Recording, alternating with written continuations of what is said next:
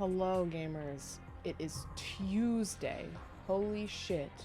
More importantly, it might be the final stream of the 100 line. Maybe. I don't know. I feel like we can maybe finish today, but I am truly absolutely prepared to get fucking swung in the back of the head with a shit ton of extra content that I cannot foresee currently.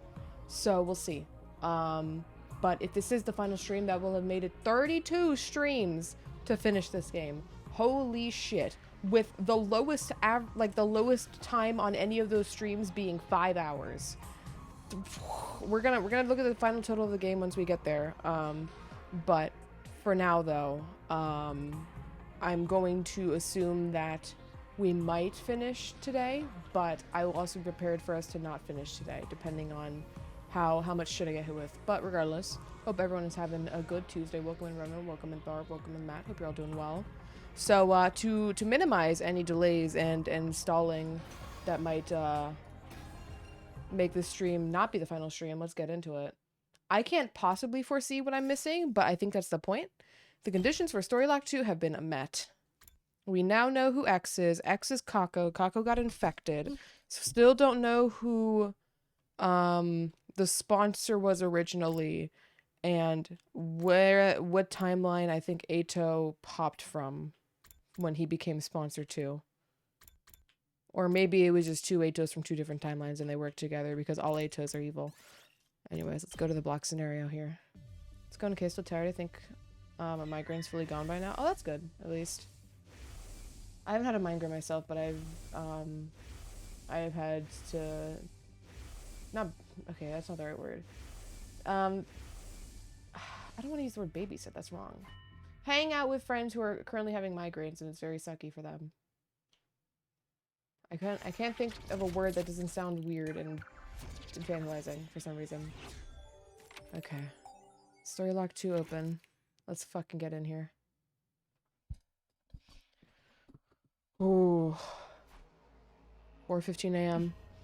Why are you so quiet all of a sudden? It feels like your mind's somewhere else. Yeah, the thing is, I do have the codes from yesterday we found out as well. Don't know if the game is going to force me to actually remember that, but I have it written down just in case. I know this is sudden and it'll probably sound weird, but I figured it out. I think I know who's behind the murders in the mystery timeline. I know who X is. It's Kako. Huh? You knew? More accurately, it's a Guie-possessed version of her. A Kako-G, to borrow the term you came up with yesterday. How long have you known that? The whole time, ever since I got my memories back on day 3. Why didn't you say anything? You never asked, but why do you know it all of a sudden? I saw it in a dream. Or I guess it's more like some memories from the timeline came back to me. That explains why you've been so spacey. Try not to get too fixated on it. Concentrate on tonight's sleep. I can't just turn off my emotions, especially when these are memories. Some of the things that I saw. It's nose me, isn't it? You're feeling bad about not being able to save her. Yeah, she did get fucking grenade launchered in the face. I think we're mostly used to them by now, so it's more exhausting and painful. Yeah, well, it's you know, it's better than the latter. So yeah, we take those. Still sucks though, obviously. So welcome, Dippity. Hope you're having a good Tuesday.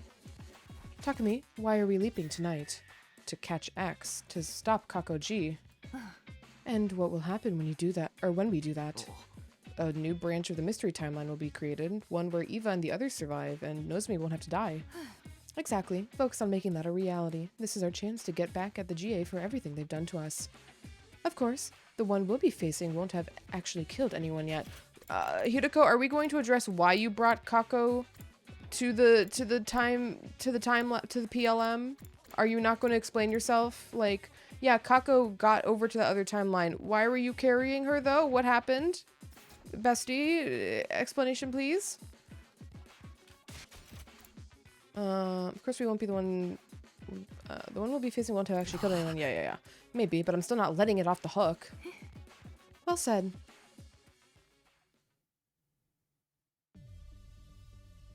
It was 4:13 a.m. The two of us had already put on our leap suits. Hideko was adjusting the machine's settings. I decided to ask her a few things just to make sure everything was clear.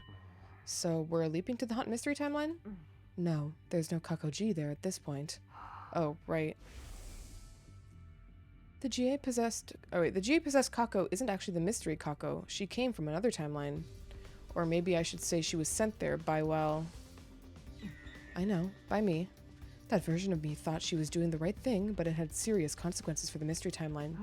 All the more reason why I have to fix this. It was my mistake. This is the least I can do to atone for it. So the timeline we're leaping to is... the Box of Calamity timeline.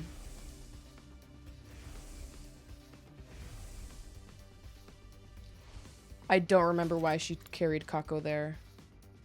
And what her initial reasoning was. But Hideko now thinks it was stupid, so... well, we'll go with that. I made a haha fucky wucky. I didn't have enough information. Pepe laughed. She lacked critical information. I looked at the time in my helmet window. It was 4:15 a.m. Hideko and I locked eyes and nodded. Alright, let's go. So bright every time, man. I'm really trying to remember why she did it, and I can't. Like the original Hideko, not now. Now we know Hideko now knows it's a mistake. She said Kako didn't kill anyone. Yeah, this is why she prefer, or what she prefers than killing her. So she knew she was infected and sent her to another timeline and hoped she wouldn't do anything bad there. Hideko, are you stupid? We're here.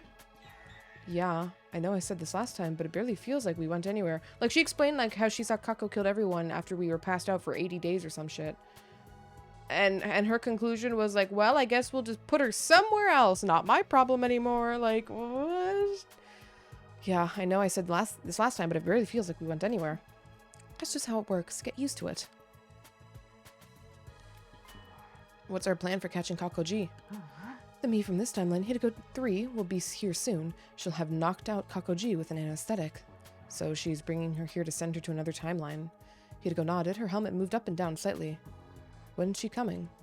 I don't remember the exact time. Around 5 a.m., I think. Are we just gonna wait around until then? Yes, we can hide somewhere that we won't be spotted. What about our suits? It's best to keep them on. If she feels threatened, Hideko 3 might use her Himo Anima to attack us.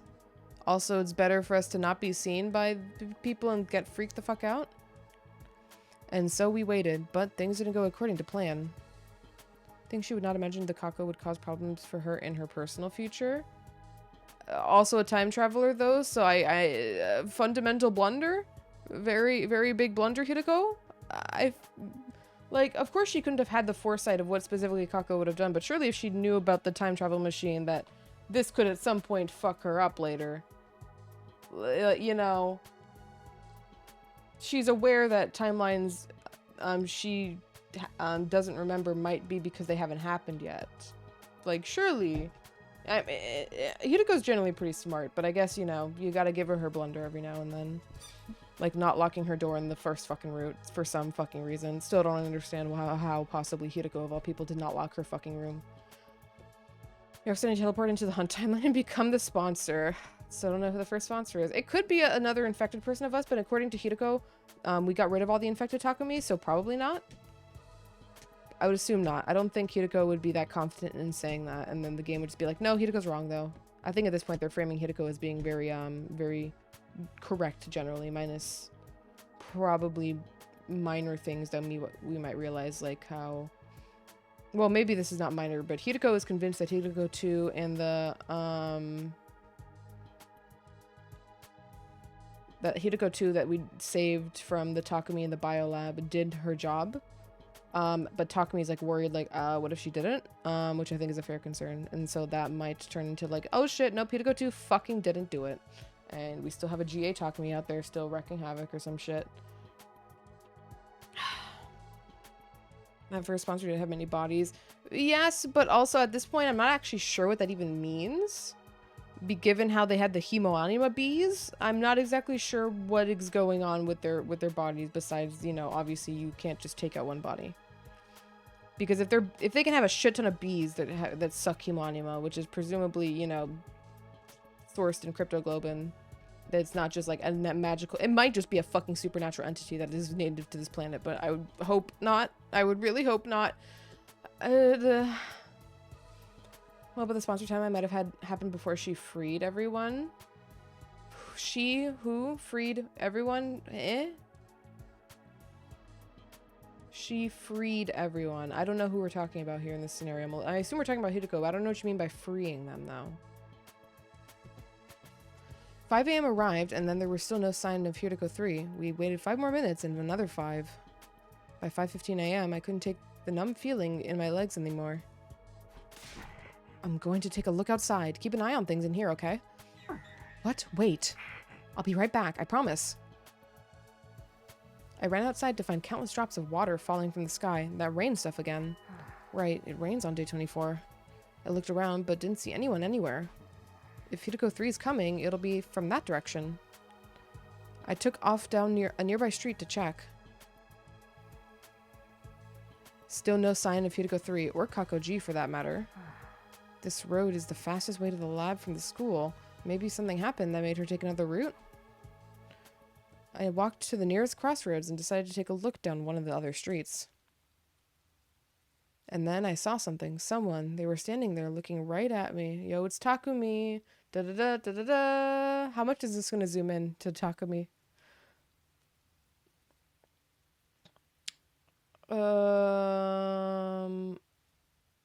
So yeah, this is... What were we doing on the Calamity route on day 24? That was the night Nozomi got fucking almost shanked to death, right? Turn to face the voice, attack the shadowy figure.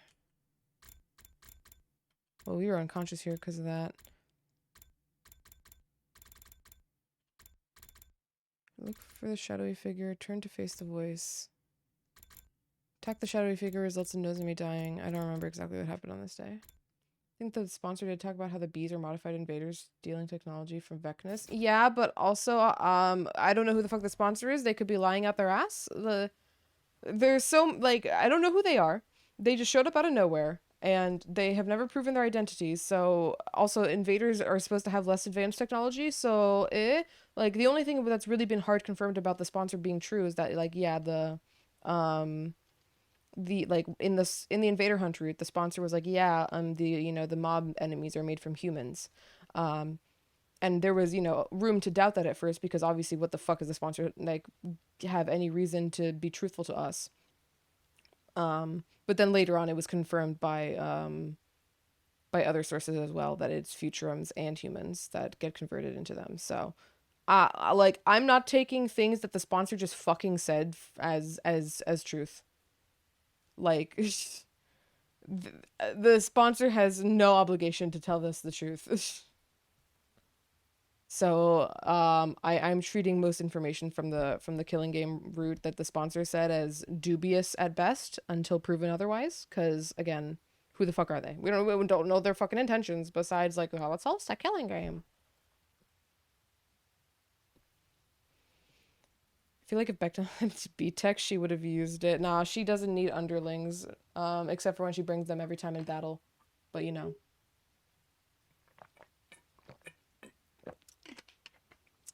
Also, like, the way the cryptoglobin, like, not, like, remotely travels from the B to the sponsor is very, like, how does this work? If the suit she's wearing... I'm saying she. If the suit the sponsor's wearing is like, hemo anima proof, how the fuck is the bee transferring the cryptoglobin to the sponsor? Directly? That was another question I was like, and I don't know how that's gonna go. Because, like, it was instant. The sponsor was like, yes, good cryptoglobin. I'm like, you're wearing a cryptoglobin proof suit? What's going on?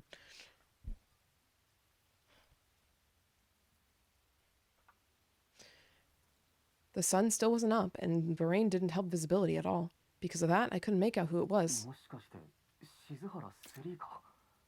Can you really not recognize your own silhouette, Takumi? Surely you've looked in the mirror enough in your life. In your fake life, Something clicked, and everything became clear.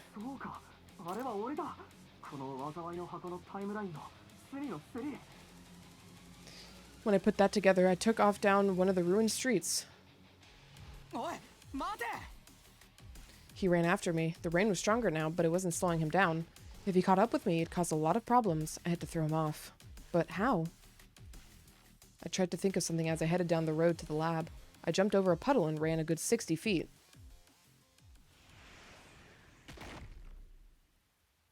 Then there was a dull thud behind me. I spun around to see what had happened. Lying there on the soaking wet sidewalk was Takumi 3. He wasn't moving, and there was somebody else there, too. Eh? It must be Hideko. She stood over Takumi 3 and looked down on him. I remember this CG, yeah. So, my neighbor, hope you're having a good Tuesday. Welcome in. He looked up at her and croaked out a single word in a weak, faltering voice. He never finished his question. The next moment, his eyes glazed over as he passed out.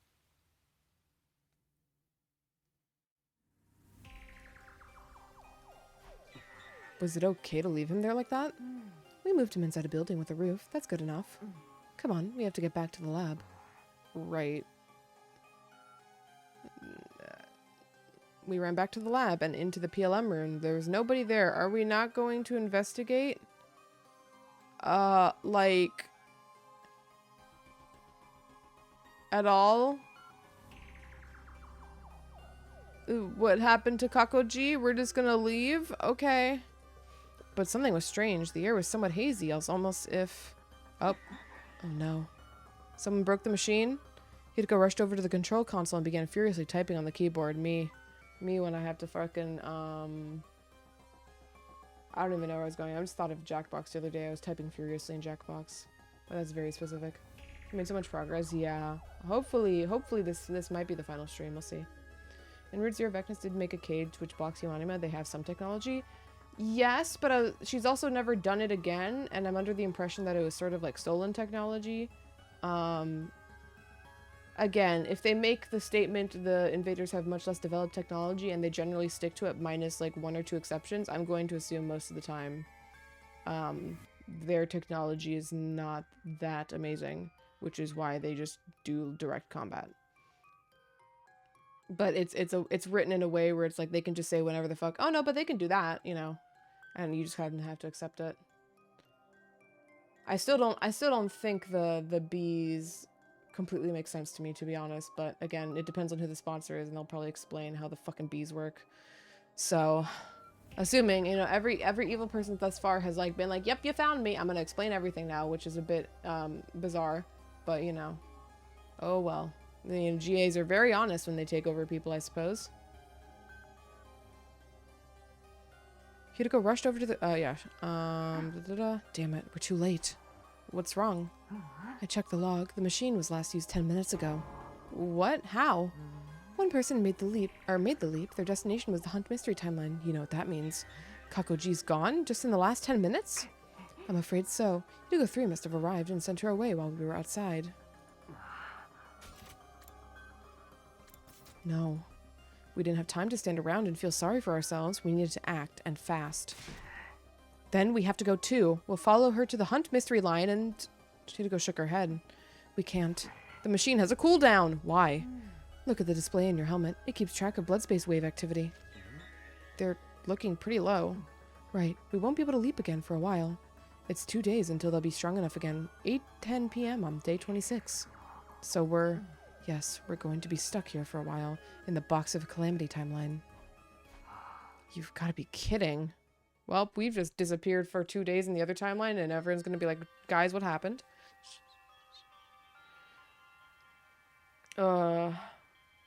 Think this is Futurum technology because use material omega, which humans did not have information. The Futurum technology is inconsistent and unexplained. Yeah, but also, I mean, again, if humans were, like, pillaging and ravaging the planet, I assume, like... there could have been some, you know, investigation into the natural resources and other fauna and shit of, of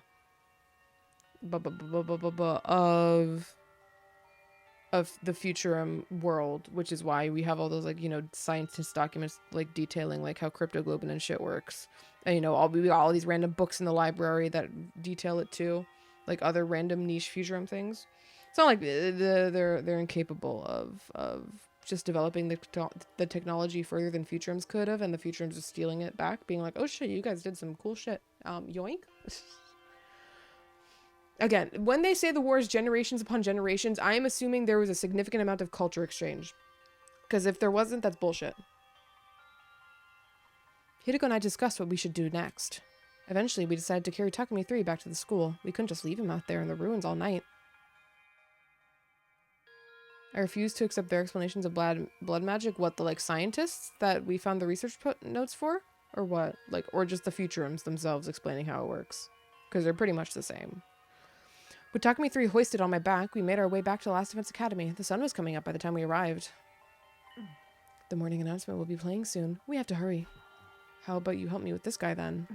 Excuse me? Me? Carrying luggage? That's your job, servant.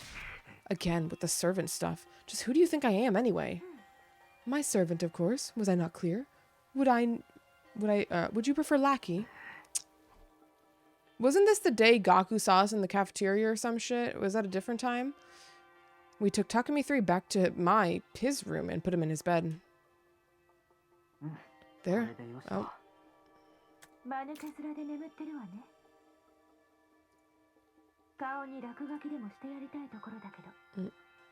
It's also possible the Himo Anima cage was a prototype and Vectis just never bothered past Loop 0 since she gets to drop the act faster. Yeah, I mean, Vectis is pretty, like, because once in most of the routes she hears about the time traveling stuff and she's like, oh shit, wait, we can just do the, like, the blood sucking thing? I'm gonna do that instead. Like, you know, she doesn't have any need for the cage at that point. But versus in Route 1, she never found out about us talking about time traveling and having such cryptoglobin, so that was, like, not on her agenda from the start.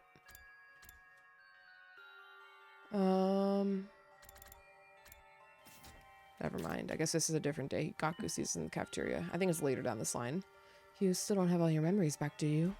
Huh? We're in the box of Calamity timeline right now. What's that? If you don't remember, that's all right. We can probably chalk it up to leap damage. What do you mean? It's not important. Forget I said anything. She began walking again, clearly in no mood to discuss the matter further. I watched in confusion as she strode further and further ahead of me. What had just happened?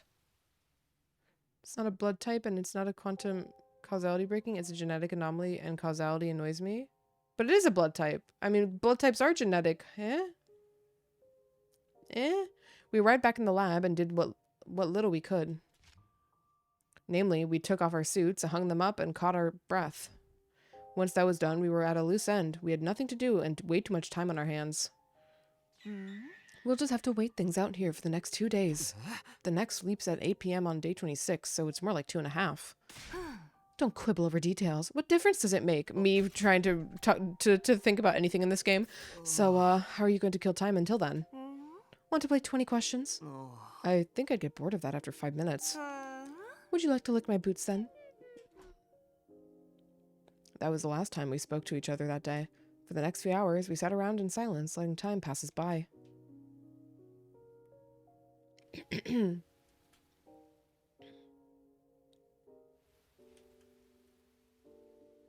Are we eating food? Are we just not worried about that? Okay. 10 o'clock. I'm getting pretty hungry. Okay. Me too. Go find some food somewhere and cook it for me. Somewhere? Somewhere in the town ruins. Sometimes you find old canned food around. Why don't you go look for some yourself? I'm not the servant here. That was the last straw. This is all your fault, you know. What is? Us missing Kakoji. I told you to wait here. The blood space waves were about to fade out. What was I supposed to do? I waited and waited and you still didn't... Oh, I waited and waited and you still didn't come back, so I went outside to try and find you. When I saw Takumi 3 chasing you, I knew I had to do something, so I went around him and into one of the buildings. He would have caught me... Or he would have caught up to you if I hadn't knocked him out with that nice clean knee drop to the back of the head. Don't you get it? I did all of this to save you, and now you're saying it's my fault? Hidiko's tirade seemed to jog something loose in my mind. Of course. How could I forget something so important? It is the leap damage... Or is it the leap damage again? What's the matter? A memory. I remembered something about day 24 on this timeline. It was around 4 p.m. when I was Takumi 3. I saw Hideko 3 leaving the school grounds. I didn't realize it at the time, but she must have been carrying Kakoji too. I wondered what she was up to, and I followed her. Then I spotted someone in a leap suit in the city ruins. Of course, I didn't know what the suit was back then or who was inside it, but I do now. That was me from the steady fundamental timeline. Takumi 1, the version of me I am now.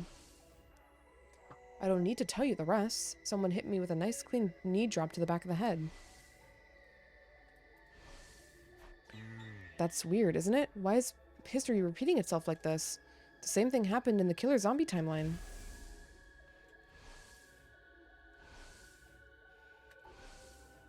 So, what are you getting at? It's like we're on rails, just acting as out our predetermined series of events. The same goes for us failing to stop Kakoji leaving this timeline. I feel like we're reenacting a version of history that's already happened, or that we're being railroaded so things play out the way they're supposed to. Is anything we're doing making a difference? Is it even possible for us to change history? Not this again. We've been over this already. Over in the killer zombie timeline, we saved Hideko 2 and made sure Takumi 2 got treated. But enough. I can't keep talking on an empty stomach like this. Don't waste what few calories I have access to by making me repeat myself. I'm going to bed. We need to conserve our strength. Good night. Hideko skulked away into a corner of the room and lay down with her back to me. I stared at her for a while and thought about what she'd said. According to her, Hideko 2 was killed by Takumi 2 in the killer zombie line on day 16, but I had no memory of that happening. I really only had her word for it. Was it true, or could Hideko have been lying to me? Suddenly, I became aware of a fragrance in the air. It felt familiar, almost nostalgic. I knew that soothing floral aroma. It was the scent of lavender. You didn't notice it when you were talking to Hideko, but now you notice it? Takumi, what the fuck?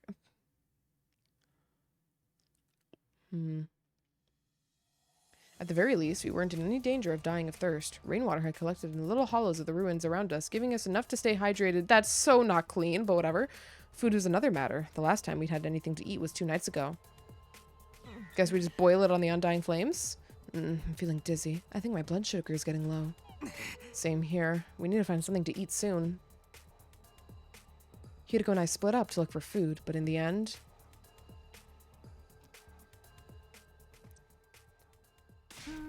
The whole day's almost gone. Have you been even trying? I wanted to scream back, of course I have. I'm just as hungry as you are, you know, but I didn't have the energy. I didn't say anything, and Hideko didn't press me. A heavy silence settled over the two of us. Just the two of us. Faint from hunger and exhaustion, we slowly made our way back to the lab and spent the next couple of hours there. Can't we just sneak into the school and like take just a little bit of food? No one will notice. Takumi, what time is it? Check for yourself. You've got it built into your glasses, don't you? Too much trouble to raise my hand. Just tell me. I took up my device out of my pocket and checked the time. It's 9:50 p.m. Still a whole day before we can leap back. They're probably worried about us back in Study Fundamental. From their point of view, we just disappeared. Maybe they think we eloped together. Kidding. Sorry, I don't have the energy to laugh. I'm almost at my limit too. I don't think I can make it through these last 22 hours. What do you mean? Or what do you want me to do about it? We've already searched every inch of those old ruins. In that case, there's only one place we can go. Where's that? The only place we're guaranteed to get a high caloric intake. Okay, yeah. Again, this is when Gaku sees us in the cafeteria then? This makes sense. You want to steal food from the cafeteria? I just couldn't remember what day it was, but I think it's this day. It's a derelict city. Where would you find food? I mean, we did run into some like random survivors. Like we ran into like the one group of kids once. So like, in theory, it's possible, but very unlikely to find it. Yeah. You really that surprised? What did you think we were doing here? But what if someone sees us? That's why we've got our leap suits on. Come on, let's go. We snuck along the hallway to the cafeteria and slipped inside, making as little noise as possible. Then we ransacked the place. We mostly took snacks and preserved foods, stuff we wouldn't need to cook. Can't we just eat it here? And take off our helmets? We'd be royally screwed if anyone saw us.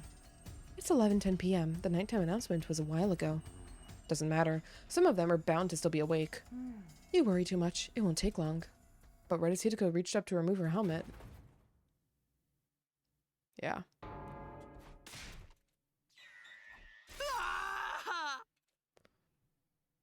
Scare the shit out of Gaku. We took off running as fast as we could. Even in our panic trying to get away, a thought occurred to me. Something happened in this timeline with Gaku in the middle of the night.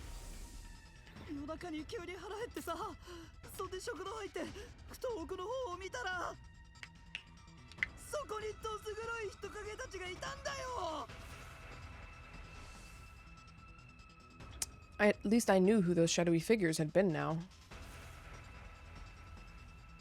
Fortunately, no one tried to follow us, but we weren't in the clear yet. Clutching our spoils tight, we ran all the way back to the lab.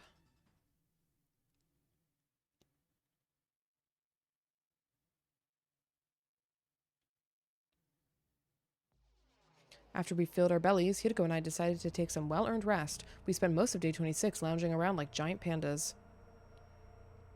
Very specific. Before we knew it, the sun had gone down and night had fallen. The time was 8:03 p.m. Soon, the blood space waves would finally be strong enough for us to leap again. Hideko was setting it all up. I didn't want to distract her, but I still had some doubts. We're going to hunt mystery, right? Well, not quite. Why not? Shouldn't we be trying to stop Kakoji? Of course, but we're actually going to the mystery timeline. We're not actually going... Wait. Of course, but we're actually going to the mystery timeline. It's day 26. This is the day the hunt mystery splits off into hunt and mystery. Our original goal was to prevent the murders Kakoji perpetrates in the mystery line. Now that that timeline has branched off, we have to follow her there. Hideko continued pressing buttons and typing commands, and then stopped. No, this can't be. What's wrong? There's a lock on the mystery timeline. To put it simply, it's like when a phone blocks all incoming calls. Huh? Does that mean what I think it does? I'm afraid so. The machine won't let us leap there. Did Kakoji do this? She must have. She's the only one in that timeline who knows this lab exists. She's smart too. I doubt it would take her long to figure out how the machine works. We've got no choice. We'll have to return to study fundamental for now and plan a new strategy. Damn it, you're right.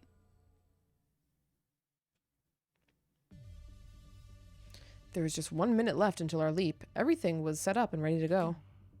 What are we going to tell everyone when we get back? How about we went out to explore the ruins early on day 24 and got caught in the rain and were laid up with a fever until now? A fever so bad we couldn't move for the last 2 days? Nobody's going to buy that. I'm open to suggestions. Excuses and cover stories are your forte, not mine. While we were talking, the time changed. It was 8:10 p.m. now. Okay, time to go home. Flashbang. Fucking timeline turbler have a silent mode. I think it's more like she fucked with the settings than a silent mode, but still, like, damn girl, you figured that out you figured that shit out fast, huh?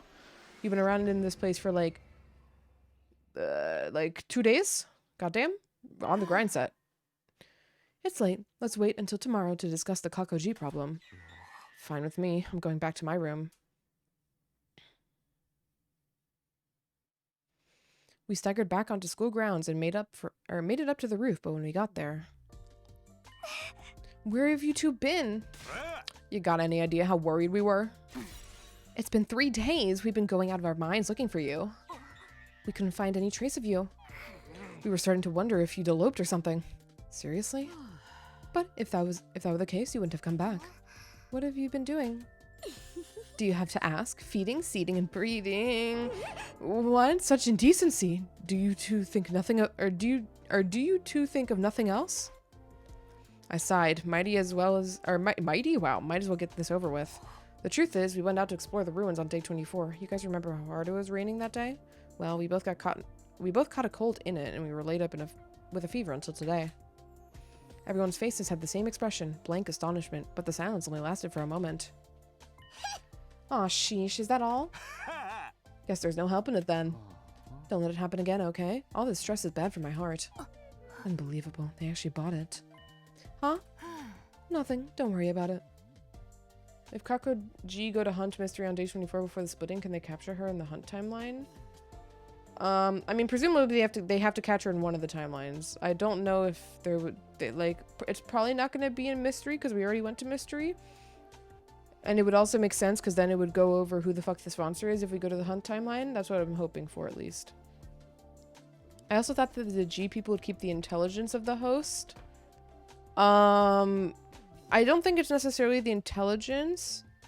Like, they have their own intelligence, but, like, certain, like, basic parts of their personality still are kept in line. Like, Kakoji doesn't like killing, but does it, you know, for their, you know, procreation. Because Kako doesn't, you know, like killing, but can still, like, override that innate, desire of the host. But it's just more difficult. So, I mean, all of the GA have acted very smart compared to, you know, the people they've been possessing. So, presumably, I think they have their own intelligence. Whether or not they can act on it consistently is,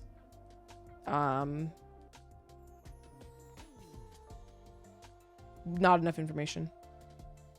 Not saying their personality, seeing where the intelligence level. Yeah. That's what I mean. Like,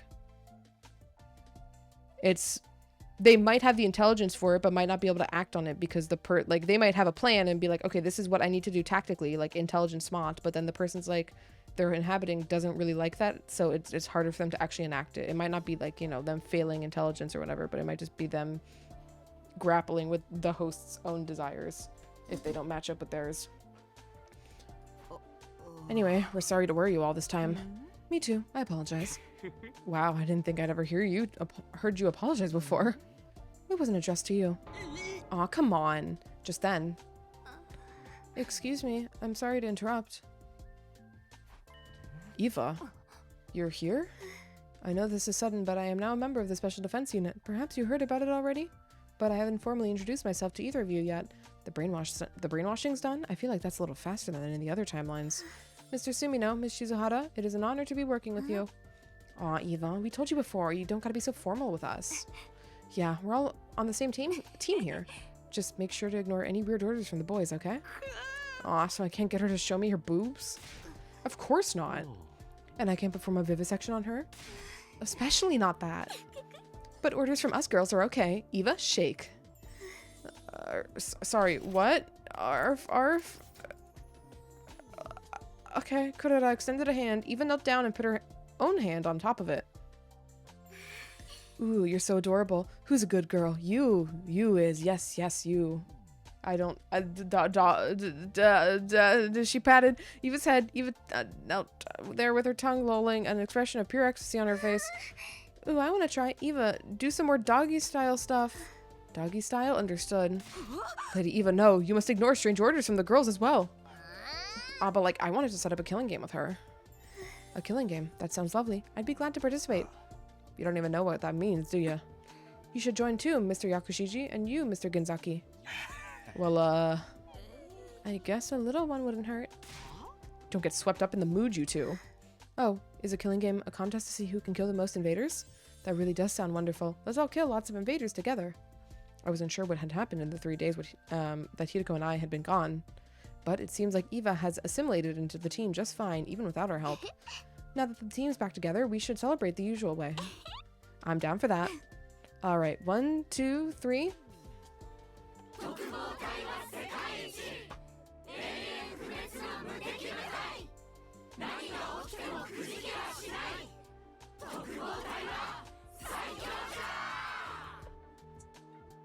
Everyone raised their voices, their cheers echoing out across the roof. Hideko watched them with a mixture of confusion and relief.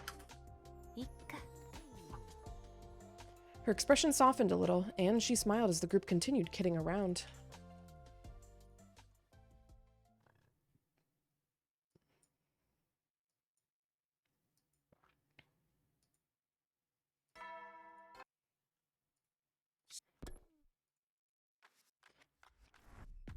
Okay, Shanae, what are we doing? Sumino, Shizuhara, I assume you know why you're here. Did you need some extra players for a game of mahjong? Of course not. This is about your unauthorized stay away from the school grounds. It wasn't our fault. We were out on a regular exploration mission, but then we had we had to Akon prick our Dangletul's joined spigot with a prong stack. I'm not Googling any of that. Prawn tackle. That's right. If we hadn't done that, the Bevergash's muffin hole would have rudgered all over the hampin box. We found the prawn tackle just fine, but actually Achon pricking and the Dangletul joined spigot was harder than we thought. It's delicate work after all. In the end, it took us 3 whole days. Naturally, we were lying through our teeth. We were just making up a bunch of nonsense words and hoped we sound convincing. We had a little strategy meeting before we came here to get our story straight. It had the intended effect. They and Nigo were stunned into silence, trying to make sense of the gibberish we'd bombarded them with. We were waiting for a full 30 seconds before they spoke again. So, what exactly is a Dangletul whatchamacallit? And what does the beaver gash thinggummy have to do with it? Even if we tried to explain, you wouldn't understand. Suffice to say, we had to deal with a certain phenomenon to prevent the entire Special Defense Unit from being wiped out. We knew about it thanks to our previous experiences in the time loop. It caused us no end of suffering in other timelines. So, you were out there trying to save the rest of the team? And working at it solidly for 3 whole days?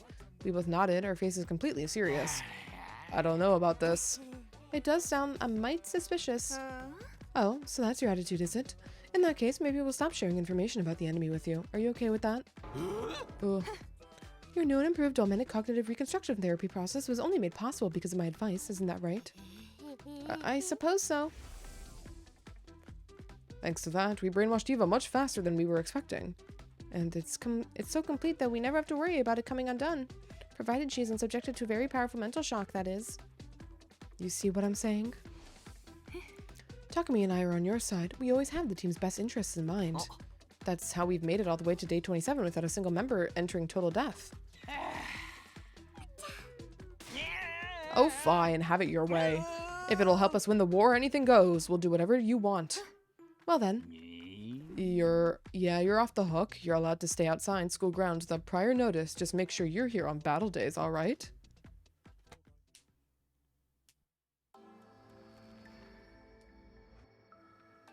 After finishing up our talk with Shide and Nigo, Hideko and I made our way to the library. Back to looking for reflections, huh? You do want to find a way out of this loop, don't you? Yeah, of course, but will we really find it in this book? All we know is that Professor Inone was researching the time loop and wrote up his findings. It's our only lead. We have to take that chance. 昨夜じっくりと考えてみたんだけど、やっぱり打つ手なしね。When's the next time we can leap? Day 31, between 1:50 and 5:10 p.m. Or days from now. But we still can't leap to the mystery timeline. It's going to stay blocked off for the next 50 days. Why 50? When a timeline is locked, it automatically opens up again after 50 days. If Kakoji leapt on day 24, it will be at least day 74 before we can follow her.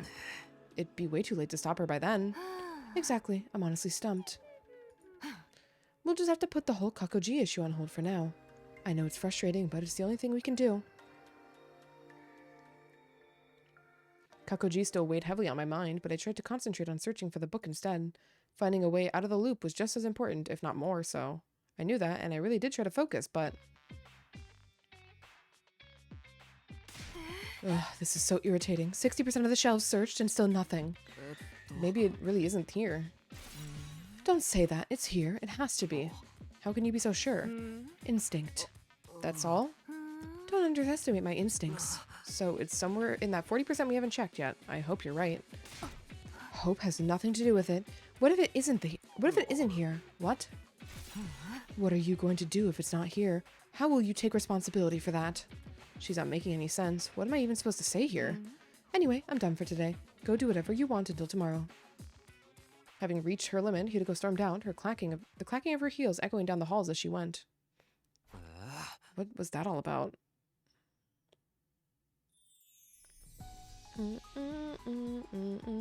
I decided to ignore Hideko's weird outburst for now. It was probably just the stress of the last few days getting to her. It would be evening soon. After getting my thoughts in order, I headed out like usual. What should I do with the rest of my day?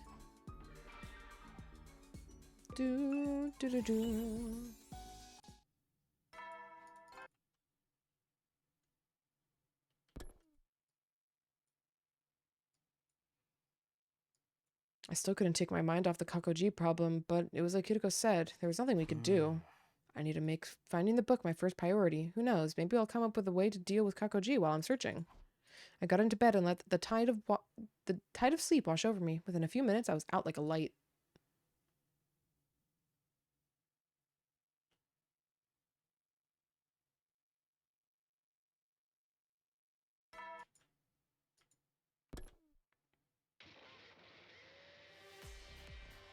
Very intense music for the book search.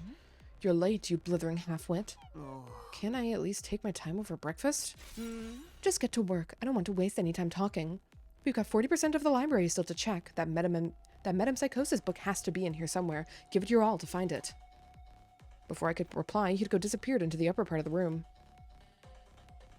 Her eyes had looked bloodshot. She was just as stressed out today as she had been yesterday. I didn't want to think about how she'd react if we didn't find the book today. Not wanting to let that happen, I plunged into the search, trembling with a kind of desperate determination. The day wore on, and the moment I'd been dreading finally arrived. Ugh, I can't take this anymore. I'm going to burn all these books to ashes. Whoa, whoa, calm down, Hideko. We've still got like 30% to go. We still have a chance of finding it and... No, no, no, no. We've been searching for days and there's still no sign of it. It's not in here. We won't know for that for sure until we've checked it all. Somewhere along the way, our roles had been reversed. How did that happen? We'll just have to order it online. I don't think that they deliver out here. Then what do we do? If we can't find that book, then we'll be stuck in this loop forever. I'm going back to my room. Take the rest of the day off. Be seeing you. Hideko left, her eyes downcast. Unlike yesterday, she didn't seem angry or stressed so much as emotionally exhausted.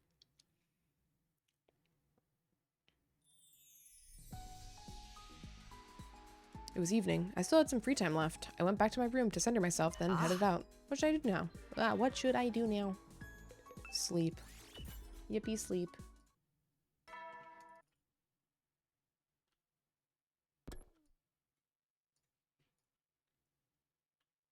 Reflections on imprecatory metempsychosis is still a no-show. Is it in the library or not? We've come too far to give up now. I'll see the search through to the very end. Will Hideko be there tomorrow? I still had some fear and doubts in my mind, but they all faded into the background as I drifted off to sleep.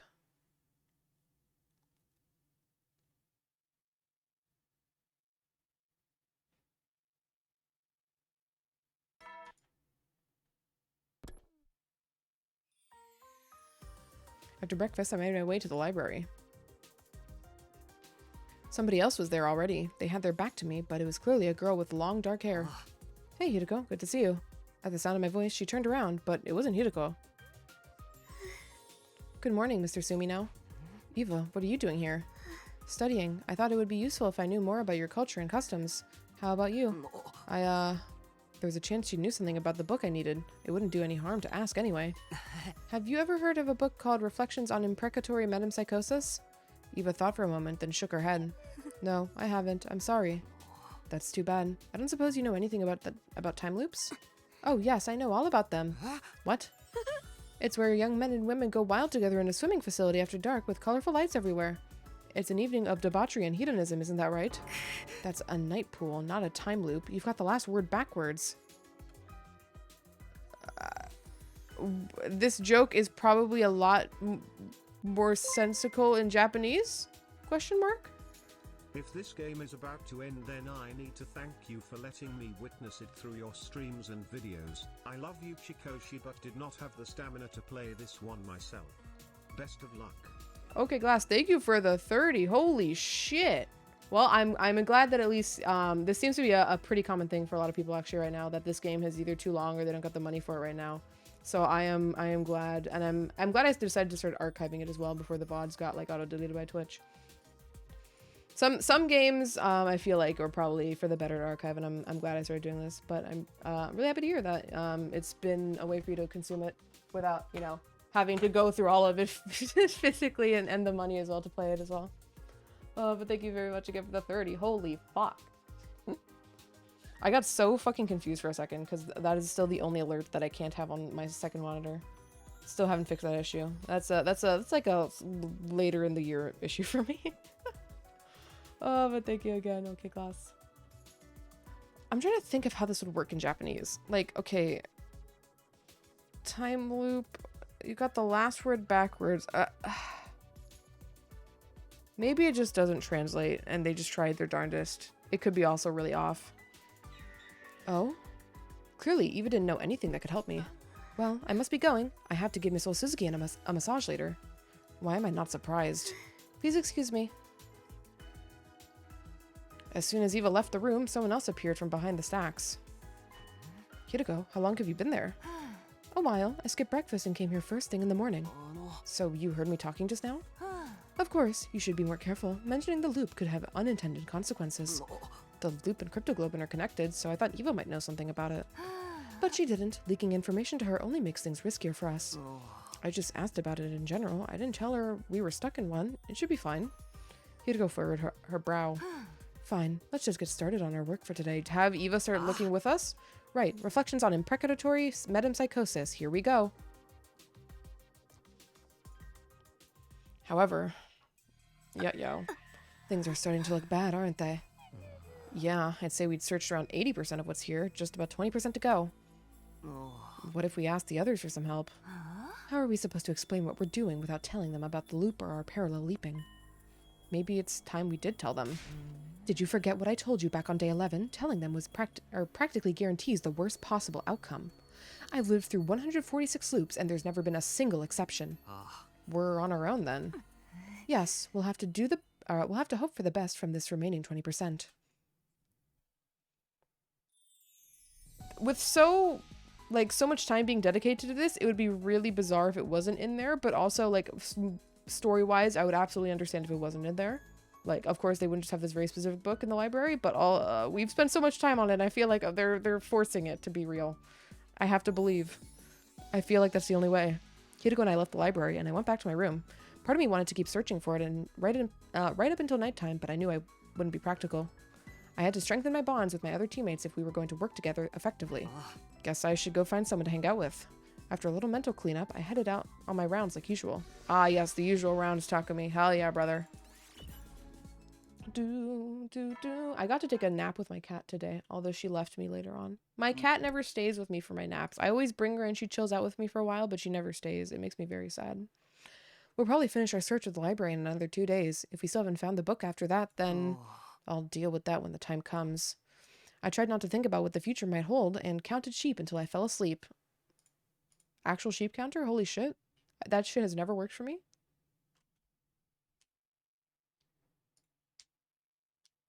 Oh, shit. I thought that would be the morning announcement. I was just ready to skip it.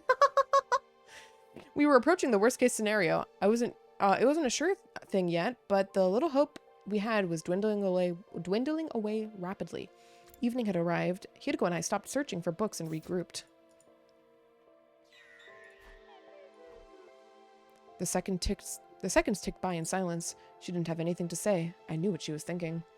I can't really see any pun with wave pool and time loop, but it's probably something with how the kanji are written and I don't have enough context for it. Yeah, this is a certified, I think they just tried their best, but there's nothing they could do.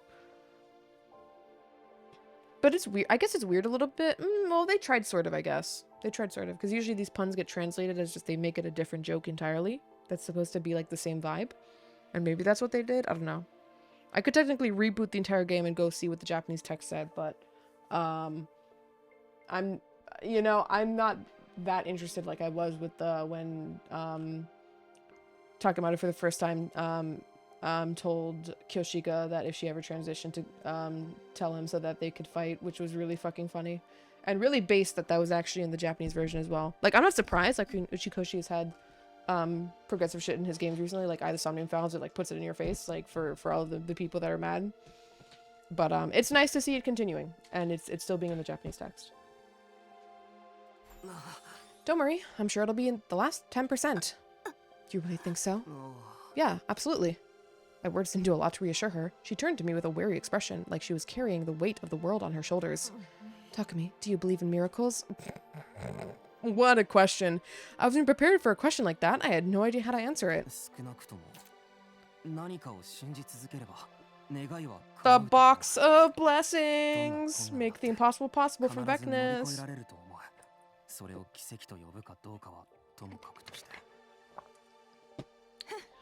Oh dear. That does not bode well for the future of this route. Did you steal that line from someone? It's far too philosophical for a servant like you. At least that's what I'd usually say, but I'm not in the mood for it today. What? Alright, I've decided. I'll believe you. In miracles? No, not miracles. What I want to believe is in... Hideko stared at me intensely. I froze up, gulping nervously, and then... Yeah, that was a close one. I was about to start spouting corny lines myself. It could have been my imagination, but it looked like Hideko was blushing, just a little. All we can do now is push through to the end. The day after tomorrow, that is. The day after tomorrow? Tomorrow is no good. We have other plans, remember? Of course, it's gonna be day 31. Exactly. That means we can leap again. Where are we going to this time? I haven't decided yet. Let's talk about it tonight. Okay, see you after dinner in the usual place. What happened to talking about these things in different locations? Sounds good. Welcome in June. Hope you're having a good Tuesday, gamer. Buh. I parted away with Hideko and returned to my room before heading out on my usual rounds.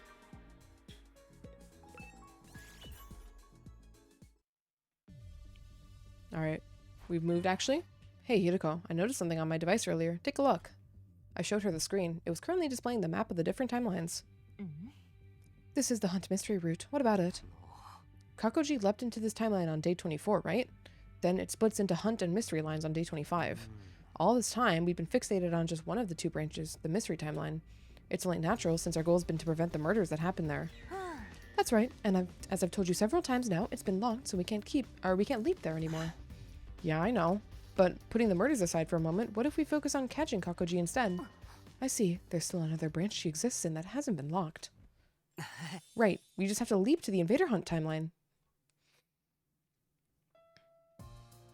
The two of us snuck out of school and headed toward the lab. Everything looks good. The Hunt timeline hasn't been blocked off. So we can leap there? Yes, but not right now. The blood space waves won't be at their peak until tomorrow at 1:50 p.m. His usual rounds turning 180 and going back to sleep. Hell yeah. Okay, hold on. Story lock 2. Does it tell me what the prereq was? 100. Like, I feel like at this point this would have to be a prereq, right? Because there was not a prereq for anything in the Invader Hunt timeline. Right? Am I crazy? Mystery route, slasher route. Where is Invader Hunt? Invader Hunt's like kind of at the top, right? No? Me when I forgot where Invader Hunt is? Mystery route. That. This one? Mystery route. Who killed everyone? Mystery route. Oh, this is it, right? No, that's ending 100. Wait. No, I'm on the wrong line. Killing game route. There we go. Ending 87. Yeah. None of these were prereq endings. It is weird the Invader Hunt not being required for the lock of this route. Yeah, like fucking Hidiko's like, let's go to the Invader Hunt route, and Takumi's like, what the fuck is that? What do you mean? I don't remember that shit. Almost Bear. I think we might actually finish it this stream. I'm not joking. We might. I don't know. Depends on how the days go by in length. At least we know that, and we have a real chance of catching Kakoji now.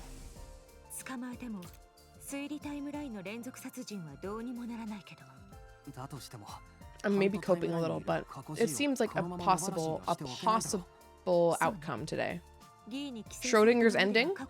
The stream either finishes 100 line today or it doesn't.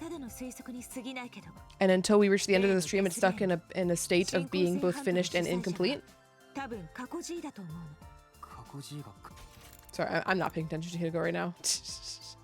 I get the feeling some of these are early bad ends if there's 8 branches or 8 on the same branch. Yeah, no, I suspect that as well. I just don't know if they'll be like bunched up near the end or if they'll be like spaced out. Knowing you / this game, we got another in this. I hope I won't say I hope not, but I don't know how much they can put left in the put anywhere in the game. With what's left. How's it going, Tim? Hope you're having a good Tuesday. Okay, wait, what the fuck was Hideko saying here? Don't be able to do anything with the murders, just let her run wild. You're right.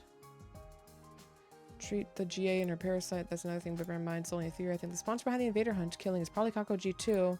She's the one who set it up so everyone would have to kill each other. Okay. So we are proposing that sponsor 1 is Kakoji. Okay. This makes me think it's not Kakoji, that we're in for another plot twist. But I think it makes more sense for it to just be Kakoji, but also how was she absorbing the cryptoglobin? We're not going to worry about how she got the bees. Sounds like we've decided on our destination. Yeah, tomorrow we're leaping into the Invader Hunt timeline.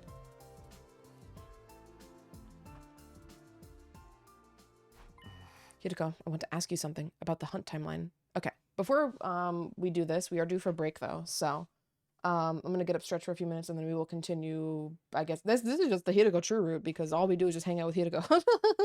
Hideko fans rejoice. Anyways, BRB.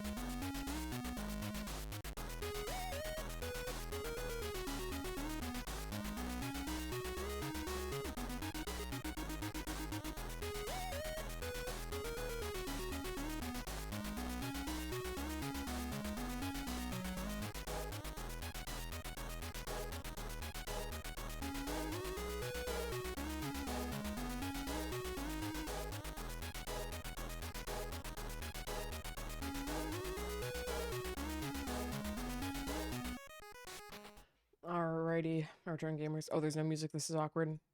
Put the music back on. Well, that's because I'm at the hunt timeline. I don't have any memories of it. What exactly happened there? Damn, we just straight don't remember, huh? So, I wonder what the decision behind making Takumi not remember it, making it story lock content was. Did they really think this was not necessary to see yourself? They're just like, no, we can TLDR this one. Interesting. Like I said, we were forced to participate in a killing game called the Invader Hunt. Right, I do remember the name. It appeared on the blackboard on day 25 of the Hunt mystery timeline. There was also a tape recorder left on the teacher's desk. It had a message that mentioned it too. But that's all I know. I must have not gotten my memories back yet.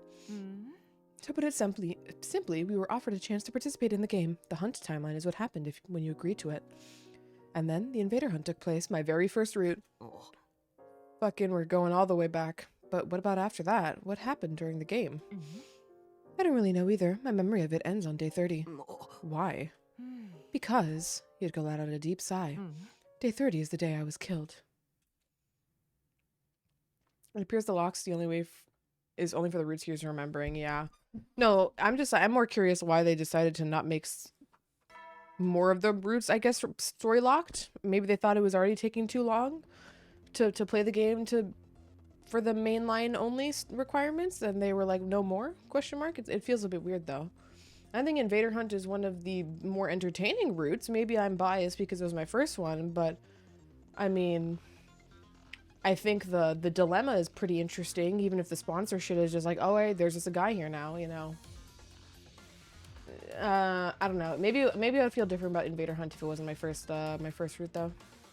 And day 30 was relatively good for you, Hideko. Well, Hideko's doing much better in more recent timelines we've played, at least.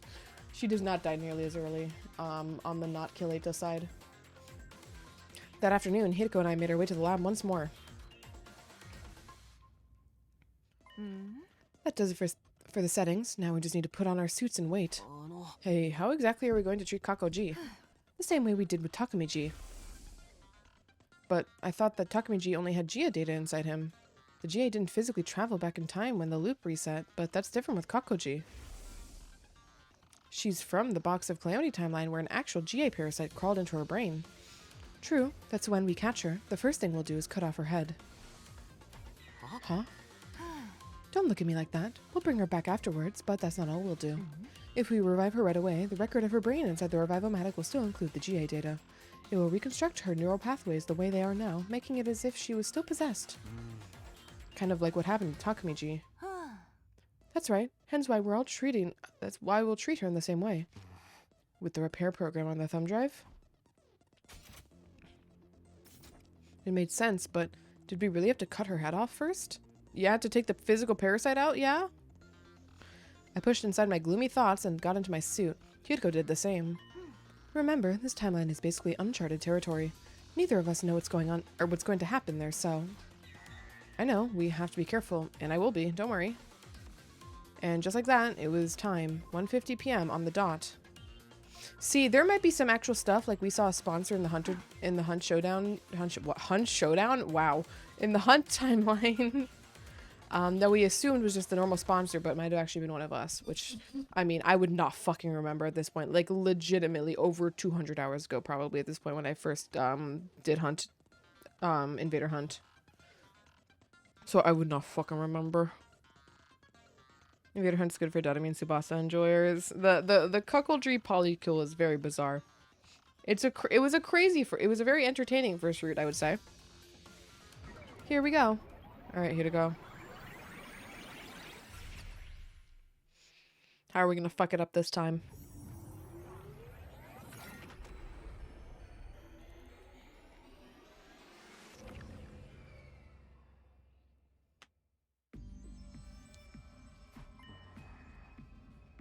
Hey, aren't these suits going to make us stand out?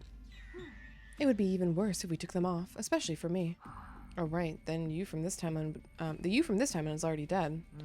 If anyone saw me walking around alive again, they'd probably burn me like they did to witches in the Middle Ages. Guess we'll just have to be extra careful not to get caught. I agree. Let's get going.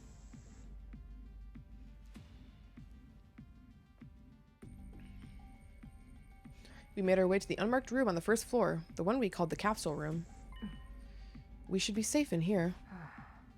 Back in Study Fundamental, this is where we put Eito, but I guess not in this timeline. That's the only place we've ever put, we've only put Eito in this room like twice, ever. Logman Leon, hope you're having a good Tuesday. Welcome in. Maybe we'll hop out. What's our plan from here? First and foremost, we need information to help us pin down Kakoji's whereabouts. Just then, the unthinkable happened. The door opened and somebody stepped into the room. It was the me from this timeline, Takumi 4. Okay, I do vaguely remember this happening. We walking into the strange room and being like, what the fuck? There's multiple sponsors? When he moved fast. He spun around and ran for the door. I couldn't let him escape. I dove forward and barely managed to stop him.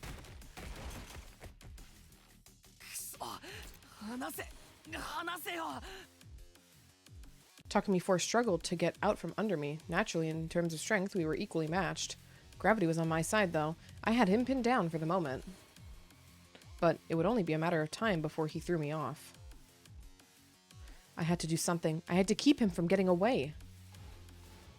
Just as I was at my wit's end.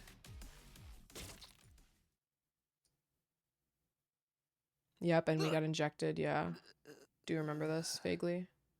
So long ago at this point. Kiriko drew close and, with the voice changer in her helmet activated, whispered something to the other me. We have nothing to do with the invader hunt. All at once, the fight seemed to go out of Takumi 4. A few moments later, he lost consciousness completely.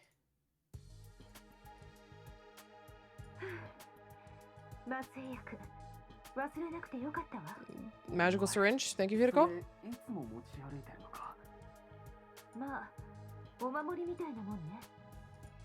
Okay.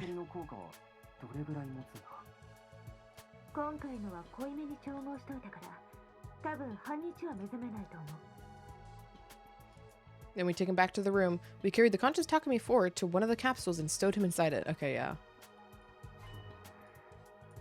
What now? With Takumi 4 inside that capsule, everyone will think he's gone missing. We don't want them to come looking for him. Fortunately, I have a plan.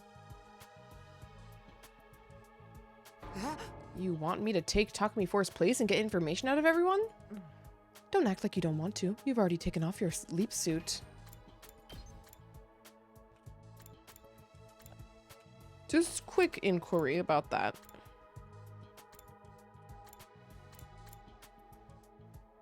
What is this decision? Save Dotomi. Okay, so Dotomi... Okay, so this is after round... This is during round 2. So this is already after we've chosen to ally with Yugamu. Okay. Don't act like you don't want to. You've already taken off your leap suit. What are you going to do, though? I'll stay here. I need to keep an eye on Takumi 4. But remember, our time here is limited. We need to leap back by 5:10 p.m. It's probably best if we leave the school by 4 p.m. Have you got that? It was already 3:20. That only gave me 40 minutes. I hurried over to the door and got to work. I couldn't find anyone in the first or second floors. Finally, I got to the third floor and charged into the rec room. What's everyone doing in here?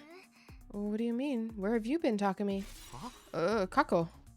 My heart almost leapt right out there in my chest, but I realized my mistake. This wasn't Kakoji. I could tell by the look in her eyes. Is something wrong? No, I'm fine. It's nothing really. I brushed her off and took another look around the group. There was 9 of them here in total. What do you mean this isn't Kakoji? Does she not become Kakoji until later? Question mark? Because if Kakoji leapt to the period before here and specifically, I guess, goes down mystery and not this one, but then what's the point of coming here if they don't make 2 Kakojis? I said everyone a moment ago, but we still are missing some members. Eito, Gaku, Dotomi, Kurara, Eva, and Hiriko 4 were nowhere to be seen. Of them, there were 2 whose absences I couldn't explain. Hey, where's Dotomi? She still hasn't opened her eyes. And Kurara? Huh? Takumi, what's wrong with you? If this is a joke, it is not funny. Kurara, she... She refused to take part in the game and Takemoto trailed off. Everybody looked heartbroken. It didn't take a genius to figure out what had happened. She'd been killed by the Invader Hunt's mysterious sponsor, by Kakoji. We all figured we couldn't stay depressed about it forever. So we decided to have a memorial in here tonight. Not just for Kurara, but for Gaku and Hiriko and the others too. Now that the killing game or Invader Hunt or whatever is over, we can finally take some time to grieve. Wait, what? I know we had our differences in the past, but it's time to put them behind us. Wait. Yeah, wait, Shoma's supposed to be dead at this point? And Shoma's in the room? Wait a minute, what do you mean the game is over? Everyone looked at each other in confusion. Seriously, man, what's up with you today? The sponsor died this morning, remember? They died? Yep, burned to a crisp by undying flames. You were right there with us when it happened. へんてこな服とヘルメットを身につけておったから結局正体は分からずじまいでござったがでも死んだのは間違いないっすよ Pepe laughed. They lack critical information. Kakoji LARPing that she's dead? Gee. Oh my god, was the gee sound really in the Invader Hunt? I mean, I'm certain it was, but like, oh, that pisses me off. Oh my god. So yeah, game's over. You really don't remember any of that? I was more confused than ever now, but I didn't want to let it show, and it made things worse. I did my best to smile and sound at least halfway normal. Oh yeah, of course, I remember now. I just hit my head in the hallway a while back, and things have been a little fuzzy since then. I don't think they bought my excuse, but no one called me out on it either. I needed to get back to Hiriko and tell her about this. I pulled out my device and checked the time. 4:02 p.m. Okay, I have to go now. Oh man, I'm feeling dizzy all of a sudden. Guess I'm not fully recovered yet. Sorry, but I think it's best if I call it a night here. See you guys tomorrow. I made my excuse and headed for the door, but never made it that far. In my rush, I lost my footing and my head slammed into the ground. Weirdly, I didn't feel any pain, because before I could even feel it, my consciousness was suddenly faded away. I think this is when they kill the sponsor with a crossbow. I thought that happened later. No, because we tried... Did we figure that out that early? And then we tried to poison them. I can't... And then... The poison almost worked, but not quite, and then Sponsor 2 took over. I woke up suddenly, sitting bolt upright. But... Okay, I'm pretty sure Shoma was marked as dead, but Shoma was in that room right now, which is very confusing. Am I crazy? Oh, Shoma's not marked as dead. Me stupid. Never mind. I don't know how I misread this as Shoma was dead. Fucking... Because I just remember Shoma dies in round 1. I guess I morbed too far forward. I woke up suddenly, sitting up bolt upright. The first thing I did was check on my device. The time was 4:27 p.m. The date? Day 32? I'd been knocked out for a whole day, which meant I'd also missed the window to leap out of this timeline. This is bad. I have to go find Hiriko. I got to my feet and opened the door. But before I could leave, someone else came charging in.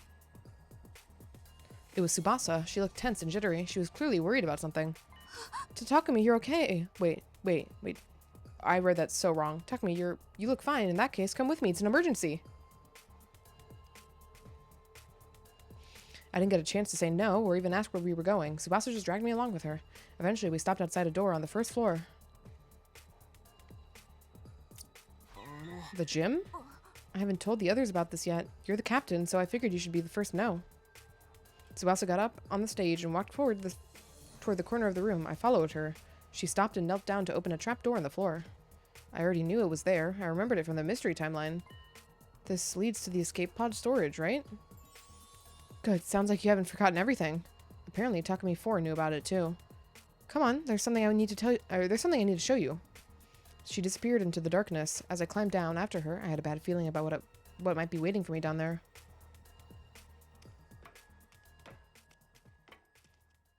Finally, we reached the bottom. I looked around and... Hey, what's the matter? Aren't you shocked about this? Honestly, I wasn't. I'd seen this exact thing happen in another timeline after all. But it would seem unnatural for me to be too calm. I had to put on some kind of act. Whoa, what the heck? The escape pod's been totally wrecked. Right? This is really, really bad, right? Looked like I was in the clear. I wasn't much of an actor, but Acting surprised, that I could handle. Not that it even mattered right now. Even if I'd seen it happen before, then the escape pod being put out of commission was still a serious matter. Do you know what did this, Tsubasa? Yeah, I just got through analyzing the damage before I came to see you. Let me explain. The corrosion's been caused by something called particle bacteria. It erodes material or matter on a molecular level, so it's invisible to the naked eye until the damage starts to show. The bacteria eats away at metal to grow stronger. Actually, I'm not sure if eat is the right word. Technically, it's more like the energy released during the oxidation process allows its cells to reproduce. Don't be fooled by the bacteria part of the name. It's not really alive, just a chemical substance. That said, we're talking about something that randomly occurs in quantum level space, so there's not a lot we know about it. This is where Tsubasa got so confused before. Yeah, this was new information. I guess that's because when I found the pod in the mystery timeline, Tsubasa wasn't there to investigate it. Like I said, this is really, really bad. I mean, with the pod in this condition, we won't be able to get away when the final attack launches on day 100.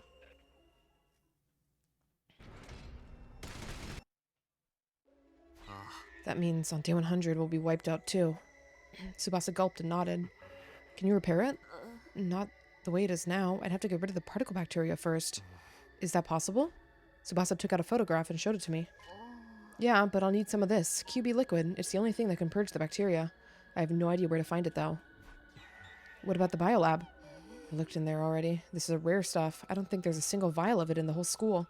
At this point, the only thing we can do is search around the ruins outside and hope for the best. Please don't make me do the QB liquid search again. Tsubasa and I went our separate ways for now. Once she was out of sight, I hurried back to the capsule room. The moment I got inside, I was greeted with a yell so loud it hurt my ears. You're late. What in the world have you been doing all this time, you hopeless nitwit? I'll explain everything, but first, where's Takumi for? I got bored of him and decided to pluck out every single hair on his body. Huh? I'm kidding. He's still alive in the capsule. He did wake up at one point, but I gave him another dose to put him under again. All that anesthetic can't be good for him. Now, you were about to explain why you've been keeping me waiting. If I'm not satisfied with your excuse, I'll twist your body into a double helix. I didn't want that to happen, obviously. I proceeded to give Hideko a full dramatic reenactment of what I'd experienced the day before. I see. So the sponsor is dead, and they screamed G when they died. I think it's safe to assume that was Kako-G. No one else in this timeline could possibly be infected. That's too bad. We've come all this way, and now we won't be able to cure her. Hideko sighed. I couldn't see her face, but she sounded thoroughly demoralized. I could understand why. Kako may have been possessed, but she was still our friend, and now she was gone. Not to mention, it was Hideko who'd sent her into this timeline to begin with. She was probably feeling guilty about all this. As for the escape pod, well, it's just like I told you. Particle bacteria. I haven't heard about that one before. There's something I still don't understand. Why is the pod fine in all the other timelines? It's only in the mystery timeline and this one where it's been corroded like that. There's probably a quantum theory explanation for that. Oh, brother. When you look at the universe on the smallest possible scale, everything comes down to chance. The slightest change in a single atom's placement can lead to dramatic changes. It's impossible to predict how it will all play out. So the reason the particle bacteria didn't form in the other timelines is pure luck. It just so happened to occur here, but nowhere else. Is that luck going to affect the other timelines as well? Of course. Those changes are part of what creates the infinite parallel universes out there. What? Sorry, this is all too complicated for a peon like you to understand, isn't it? Ugh. Let's get back to the more immediate problem. Right, if the pod's still out of action on the final attack, or when the final attack launches on day 100, everyone here will die. I know this isn't our timeline, but I don't want to just abandon them. I feel the same. Let's see if we can find that QB liquid, but first...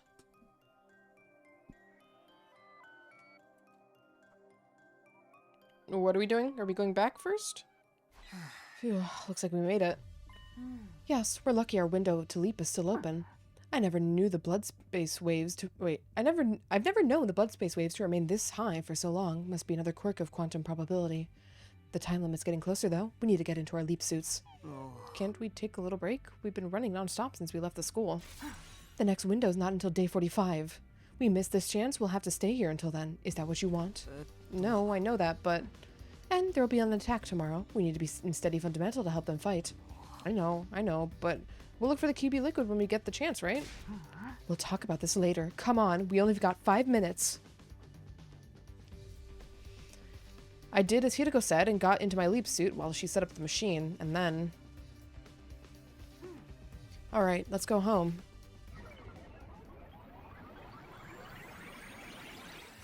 Flashbang. Now I'm thinking about how Kakoji convinces Eito to be a substitute sponsor. I'm fucking still thinking, when the fuck did Eito get here?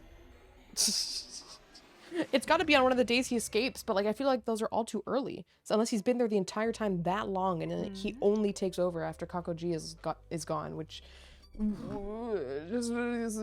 Eito trump card is always the answer.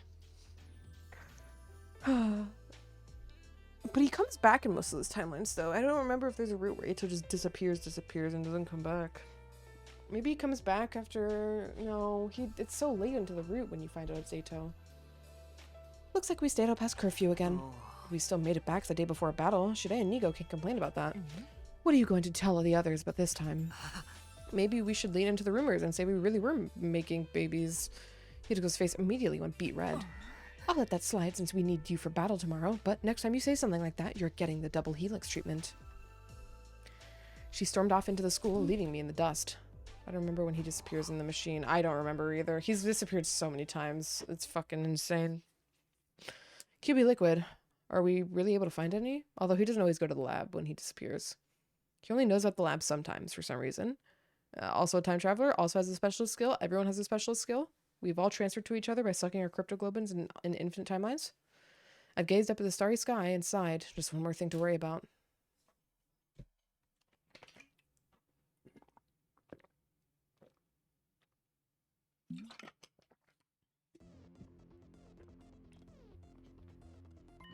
That concludes your briefing on the enemies we'll be facing this time.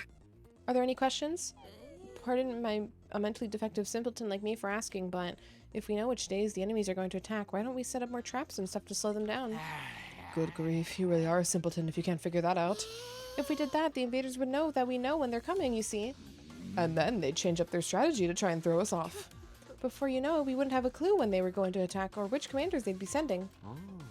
In other words, we'd lose our biggest strategic advantage.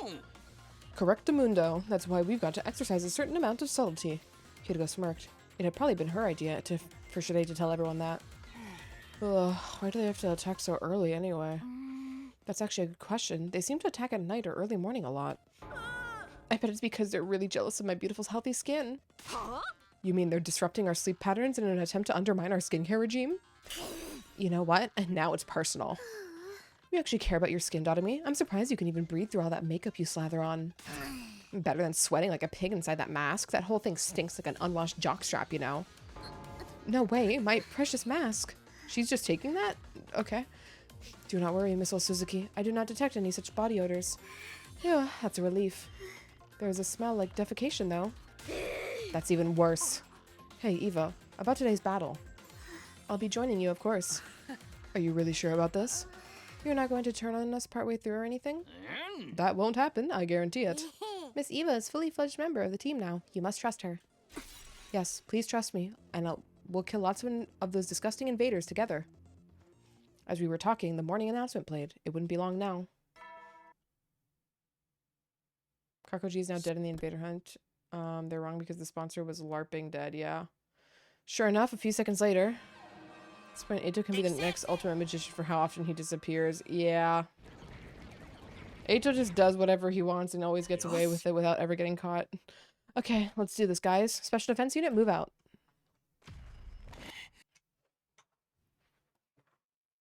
Eito's truly the luckiest person in the cast, because every time he makes a plan, it always has a luck factor to it. And every single time he gets luck in his favor. Truly phenomenal. Phenomenal antagonist. Skip this battle.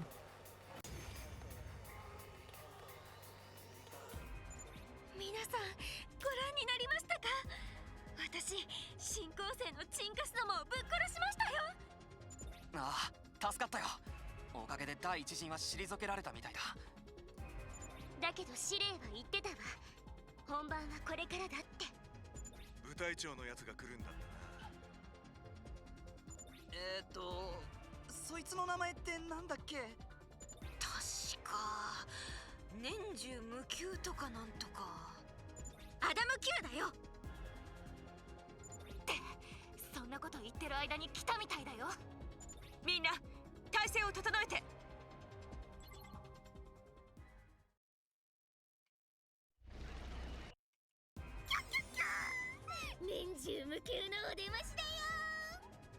とブラックな企業に勤めてるんですね。 Or thank you, random fact Ema?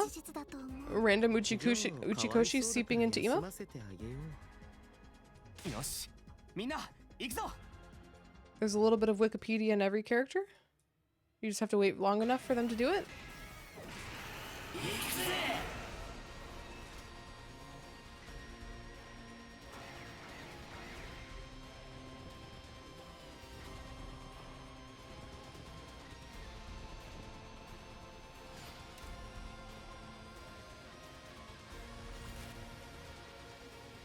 Yippee!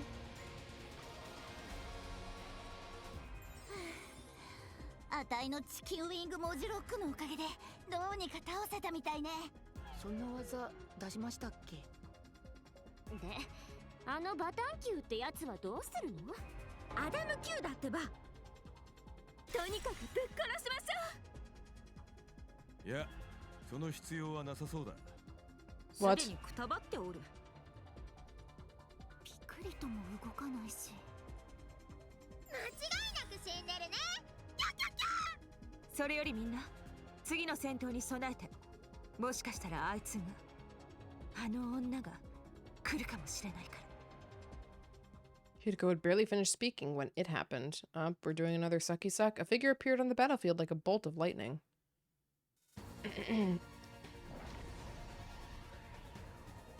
They landed next to Adamuk's body, snatched it up and threw it with all their might. It hurtled across the sky, flying in an elegant arc. Finally, it disappeared from view, landing somewhere outside the wall of fire. We watched it go, then turned our attention back to the new arrival. It was, of course.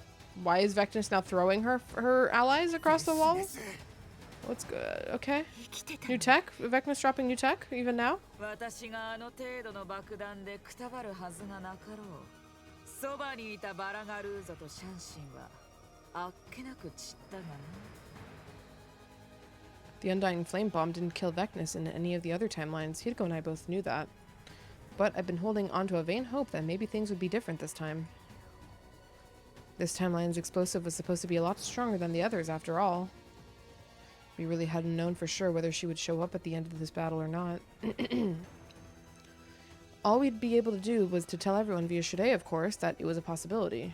なんとなく予想してたから愕然とはしねえけど、でも正直驚きではあるよな。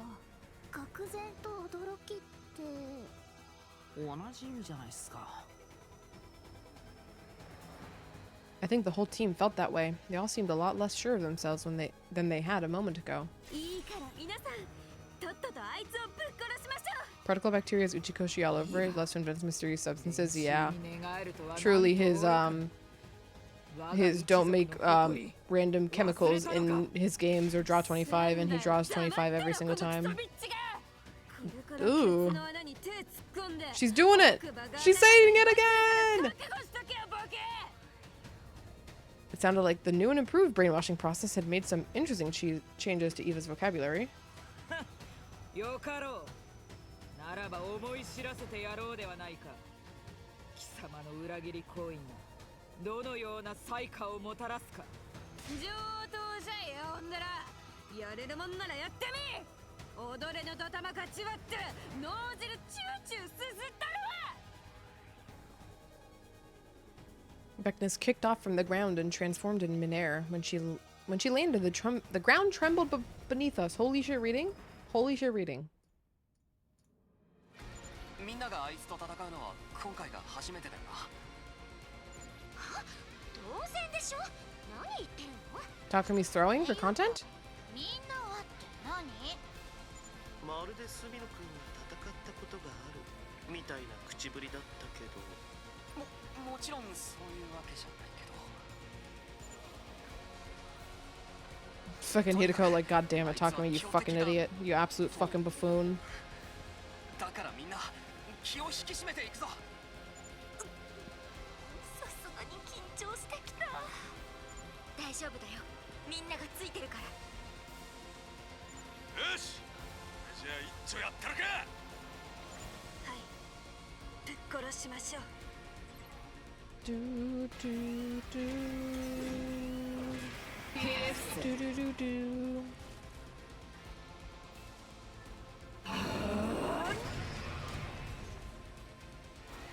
Okay, yep, standard Vecnus fight.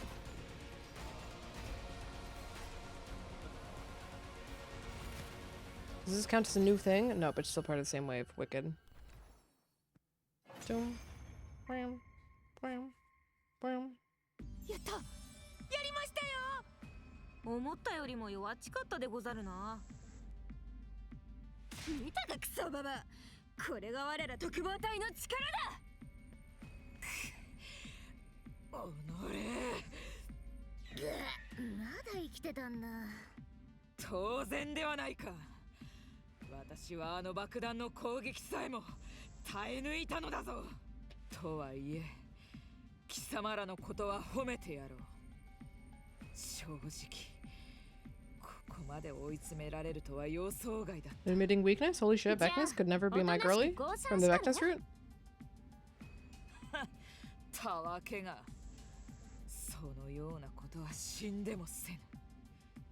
この戦い負けるわけにはいかんのだ。かくなる上は禁忌を破ってでも。ではな。 With that, Vecnus was gone.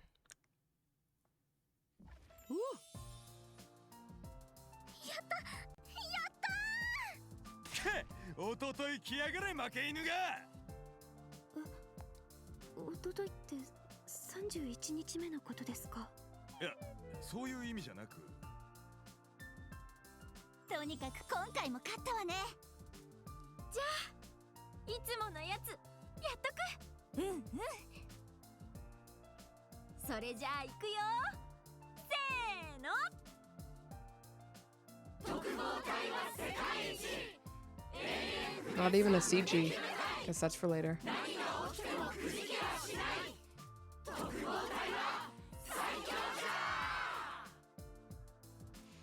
Everyone was in a good mood, but Vecnus's words still haunted me, even if I had to violate the teachings. Was this timeline's version of her ready to start absorbing cryptoglobin now? It was an unsettling thought, but I didn't want to ruin everyone's fun. 今は考えるのはやめておこう。 I pushed aside those worries and joined the others in celebrating our victory.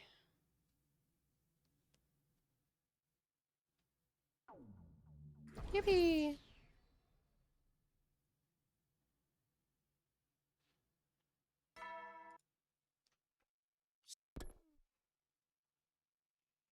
Immediately after I heard the usual morning announcement, Yugumu rushed into my room. Takumi, it's an emergency. Come with me. I ran down the hall with Yugumu until we arrived at the parking lot. I rushed over to where everyone was standing, only to see that the fire extinguishers on the car have been fucking broken, or the oil's been taken out, or the bus is fucked. What? Everyone else was already there. We all stood stunned in front of the school bus, which had become rusted and corroded. Oh my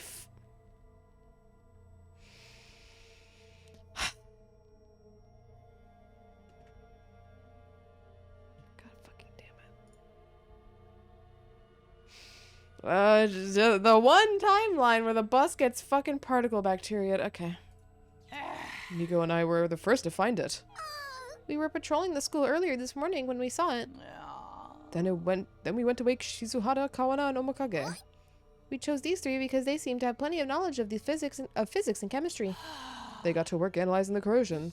And we called you all here because we figured out the cause. Ooh, what is it? I had a bad feeling about this. It felt awfully similar to something I'd seen before. I'll explain what we found out. The cause of the corrosion lies within something called particle bacteria. I knew it. The same thing that ruined the escape pods in the Hunt and Mystery timelines. It showed up in this timeline too.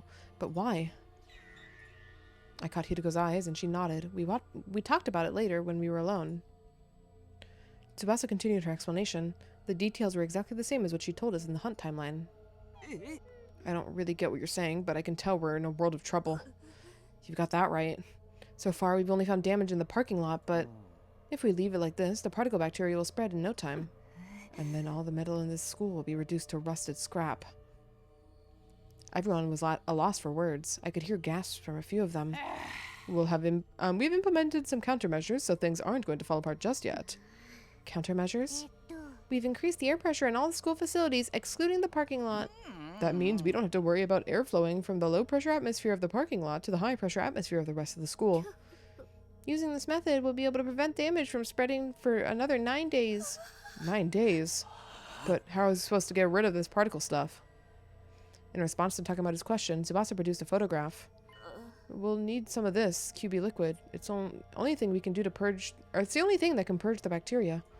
Only problem is we have no idea where to find it. What about the biolab? I know every chemical in that place. There's nothing like that in there. That's right. We're not going to find it in the school. It's so incredibly rare, you may not even find it outside in the city ruins. Don't worry, I know what we have to do. Basically, we have to find this QB liquid within 9 days, right? But is that even possible? You'll have to make it possible. We'll be in lethal levels of trouble if you don't find it. No problems. We'll figure something out. Yeah, let's all split up and get to searching.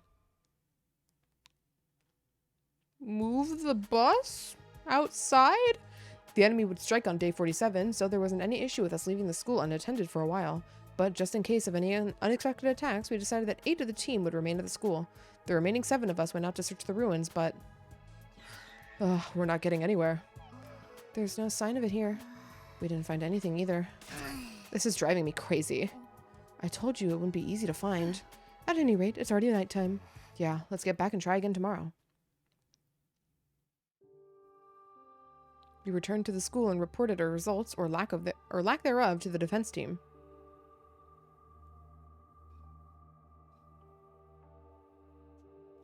Our friends who'd been guarding the school were disappointed for a moment, but they shrugged it off. It's fine. We still got 8 days left, right? You'll be sure to find it if you just keep looking patiently. Nobody seemed too discouraged by the situation. We had a late dinner and went our separate ways. Eventually, everybody returned to their rooms. Everybody except for me and Hideko, that is. Why is this happening? Why is the bacteria here in this timeline too? I told you, didn't I? The particle bacteria emerges depending on quantum luck. And an entirely fickle phenomenon... it's an entirely fickle phenomenon that plays out by its own rules. There's no sense in trying to reason it out. Let's focus on what we're going to do from here on, namely finding the QB liquid. Do you have any ideas? Hideko listlessly shook her head. Either way, we're in trouble. Our class weapons will be fine, but our electronics, traps, and escape pod, anything made of metal, all of it will end up falling apart. Even the machine in the defense room that holds Shion's real body. Which means... Exactly. At this rate, we're all going to die. And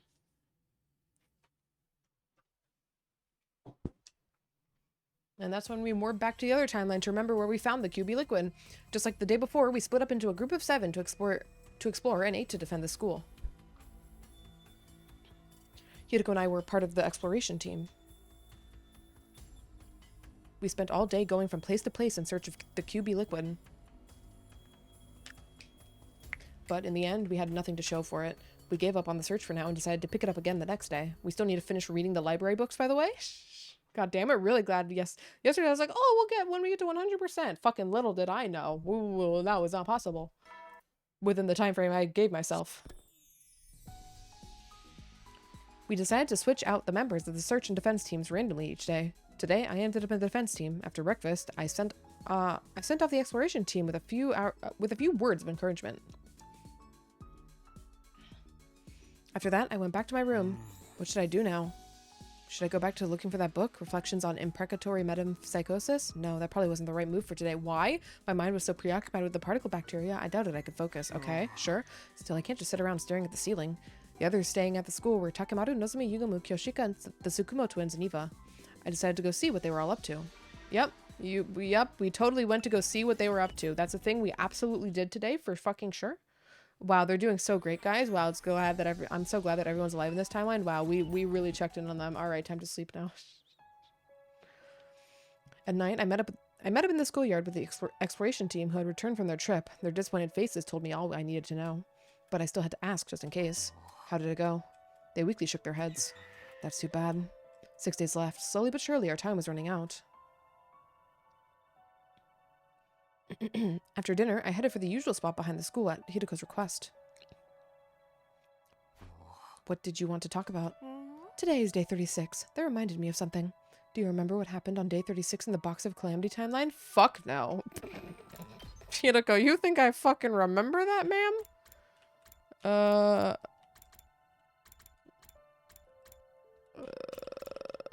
passed it, didn't I? Yeah. Hirako?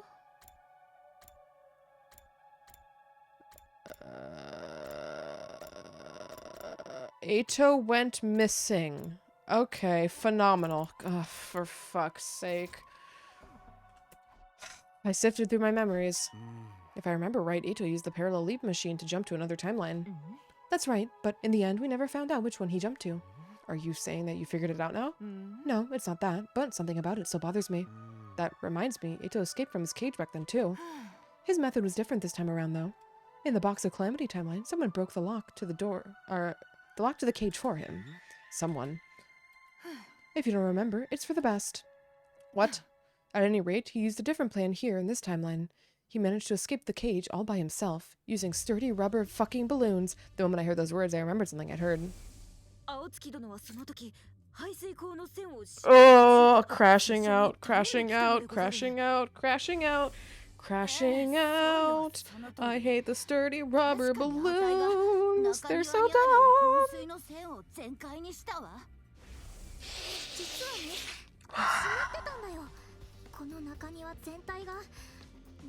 Also, I don't even know if at this point we actually found out who undid the lock in that timeline that Hirako mentioned, if we actually found out or if we don't know. I genuinely don't remember at this point, and at this point I don't fucking care. It's Eito. The plot always caters to him and his evil machinations. Ah, so that's what happened.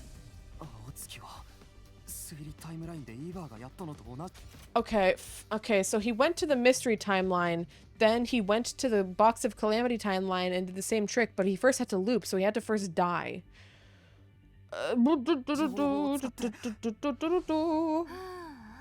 You're just realizing that now? Well, it took me a while to connect the dots myself. On day 9, I remember the way Eva escaped the mystery timeline.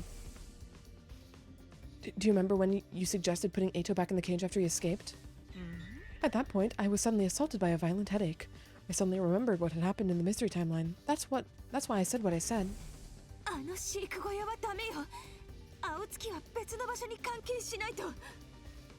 And that's why we threw him in the room.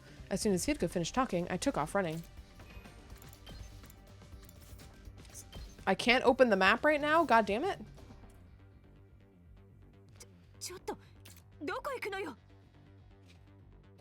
I could hear her calling after me. I responded without turning around.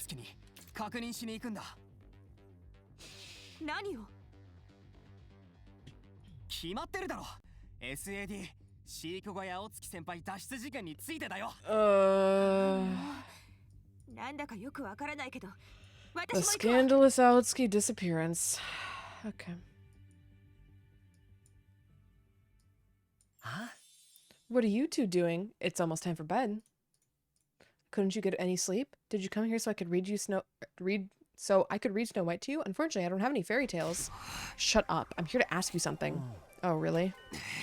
You got out of that cage by yourself, didn't you? That K person said that K person you said unlocked it for you doesn't really exist. What are you babbling on about, Takumi?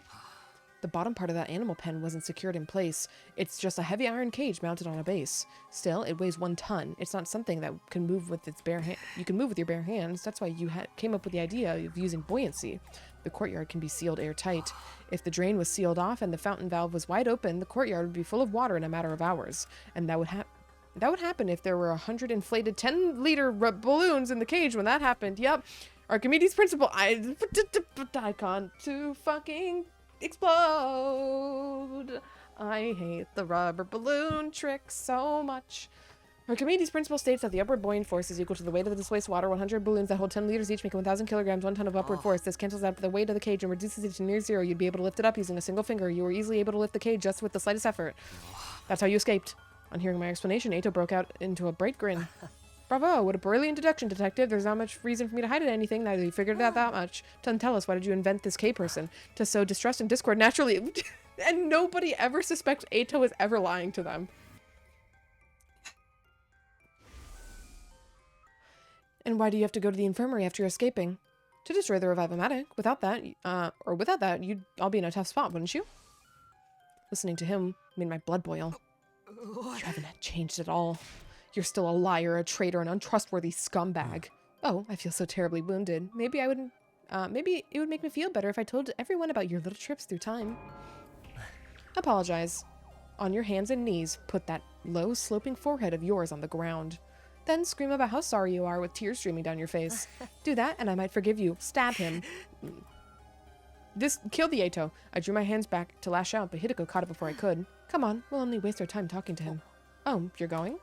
That's too bad. I happen to be aware of some valuable intel that you might be interested in. Valuable? Intel? But I won't say a word until I get that apology. See you around, friends. Good night. Ato turned and vanished into the capsule. Better question is why people even listen to Ato truing. He's bluffing. Don't pay him any mind.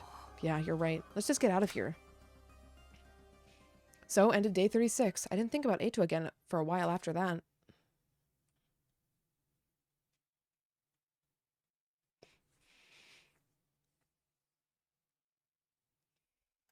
We spent the entirety of the day searching for the QB liquid. Unfortunately, our search didn't turn up anything, and time flew by without mercy.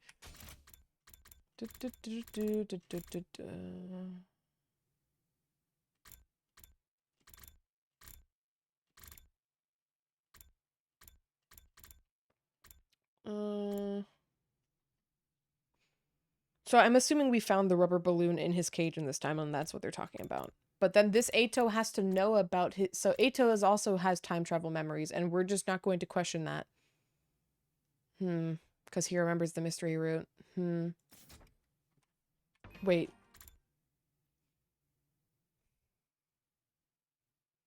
He disappears in Calamity, goes to Mystery where he's dead, learns how Eva escapes. Doesn't Eva escape, like, way later on, or am I fucking misremembering how Mystery goes down? Who killed Shoma?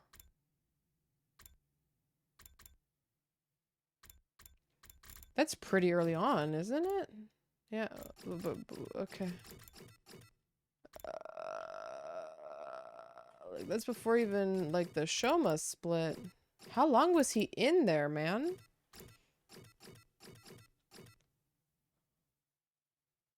He couldn't have been there at the same time as Kakoji either, so I guess he went in when Kakoji died? Which would have been when Shoma killed?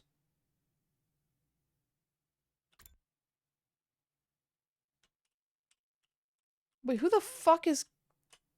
Wait. Kako faked her own death, and then she was still in the school. But Ato was also there at some point to learn about Eva's methods, and the life counter never caught him? Did it go up at one point? I don't remember. Whatever. Fortunately, our search didn't turn up anything, and time flew by without any mercy. The morning of day 38 was upon us without so much as a hint of a lead.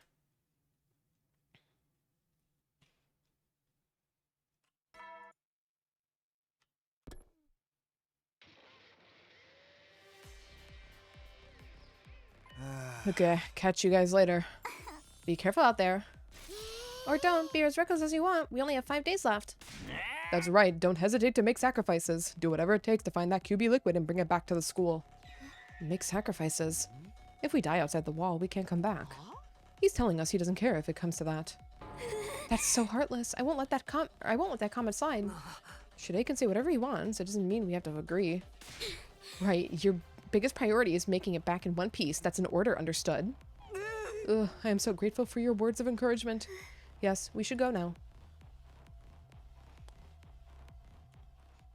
After seeing off the exploration team, the rest of us went our own ways. I always end up coming back to my room. Is this just in my nature? Well, whatever. 7 people were on guard duty, not counting myself. Kurara, Kaku, Shoma, Moko, Darumi, Tsubasa, and Hiroko. I decided to go see what they were up to.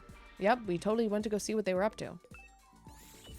Do do do do do do do do do. Feels free time, man. The exploration team came back late. It was already past 10 p.m. when we saw them. Happy music playing, we found it. What were you guys doing? I was worried. Yeah, sorry about that. Well, did you find anything? All 7 members of the exploration team grinned upon hearing her question. Don't tell me. You found the QB liquid? No, we weren't quite successful. But we got something else instead. An important piece of information. What information? We were searching around some buildings a long way from here. And we happened upon a platoon of enemies making camp. Of course, we hid ourselves right away. Those clowns never saw us, but we overheard their leader talking to someone through their wireless comms. And we heard them mention the particle bacteria. The exploration team excitedly continued their tale. They learned something from the platoon leader's conversation. A few days ago, at an enemy base, the relay station we'd been to in other timelines, there was a particle bacteria outbreak. They quarantined the corroded areas, but couldn't stop the spread completely. That was why the platoon had been sent out to that cluster of buildings to look for a way to combat the bacteria. The last thing we heard the leader say was, "We've secured the QB liquid. I've already sent it to the relay station. It should arrive any minute now." So you're saying... There's a QB liquid at the enemy base? The exploration team nodded with smiles on their faces. Just then, Shide and Nigo showed up. Wow. Surprise! We heard everything! What an incredible feat! And you all made it back in one piece. Your commanding officer is just so happy you're all okay. Quit it with that, man. Anyway, I know we only just got this news, but I need you to go immediately. Huh? Go where? Isn't it obvious? The enemy relay station. Of course, we can't very well leave the school empty. You never know when there might be a surprise attack. Those of you who went out today should stay here. You're probably exhausted after all that walking. Wait a minute. I get why the defense team should be the ones to go, but... You really mean right now? You're darn right I do. If you don't go right now, you won't make it back in time. Even by bus, it takes about 8 hours to get to the base. Then we'd make it even if we left tomorrow. We still have 4 days left anyway. I think you're forgetting something very important, Maruko. The school bus right now, it's... Oh, dang. We can't use the bus because of that particle stuff. Exactly. That's why we need the defense team to go set off now, preferably sprinting. You want us to run when it should take the bus 8 hours? You'll be fine. We're confident you can make that trip in mere 32 hours. 32 hours?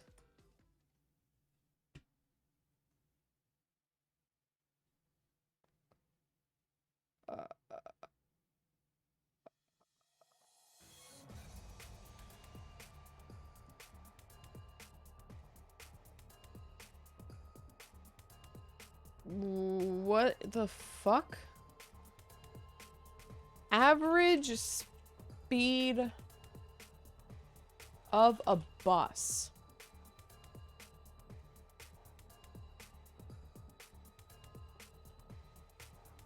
I'm gonna say they can probably average like 35 miles per hour with the bus, let's say. With, you know, some sprint sections, some slower sections. So let's say they're going at 35 miles per hour on this bus, and it takes them 8 hours to get to the enemy base. That's 280 miles. Which then we have to do in 32 hours. I assume they're accounting for breaks. So let's say that they are basically telling us to do it in just half the time, or I guess in double the time. So, because like, okay, let's go by D&D rules. They travel 16 hours a day and sleep for 8. That's how D&D players play games. So they would travel for 16 hours right now. And then sleep for 8. And then they would travel for another...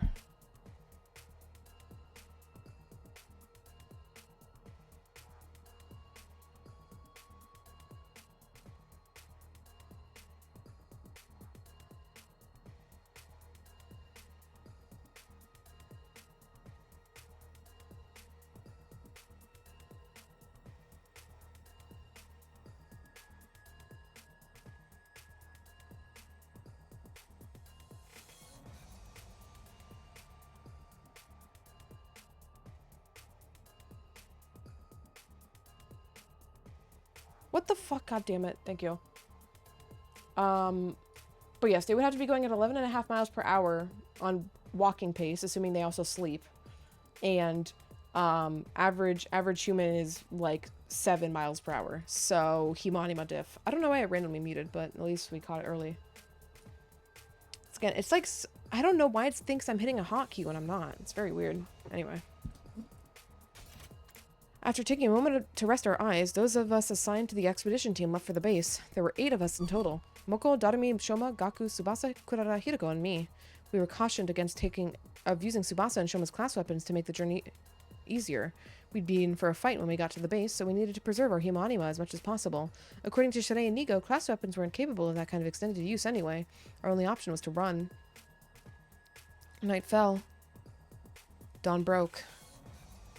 And even as everything felt dark again, we just kept going. Maybe that was an exaggeration, but aside from some short breaks for food, we really did just keep running.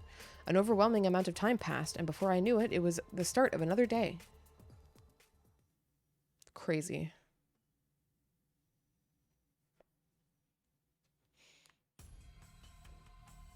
Suddenly, I realized the sky was light again. I must have fallen asleep while I was running. Everybody else just seemed as dazed, constantly moving their legs even as they grew limp and weak. Right as I opened my eyes, Hiroko, who was leading the charge, called out. "We're here." We stopped and made our way to the top of the nearby hill to survey the situation. What we saw there was... yeah.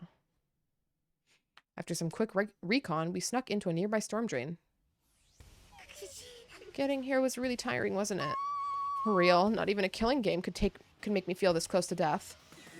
Can we rest for a sec? I can barely move a muscle. No, we don't have time. You cold-blooded psycho. She's eviler than a homicidal mastermind. Just to confirm, we're gonna fight the enemies in the base, right? Isn't it obvious? It's not like if we ask politely for the QB liquid, they'll just hand it over with a smile. You've all heard about the enemy intel, right? Right, Hiroko told us on the way here. Hiroko had explained to everyone what she heard from Shirei and the others. The name of the commander is Quenzel. He flies around in the sky, right? So annoying. Not with my specialist skill on our side. I'll whip up some surface-to-air artillery and knock him down in one shot. The thing is, I'll have to start crafting it after he actually appears. Why can't you make it just now? This particular weapon can only hold its shape for 5 minutes. After that, its internal pressure will cause it to explode. I see. That makes complete sense then. One last thing. There's no revivals in this battle, so be careful. Right. Without the school bus, we'd never make it back to the infirmary in time. Exactly. So, if things look shaky, retreat immediately. Got it? Everyone nodded in silence. Their faces looked tense. Okay, guys, let's do this. Special Defense Unit, move out.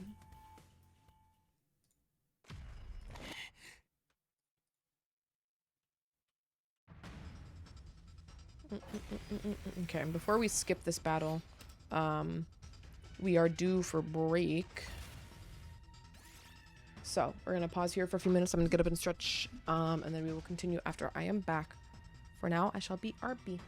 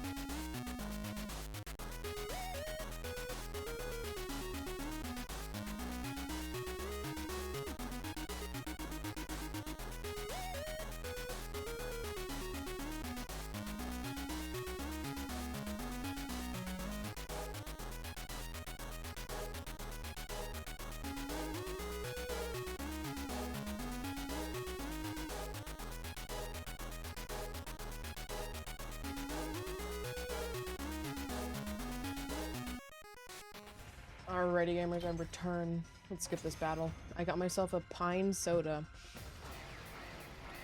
I've had this before, and I really doubted it at first, but it's kind of alright. Somehow, it being flavored after a fucking pine cone is not, or maybe even just a pine tree is not terrible. さあ余裕余裕。油断しないで。あいつが来るわ。来るわ。あいつクエンゼーレですよ。やっと来たわね。飛んで火にいる夏の虫とはこのことよ。みんな私を守りなさい。地対空防衛法を作ってる間に邪魔されないように。Why is everyone being weird? ちょっと何黙ってんのよ。 I don't remember that happening before. この高貴な私を護衛できるなんて光栄なことなんだからね。みんな大鈴木の言った通りだ。ほらね。いや好機とか光栄とかそんなことはどうでもよくて、とにかく大鈴木を守るんだ。了解よ。任せといて。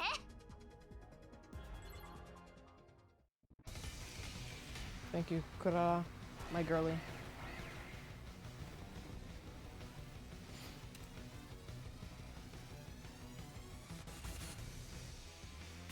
待たせたわね。完成よ。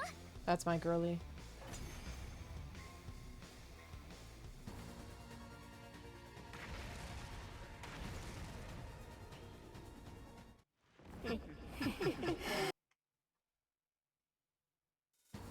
Get 生きてんじゃねえか。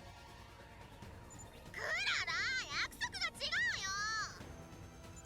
私は撃ち落とせるって言っただけで殺せるなんて一言も言ってないわ。いいからうだうだ言ってないで片付けるわよ。ああ行くぞ。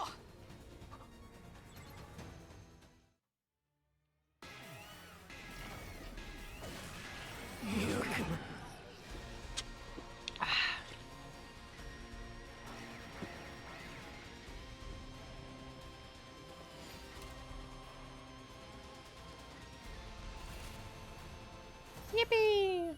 Freedom.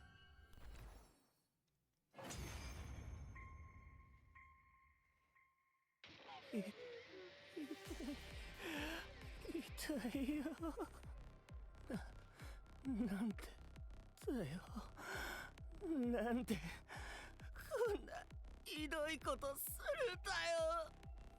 でって。それはもともとあなたたちが。 Suddenly, Quenzel broke off and stared at something behind us, far off on the horizon. Is this gonna happen again? God damn it.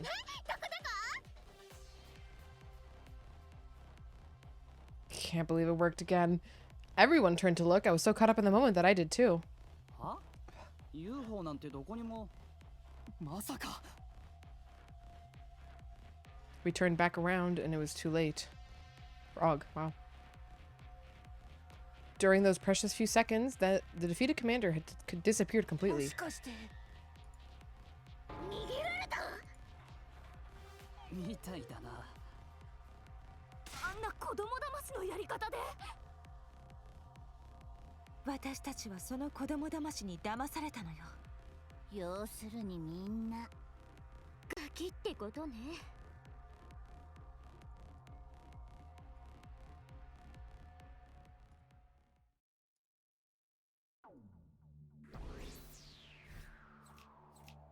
Yippee! あった。会いましたよ。 Oh, Shoma's talking. Shoma's voice echoed throughout the base. We followed the sound. Shoma, did you really find it? Yes, in a storage room in the back. Then let's see it. At Gaku's urging, Shoma pulled it out from behind his back. No doubt about it, that's QB liquid. Yahoo! We did it! We can use this to get rid of the particle bacteria, right? Yep, completely and thoroughly. Good work, Shoma. Great work. I didn't know you had it in you, Shoma. Phew, now we can take a break. I don't think so. We don't even have time to stand still, let alone sit down and rest. Huh? Collective, huh? We only have 2 days left. If it's going to take us 32 hours to get back, we won't arrive until tomorrow night. And I'm assuming you're all too tired to run at the same speed as we did on our way here. That means we'll be racing against the clock. Welcome, Tires Darling Man. Hope you're having a good Tuesday. If we really push ourselves, we might be able to make it by the morning after tomorrow. But silence, servant. Servant? Let's just get going. The others are counting on us. Hideko started making her way outside the base. The rest of us could only sigh. That Hideko, just like I said. She's a cold-blooded psycho. With that, we all staggered after her.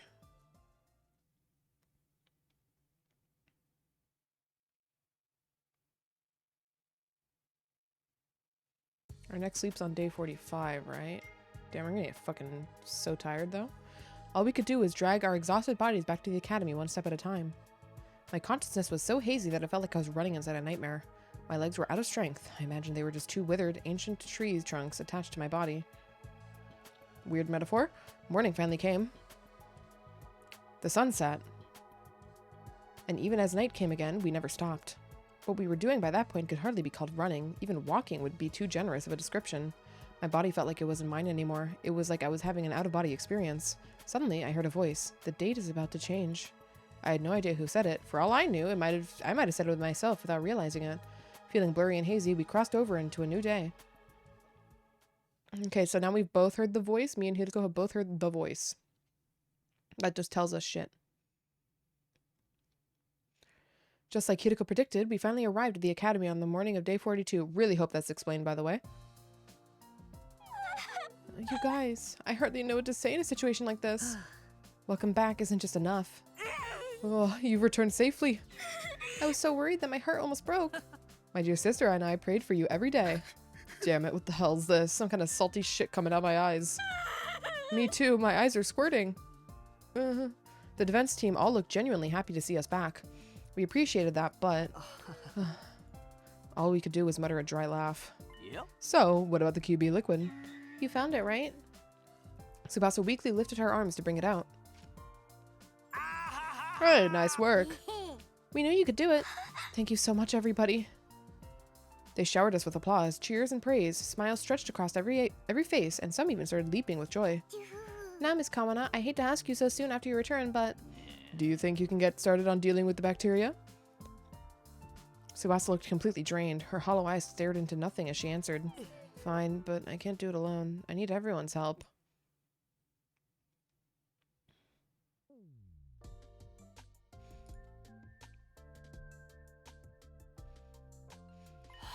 Ugh, looks like we made it in time. Good thing the school has replication machines. Thanks to that, we managed to synthesize a large quantity of undiluted QB liquid. Oh, okay. We divided the QB liquid among ourselves and sprayed it all over every last inch of the school. Of course, we gave the school bus in the parking lot a thorough going over as well. That should clear out the particle bacteria. There's no chance of it spreading now. But what about the bus?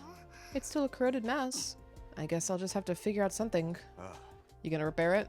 Yeah, I did this kind of thing plenty at Grandpa's garage. What a relief. And now, Kawana, if you don't mind, I need you to... Someone kicked Shirei as hard as they could before he could finish his demand. Hideko? Kurara? Yeah, Honorable Shirei, sir! Nigo ran over to comfort his fallen superior. Who would do such a thing? I looked around to find the culprit, only to see that everyone else was looking at me.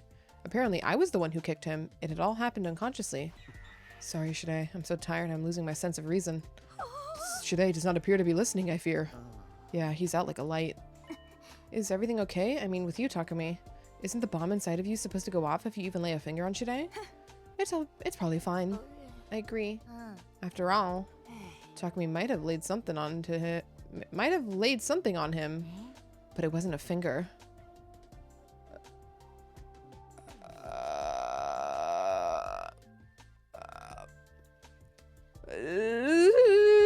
I'm scared.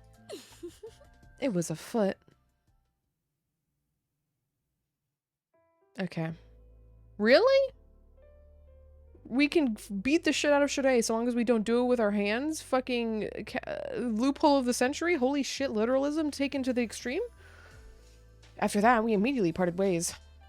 The others headed back to their rooms, but Hideko lingered behind to speak to me. Looks like we solved our particle bacteria problem, in this timeline anyway. Yeah, we should give some QB liquid to the hunt timeline too. The next time the blood space waves will be high enough is on day 45. We'll be able to leap then between 5 and 11 a.m. It will still be a while until I can get to the hunt time. It will still be a while until we can get to the hunt timeline. I hope the damage hasn't spread too badly by then. Me too, but there's something else we have to do first. Day 45 in there, huh?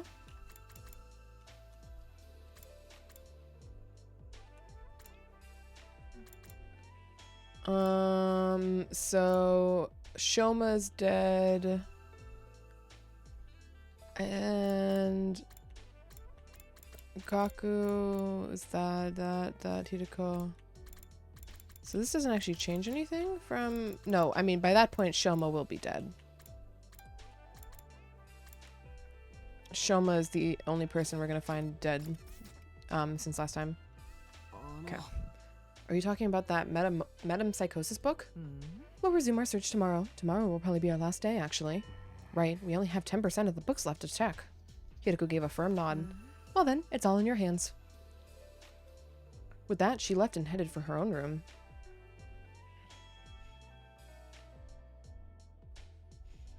I staggered and wobbled back to my room. When I lay my worn out husk of a body down, I was greeted by an intense drowsiness. I have no idea what happened after that. A second later, I was completely unconscious.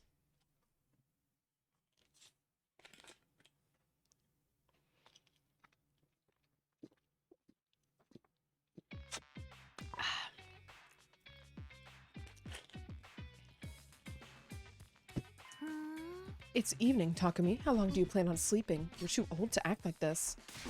I'm literally a teenager. And in case you forgot, we ran 2 marathons, fought a battle in between, and had to hose the school down with QB liquid as soon as we got back. I'm dying from the lack of sleep here. Keep it down. We're in a library. Who cares? Nobody's even here. I'm here. Are you blind or something? Ugh.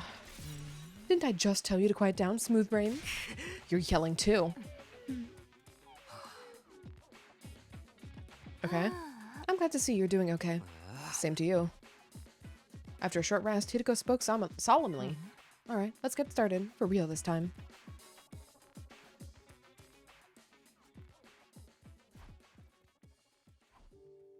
We spent what felt like an eternity there in the library in silence. My head was empty and capable of independent thought. We were just staring at the light of the lamp dangling from the ceiling transfixed. I had no idea how much time had passed, but then I heard the announcement. Silence washed over the cold, vast space once more. Neither of us said a word. We continued to stand there stunned. After some time, Hideko finally spoke. Let's head back. I tried to answer, but my mouth was too dry to move. There's no sense in lingering. The book wasn't in here after all. It might be out there somewhere beyond the wall of fire, but I have no idea how we'd find it. They forgot the period here? There's no libraries or bookstores out there. It would be like trying to find a needle in a haystack. Does that mean... We're going to have to give up on the book and find another way out of the loop. With that, Hideko slipped out of the room. I felt something dark in the pit of my chest. I couldn't even muster a sigh. I can muster a sigh, though.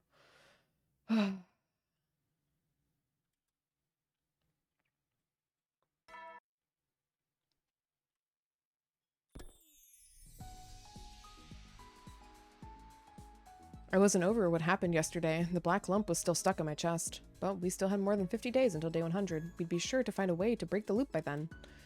I firmly reminded myself of this fact and decided to walk around the school like normal. Oh, hell yeah. More sleeping? Let's fucking go. Love sleeping. Takumi, canonical sleep lover. The sun set and the scenery turned dark and dusty. A similar phenomenon was happening in my chest. I couldn't stop thinking about the loop. Was there really a way out of it? As I was mulling over it, I realized I wasn't alone. Shion? Shirei? Hideko. Eva? Eva, did you need something? There's something I wish to report to you. Mr. Sumino, you said you were looking for a book called Reflections on Imprecatory Metempsychosis, correct? Yeah, I did. What about it? I think I may have figured it out. Where that book is, I mean. What? I was just talking to Mr. Ginzaki, and somehow we ended up on the subject of Mr. Aotsuki. Yeah, Sato had been locked up in that room ever since day 9. Pardon my asking this, but is he doing all right? How is his emotional well-being? I give him meals regularly. He always seems to be the same as ever. He's actually pretty fond of that place. He told me it's quiet and relaxing. He even said it's the perfect for reading. For reading. Yes, I bring him books with his meals. He asked me for something to read, so I just grabbed a few from the library. If I might ask, was there a book titled Reflections on Imprecatory Metempsychosis in your selection? Yes, there was. I remember because of that weird complicated title.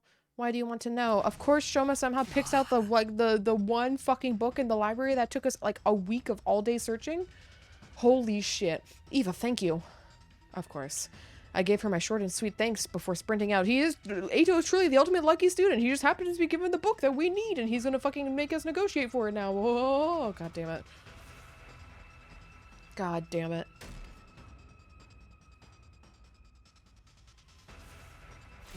Yuriko, come with me. What is it? I know where the book is. We thundered down the stairs, through the halls, and into the capsule room. Don't need to go in with such fervor to alert him. Let me guess, you finally figured it out? Where did you put that book? I've got it right here. Ada pulled the book out of his jacket. I ripped it out of his clutches. I looked over the cover. There it was, the title I'd been wanting for so long, Reflections on Imprecatory Metempsychosis. Unfortunately... What the... Oh, the pages are ripped out. What happened to them? Do you know anything about goats? I've been told more than once that I look like one. Don't tell me. That's right, I ate them.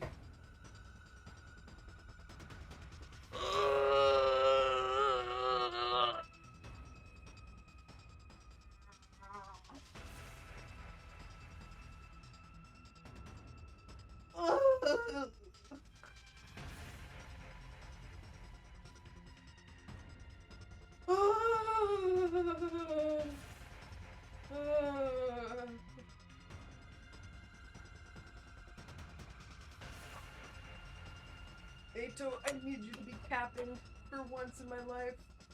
Oh my god, I need you to be capping.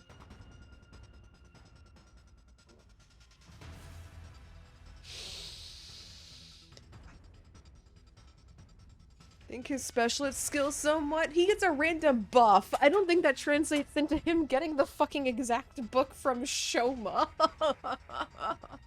I don't think that's how that works. You gave me so little food. I was so hungry. I just couldn't help myself. Hideko and I searched the room from top to bottom. We even frisked Eito just in case he was hiding anything on him. But there wasn't so much as a single page, not a single paragraph of the book remaining. Did you read it? Did you? You did, didn't you? Why do you think I asked if you had finally figured it out?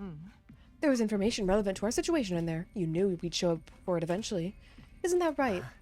That's not all. I gave you a hint on day 36 as well. I happen to be aware of some valuable intel that you might be interested in.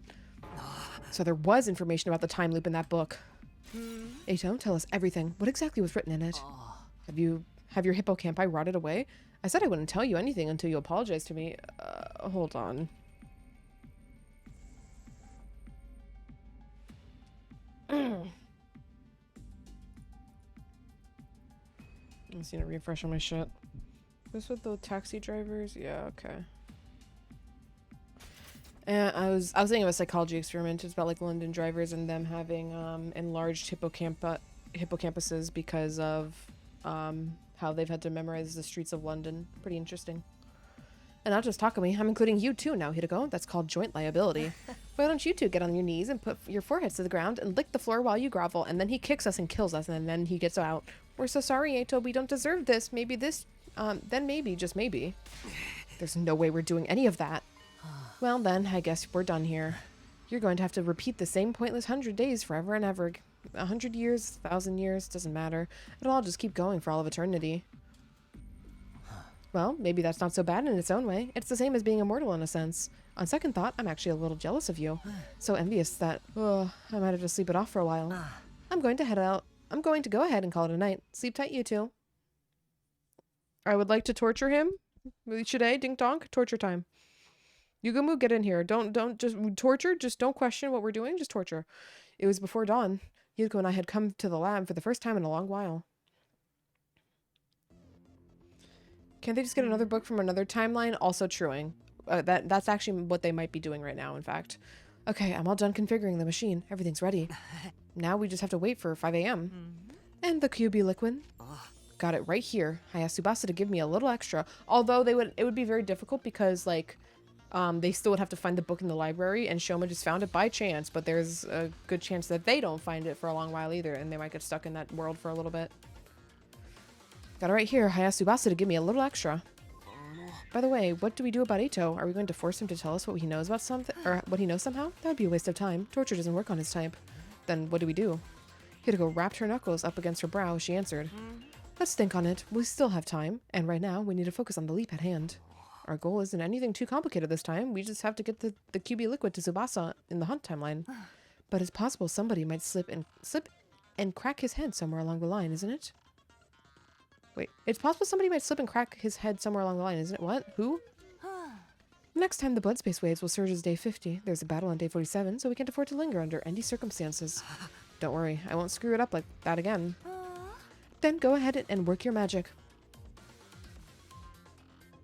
5 a.m. on the dot. Clad in our leap suits, we slammed the red button and jumped onto the platform. Alright, let's go. I truly refuse to believe that Eito just ate all the fucking books. Holy shit, man.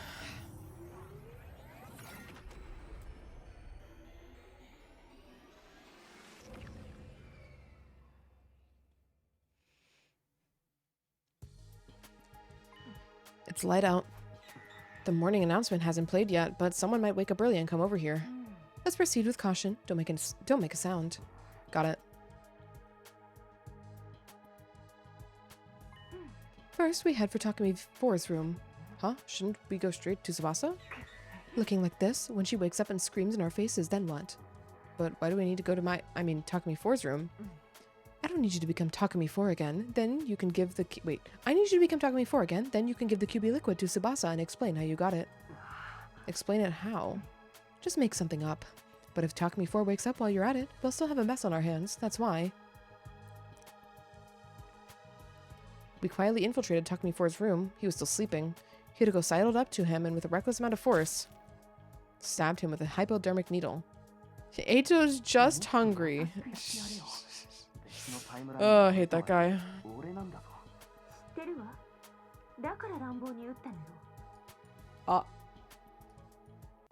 Alright, she's really leaning into the Dami mommy. 私は脱いだスーツを持ってカプセルルームに向かうわ。こいつはどうするんだよ。ここに置いていきましょう。今回打った麻酔薬は前回のものよりも強力。丸1日以上は目覚めないはずだから、きっと大丈夫よ。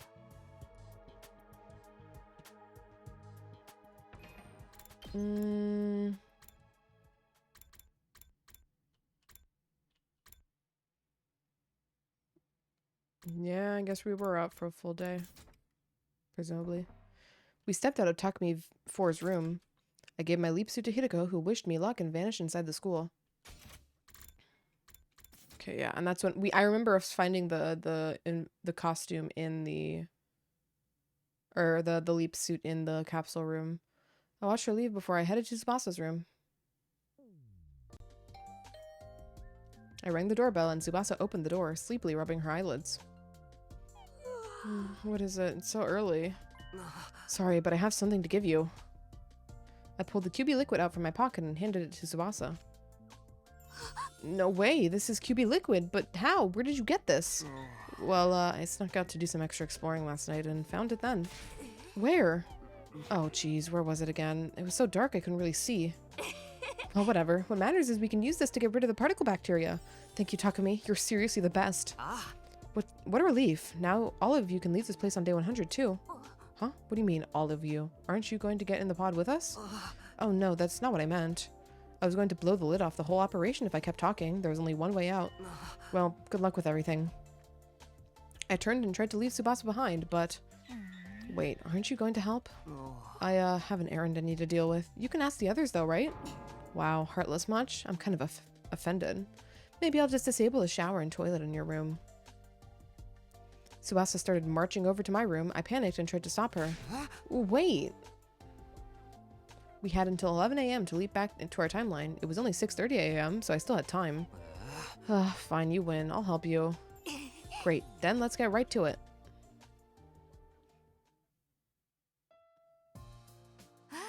Phew, finally done. That should have wiped out the particle bacteria. Thanks, Takumi. You really saved us. I scratched the tip of my nose. This hangar was the only place affected by the bacteria, right? Yeah, for now. But just to be sure, I'll spray it all around the school later. I can use the replicator in the biolab to increase our stock of QB liquid. How about the escape pod repairs? I'll just have to give it a shot. It looks like it's going to be a serious task, though. When I was spraying the liquid just now, I got inside the pod from a gap in the corroded external wall. From there, I saw that the control system was a mess. I'll need to replace everything, including the circuit board. I don't really know anything about this stuff, but it sounds like a lot of work. But there was one good thing. If we replace the control system circuit board, we'll be able to manually deploy the pod from the war room. From the war room? Manually? Yeah. So we could escape the school without waiting for day 100? Exactly, but it's gonna take at least 50 days to fully repair it, even if I work at top speed. So I'd be done by day 95 at the earliest. That barely changes anything. Can't the others help you out with some of it? There's plenty they could do, but I can't really ask them for help right now. We're smack dab in the middle of the invader hunt after all. Huh? I can hardly ask the members we're up against, you know? Hold on, I thought the invader hunt was over. Huh? What are you saying? It got back on track a while back. Ever since the real sponsor showed up on day 33. In Killing Game, Tsubasa talked to me about the QB liquid and he does not remember, yeah. He was like, what the fuck are you talking about, Tsubasa? What? The sponsor is still alive? Yeah, Tsubasa said that the one that got killed on day 31 was a spare. Then Kakoji is still out there. Right. Which means she's likely hiding somewhere inside the school. If I was looking for a place to hide in the school without being found. Our eyes met. Underground. The hidden room. Finally, some fucking sense. Holy shit. We descended the stairs to the basement just as we suspected someone was there. But it wasn't who we were expecting.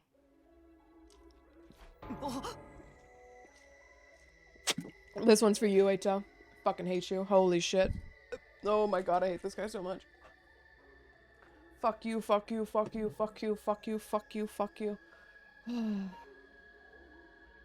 Eito? What are you doing here? Eito stared at Hideko in her leap suit and nodded as if something had just clicked for him. I see, you must be Hideko. I recognize the voice. Identifying people by their voice rather than their appearance is something of a forte of mine. The leap suits had voice changers, but Hideko's was turned off at that point. Why would we ever turn them off? Why would we ever turn them off? Because everyone looks like hideous monsters to you? Oh, you know about that? I can't say I'm surprised. Those suits tell me you have experience jumping to other timelines. And Hideko, you don't belong to this timeline, do you? And the Hideko from this timeline is already dead. You're here from some other timeline. That's where you learned about my secret. Let's think for the head pop. The same probably goes for you, Takumi. Hideko being alive and, well, doesn't seem to bother you at all. Which means the two of you jumped from the same timeline, didn't you?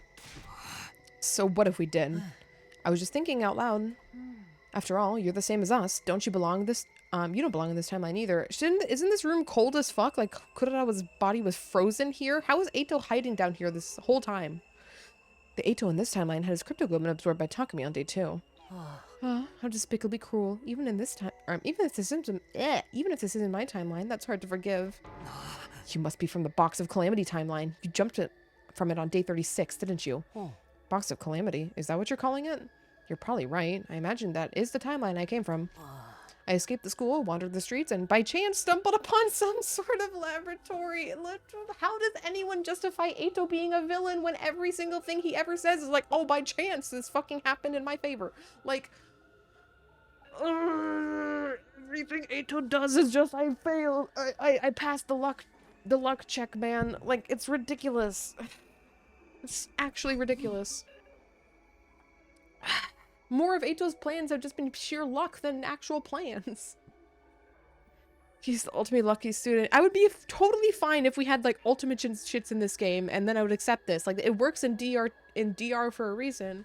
But since that's not an established thing in this game, this is just so fucking stupid. I decided to tinker with the machinery there, and before I knew it, I was here. There's no way that happened just by chance. Oh, but it did. It's not so surprising considering my specialist skill. What do you fucking mean? Specialist fortune telling? Or special, sorry, is that what it's actually called?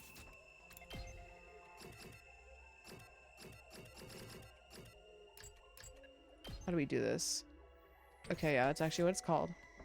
Ato nodded slowly. Fine, we'll say it was a coincidence. Let me ask you something. But okay, it's called specialist fortune telling. In what fucking reality does you gain a random buff after taking an action lead to you spontaneously happening upon a building? Like, we non sequitur ability. Non sequitur ability. Are you the sponsor of the Invader Hunt? No matter the timeline, you're still just as dense. The Invader Hunt started on day 26. How could I sponsor the game when I only arrived here on day 36? Then the real sponsor must be Kako G. Oh, do you know who it is? Not answering, Well, so be it. I'm not interested in the sponsor anyway. Then what are you doing here? Why are you here? I wanted to read. Read? Why would you do that? You don't know why someone would read? You're terminally stupid, I fear. Ugh. I read to satisfy my intelligence, or my intellectual hunger. There's so much I want to know. About humanity, about space, about the laws of physics that govern it all, and of course about the mystery behind my own existence. I mean, Takumi went back in time, so anything is possible? Well, yes, but specifically Takumi's ability allows him to reuse and reset a wave by traveling back in time shortly, and so when his Himonime got upgraded, it just increased the range of his going back in time. Like, that is a logical upgrade versus Ato, I get a random buff, which means I just automatically just find shit and have things go my way when necessary. Like, it's completely non sequitur. I think the reason is giving a random good buff, but the buff has good things in his favor. Well, yeah, but I think it's stupid regardless. I think that's an exaggeration of his skill, and they could have done something else with it instead. Currently, I think right now, just, like, getting lucky. Like, since there's no luck involved in, like, you always hit your attacks in combat. So there's never a luck factor present in combat. So I think it's unfair to try to say about, like, oh, when he upgrades his specialist skill by absorbing Himonima, it makes him able to just do whatever the fuck. Also, again, a lot of his plan in Route Zero still hinges on him just getting fucking lucky. Once again, he just happened to be lucky that Hideko did unlock her room and was able to kill her that night. He just so happened to be lucky that when he released Eva to cause chaos, that Eva didn't instantly try to fucking strangle him or anything else that would fuck up his plan. Just cause chaos. Like, it just worked in his favor. Like, so much of, like, oh, I just got lucky that Takumi did not notice that I was in his room, or never, like, looked under his bed, or, like, had something he needed to do and had to step out of the room at a different time or something. Like, you know, all of this stuff where it's like it could be so easily thwarted before he even upgraded his Himonima. That was just luck based. So it's not like a thing of, like, oh, this only started happening after he started time traveling. No, that's just how they write his character, and it's really fucking annoying. I think they function in combat and story are different, but they never explain that. Well, that's the issue. Like, I'm not going, like, it only comes up with Takumi, and Takumi's skill has a direct correlation. Like, they're only using the name of the skill, like, intuition. But yeah, it still doesn't make a correlation. It does not work for Ito. With how his skill is made to be, there is no correlation, like how Takumi, instead of leaping to the start of a combat wave, can leap to the start of a timeline. That is a logical upgrade versus going from a random buff in battle after taking an action turns into, I'm just really lucky. Also, again, still really lucky before even all of that. And I don't think that's because of his skill. I think that's just because the writing is just like, fuck it, Ato needs to get shit done, and we're gonna make him get shit done no matter what. Maybe they're gonna justify it in the end, but I, again, still can't imagine it. Like, in what reality do you just expect Hideko to not have her room locked? Like, you're just checking her door every night, just being like, oh, just making sure. Oh shit, she forgot this time. All right, well, let me go grab my infuser really quick. Like, no one catches me, by the way. Like, it's just so annoying. It's so incredibly annoying. Because there is no justification given to it, besides it just happens. Which also just makes it very unfair as a mystery, because then you can just say Eito did literally anything by luck logic. You know, there's infinite timelines. He can pretty much do anything with enough luck and enough time. And at which point, like, the whole part of a mystery is feeling like you should be able to follow it along and try to be solving it on your way. But if Eito can just, like, get, you know, just be like, you know what, I'll make this crazy batshit plan, and it'll work because it just works. Because I'm Eito. And then it's like, okay, well, thanks, Eito. That doesn't help at all make the mystery more engaging, actually. It just makes it really fucking boring. I want to solve the mystery, not just watch it happen, because I can't possibly anticipate what we're making up this time. Fucking 100 sturdy rubber balloons that in the machine, by the way. Never fucking... Trying to understand the writer whose skills like divination. If they were really trying to do it just based off the skill name and tried to make all the skills equivalencies like that, they did a really, really poor job. And at some point, it makes me even wonder if they were trying to do something with that and they just decided not to implement it for one reason or another, because it really feels completely off. He's always on good terms with the commanders, even Vecnus. Oh yeah, also just not getting killed on the spot when the commanders talk. Meanwhile, when we go to the commander bases, everyone's just like, yeah, fuck these guys, kill their asses. Like, okay, Eito's got Riz, I guess, is the conclusion. He's just that much of a bootlicker, question mark, when he talks to Vecnus. It's still just like, ugh. Ugh. The 100 balloons is more BS. 100 balloons is still in the top 3 crash outs, for sure. It is still in the top 3 crash outs. It's horrible. It is something that is from a DR game, except it's like a bad part of a DR game. It's like fucking spoilers for Danganronpa V3. Warning, warning, warning. Spoilers for Danganronpa V3. It's like fucking well, Hideko is, Hideko, holy shit, Kirumi is actually the Prime Minister of Japan, and to save her people, she decides to do a rope fucking pulley system across a pool, and then has her gloves so she doesn't get friction, and then throws it into, like, it's so elaborate, but at least, even in Danganronpa, I like that case, because I figured it out beforehand. That was something that really made that case for me, even if the setup is super over-convoluted. It was actually one of the few mysteries in Danganronpa, like, I basically pre-solved before the case. I didn't fully solve it. I didn't have a culprit down, but I had the mechanism for how the culprit did it. I was like, there's some pulley system over the pool that happened here, and then there was a panel in the thing. I just didn't know who did it at the time. I didn't piece together the glove clue with Hideko. I keep saying Hideko because they're like really similar, kind of, maybe ish. Don't worry about too hard about that, about Kirumi. Oh man. And she was also my favorite girl, so I forgave her a little, you know, before she got fucking executed. It's always like that, his stealth in the commander base, and you get the box of blessings, which for some reason he knows where they're hidden. Yeah, also just Eito Eito is just better. Eito should have just been the protagonist, and we should have just had a completely different, like, we all should have been antagonists, and we should have been fighting with the invaders, because at this point, like, Eito's got so much fucking protag RNG on his side.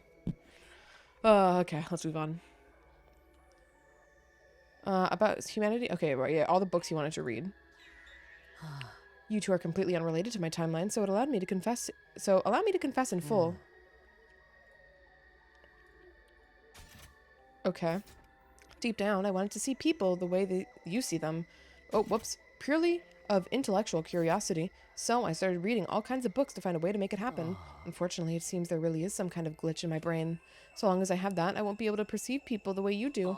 Sad, isn't it? Shall we cry about it together? All I want to do is be friends.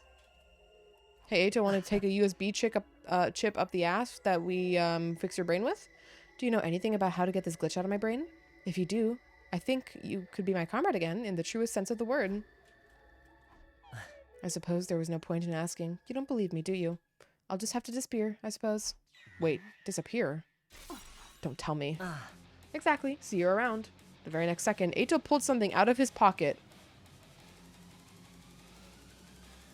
Do not fucking dare have a smoke bomb.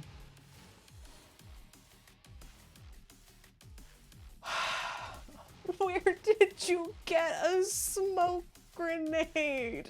What the fuck? Why do you just have that? Ato's fucking magic pockets of infinite garbage has a fucking smoke grenade in it. He threw it straight at us. Instantly, the object exploded. A flashbang, sure. Same difference. I didn't have time to close my eyes or plug my ears. A stun grenade.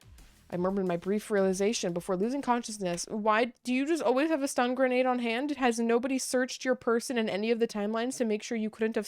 Oh, like, sure, you escaped. I guess you went to the metal shop and nobody noticed that shit was missing? Like, surely you brought multiple stun grenades, right? You didn't just bring one, right? Or take one, right? Like, you'll have backups because you... oh my god. Oh.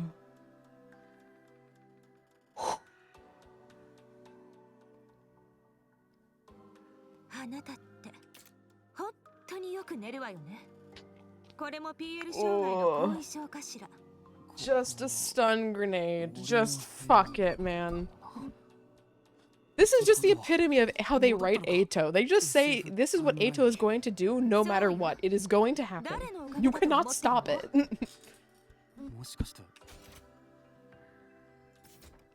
were knocked out that long? Yeah, we fucking hit our head on the way down, I guess. 本気で見捨てようと思ったけどね。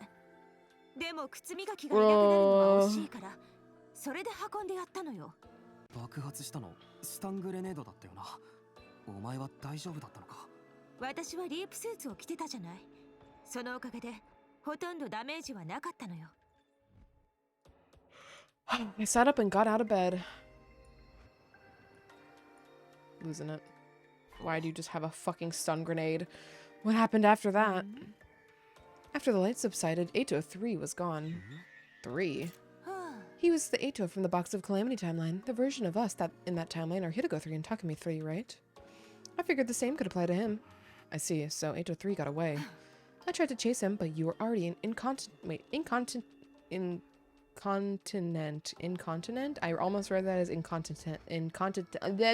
Yup, words. And laid out, I'm gonna give up on that. Don't you mean inanimate? The thing that makes you pee by accident. Incontinence or whatever? We were also running out of time to make the leap, so I had to give up on Ato 3. Hideko sighed deeply. We do have something to do. Kakoji in that timeline too. Or we have to do something. Kakoji's in that timeline too. That's true, but let's set it aside for the moment. There's someone I want to introduce you to first. What? Huh? Who? Are we making Ava part of the task force to get this shit figured out? This is the infirmary, that chair. It's the Dominic Cognitive Reconstruction Therapy device, the new and improved version. So, who did you want to introduce me to? We're ready for you. Come on out. At Hideko's words, someone stepped out of the inside of the Revivomatic. From inside the Revivomatic. I might fucking lose it if this is Ato.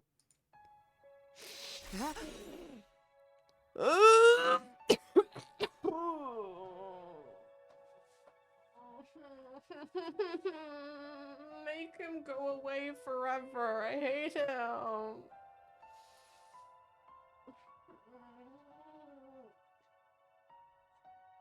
You thought you gave up on Ato 3. Where'd you get this Ato from? Is this the one that is in our room? You dragged him here without anybody noticing, nobody questioning it, threw it into the chair, no resistance whatsoever.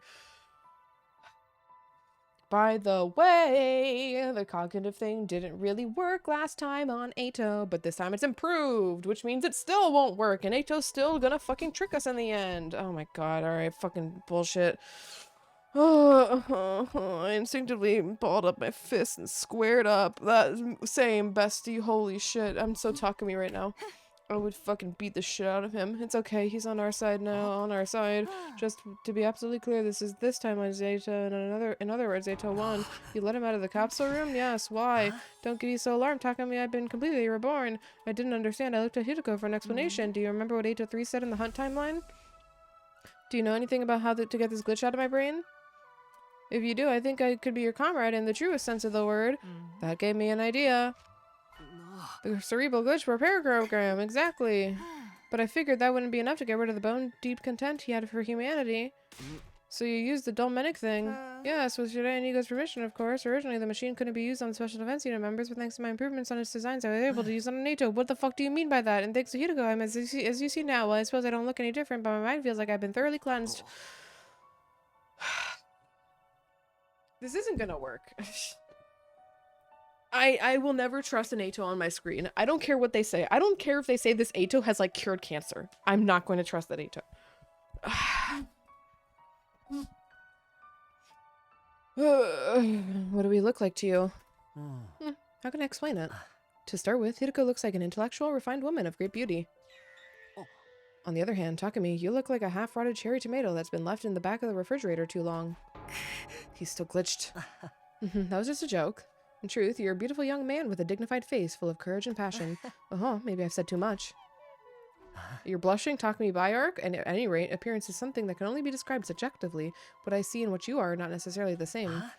But, at the very least, I no longer have the physiological aversion to your appearance like I used to. Doubt? You didn't describe any of our features specifically? So doubt? I'm doubting. To put it simply, in my eyes, you all look truly beautiful. There's your explanation. You really don't feel hatred for us or the rest of humanity now? That's right. So we can trust you now. I swear you can, on my life. Then tell us about the book. What did you read in it? Exactly what you'd expect. It covers the history and examples of the time loop phenomenon, as well as some scientific considerations. We want to know how to get out of this time loop. Was there anything about that? There was. You jumped into the past from day 100 to day 2, right? The loop was triggered by that first trip back in time. For once force is applied to an object, it will continue to move at the same speed until additional external force is applied. That's the law of inertia. Without friction or resistance, a spinning top would continue to spin forever. A pendulum continues to swing from side to side. A weighted spring continues to move up and down. That's exactly what your situation is like. Enough explaining. Get to the conclusion. How do we break out of the loop? The best way to explain it is the example of the spring. You two are the weight on the spring. Time moves down from day 2 to day 100, but it can't progress any further. The restoring force of the spring brings it back to day 2. So how do we cut loose from the spring? Do we increase the weight? Precisely. But how do we do that? Let me get straight to the point. All it comes down to is the lives of the Special Defense Unit. Their lives? Indeed, the weight here is the weight of life itself. In short, if all of the Special Defense Unit members in this timeline survive until 10 a.m. on day 100, the sum of all those lives will serve as a huge weight that can tear away the mighty spring that is the time loop. Hideko and I were silent. 3 seconds later, I shouted out loud. Yes, we can finally break free of the time loop. So he's lying. He's fucking lying. Or the book is wrong. Cause, I don't give a shit that they're shitpost routes. The fact that comedy route, romance route, the box of blessings route exists, there are multiple routes that end with every single person alive. Is it because Eva is not there in those routes? Is that what they're technicalitying? Hold on. Kill Ato obviously doesn't have Ato. Okay, but these guys got revived at the end of this route. And we would have made it to day 100. There is definitively, I guess because Eva's not there, but Eva shouldn't fucking count for history. Oh my god. I swear to god if it's just because Eva isn't present. Oh my god.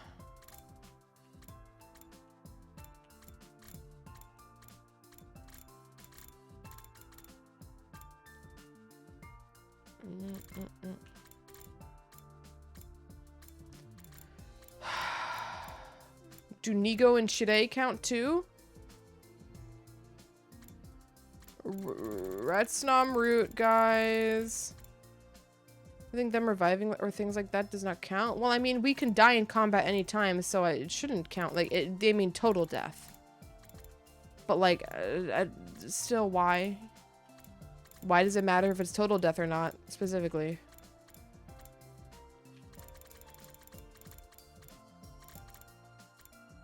And it's not like Eva is dead in this timeline. She just never shows up.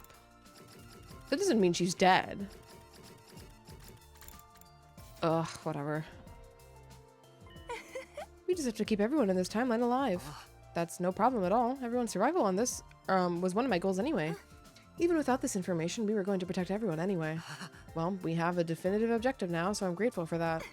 Our friend's survival is directly linked to our escape from the loop. The situation just got much simpler. I looked right into Eito's eyes as I spoke. Thank you, Eito. I'm going to trust you for now. For now? Well, that's good enough, I guess. It's hard to regain lost trust. I'll do everything I can to support you until you can trust me unconditionally. I'm waiting to get shot in the fucking ass. Day 46 ended in excitement, or rather, it didn't. Tomorrow, day 47, we'd face another defensive battle. Hiriko and I had something we needed to do before that, and that something was...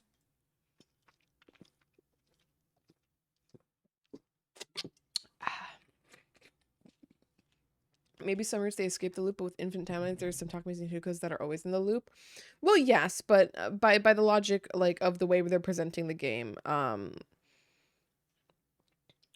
then you would be like, well, okay, one of us have already escaped, so we just have to keep time hopping until we, you know, even if we fuck up this time, we'll just keep looping until the route where we 100% everybody's life, you know? Just don't kill Eito at the start and you're good to go for a starting run, and then it's just all RNG down the way.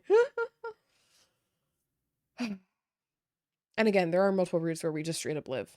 Everyone lives. It's the 2 shitpost routes, but again, they put the 2 shitpost routes in the game, so, like, it's on them to justify their existence now with that context in mind. So, yeah, yo.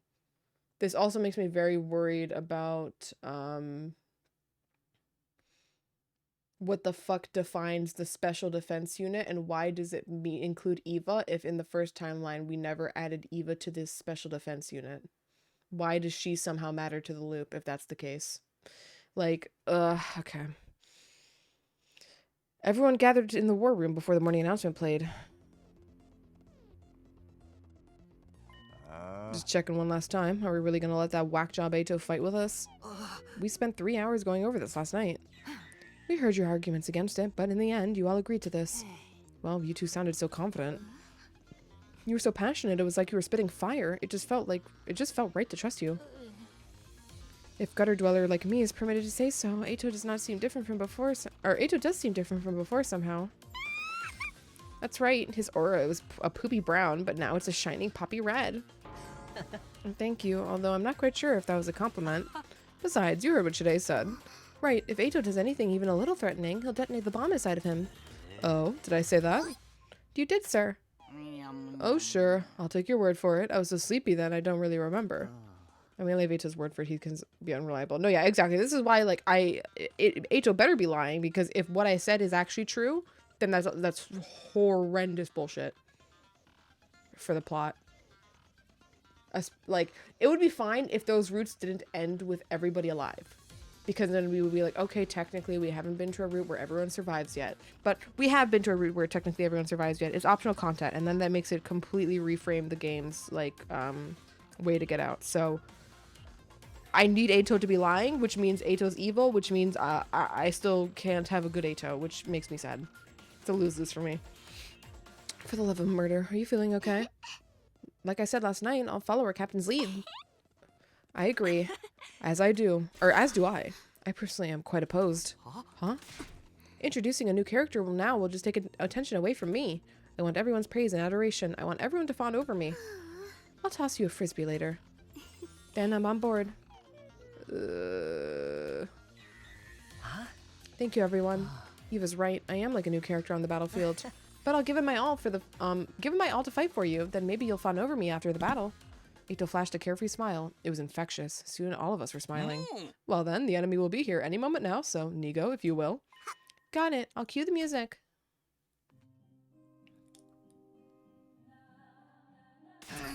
What's with this freaky old Enka song? It's a folk song, right? I kind of like it. We went over the reason for the song choice already, so no need to talk about that again. 2 commanders will attack this time, Taramtami and Yugong. The former manipulates sound waves. She'll try to pull us into a hallucination by playing frequencies inaudible to human ears. To prevent that, we have to play a particular piece of music that includes a waveforms in anti-phase to hers. That's the folk song you're hearing now. By playing this song in advance, the enemy's sound waves will be cancelled out, which means no hallucinations. Isn't that right, Shide? Perfect recap, Shizuhara. Couldn't have said it better myself. As we discuss our strategy... What the hell? Ain't they kind of early? I thought you said the enemy would attack after the morning announcement. That is weird. Well, we're well past wake-up time now. Could it have something to do with how we redirected the entire announcement system to play the song? In that case, we might be in trouble. Trouble? How? If the morning announcement didn't play, there might be something wrong with the intruder alert too.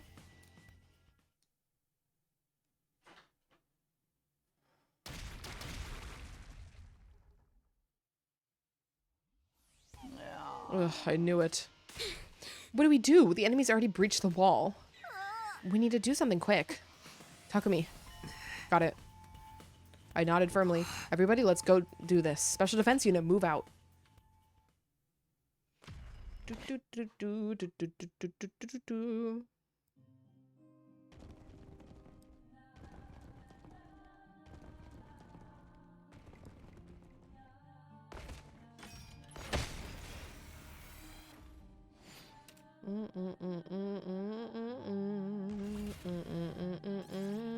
Skip this battle, please. よーし、やったね。これで音波攻撃の心配はなくなったよ。というわけで曲も止めることにしてっと。じゃあ引き続きよろしく頼んだよ。新構成のやつらケチョンケチョンにしちゃったね。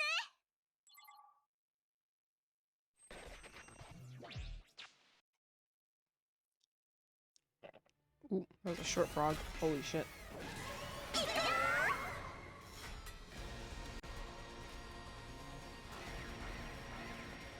Do do do do.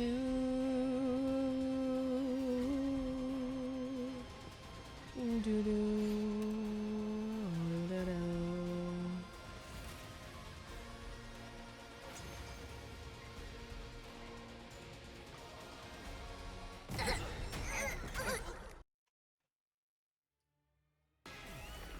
There's your uncle. なん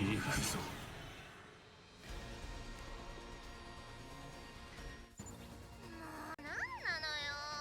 せっかく倒したと思ったのに。あれが噂の時戻しってわけか。事前に司令たちから聞いてはいたけど、マジでめんどくせえな。厄介なので、あのヌガンクってやつから倒した方が良さそうですね。そうしないとキリがないでござる。おっしゃ、全員で一斉攻撃だ。一気にぶっ潰すぞ。私のとっておき、あなたたちだけに特別に見せてあげる。いくよ。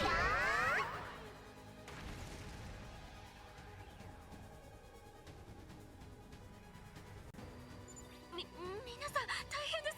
学園が大丈夫だよ。うろたえないで。この技のことについても司令たちが言ってたでしょ。ええ、これはただの幻覚よ。チューラムタミーを倒せば元に戻るわ。それにしても2人でコンビネーションプレイを仕掛けてくるなんて反則じゃない。とにかくさっき翔馬くんが言ってた通りだよ。先にヌガンクの方から片付けよう。よし、行くぞ。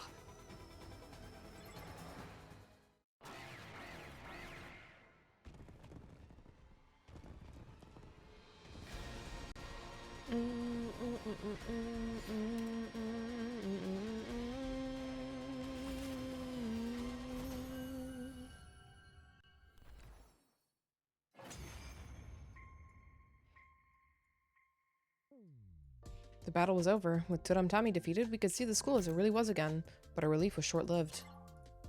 Veknesu? あれ、チューラムタミーは？ Oh, did she also get taken up by Veknes? あいつらならさっき逃げ出していったっすよ。 What do you fucking mean they just ran off? 支え合いながら。 I'm sorry, what? 言わないのよ。なんでってそれは。2人の背中がとても寂しそうに見える。 Okay, we're throwing for content. Okay. That was enough for me. I had a good idea what the twins were thinking. They could probably see themselves in those two commanders as they helped one another. ま、いいんじゃねえか。今さら追いかけてってとどめを刺す気になんてなれねえし。彼らはすでに満身創痍。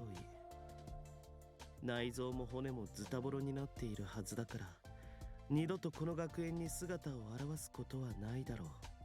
じゃあいつものやつやっとく。そうだね。We're doing the それ chant. じゃあ行くぞ。せーの。特攻隊は世界一、永遠不滅の無敵部隊。何が起きてもくじけはしない。特攻隊は最強じゃ。 Everybody's voice resounded loudly. The moment there was silence, Nozomi spoke. もう隅野くんずるい。その勝ち時の合図いつも私がしてたのに。だが隊長は隅野殿でござるからな。そもそも最初から隅野が言うべきだったんじゃねえか。だったら隅野くんに役を譲るけど、でも隅野くん、最後のせーののところはもっと荒々しくパンチを効かせた感じでガツンと強く言い放った方がいいよ。Well, okay, thanks Nozomi for the grill. What the fuck's going on? そんなこだわりがあったとは。Everyone giggled as they looked at Nozomi. She blinked innocently a few times. ところでみんな、僕のことはいつチヤホヤしてくれるのかな。青月さん、今日そんなに活躍してましたっけ？してたじゃないか。見てなかったの？ま、それは次回にお預けね。次の防衛戦は10日後だから、それまでに体を鍛えておくといいわ。そんな。We watched Eito slump his shoulders in disappointment, and everyone burst into laughter. Eito actually LARPing this entire time is fucking holy shit, I hate these guys so much. Eito is truly one of us now. There's no way he'd betray us now. Pepe laughed, he doesn't know. The bashful but brightful smile on Eito's face was more than genuine enough to convince me of that. Whatever you say, Takumi. Whatever you say.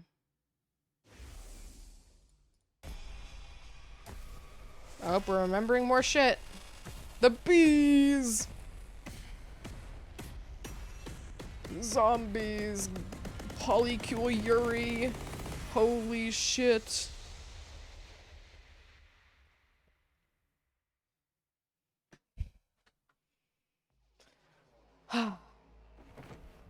Okay, well, we are due for break, so that's a good stopping point. So I'll be back in a few minutes, gamers, after I get up, stretch, run some ads, and then we will truck on. I'm starting to feel a little doubtful about finishing this stream, but we'll see. We'll see. For now, BRB.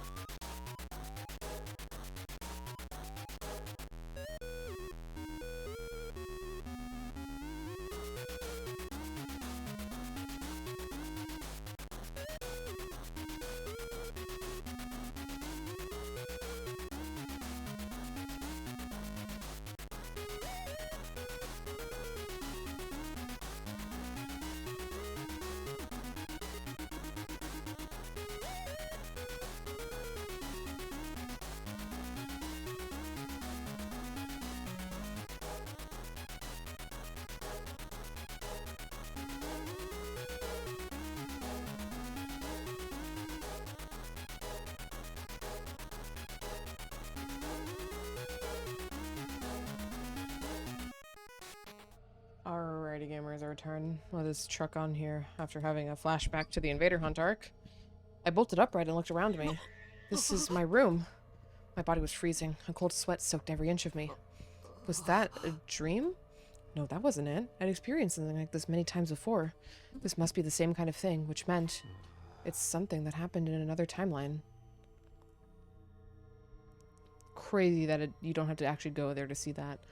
I headed over to see Hiroko and gave her the rundown of what I just remembered. She nodded in silence and led me to our usual spot. Actually, I have a vision of the same events just before I woke up. Huh? But that's not possible. What I just saw was from the Hunt timeline.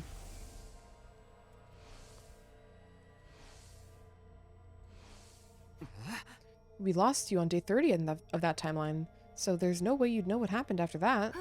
Say what you will, but I saw what I saw. I do get the feeling that it wasn't something I saw firsthand, though.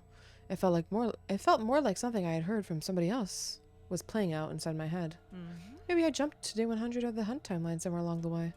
Then somebody told me what happened in that timeline, and after that, my consciousness jumped back to day 2, and I lost my memory. And you just regained it now? That's one possible explanation, anyway. As usual, we continued our discussion after changing locations. What's more important are the specifics of what we just saw. Yeah.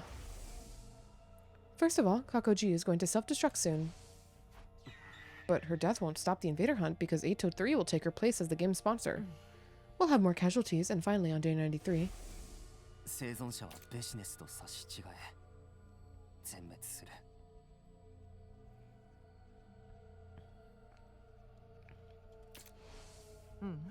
I wish we could help them. Do you think there's anything we can do? Let's give it some thought. We still have 2 days until we can leap again.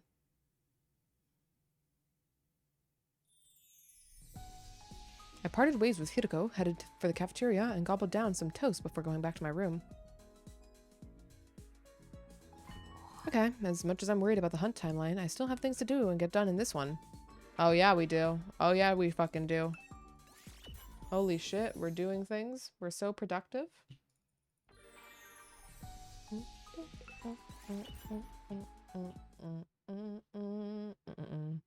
At night, we got a report just after dinner. Tsubasa had finished repairing the school bus.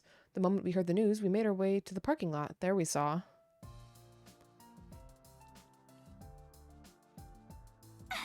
Wow, Tsubasa, this is amazing. You got the wheels back in perfect shape. Actually, isn't it even shinier than it was before? A girl could get jealous. What moisturizer do I use for that kind of dewy shine? Frankly, I'm stunned. You completely killed it. Oh, this was nothing. Then perhaps you'd be willing to fix a rotten heap of junk like myself? I think that's above my pay grade. Kyoshika, stop salivating over the muffler, you deviant. I swear I wasn't looking. I tinkered with the engine while I was at it, so I think it'll go faster than before. Oh, awesome. Let's test it up by turning Gaku into Fender Ketchup. What? Why me? Oh, I am jealous. I want to be praised too. Me too. This must have been so much work, Kawana. Also, welcome in Snakeathy. Good morning. Longest nap of the century. What the fuck? Good morning. Umfi, what the... Oh, okay. Thank you for all your efforts. I'll give you a collectible superhero eraser as an award. As a reward. I can't really see myself needing that. Thank you, Tsubasa. You're a lifesaver. Aw, come on, guys. Good work deserves to be praised. I'd like to offer you my thanks as well. You too, Hiroko? You're making me blush. We continued to shower praise on Tsubasa until late. All that time, laughter echoed nonstop throughout the parking lot. Like a 4-hour nap. Holy. I do those too, though. If you don't. I mean, like, oh my god, that's crazy. Also, me, like, does that. Correct W. Do, do, do, do, do, do, do. I finished breakfast and returned to my room. I couldn't get the Hunt timeline out of my mind. If we didn't do something, everyone there would die. We had to do something. I just didn't know what. Tomorrow, we'll go to the Hunt timeline. We can figure it out then. I remembered this to myself and then decided to make my usual rounds. Scrandal sleep debt. Scrandal is not making you lose sleep, bestie. You have the power to remove yourself from Scrandle at any time. 本当タイムラインには飛べないってどういうことだよ。 Oh, did Kako G cut us off again? You didn't see me around the school during that day, did you? That's because I was in the lab doing maintenance on the PLM. While I was doing that, I realized someone locked the machine in the hunt timeline. Why not just lock all the timelines? I don't understand. Don't tell me 803. It's highly likely. We're the only ones who know he's there. It would be a problem for him if he showed up again. So he stopped us from going back to that timeline? Probably. I can't say for sure when he did it. But it must have been between day 45 when he first saw us and today, day 49. Whenever it was, the lock will only be removed after 50 days have passed. That means day 95 at the earliest. And everyone in that timeline will get wiped out on day 93. In other words, we won't make it. Yes, unfortunately. Guess you need to lock it from that timeline, I suppose, question? Or that would be really, really funny if that wasn't a requirement, though. We sat there stunned for a while. They might not have been from our timeline, but all of our friends were going to die. I'd spoken to versions of them that... I've spoken to the versions of them in that timeline. I spent an especially long time with Tsubasa. Those memories came rushing back. In my mind, I saw her bubbly smile. How much longer would she be able to smile like that? I clenched my fists tightly, infuriated by my inability to help her.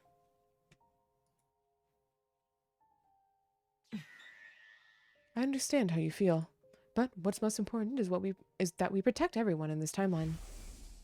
要するに100日目の午前10時を迎えた時にこのタイムラインの特防隊員が全員無事に生き残っていたら、その命の集合体が巨大な重りとなってタイムループの強靭なバネを引きちぎることができるってわけ。 Don't get me wrong, I'm not saying this only because it's our way of out of the time loop.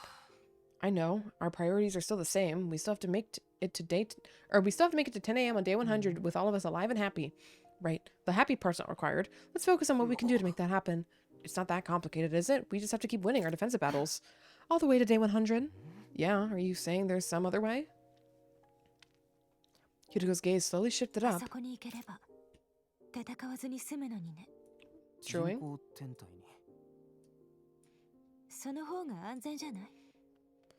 So when are we gonna find out in this timeline that our memories are fake? But how would we get there? The escape pod won't activate until day 100. I'm aware of that. We can't go flying into the vacuum of space if we rip the door off either. We can't go flying into the vacuum of space if we rip the door off either. Yeah, we can forget about the pod. How then? We can try calling for rescue. Yep. Huh? We'll use the distress signal transmitter. The maximum cargo of the rescue craft is 2 tons, more than enough for all 16 of us. What? Didn't we go over this before? We need to input 9 out of the 10 liver mortis codes from Team 1 to boost that machine. And those codes only show up when a unit member is truly dead, so that means at least 9 deaths. Wait, hold on. Are you suggesting that what I think you are? I think so. Of course. And let them die.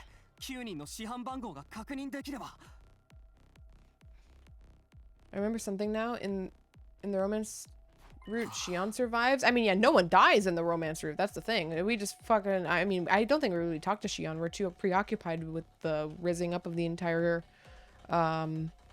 trio, and then at the end, the harem route, you know? It's a good idea, but it's not the most pleasant means of getting things done. It would mean we'd be using the deaths of our own friends and other timelines for the sake of our own survival. That's true, but we wouldn't be killing anyone or allowing them to be killed either. We'd go after versions of them that were already dead, just looking at the backs of those we never could have done anything for. I'm sure they'd forgive us. Yeah, I sure hope so. Think about it, Takumi. This would be for the sake of saving everyone in this timeline. Yeah, I get that.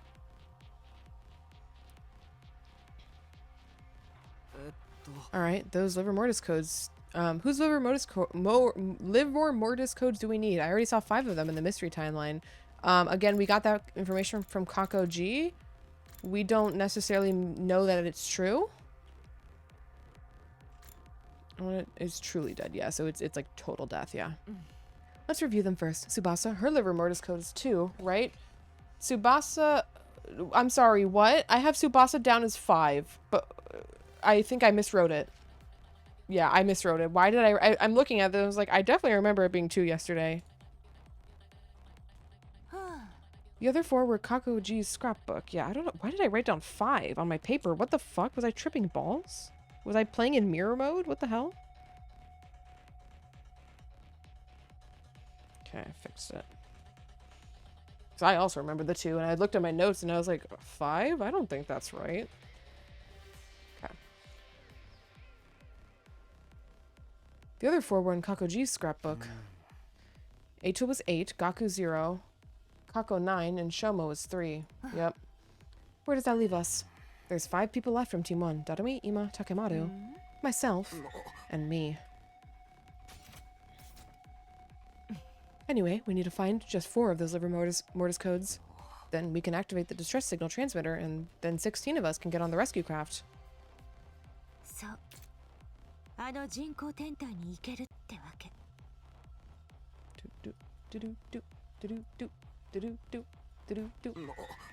Are there any timelines where 4 of them are dead right now?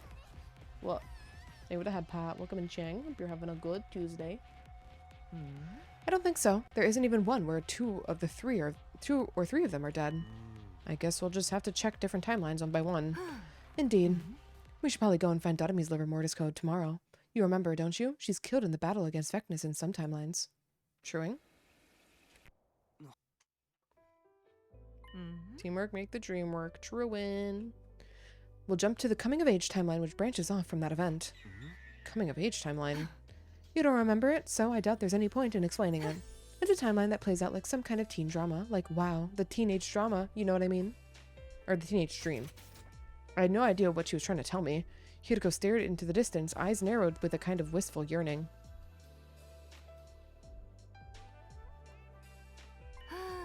We should head back soon. You know we can leap tomorrow, right?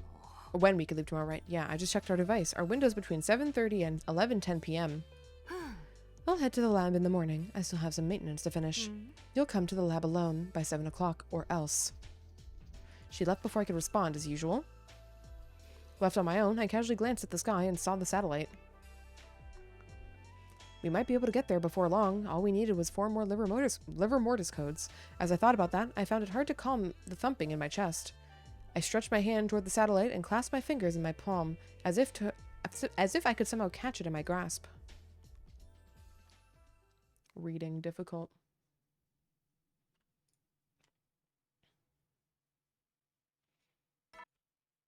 You do spend some time today, though, so we're probably going to be free-timed, right? After cafeteria, I guess? Okay, does everyone have one now? Everyone except Miss Shizuhara. Oh, that's fine. She went out to explore earlier this morning. I gave her hers before she left. Just a lame medal. I think I might be allergic to this cheap metal plating. When was recycling day again? You can't throw them out. Yeah, in case you didn't notice, you've just been bestowed medals of great honor. Alright, for day 50. Honor my ass. Hey, everyone, why don't we have a party tonight? A party? Yes, to celebrate the halfway point. Haha, now you're speaking my language, bro. I'm up for that. Me too. Count me in. One after another, everyone expressed their approval of the idea. Well, Takumi? I was unsure how to respond. I wouldn't be there that night. I had to jump to that coming-of-age timeline, but I couldn't come out and just say that, so... Yeah, of course, I'll let Hiriko know about it too. That settles it. Tonight, we'll have a halfway to 100 party. Sounds good, but the name's kind of mid, ain't it? Then how about we call it a hump day party? I am picking up what you are putting down, Miss Amamiya. That does sound kind of fun. Sure, why not? Shide, Nigo, you don't mind? Well, the next defensive battle is on day 57, so okay, I'll grant you special permission. But no freaking, no grinding, and no throwing it back. Yeah, Kyoshika, maybe don't bring your sword to this one. I would never freak or grind with the Holy Jumonji sword. Yeah, Kyoshika? We spent the morning and afternoon preparing for the party. I knew I wasn't going to be able to participate, but I also was in no place to refuse, so I helped out too. As the day wore on, the sun sank steadily west in the sky. It was 5:40 p.m. I still had some time until I had to meet Hiriko, but I didn't want to get yelled at for being late, so I decided to leave the school and head to the lab early.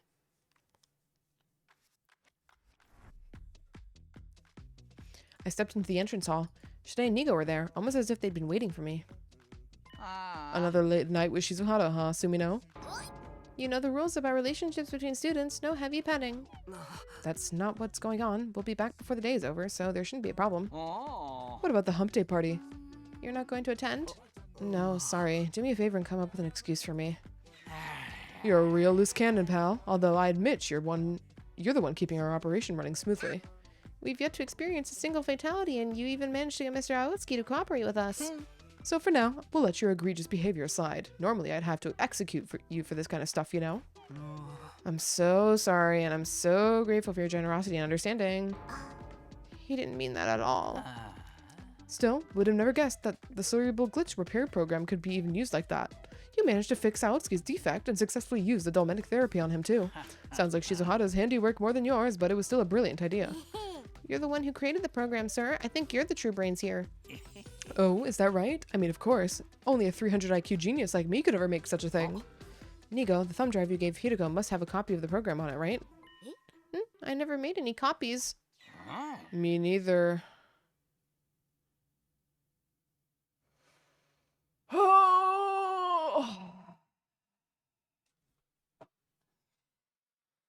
I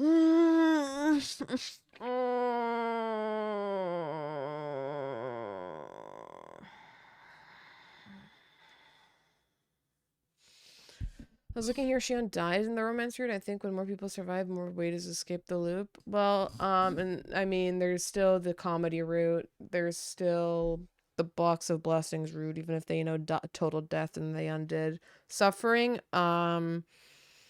Yeah. Actually, I don't recall giving Miss Hideko any thumb drive in the first place. Yeah, there was only ever one of those. What does that mean? On the night of day 16, Hideko and I leapt to the killer zombie timeline. We had 2 goals back then. Preventing the death of Hideko 2 and purging the GA data from Takumi 2's brain. We succeeded in saving Hideko 2, but failed to capture Takumi 2. I got cornered by him, fell out of the bathroom window, and got knocked unconscious. The next thing I knew, it was day 17. When I woke up in my room, in this timeline, Hideko told me. そっちの方も問題なしよ。実は私、メモリースティックを2つ持ってたの。もう一つの方は予備として2号からもらったもの。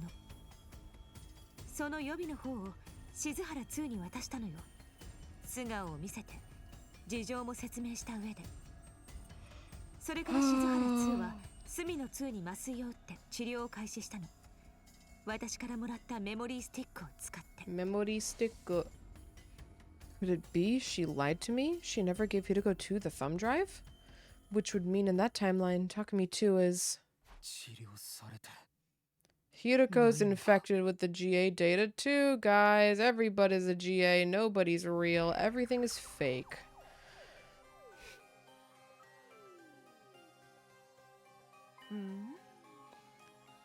I see. So Shide and Nigo exposed my secret. Well, it's true. I never gave Hideko 2 a thumb drive. What? But why would you lie to me?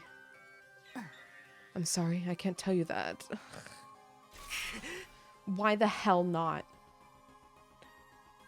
Do you have any idea what you've done? If we'd fixed Takumi 2, then... Eva wouldn't have had to die on day 25. And we could have prevented Moko's death on day 43. Hideko remained silent. Her face was screwed up slightly, and she was staring at her feet. Fine. If you can't tell me why, that's all there is to it. We only have 5 minutes until we can leap anyway. But if you really can't tell me, you have to let me choose the next timeline we leap to instead. Where are you planning to go? Isn't it obvious? The serial killer timeline. I'm going to erase the GA data from Takumi 2's brain. If we don't do something, everyone except you will end up being killed. There's no other place for that timeline to go. Just more branches that end up with Takumi 2 murdering everyone. So you want to create a new branching path? Yes, we're going to create a timeline where nobody else has to get killed. A future where everyone who's left can live out a happy life. What if I refuse to go with you? I need that thumb drive of yours to fix Takumi 2, but there's only one, so... Are you going to take it from me by force? Takumi, you promised me last night. You said we'd be going to the coming of age route timeline to find Darumi's liver mortis code. Remember what you said our top priority was? Making it to day 100 at 10 a.m. in this timeline, together and happy. The surest way to do that is to go find the 4 liver mortis codes and call the rescue craft.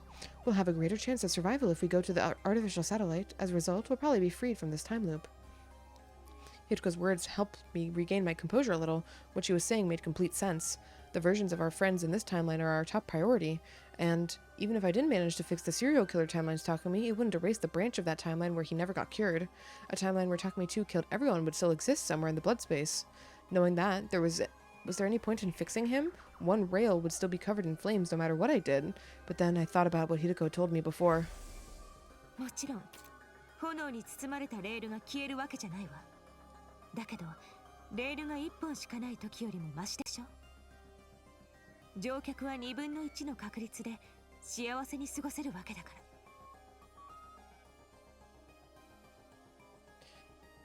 ら。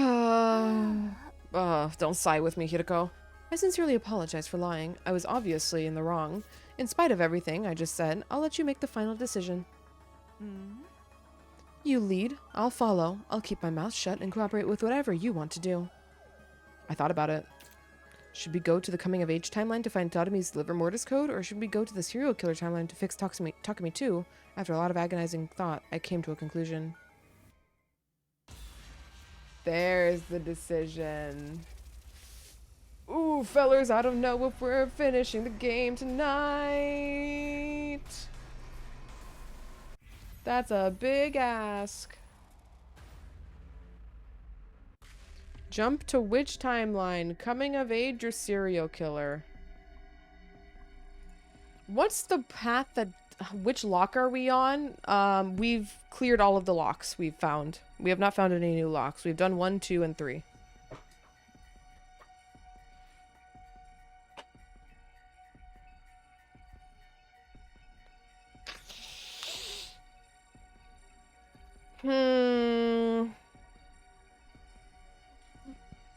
Why would Hitoko... Like, I feel like getting the liver mortis codes is still part of the, like, the final portion, so we're gonna avoid trying to get the liver mortis codes. We'll do serial killer. We'll be Takumi for a little bit. It's your future. Sorry, Hitoko, but my decision hasn't changed. We need to go to the serial killer timeline. I can't just leave myself like that. I wouldn't budge on that point. I see. She nodded listlessly. How about you? I told you, I won't object no matter what you choose. I'll keep my mouth shut and go along with it. So you'll help me? Yes. I gave Hitoko a grateful smile. She put her hand on her hip and let out a short sigh. 7:40 p.m. It's been 10 minutes since the leap window opened. In order to regain the time lost, I had to configure the machine quickly. Hitoko and I put on our leap suits. All right, let's go.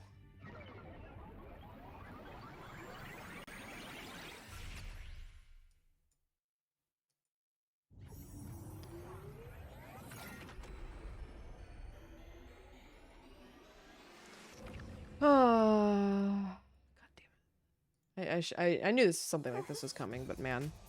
Alright, we made it back to the school. Hitoko spoke in a clear, calm voice. Are you sure you're okay with this? I'm the type to adapt quickly. I don't waste time worrying, unlike somebody I know. Now then, we're here to fix Takumi too, but where is he? I think I might know. Today's day 50, the day of the halfway party to day 100. Ah, so he's in the cafeteria with the others. Yeah, but we can't just walk in there dressed like this, can we? So I have another idea. This is day 50, right? Yep. I see. They left the party poppers behind in the rec room. So Takumi 2 went there to collect them from the gift-o-matic. Yeah, if we wait here, we can rush him when he arrives. He's going to come up those stairs up to the 3rd floor. After a short wait, there he was, just as I had predicted. The version of me from this timeline, Takumi 2.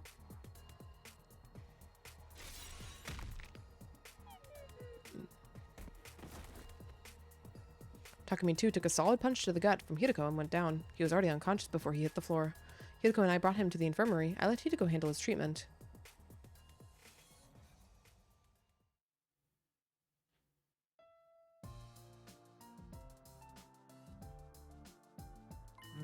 Alright, his treatment is finished. All thanks to this. A cerebral glitch repair program, then the GA data in his brain is... Yes, it's been completely erased.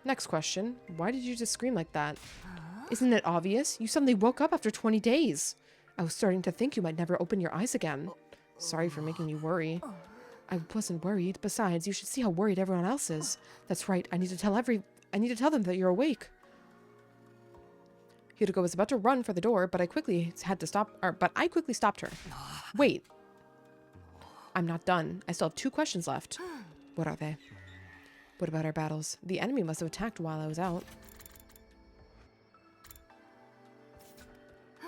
They attacked all right on day 57 and on day 63, but as you can see, the school is still standing. We fought without you and won. Thanks. That's some good work. That hardly sounded sincere. Don't tell me you feel like you missed out, or do you not like that the team proved that it could win without you? Hey, come on. Never mind that. What's your last question? Oh, well, this is a vague one, but did anything change while I was asleep? Change? No, nothing's changed. Did you find anything out, though? Like, any new information? Oh, I do have one thing. It's about the Liver Mortis codes. There's no point in collecting them. What? Why? Because the distress signal transmitter is broken. Eito fucking smashed it to bits because he's fucking evil. The next moment, I was suddenly seized by a violent nausea. It surged up from deep inside of me and ripped along my throat. I couldn't hold myself back. What? Oh, okay. I spewed liquid all over the place. It was sticky, shiny, fresh blood, the color of ripe cherries. Takumi, you... I'm fine. Don't worry. Don't lie to me. You're clearly not okay at all. You haven't recovered from your leap damage. You need to rest more. I've rested plenty. I was asleep for 20 days. But Takumi...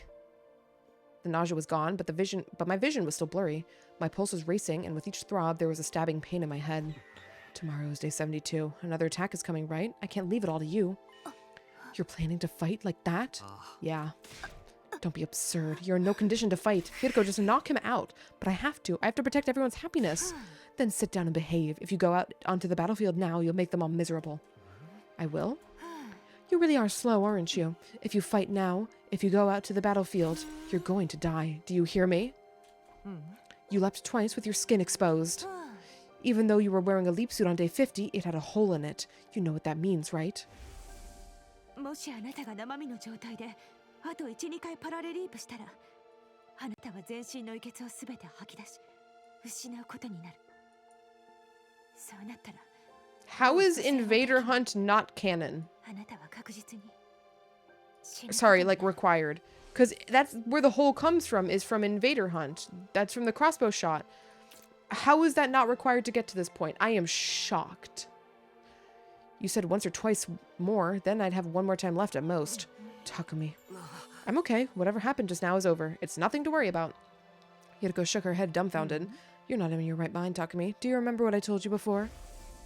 重度の PL 障害は脳にも作用を及ぼすの。その結果、記憶や理性を失ってしまうこともあって。Are you saying I'm not being rational? That's exactly what I'm saying. If you go into battle like this, you'll only slow us down. You'd know that if you were thinking straight. Good thing he's by. You're also forgetting that your fate isn't yours alone. 要するに100日目の午前10時を迎えた時にこのタイムラインの特防隊員が全員無事に生き残っていたらその命の集合体が巨大な重りとなってタイムループの強靭なバネを引きちぎることができるってわけ。We need all of the Special Defense Unit members together until the final day. If we lose even just one person, you and I won't be able to break free of this infinite loop. So please stay here, rest, do it for me. Hideko had a pretty convincing argument. That's why I followed her orders. Hideko had a point. Yep. Maybe I wasn't thinking rationally. The team had managed to win battles without me twice. They'd more than proved themselves. Maybe there was no sense in forcing myself to go. Arguably, it was part of my duty as captain to trust them. But even if things worked out for them so far, there was no guarantee that it would be the case in tomorrow's battle as well. If I stayed back and everyone got killed, I'd be overcome with immeasurable regret. Was that the right choice? Should I go fight or stay and let everyone else handle it? I agonized over the decision until I finally made my choice. Oh, is it a decision? Oh, we're fighting for sure, just because I think that's the terrible move to make here.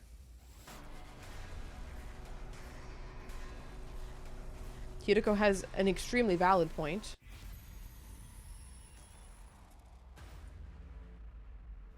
Join tomorrow's battle? Yes.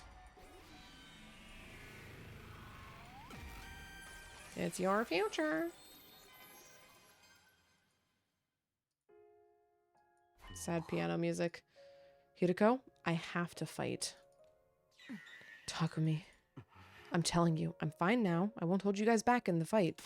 But I can't just sit here and watch. I can't just sit around while everyone puts their lives on the line in battle. Okay. Please hear me out. I really genuinely want to fight for all of us.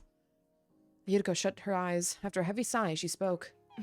Fine, if you insist, but if it gets too much for you, let me know immediately. A servant can't die before his master. That's an order, you hear me? Yeah, of course. Hideko quietly took her leave after hearing my answer. It didn't take long for everyone else to show up in my room. It must have been a shock for them to see me awake after I'd been unconscious for so long. They cheered, they cried, they sang happy tunes. All of the emotions settled down. Or once all the emotions settled down. Why is Hideko not knocking Takumi out? Because she's respecting her decision for some unknown reason.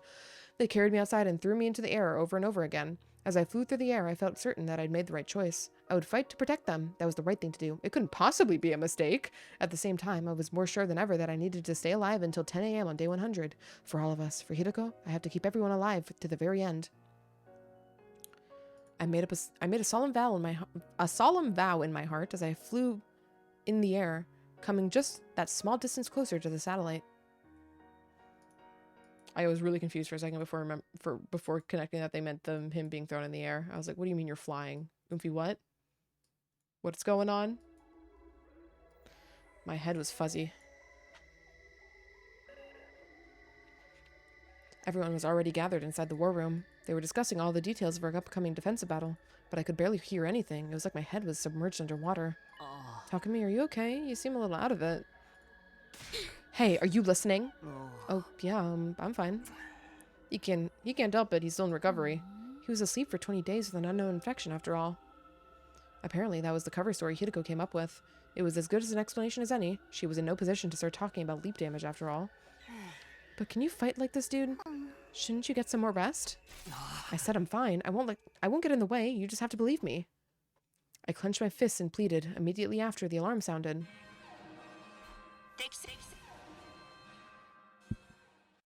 Oh. Never mind. Okay, guys, let's do this. Special Defense Unit, move out.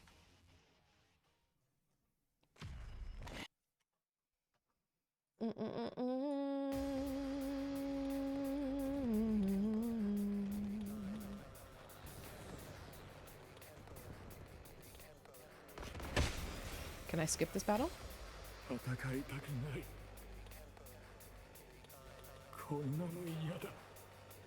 Do.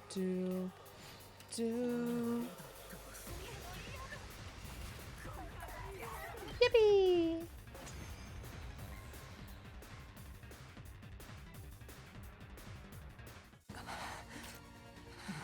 Takumi fucking dying. 本当に平気なの? なんでそんなことは。思いっきり無理してるように見えるから。無理なんてしてない。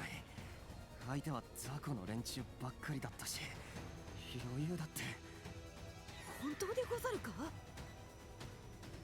全身から滝のように汗が流れておるし、そうは見えないのでござるが。うるさいな。心配いらないって言ってるだろ。そんなことより次の連中が来たみたいだ。さあ行くぞ。こ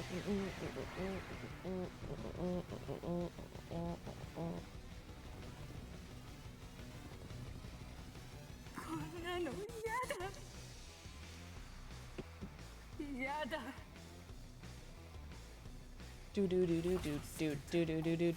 Yippee! Boing, boing, boing. おい、嘘だろ。これで終わりか？今回は部隊長はやってこないから、そういうことになるわね。マジであっけなかったっすね。前菜だけで終わりなんて物足りないよ。楽勝すぎてちょっと不気味な気がします。何か教授の前触れだったり。デスフラグってこと？まあ勝ったんだからいいじゃないですか。というわけで隅野くん、いつものやつよろしく頼んだわよ。Oh, we're still doing that. He's gonna fucking die. Yeah. He fucking keels over.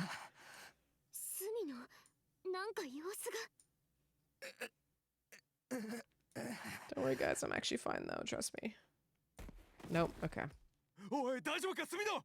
しっかりしろ。隅野くん。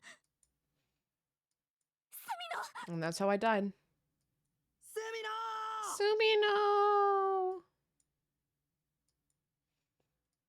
Ending music. Would have been really funny if it was, though, man. Oh my god! Day 98! I came to along with the morning announcement. I heard the date loud and clear. Day 98? It can't be. I murmured to myself and tried to get out of bed, but after being asleep for so long, I couldn't get my muscles to engage. I twisted around and rolled out of bed, steadying myself against my desk as I forced myself to my feet. Why did Hideko say it was pointless to have the liver mortis codes again? What was her reasoning?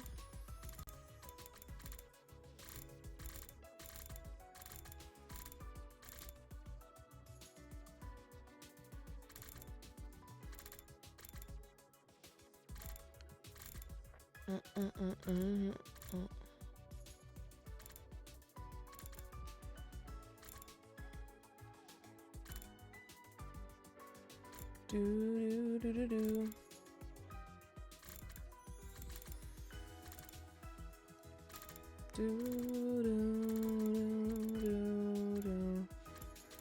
Oh, because the distress signal transmitter ...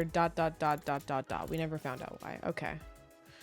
I have to have I have to ask everyone what happened. They should at least be at breakfast right now. I stumbled out of my room, leaning against the walls as I made my way to the cafeteria.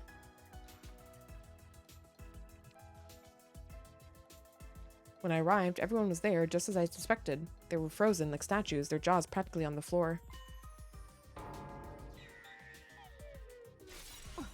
Takumi. Wait, there was someone missing. It was Nozomi. I couldn't see her anywhere, but before I could ask, Gaku started talking. Hey, are you guys messing with me? Why is Takumi here? What do you mean? Why? He must have come too. Yeah, Takumi's awake. Oh, you're back. Yay, wahoo. Thunderous cheers echoed around me. Everyone gathered around. They hugged me and ruffled my hair, and as they clamored with delight. Eventually, Nozomi died of rejection symptoms. Once their excitement had subsided a little, I fixed my hair and cleared my throat. Can I ask what happened over the last 25 days while I was asleep? Where to start? We took turns looking after you. What about the defensive battles? We had one on day 87 and one on day 93. An elderly warrior named Dalsha came both times, but we vanquished him. Oh, speaking of battles, Vecnus is coming tomorrow, but you don't need a fight. What? Of course I do. Just how clueless are you? You're in no shape to fight. That's right, Mr. Sumino. Take it easy and get some rest. If your leap damage gets any worse, we'll all be in trouble. Aww. I couldn't believe my ears. How do you guys know about leap damage? I told them everything, even about that time loop. Why? Well, we grilled her about it. We asked her if you really had some kind of mystery infection. We were like, you need to tell us what really happened so we can find a way to cure him and save him together. Just like that. But... みんなに真実を話したら最悪の結末にたどり着くの。それは146回のループで学んだ経験則。一つの例外もなかったのよ。And this is not going to be one of them because Nozomi's fucking dead. Somehow. How did Nozomi die? Pardon a crap smear like me for opening his fetid face hole, but shouldn't we be happy? Takumi's finally better. That's right. I'm so happy I could do a backflip. And I finished making the baby jar too. Now we just need Nozomi to wake up. I couldn't keep up with all this. Everything they said led to new questions. What's baby jar? What happened to Nozomi? You should know what the baby jar is. This is the same timeline where Hideko mentioned it. Okay, maybe you did get time leap brain fucked. Yeah, about that. Everyone fell silent. Something must have happened. Something that was difficult to talk about.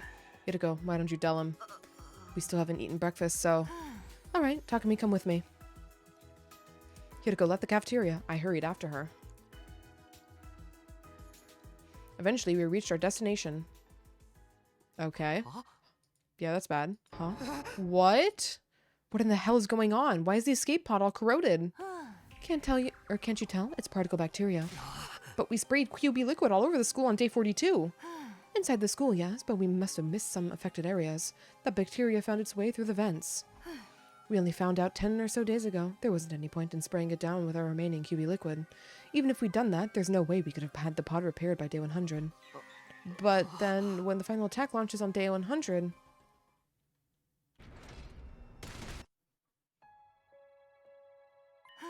Don't worry, the attack's not going to launch.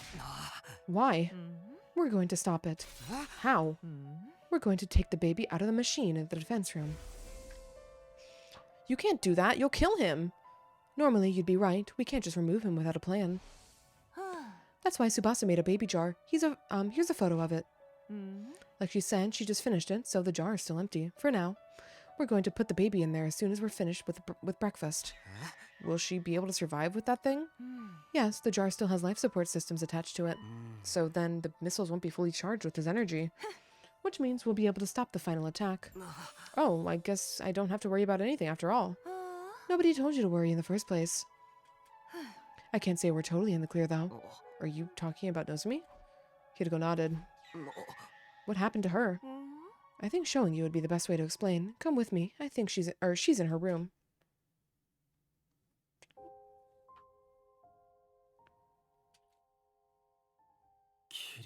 Oh, she's got anime glowing syndrome. Holy shit.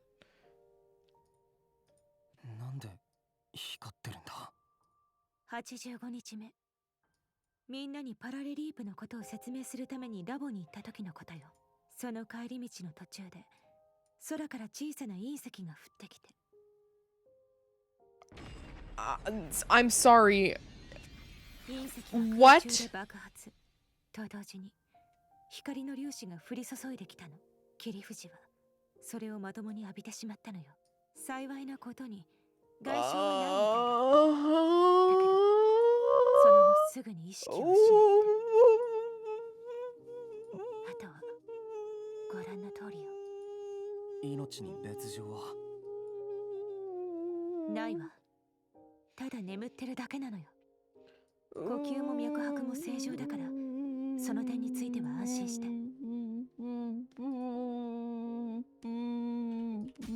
I stared hard at Nozomi. She was comatose, and yet for some reason it didn't make me feel anxious. Maybe it was because of the magnificent shine coming off of her body. Excuse me? To me, it looked like something sacred would only be granted to the chosen one. Excuse me. What are we doing? Now then, we've taken up a lot of time getting you up to speed. Everyone's waiting in the cafeteria. We need to head to the defense room to put the baby in the jar. What about breakfast?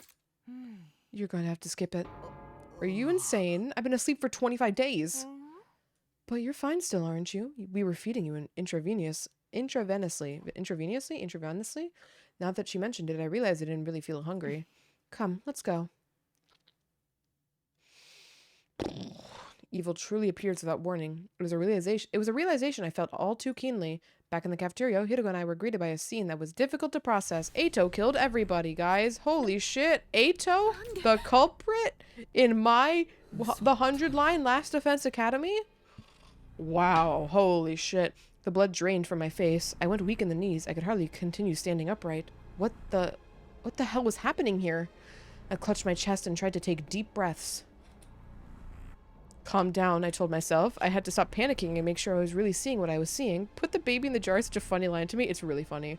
Takamaru, Yugamu, Ima, Dadami, and Kyoshika, all 5 of them were laying limply in a sea of blood. There wasn't even a hint of movement. It was clear that they were already gone.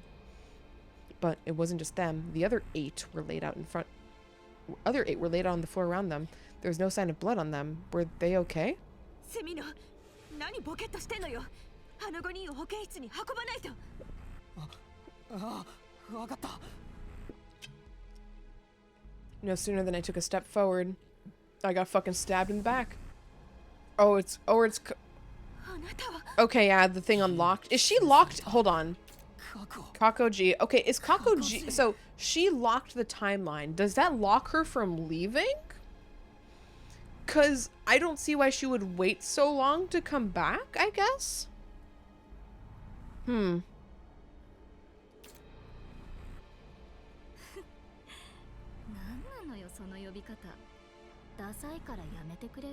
Also, can you really not get a new change of clothes from the Kurara outfit? ってことはあの歴史の経験者か。もしかして私の後を追ってきたとか？まあそんなことどうでもいいけどね。Kakoji continued speaking as she swung around her survival knife. それにしてもせっかく全員を始末しようと思ったのに、あんたたちが来たせいで台無しじゃない。お前、推理タイムラインから逃げ出したあいつだよな。推理タイムライン？よくわからないけど、多分そうじゃない。でも逃げ出したっていうのは全然違うわ。私はただ飽きたから別のタイムラインに飛んだだけ。ちなみにそのタイムラインにいた連中は一人残らず皆殺しにしてやったわよ。どうしてそんなこと。あれ？言わなかった？私の中には動物を殺したいという抑えがたい衝動があるの。それは生殖本能。生まれつき備わったものなのよ。 Don't think that's how I would word it, but okay. あんたたちの種族がベッドでしてることと同じってわけ。私に言わせればあんたたちの営みの方が。 You know, I'm sorry. So I think this is Mystery Kakoji after she killed Nozomi. Mystery Kakoji after she killed Nozomi. I can't even open up the thing because we're in a scene right now. Probably, I'm guessing the only reason you gotta have a lock in the first place, other than the out-of-universe plot needs it, is as a defense mechanism. I got a fever and the only RX is murder. God damn. With the gun with undying flames. Oh yeah, I mean yeah, she just said that. So I just want to say this was completely unrelated to I paused for a stupid reason, and it's because, you know, she says for me killing is like what your species does in bed, and I was like, yeah, like sleeping. Do you guys not sleep? And then I thought about it for half a second.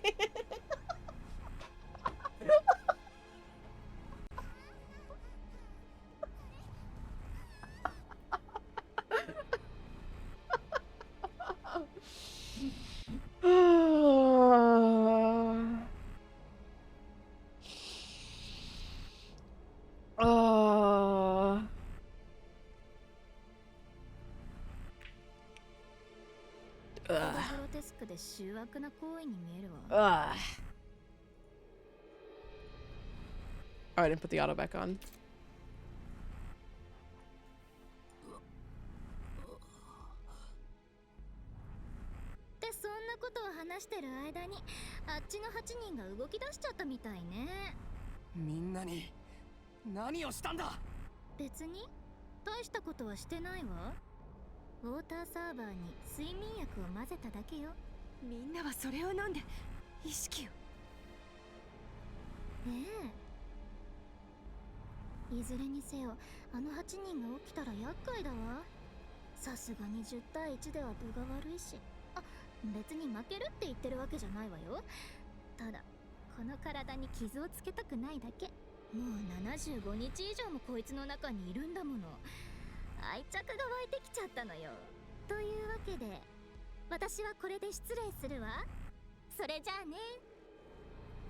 I was about to protest when... What? Kakoji ran out of the cafeteria at an unbelievable speed. Okay, sorry. I thought she had a fucking flash grenade as well. Holy shit, I was gonna lose it if she also had a flash grenade.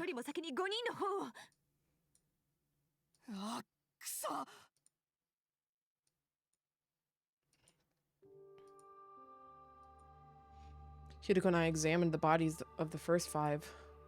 They'd bled out, having lost all of their cryptoglobin.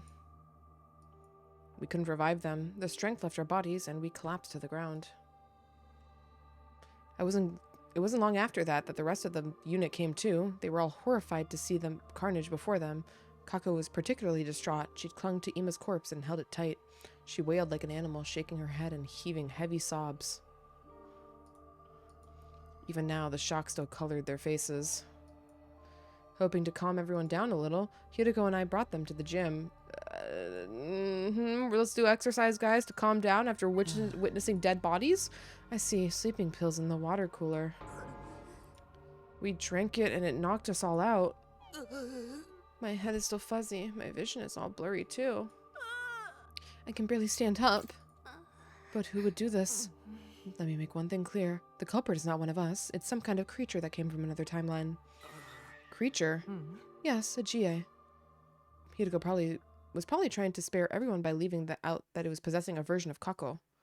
If our Kako were to find out, she'd probably be beside herself with grief and guilt. Hideko and I will go after it. You guys wait here. No, I'm going too. Kako, I understand how you feel. No, I'm going to kill that thing. After screaming at the top of her lungs, Kako lurched forward. The effects of the medicine haven't worn off yet. You can't run like that. How can you say that? You were the one in the coma for days. Yeah, but I feel fine now. Enough of this, Takumi. We need to go. Everybody take care of Kako. Got it. Why? I want to go too. I want to go too. Let me go. Kako was having a complete meltdown, tears streaming down her face. Everyone frantically tried to hold her back. Thanks, guys. That was all we could do before,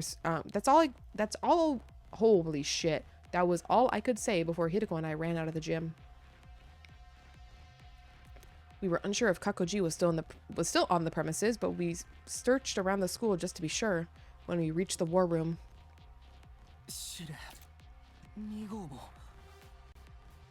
Hideko rushed over to them. After a short inspection, she turned to me, her face ashen.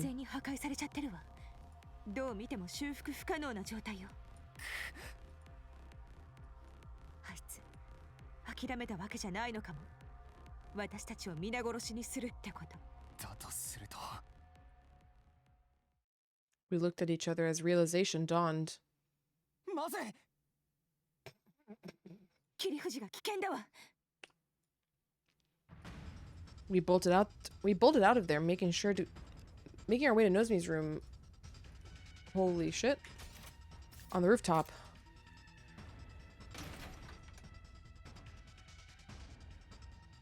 So you have to care about the Eggman at any point? Yeah. We burst into our room and looked at the bed. Impossible. She's gone. No. We returned to the rooftop and looked around. Just then we heard the sound of a propeller turning. It's coming from the schoolyard. I ran to the fence. I grabbed onto it and looked down to see a fire extinguisher drone hovering off in the distance. Sure enough, under the drone was... It's Kakoji, and she's holding somebody. It's Nozomi. Kakoji cut through the wall of fire with the drone and ran along the path it cleared for her. Hideko, let's go. Right.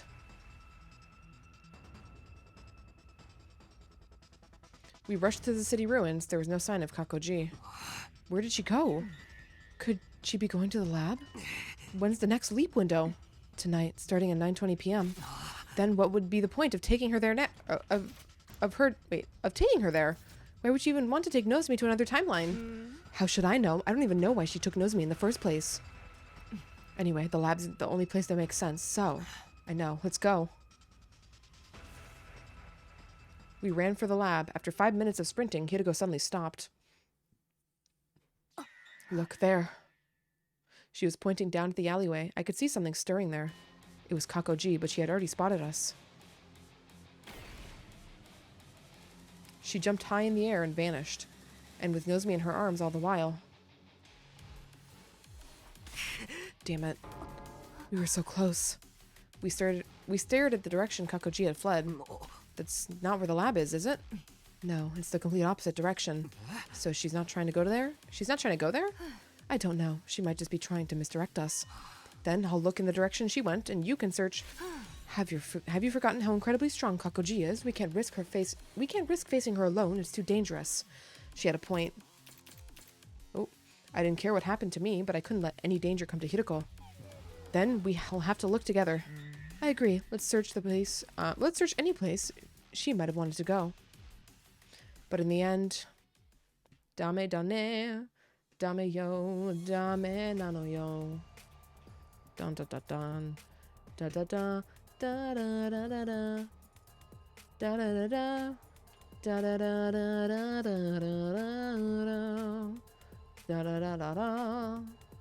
Oh shit, that was not it. Okay, we can find any sign of Kakoji anywhere, and as we were searching, the sky grew dimmer. Night fell. Clinging to our last hope, we ventured out into the mountains to the northeast. We kept walking for some time until we approached the summit, where we finally spotted a wriggling shadow. Kakoji. We'd found her, but she found us too. へえ、なかなかやるじゃない。ここにいるってよくわかったわね。害虫には独特の周期があるからな。害虫？この私が？あんたたちの方がよっぽど害虫だと思うけど。どういう意味だ？さあ、どういう意味かしらね。そんなことより、あなたの目的を教えて。どうして切り藤をさらったりしたの？屋上に行ったら部屋から光が漏れてたのよ。で、なんだろうと思って入ったら、こいつがベッドで寝てたの。一目見るなり分かったわ。こいつは特異体だって。The fuck do you mean? Oh god, what bullshit is about to be introduced to the と plot? ある奇怪な種族がトリームレイという特殊な光を浴びると、体の組成が変化して、その特異体ってやつになるのよ。ま、どうせ説明しても理解できないだろうから、詳細は省くけど。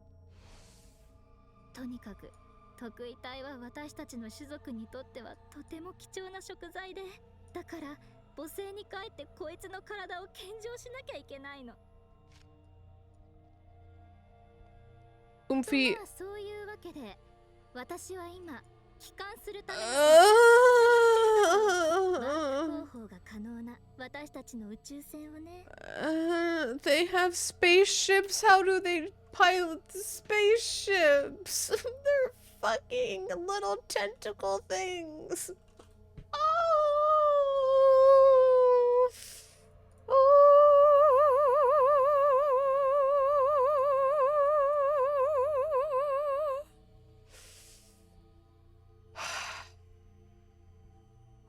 So let me get this straight. You're an alien from a different planet, and you've been on this planet for a long time though, and then you can maybe they use bodies they enter. I mean, but why would they leave their home planet then? If they had bodies they could eat there. Like the implication is like, oh, they needed somewhere else to go feed. Like because why the fuck would they leave their planet just for like the shits and giggles, world domination? Fuck it, we ball. Like,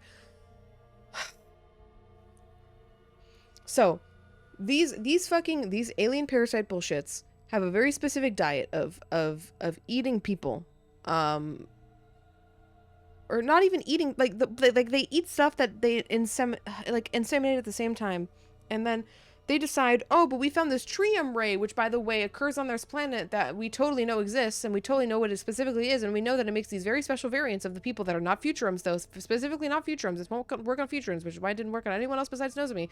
Because, you know, there's been, you know, alien species on other planets like us too. Like, you know, there's also been humans on other fucking planets, one with the fucking, not with the Futurums, but with the fucking Deuterums, you know, and then the Deuterums we found out when they're exposed to this light on Futurum, because they're not from Futurum, they're from Deuterum, have this special power, like, you know, delicacy aspect to them, and then holy shit, like, how did you find this out? What do you mean? What do you mean? Like, not also, why are we doing this? Does this have any relevance to anything besides just this time we decided to make Nozomi sparkle in this route just for like the shits and giggles, like just for the sake of it? Like, what the fuck is this? What do you fucking mean? I asked Kakoji if that meant there was a craft nearby. She replied readily enough. そのはずなんだけど、でもこのタイムラインにはなさそうね。Why? 宇宙船はブラッドスペースを移動できるから別のタイムラインに飛んじゃったのかも。If your spacecrafts can travel through blood space, why are you using the machine? What's the point? Why did you ever come to the machine?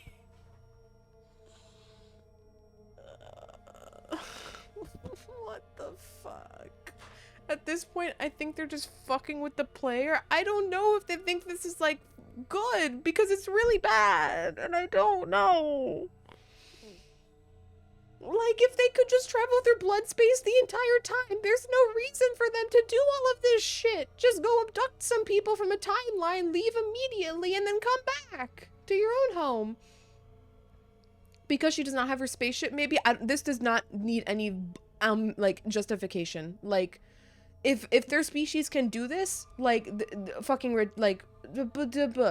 no. I refuse to accept this. This is just stupid. You can plus you can add like, oh, but this and that, but it's still all stupid because fundamentally this is like this. What are they doing here? If they need fucking blood space, if they can use blood space magic besides the fucking machine, the machine does something that they already know how to do. What the fuck are they doing? They're like trying to use a computer in a fucking foreign language just because they feel like it. Like, what do you fucking mean? Today I'm going to try to build a nuclear reactor, having never built a nuclear reactor, having never gone to school to build a nuclear reactor, and also I'm going to use an instruction manual that is in Mandarin Chinese. Like, this is what they're doing. Like, why? Why? Just...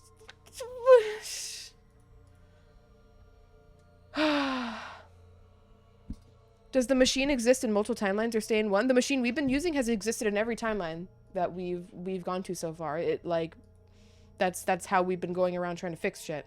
So presumably it exists in every timeline. They have not stated any reason why they think it might not, and that would kind of defeat the whole purpose of them thinking the machine is their way out of it by getting the liver mortis codes, because they're not limited by the machine. There's an infinite number of timelines, so eventually there's going to be a timeline where the machine exists and the people that need to be dead so that they can find the liver mortis codes are dead. So like it's not a problem. With enough time traveling, shenanigans, resetting, it's fine. The spacecraft? I mean, presumably it does. Why would it not exist in other timelines?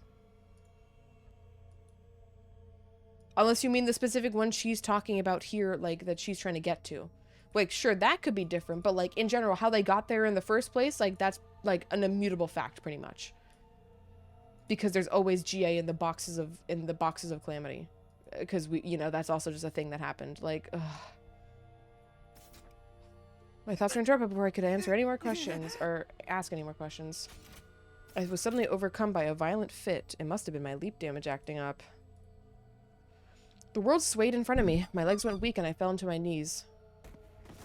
I feel like this does nothing to support the plot of the game, but decides to make it stupider, and it's not going to matter in the end either, so this just really just muddies the water and just makes the entire concept of the GA in the first, like,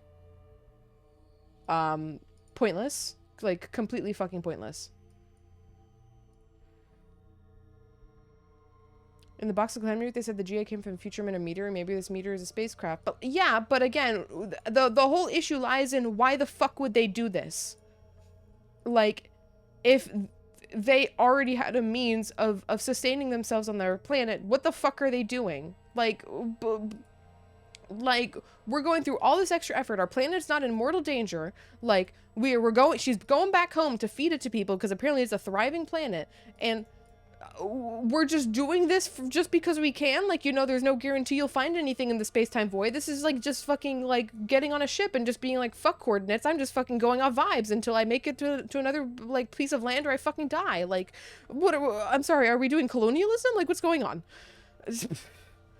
Are the GA colonizers? Because it gives me even more reason to hate them. Holy shit.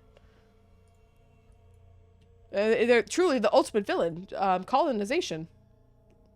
Because, like, oh, this is such a, like, a risky way to go secure more food on a planet they clearly don't have a food problem with if she's going back to give it to their people, like, as a gift instead of eating it her fucking self.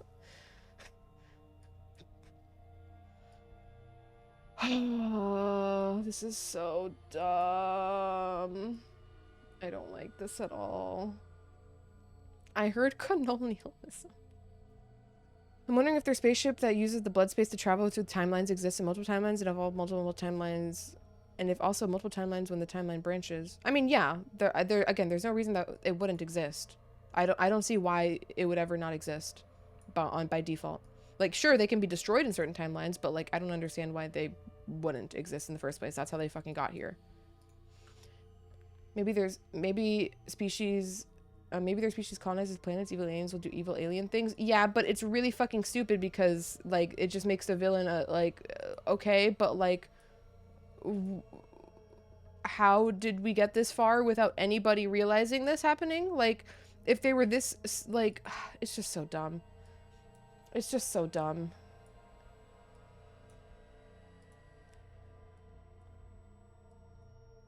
Like, you don't become a species that evolves to be, like, colonizing planets. That's not how that works. This is setting off the fucking part of my, like, just because we want to go to outer space and, like, you know, go to other planets, this is not an equivalent thing, just but, like, the evil alien version. Like, you know.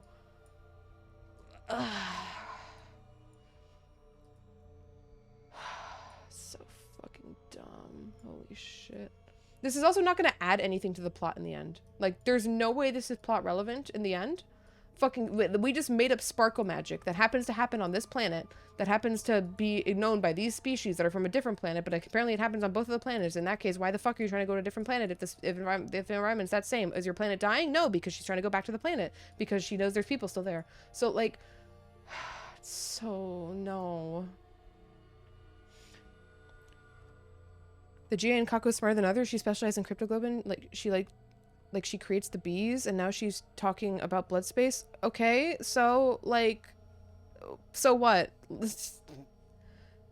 I guess if you have a thriving planet, you can just afford to shoot off ships into the void at random. The only logical explanation is that they're just colonizing for the sake of it. But, like, the thing is, they have no way to determine if they're going to be successful. Like, again, like, if you're fucking Christopher fucking Columbusing this shit when you don't got a map, you're just fucking freeballing it in the universe. You're just throwing bodies at the fucking table just for the sake of it. When you have a perfectly functional, like, society that you're happy with. And if they've traveled to blood space so much, like, what the fuck happened? Like did they not find the humans in their 5 million like blood year? Like, again, I've said this before, is the GA world death? I've said it before, and like, this is the only thing that would make it come up again, is that GA is the world death phenomenon was GA just coming to Earth and fucking nuking everybody. But in that case, how the fuck is there no people on the artificial satellite that are infected? Presumably. Again, we haven't been to the artificial satellite, but presumably the idea is that Shide is convinced that it is safe to go back to the artificial satellite. And as far as we can tell, Shide is a full-on agent of the artificial satellite. There's no, like, third-party, like, alignment with him anymore. Not after, like, the conspiracy. Remember the conspiracy route that just led to absolutely fucking nothing? Who the fuck is Goto? Like, it's shit like this, where, like, shit just gets made up for the sake of making it up to be like, ooh, plot twist. And it's just like, okay, well, like, just because it's a twist doesn't make it good. Like, okay, I didn't see it coming because it's really fucking stupid. It doesn't matter. Like, okay. Ugh.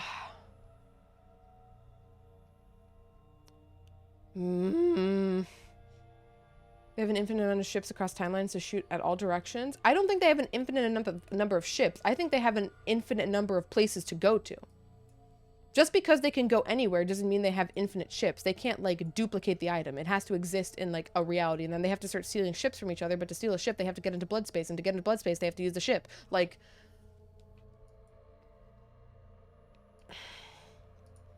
the most inefficient way to clone yourself, go just find another planet where there happens to, like, again, and they just also came to this planet with the idea that they could do, like, blood space travel, just to find a machine randomly for the sake of it. Like, okay, what was going to be the plan if they didn't find a blood space machine? Just, like, fuck off and die, I guess, because nobody opened the fucking boxes? Because that happens in Roots plenty of times. We never find the fucking GA, and nothing ever happens with them. And they just fucking, like, perish in the box. And, like, a phenomenal move, GAs. We've really outsmarted the other intelligent species in the universe. Like, We don't know anything about world death. There is some shit on the satellite. Yeah, I know. It's just like, again, if it's not the GA at this point, I think the GA would probably be genuinely the worst part of this game. It's still really bad. I still just don't like the concept of the GA as a whole. I don't like that the entirety of people's behaviors and actions are just determined by a fucking funky alien. While the first part of the route is way more about the world of Futurum, and then it's like, okay, no, Futurum doesn't fucking matter. It's just about aliens. Sorry, guys. I tricked you into playing an alien game. Like, without justifying it specifically. Like, why make it an alien game? There's nothing that adds besides just being a generic ass villain that you can easily hate because they're just evil monsters. Like, there is no like moral depth to it. They're just acting on instinct, and it's like, okay, well, sure, that's fine in like certain pieces of media, but like the way we've been talking right now about, like, you know, what matters in life or death, and then we just got to the fucking GA and it's like, Lamau, you know, we're just hungry, guys. That's our motivation. We're hungry. Like, it just completely erodes the rest of the like the vibe of the game. It completely erodes it and makes it just feel like, well, what was the fucking point? Like, this is like when you start playing Danganronpa, and like, I think it actually, I can even make a point here with that I don't disagree, that I don't agree with necessarily, but a lot of people when Danganronpa V3 came out were really fucking pissed off. Danganronpa V3 spoilers, major spoilers, for all of Danganronpa actually. Because the way V3 ends is that it tells you nothing was real, everything was fake. Danganronpa has always been a fake virtual, like made up thing in the world, and that everyone participating in Danganronpa is just pretending, it's not pretending, they are quite literally forced to think that they're in Danganronpa, but it's not real. Nothing is real. And people were really pissed off at that because they played Danganronpa for the killing game and the emotional dramaticity of that, and, like, you know, the implications of a killing game in that scenario, and it makes, you know, compelling situations for characters. You get really sad when characters die, yada yada. And so people were pissed when Danganronpa ended up being like, well, it's all fake. Nothing. Danganronpa isn't real, guys. They're all fictional people. Stop, like, you know, asking for Danganronpa. People were really pissed off that it basically invalidated their entire feelings of the Danganronpa franchise, which I disagree with. Especially since it doesn't actually change the way the rest of the game is played. It's just telling you, hey, this was a simulation of a game, versus why I don't like this in comparison to me liking the ending of V3, which does this, like, well, actually the original plot doesn't fucking matter because it's all just this third party thing happening, is because this is still fucking, like, real in some aspect. Like, sure, their memories are not real, but they are still physically there experiencing this, and so it turned into this big, like, plot about, like, oh, the mystery of, like, the artificial satellite, what's today's about, you know, what is society now after the war, and then it just turns out it's just aliens. Lamau. Like, I didn't get it's so, like, off, like, it just really makes everything else feel, like, cheap in the game, just, like, to be like, well, we're not obviously going to show you the plot because the plot has nothing to do with what we're showing you currently. You know, this internal conflict with the, like, Futurums being, are they people, you know, like, holy shit, they have society while we're, like, doing colonizing shit, and then it's just, like, Lamau evil and, like, colonizing like, aliens that just hunger. There is no, like, we're doing it for the betterment of the universe, you know. They're just hungry. They just hungry. Like, will this end up being top 4 crash outs? I mean, probably. I just really don't like this. I really don't like this. It feels very cheap, and it feels very forced, and I don't like it. And it also makes me feel like, what was the point of any of the game if it's all just gonna mount down to the GA or just hungry little bitches? Like, why am I playing hungry hippos when I'm playing a fucking game that was from the creators of these two people, you know? Like, I came to this game because I like their other games, and, like, their other games are specifically within the confines of their premises, and this one just decides halfway through it to just throw out the fucking premises, just an alien ship now. And I'm fine with the aliens to an extent. I don't like them, but I've accepted them as a part of the story, but now it's just making it revolve around them rather than the characters, and that's what's really pissing me off. The characters don't matter, it's just all at the whims of this fucking silly alien species.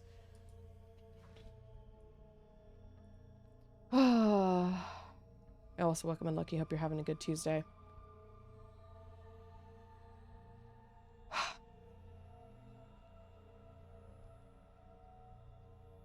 It's just so annoying. Like, man. So pissed off. There's always a way to write the actually of how we got here, but just because you justified the step-by-step process of how we got here does not mean that it's satisfying or feels like it matters for a player experience, especially. If the whole point of this game was to be about, like, you know, because, like, a big theme of this game is, like, you know, culture and being, and, like, unironically, like, colonialism. Like, you know, hey, we're being kind of fucked up, just, like, assuming that these people deserve to die. Like, isn't that kind of crazy?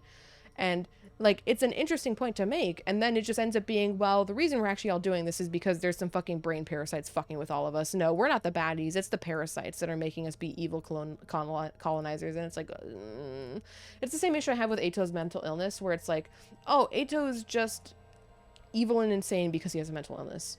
Oh, okay. Oh, why is he like that? Oh, they just fucked up and didn't figure out how, they didn't realize they fucked it up. Oh, okay. So, oh, we have a USB chip that was able to fix it this entire time. Oh, okay, we just forgot about that because it's not relevant until the final reveal when we start going through timelines. Like, it feels just so cheap. There's a good satisfaction in playing Danganronpa and Zero Escape. Some of the games, I will say. Again, I don't like VLR. I really, really hate VLR. But it's not just for the plot. I also just hate the actual gameplay in VLR specifically.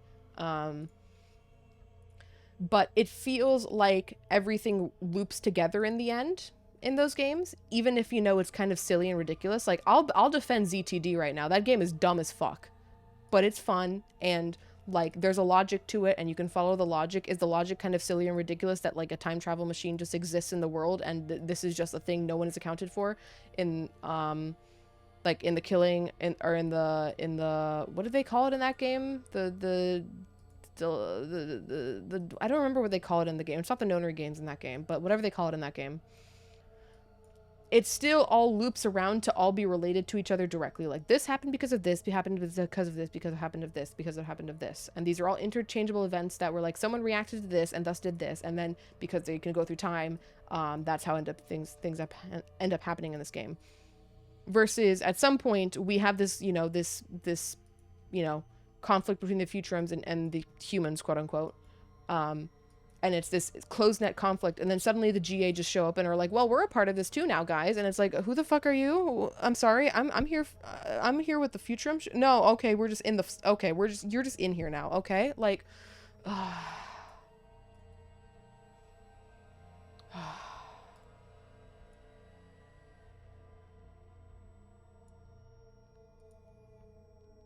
man. Oh, pain, Pecco. Came in the middle of a rant and watched same, but I didn't know when. Yeah, no, that's fine. Unfortunate timing. I don't understand why the GA is guilty of the people. Why the GA is guilty of the people Earth do? What do you mean? Also, wasn't the blood magic something that only existed on this on this planet? Don't question it. The GA are bullshit. Again, and then we'll just say, oh yeah, the GA planet we came from also had a magnetic core of blood, actually. We also have magical blood magic. And then we're just gonna be like, oh, okay, so what else did this GA planet have? You got, like, the fucking cure to cancer over there, too? Like, again, the GA planet can just be fucking anything at this point. Because they just have super high technology, and it's like, well, the GA planet can just be the most advanced civilization in the fucking galaxy. Not even the galaxy, the universe. At this point. And we are just at the whims of these silly little fucking tentacle beasts. Like, okay. It's a great horror concept if it's presented like that. But that's not how the presentation was for 100 hours of the fucking game. And it just does a fucking, like, it's like the fucking meme of the car doing, like, a fucking initial D swerve into the exit lane off of the highway. It's like that with the GA plot. Like, fucking, you know, conflict between two similar similar races from different planets, into just fucking aliens everywhere. Like, okay, sorry, I didn't realize we were transitioning this fast. Holy shit. If you just say the GA is at fault to the things the Earthlings did to the Futurum, I didn't understand why that is. Well, no, but I'm saying that could just be another thing. It's like, if it is a possibility that is, like the GA could have reached the humans, the real humans first. They could have not. Again, we don't know. But regardless, if they reach the real humans first and they made the humans act all evil and shit for their, you know, GA goals, then there should be GA everywhere over the planet because, you know, this war's been going on for generations, but there's only GA in boxes. And even let's say that the Futurums have been really good about somehow not hitting the GA bomb of just fucking releasing them into the wild like crazy. Then what the fuck is, like, how are the humans still fighting if they have an infection problem on their hand, right? If these beasts are so intelligent, like, they would have been wiped out way long ago. Who the fuck is on the artificial satellite? Nobody, right? And then they're going to be like, okay, and then it's going to be bad on the artificial satellite. We saw that. But if they're not responsible for it, then, you know, it's a more interesting thing where the humans are, you know, responsible for being colonizers. Also, that's another thing. If the GAs are the ones manipulating the people, the human invaders, then it just completely takes away the idea of, like, oh yeah, they're making a morally bad decision to try to save their own race, like, from, like, you know, like, from a higher level of understanding, I will say, versus the GA are just doing it because they hunger. They are working on a much more simple animalistic level, and it's not about colonialism. It's just about hungry animal, and that's really boring and really takes away from a lot of what's been going on in the game about the conflict between the Futurums and the humans.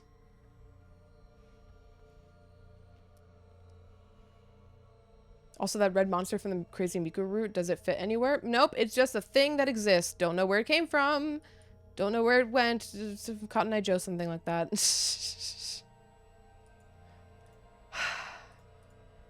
It was sealed away at some point. It's an urban legend in Futurum society, but fuck fall, it could have probably come from a meteorite too.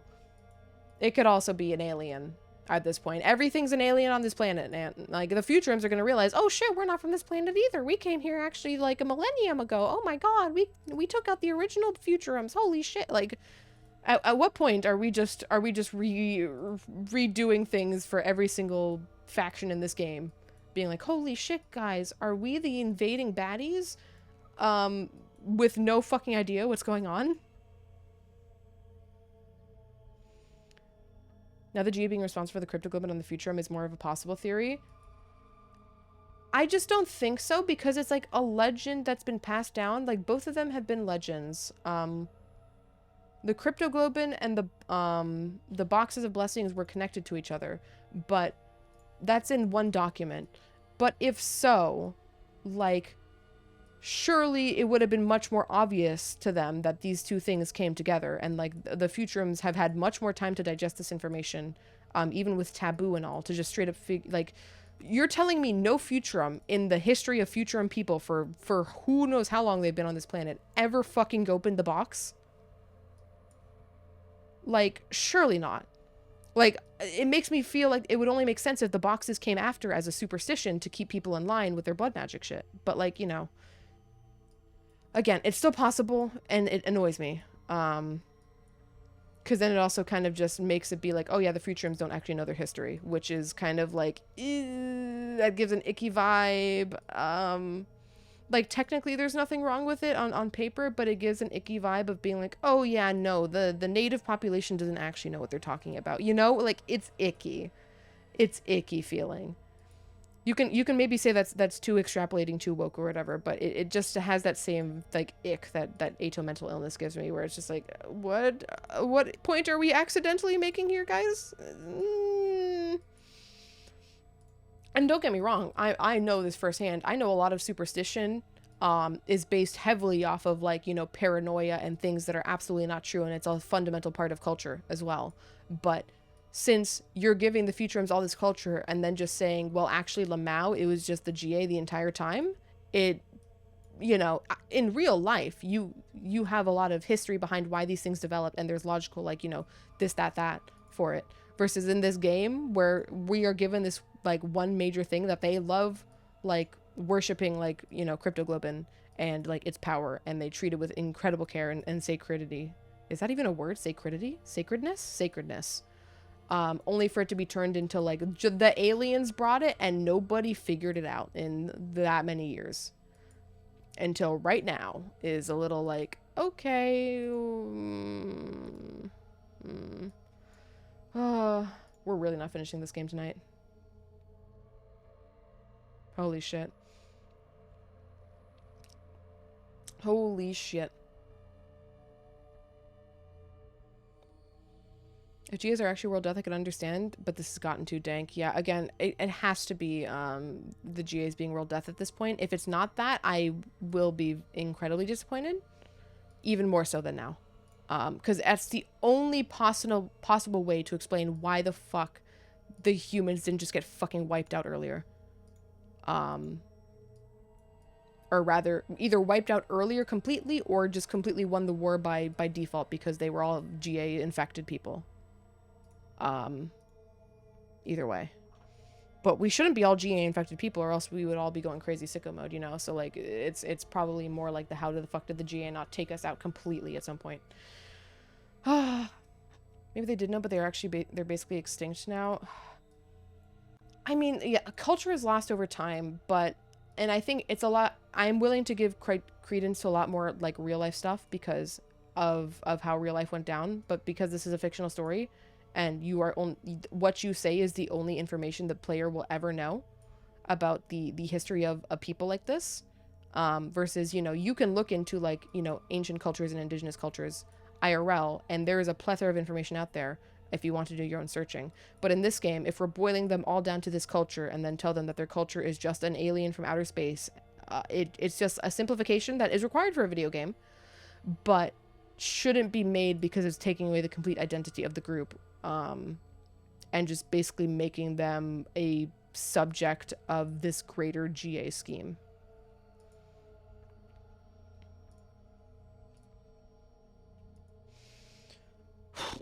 I need to take a fucking swig of this fucking soda.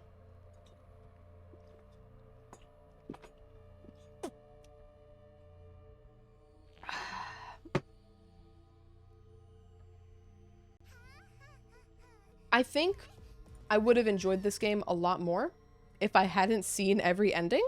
Because at this point, I've seen so much shit that it starts clashing with itself in a way that is not beneficial to the experience. Monkey paws curled and I said I'm going to play all the endings. And not only was a monkey paw the time curve was way off what I expected, but also, like, we've just introduced too much information that kind of just muddies the water of what the theme of the game is. I guess that's, like, you know, the danger of making a big game with multiple writers who are all writing around a similar premise that is intended to be infinite. You're going to eventually run into this issue of authors' purpose being different between authors, and suddenly things are a lot less consistent overall, in terms of not just, like, you know, plot inconsistencies, but also just theming inconsistencies. Not to say a game can't have multiple themes, but it shouldn't contradict its own themes without a purpose. And right now I'm not seeing a purpose, which is really pissing me off. Because the Vtuber did have large cities and skyscrapers, but now they're more tribal. It is a simplification. Yeah, I mean, again, their technology was simpler. I'm assuming we're talking about, you know, Earth was, like, way super high tech, like, you know, fantasy, like, sci-fi tech, versus the Futurums were more online with us, and then the apocalypse happened, and then the, you know, society regressed a bit because the apocalypse happened, aka war. Like, that's fine. Like, if we're hypotheticalizing, that's like every zombie thing does that. Like, everyone just turns into, like, fucking, like, 1800s, like, fucking, like, walking down the street, you know, making sure you don't die, shooting anything that looks dangerous, etc. Like, that's fine. But Futurum society itself has not been elaborated on in any other way other than what is currently kind of being implied to just all be GA bullshit. So what the fuck are the Futurums anyways?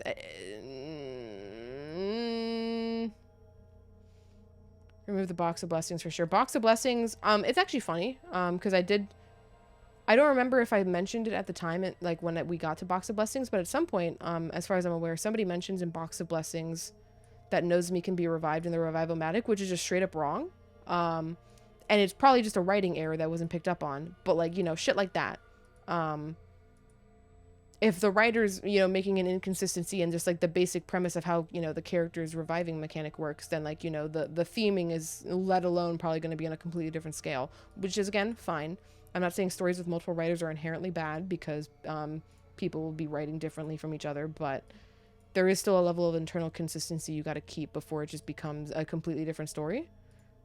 I guess maybe their intention, I mean, I kind of understand their intention with this game was to make an endless game with endless possibilities, endless scenarios, etc. So all the scenarios are not supposed to be similar to each other. However, when we're going down a scenario here that is locked behind, like, you have to see X requisites, I'm assuming this is canon stuff, and you're supposed to take this seriously and just, like, not think, like, about the repercussions it would have in other timelines. Or think about the repercussions it would have in other timelines. And that's where it gets dicey.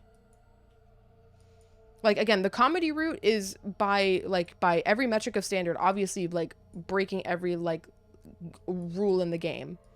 By just not explaining itself and just introducing a bunch of bizarre, like, you know, body modification issues. But it's fine because it's a shippost route and it's not required to get here, and you know it's a shippost route. It tells you at the front door, here where the shippost route, we're shipposting. And so you get your expectations set right. But here my expectations have been clearly set wrong because they were going for something and I am not seeing the vision. I am not seeing the vision whatsoever. There are only 7 GA on the planet, I think, 1 for each box of Calamity. In the book, the Futurum kill most of the GA. That we know. Again, for all we fucking know, that's what they think, and there's more GA around, and there's like some, like, not to get, like, nerdy about animal stuff, but, like, there's, like, physical barriers from the GA, for the GA that they can't cross without their, like, spacecraft, and, let's say they don't care to do that because they're already satiated with whatever they have on their side. Like, for instance, that's why, you know, Australia is, so unique in its species diversity, is because it is physically isolated from the rest of the world. So a lot of things, once that continent separated from the larger supercontinent, a lot of species were isolated there, and it caused them to evolve uniquely and have species that are only unique to that region of the world. So, like, that could still be the case with the GA. Like, some of the other GA are physically separated and have even potentially evolved differently than the GA we are seeing here, and they're just physically barred from making it over. Sure, they have super advanced technology, but if they're staying on this planet, then they're probably not using their blood space magic to go around the universe. So, like, it's possible. I don't think there being more than 7 GA is a problem. I'm not going to worry about, like, oh, did we make sure all the GA? Well, I can't confirm that there wasn't an 8th GA, so everything is actually a GA, but, like, it's not the same issue as the GA issue I have here. Actually, yeah, okay. I think I've been ranting for like 20 minutes at least. Maybe are we overthinking this? I've been playing this game for 250 fucking hours. I'm gonna overthink it.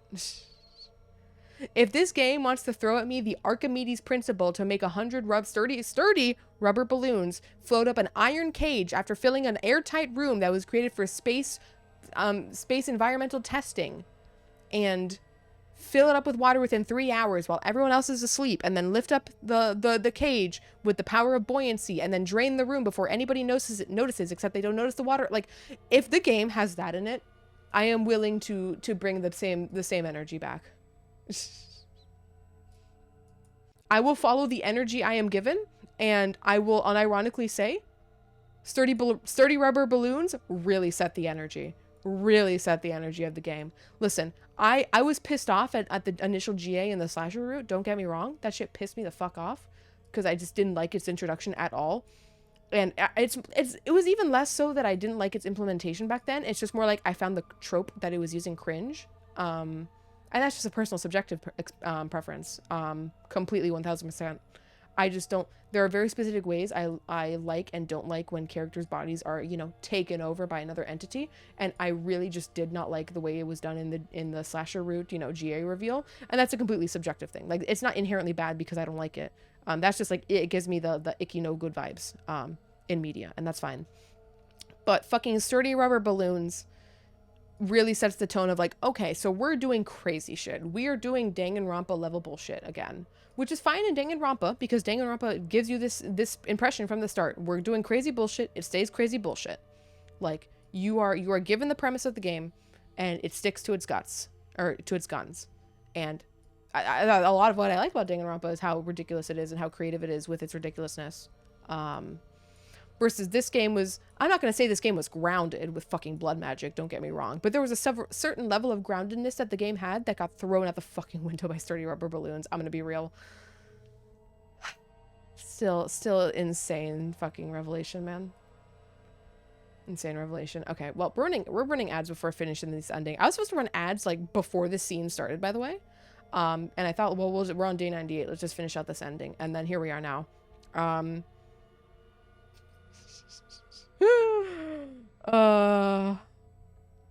Man, I'm gonna chill out. We're just gonna finish this route. We're gonna go back and we're gonna see if we can still somehow finish this despite the rambling. Despite, I will say this before I go on break though, despite everything that I don't like in this game, I still like the game. However, it is definitely of the Kodaku Uchikochi multiverse of stuff, the one that has the most to criticize in it, I feel. However, that's also a product of its size, not necessarily of its quality.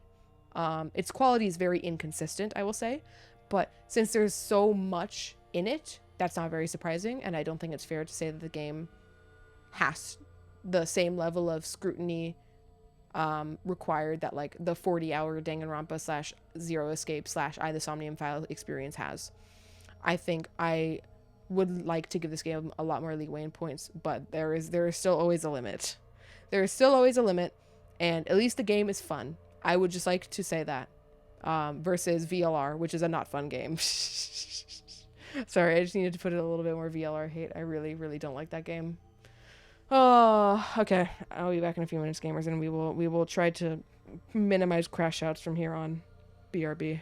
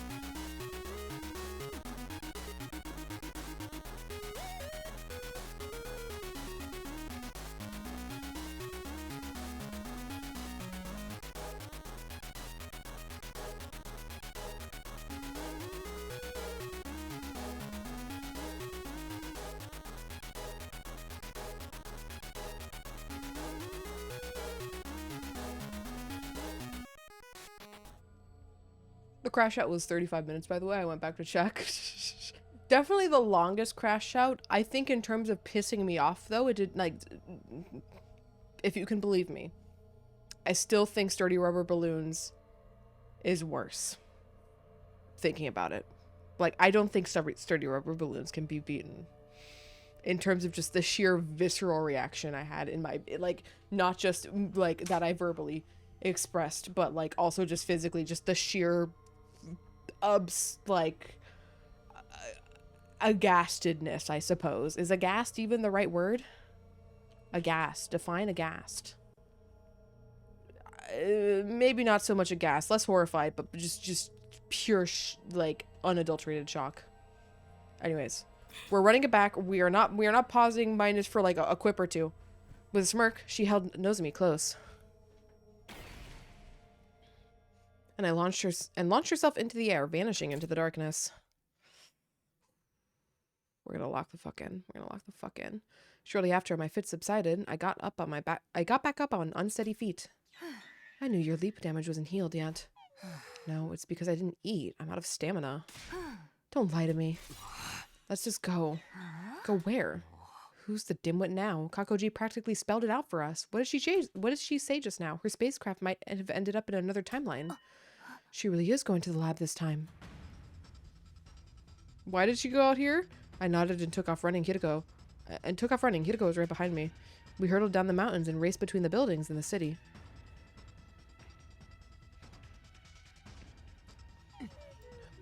We made it. What time is it? 9:35 p.m. The leap window opened at 9:20. That was 15 minutes ago. Then stop yapping and move on. Okay, here goes. We raced into the lab. There we saw someone in a leap suit on the circular platform next to the machine. It had to be Kakoji. In her arms was another suit-clad figure. Nozomi, obviously. Light particles started to fill the air before our eyes. They were going to leap any second.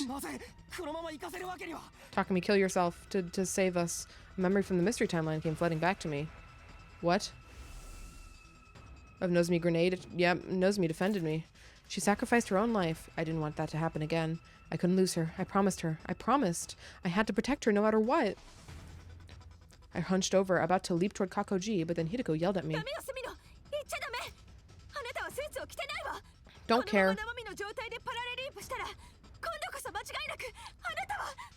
Don't care. After hearing Hideko's plea, I knew what I had to do. Decision? Really? Okay.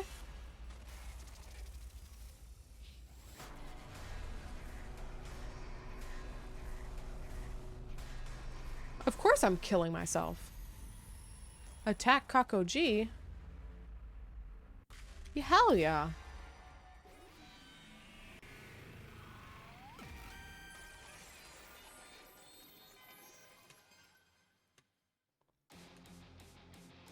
I didn't hesitate or delay for one single second. My body moved before my mind did.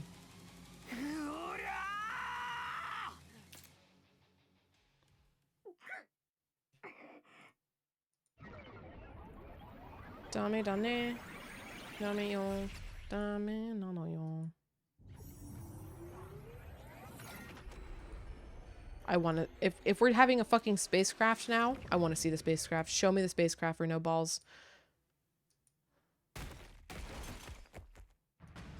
I found myself laid on the ground. Kakoji must have been knocked me away from after we jumped timelines. She wasn't in front of me anymore. I got up and whirled around to see her disappearing toward the exit, Nozomi still in her arms. Darn it, I need to chase her down. No sooner than I took a step forward. Well, an intense pain ripped through my spinal cord. My head spun, my stomach turned, and my body went numb and unresponsive. But I couldn't let Kakoji get away. Staggering on my feet, I ran out of the lab. I found Kakoji right away. She was running full tilt toward the end of the street. You won't get away from me. My steps sprung off the ground as I swiftly started to chase after Kakoji. Maybe it was the adrenaline, but the pain from my body was fading. I could do this. I could catch her. I was gradually closing the distance between us as I ran. Just a little bit more. I can almost reach and touch her. I'm not going to let her get away. I felt like as if I felt like if I lost her now, it would all be over. I'd never find her again. My body was almost reaching its limit. My pain was coming back. Sorry, the Surefour Oh gosh, Surefour chasing you through the boreal winter. Please run quickly and find cover. He has bad intentions. My body was reaching its limits. The pain was coming back. Every cell in my body was screaming for oxygen, but I couldn't stop. I summoned all my remaining strength. Voice crack. I viciously lunged for Kakoji's back, or tried to anyway. However, Kakoji threw Nozomi down, ground to a halt, and turned around, and then fucking stabbed me. And then, or just punched me. I was still running when her fist smashed into my gut. It was one hell of a powerful counter. Nozomi, get the fuck up! I flew through the air, twirling like a baton before landing hard on the ground. Kakoji was quick to follow up. She kicked me over and over as she spoke.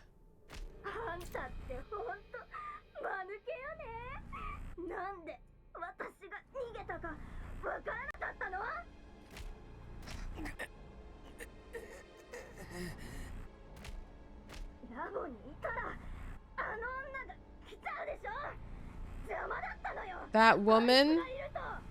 Vecnus, mommy, save us? Or do you mean Hideko?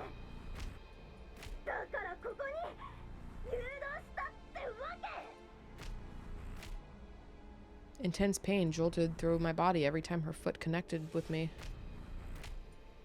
I couldn't tell if the pain was from her kicks or from my leap damage. But as I took kick after kick, I eventually stopped feeling anything. It was like my body was made of rubber. My consciousness soon detached itself as well. In the end, I couldn't even tell who she was stomping anymore. I couldn't even tell who she was stomping anymore. It was right. Time continued to pass, and then Hideko showed up and beat the shit out of us. Both of us.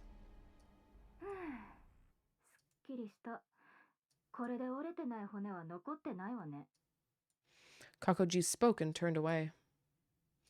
As she started to walk, I saw Nozomi on the ground ahead of her. I murmured her name as I stared at her. More memories of the mystery timeline came flooding back. I hadn't been able to protect her then. She was the one who protected me. She died defending me. She was smashed to pieces. But the Takumi of this timeline is different. Built different. I'll do anything, even if it destroys me. Are you not already destroyed? I'll give my life to defend Nozomi. I will save her.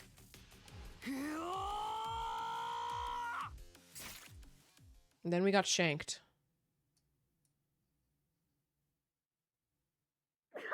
Oh, sorry. Our hands are not bloody? That's crazy.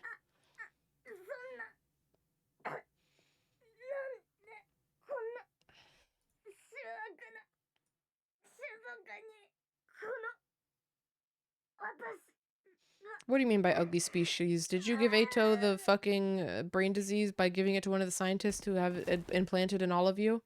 But it only worked on Eito for some reason? Kakoji fell to the ground. I quickly took off her helmet and put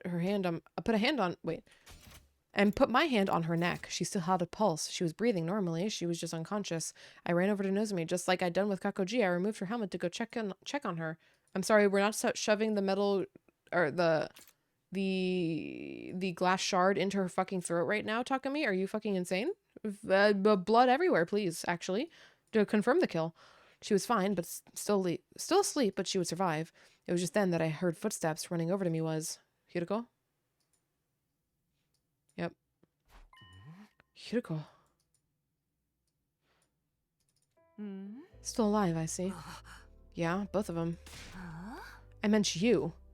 You've leapt 3 times now without protection. You could have died instantly. Sorry. Hideko sighed and pulled something out of her jacket. What is that? I have deep fear in my body right now. I have deep fear in my body. I would just imagine the suit was metallic. No, it's more like a wetsuit, but like thicker. Eito's a GA all this time. Yeah, at this point, he really could be. But then how does... why would they know about his backstory, right? I guess maybe that's why they specifically didn't pick up the cognitive disease. I don't think Eito's a GA. I think he might have... The person who coded him maybe was a GA. But I don't think he was a GA. Hideko? What is that? A beam gun that generates a special electromagnetic pulse. I borrowed it from Tsubasa. I never go anywhere without it. What does it do? The electromagnetic pulse is harmless to the human body, but it can really damage small creatures if you crank the output high enough.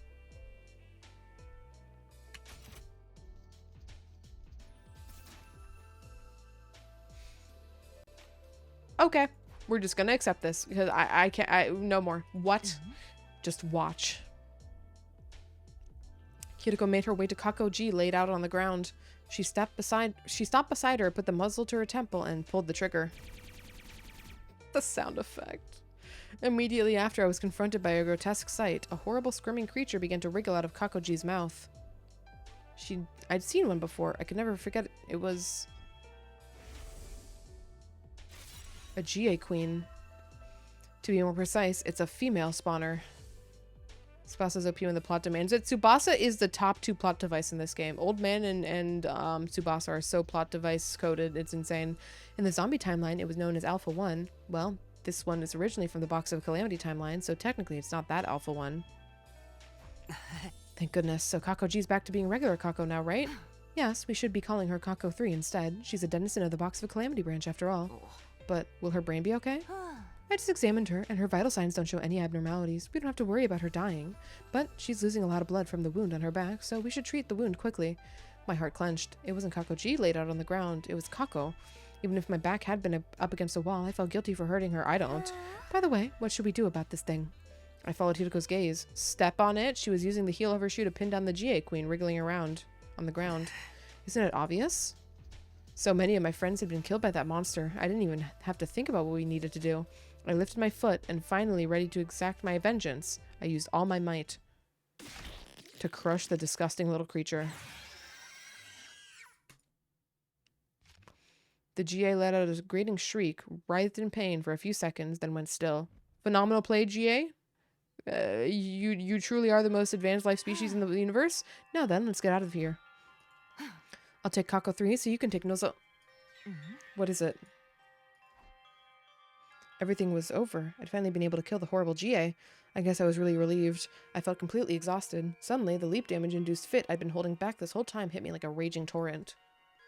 And that's how I died. All at once, I lost consciousness.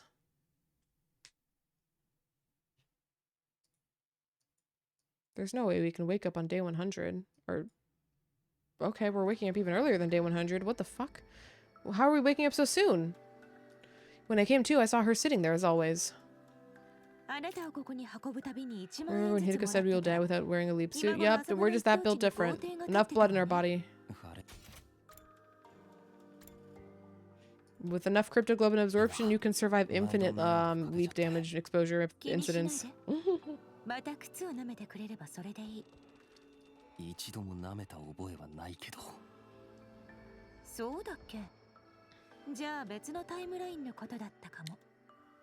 I tried to smile, but I couldn't. Not even my cheek muscles would move.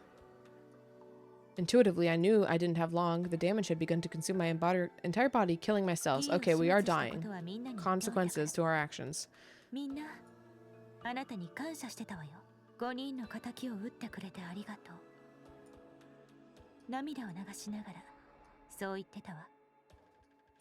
A touch of warmth returned to my cold body.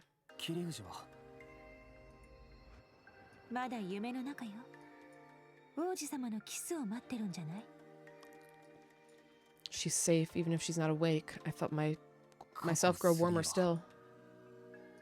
Suri. She's fucking dead, Takumi. We had to put her down.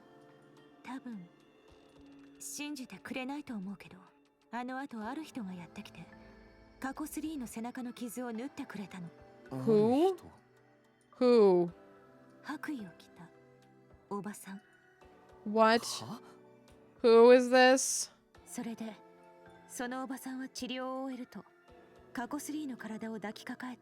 Magic doctor shows up in the world? A strange silver vehicle. Is she an alien too? とにかくそのおばさん悪い人じゃなさそうで、だから過去3のことは心配しなくても。いやだけど。 The alarm sounded immediately after I spoke. Really not the vibes for an invasive battle right now. Or defensive battle, whatever. Vibes incredibly off.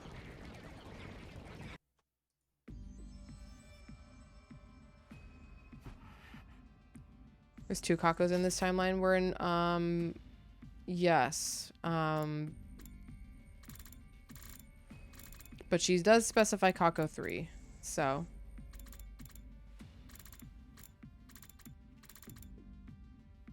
He's only missing most of his blood and his bones. I'm sure he'll be fine.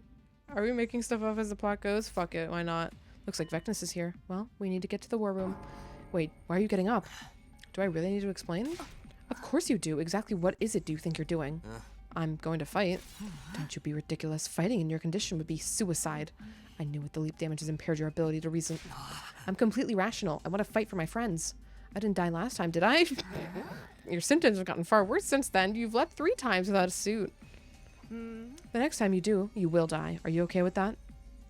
I didn't have the time to worry about it. The enemy was already beginning their attack. I needed to decide quickly, and my decision was again. Is this all of the endings? I'm sorry. This is all of the endings.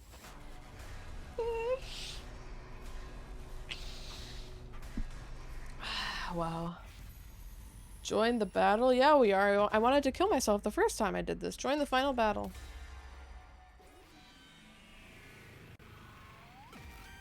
I was trying to die. Thank God. You're crazy for that. Yuriko, they already died. What? 5 of our friends already died. So we can't break free of the cursed cycle this time. Yeah, so the outcome is the same either way. Whether I live or die, we're going to be right back to where we started. So, if nothing else, I want to choose the path that doesn't leave me with regrets. I want to fight for everyone in this timeline and end this. Hearing my insistence, Hiriko replied, "You really are stupid beyond any hope of redemption."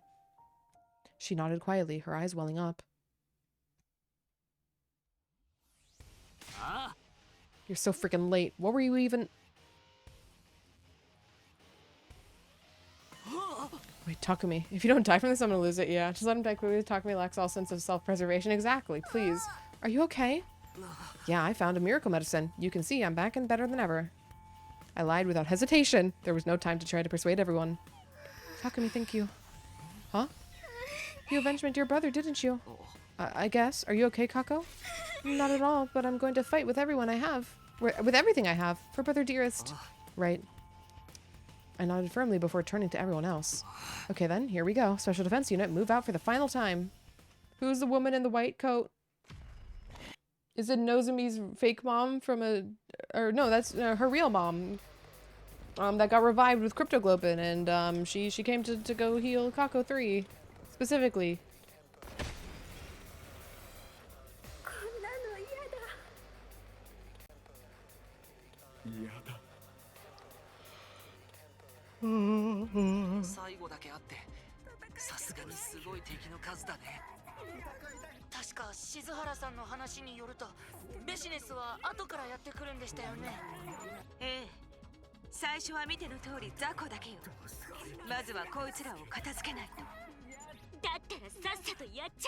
Oh, at least Kurara's alive, guys. At least that's a good thing. That's a part of this current line.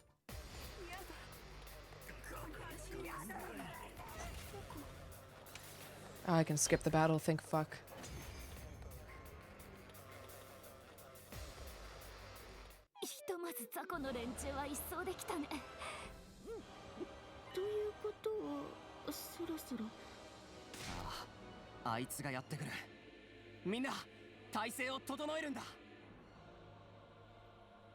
Just as we'd predicted, Vecnus arrived, calmly approaching from the distance.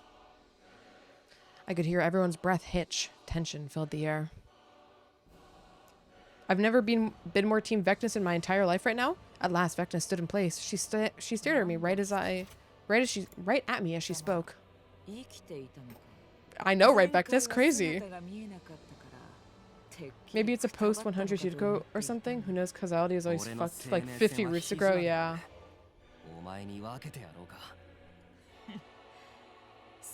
I forgot to mention Takumi. Sorry, I'm coming from a different timeline as well to go heal Kako 3 right now. Don't worry about when I set that up. You know, I got it all figured out. 100秒で終わらせてやるよ。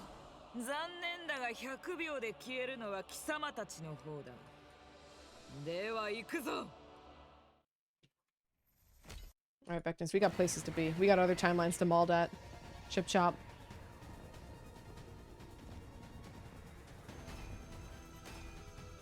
みんな気をつけて。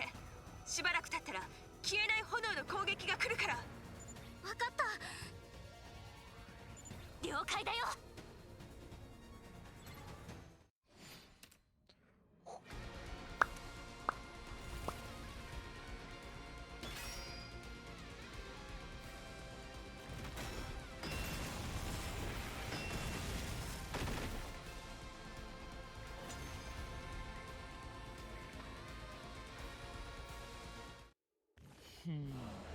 なかなかしぶといな。だがこの先はそうはいかんぞ。私の本気を見せてやろう。ああ、悪役っぽいセリフ。そういうの聞くたびに思うのよね。なんで最初から本気を出さないんだろうって。決まっているではないか。醜い者どもが苦しむ姿をなるべく長く見ていたいからだ。うるせえんだよクソババア。そんなに苦しむ姿が見たいなら虫眼鏡でアリンコでも焼いてろや。今貴様。匠君大丈夫？ああ、久しぶりの戦闘だからワクワクしちゃって。それでなんか息遣いが。本当ですか？ There's no way we don't die. 俺のことは気にするな。隅野先輩。ベシネス、お前の望みは聞き入れた。だったらすぐに拝ませてやるよ。Okay, the Vectins is so probable that aliens are around or were. Yeah. Let's come back to the girly. I'm glad she's still here. She's a grounding force in this world. Still are since the boxes would be around this time. Yeah, it depends. I mean, we only find all the boxes in that one route. They might have been looking for the boxes in other routes, but not succeeded as well.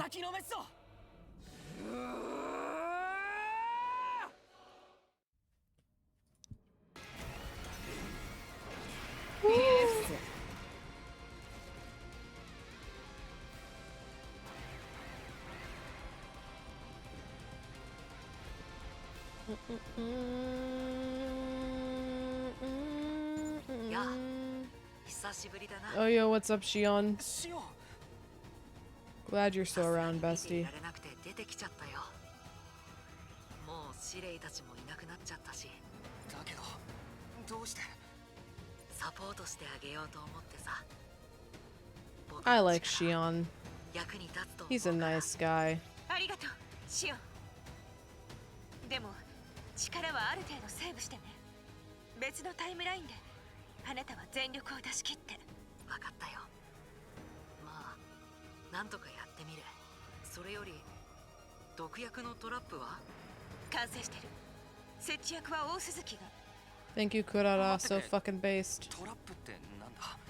説明してる時間はないわ。Takumi not remember any routes where the trap was used, I guess? Okay.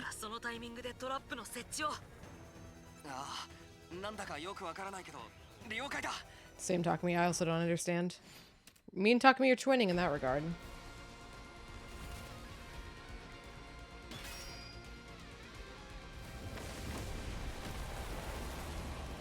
It is Vecnus's face to be, Vecnus's fate to be farted on, apparently.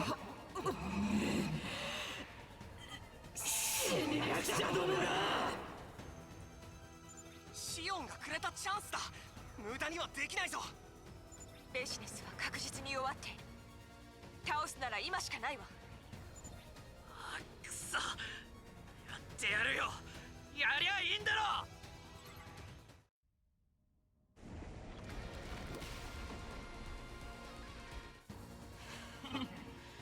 この程度の攻撃 Hope that didn't work. ということはない。私は貴様らを殺して神になるのだ。こんなところで倒れるわけにはいかないのだよ。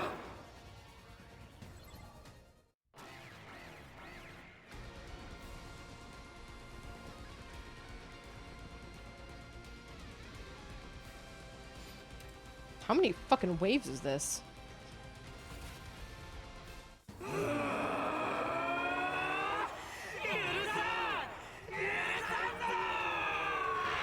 Jesus, fucking screaming.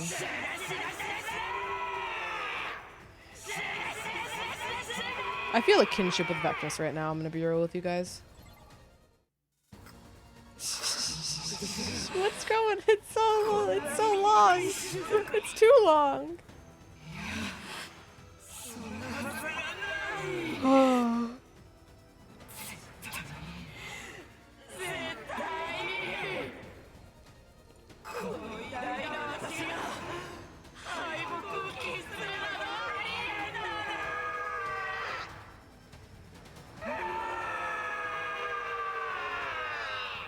Holy shit, Vectus? Yippee? Sorry that happened to you, bestie?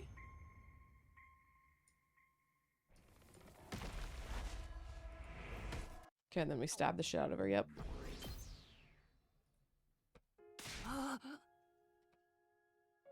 Yeah, we did it. We killed that freaking hag. Vectus is dead. Eat shit, you stupid bitch. We won? We won? Yeah. It's all thanks to everybody's hard work. I wonder what our friends are thinking up there in heaven. I bet they're so happy. Oh, brother dearest. It's over. It's all over. I don't know if this was the right decision, but if nothing else, I have no regrets. I did everything I could. I used up every bit of my strength in my body until nothing was left. My heart felt clear and free, like a blue unburdened sky, by so much as a single cloud. Yeah, this was the right choice. I whispered that assurance to myself. Absolutely. Hiriko heard me and responded, and then I fucking died. A massive quantity of cryptoglobin spewed out from my mouth. It was like a waterfall or even a geyser. It spurts out in gobs, as if it were a fountain's pulsing sobs pooling around my feet. Vectus is a villain, which the structure of the game makes her difficult to like. I fucking love Vectus at this point. Listen, girlie's consistent. I take that in this game, and she's kind of hot. That's an unfair buff for her, though. I must admit. Nothing indicates that you won't loop again. Oh no, you were looping again. Like the premises of looping is that everyone has to survive, so we don't loop again. So we're totally looping again.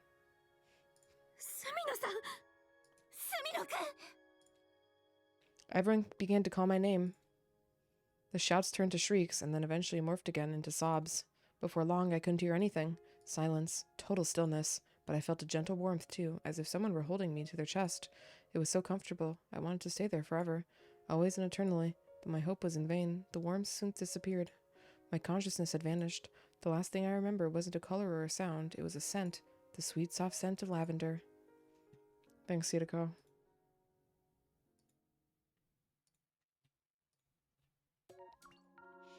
Wowzers, huh? Wowzers. Ending 58, SF route, the scent of lavender.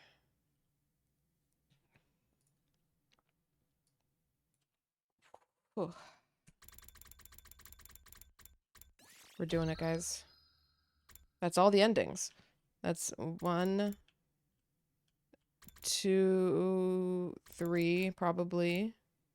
And then back here is the other branch, which kind of doesn't have space, actually. What the fuck?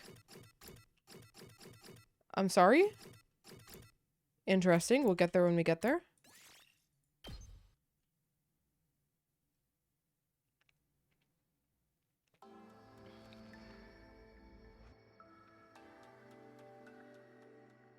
Short branch page. By concept, it has to be. of physically how much space it has, but you know, it could just fucking curve because it's the, you know, the true branch or whatever. Maybe that was the true branch we just played, and that was really the end of the 100-line Last Defense Academy. Wouldn't that have been an insane ending, huh? Looks like Vectus is here. Oh, wait, right. I don't know, I thought I made it to the decision already.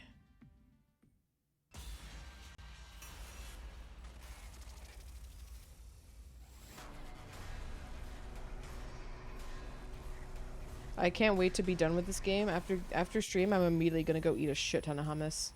I can feel it. That's gonna cure my soul.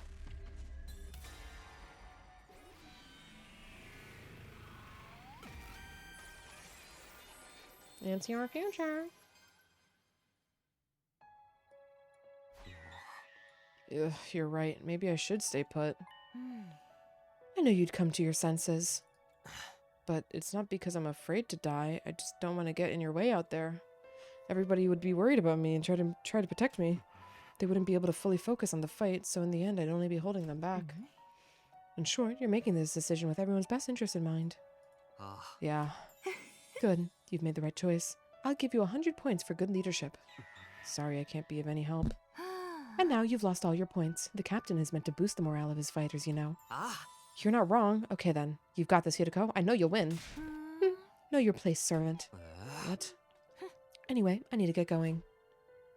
Hideko ran her fingers through her hair with a smirk before rushing out of my room.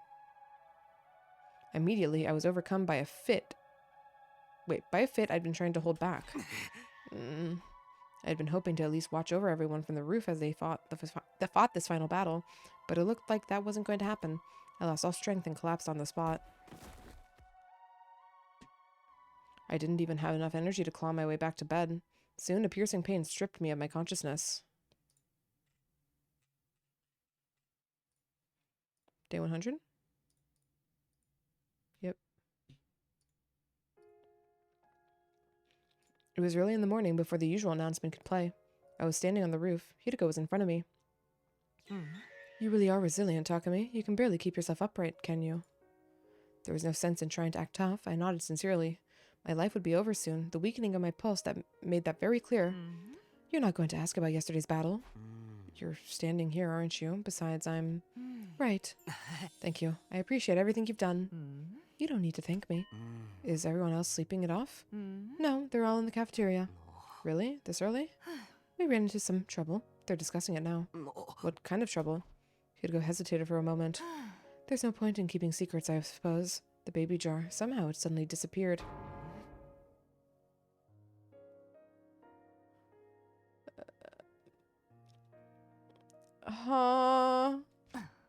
We noticed after the battle. I'm not sure exactly what's happening, but I think it's likely somebody stole it. Bye, Shion. Somebody who? We just stole a baby. Kakoji? No, I doubt it. She didn't have it on her. Then who? Hideko seemed to have an inkling. I had a faint recollection of something in the corner of my mind, too, but I couldn't quite make it out. It was hard for me to tug on the threads of my memories. More than half of my brain cells were already dead, after all. Okay. I don't have the specific numbers on this. However, given my experience of psychology, having a psychology minor, I think you're like turbo dead if you've already lost half your brain cells. Like extra dead. Like, I'm pretty sure. How many brain cells can you lose before you die?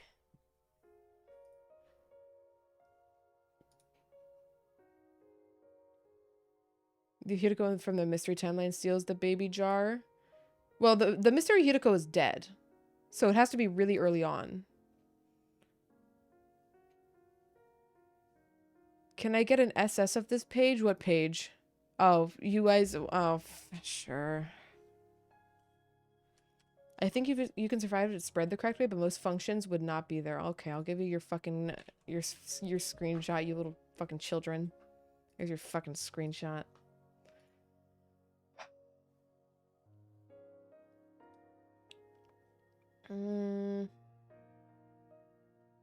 Okay, I'm not getting any immediate answers when I Google this, but this feels like this would kill you.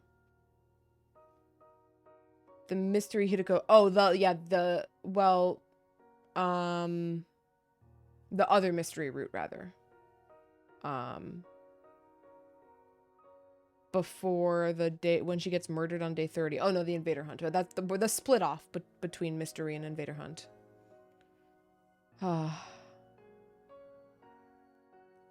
But either case, hyperbole, yeah. Needless to say, the baby wasn't in the jar. We were going to put him in after breakfast 2 days ago, but after what happened to the others, we didn't have time or the capacity. Then the missiles in the final attack. Yes, they're already charged with energy. We didn't take the baby just out. The escape pod was in ruins. There was no way we'd be able to fly it into space. Which meant at 10 a.m. we'd all... No way. Yeah. スミノ、もう限界なのよね。いいの、何も言わないで。これ以上あなたを苦しめたくないから。The baby got a parasite. 一つだけ朗報があるのよ。切り藤が。Yay, guys, Nozumi's awake. Yippee. 体に異常はないから安心して。あの光もなぜか消えちゃったのよね。意識を取り戻すと同時に。Why? How? How does the magical space rock work? What's the duration of the magical space rock effect?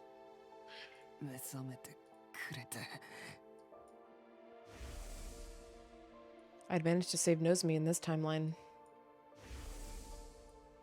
And I avenged the mystery timeline's Nozumi too. But even though I saved her, she'd be gone soon. So would everyone else. Burned by the flames of the final attack, instantly wiped out.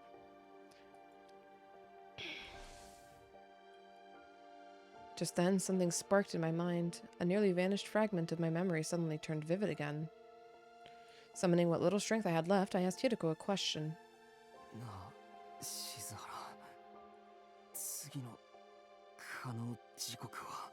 Paralleloop? そんなこと聞いてどうするのよ。いいから教えてくれ。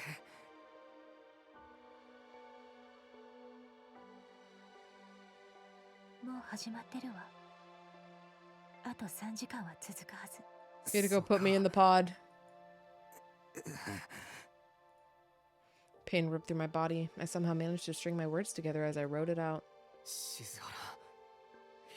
Don't question magic rock when you accept magic blood. Magic blood has had way more details added to it than magic rock.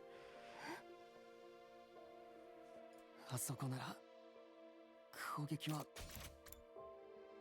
実行されない。みんな助かるんだよ。だから。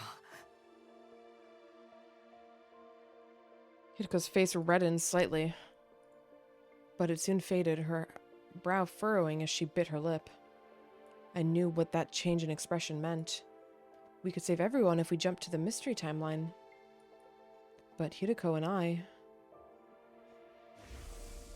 要するに100日目の午前10時を迎えた時にこのタイムラインの特防隊員が全員無事に生き残っていたら、その命の集合体が巨大な重りとなってタイムループの強靭なバネを引きちぎることができるってわけ。私たちはまたやり直しね。ああ。だけどそれも悪くない。だってもう一度過ごせるんだから。Means I get to spend more time with you, Hideko. 9日間をお前と一緒に。スミノ。 Another 99 days with Nozumi.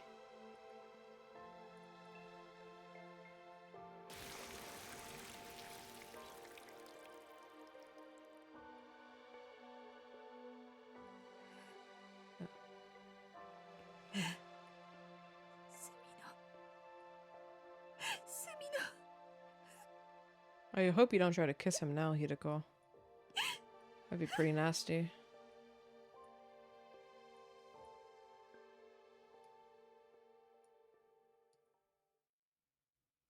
You never saw the inside of the satellite, do we? Not yet, nope. Oh, what the fuck? Hideko, let me get this straight.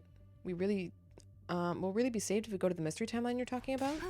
You really are dense. How many times do I have to tell you? The final attack won't launch there, huh? You aren't telling us why that is, though. Don't worry about it. It's fine. I don't know what this is. Or I don't know about this. By the way, where's Takumi? He's already there. Why? He had to take care of something there. We don't have time. I'll explain everything later.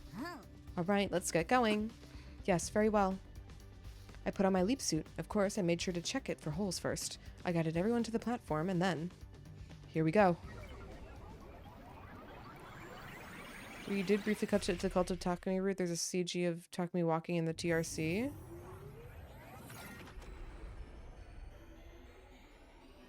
Yes, this is true, I suppose. I'm going to assume it's a little uncanon, though, because it's, you know, that ridiculous of a timeline. Pseudo-canon. Ugh, here we are at Last Defense Academy. But is this really that mystery timeline or whatever? It looks exactly like our school. Everyone was looking around curiously. I took the opportunity to break away from the group. I hid in the shade of a tree and observed them shortly after.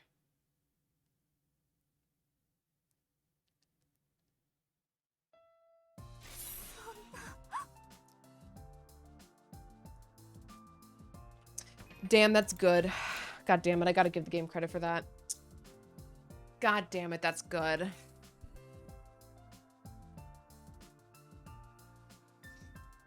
Oh, god damn it, that is good.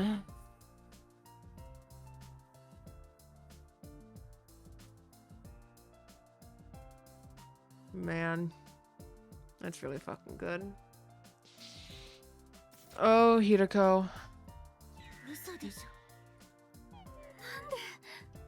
どうしてありえないわ。死んだはずのみんながなんでここにいるんだよ。それはこっちのセリフでござる。とにかくこれは奇跡です。奇跡ですよ、きっと。私たちみんな That's 生 good. きてるのね。ああ、生きてるんだ。お兄ちゃん。妹ちゃん。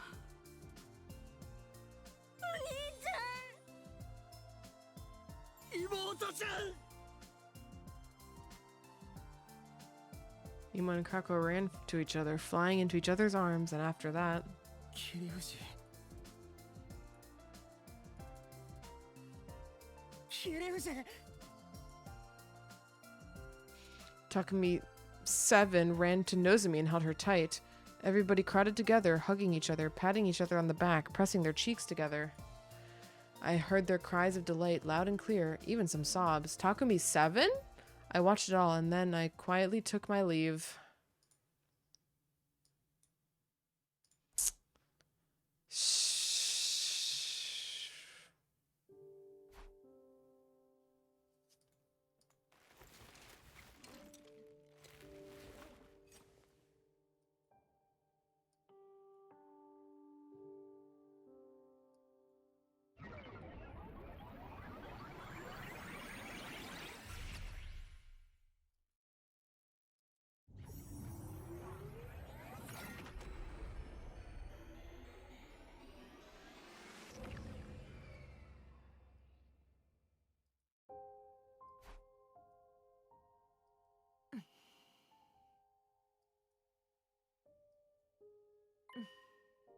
I'm back.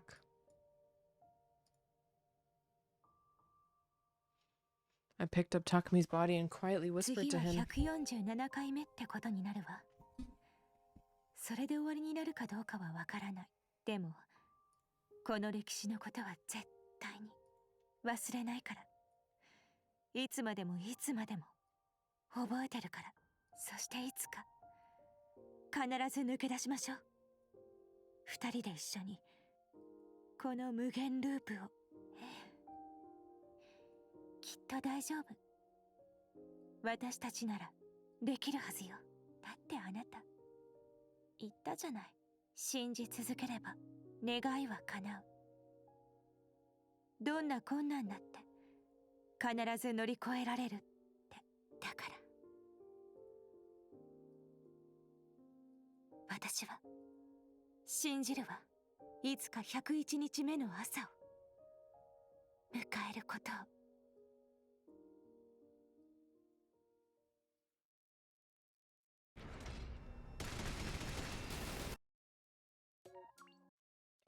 Oh, that just went double. Holy shit. Ending 59, SF Root, the Curse Cycle.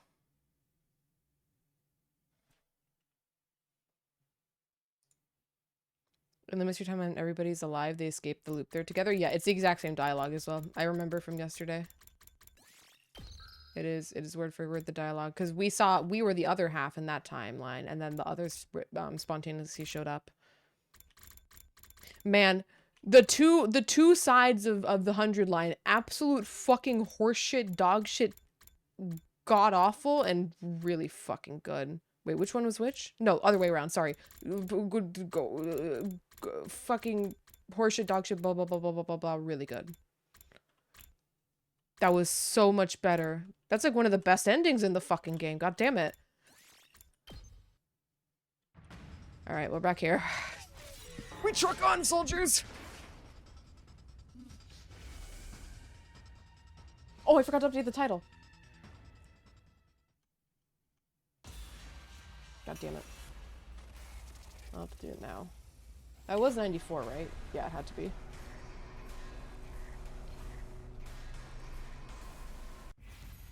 Attack Kakoji. Yeah.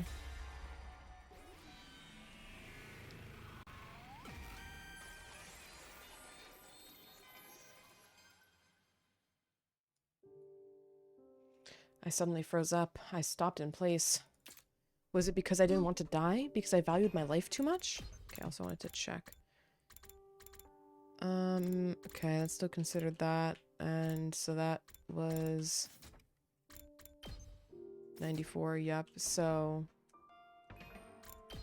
we'll have this. This will probably have two endings, 96. We go back here. There'll probably be a branch here, and then those will turn into 98 into 100. Was it because I didn't want to die? Because I valued my life too much? Nozomi had thrown aside her own precious life to save me, and yet, despite everything, I couldn't get my legs to move. When I snapped back to reality, the two of them had already disappeared. Particles of light flickered in the air. They jumped to another timeline. Takumi snapped. Wait. Man, this was a really short period, huh? I forgot about that. Like, it was literally just a day. Takumi snapped out of it and chased after Kakoji. I figured out where they're headed from the log. The machine's all set to go. Are you listening? Right.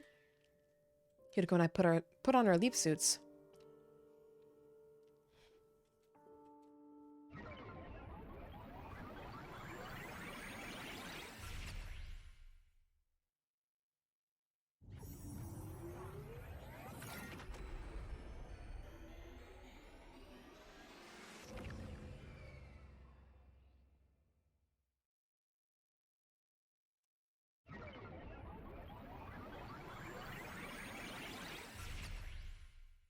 Do they all need the power post to teleport? Yeah, it's part of the procedure.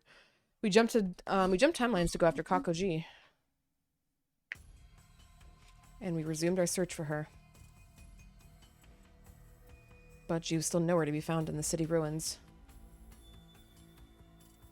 We've turned our attention to the mountains to the northeast. Kakoji had likely gone there in search of her spacecraft. Unfortunately, though, Takumi, I'm sorry, but this is it. We can't go any further.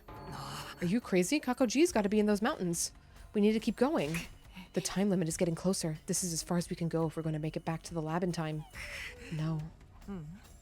not giving up on Nozomi. We will find her eventually, I'm sure of it. But now's not the time. There's nothing more we can do. We can't leave the others to fight Vecnus without us tomorrow. I thought you weren't going to let me fight. I wasn't, but then I'm staying here. What? I'm staying in this timeline to find Kakoji and Nozomi too. Don't be ridiculous. Just go back without me. I'll keep looking on my own. I can't abandon Nozomi. I'll do whatever it takes to save her. Takumi. Good luck with the battle tomorrow. I know you'll do fine. With that, I started to run off to the northeastern mountains. Real or joking, I can't tell based off the game. No, it's not real. Semino! I heard Hideko yell my name over and over again, but I just kept running, never once glancing back. Sometime after that, I arrived in the mountains. It was eerily still and silent all around me, without so much of the rustling of the leaves to be heard. I clawed my way through the bushes, climbed up the cliff sides, and crawled along the ground in search of Kakoji and Nozomi.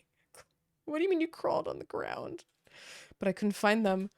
I couldn't find anything, not even a clue leading me to the right direction. And that's how my story ended. Sumi, no!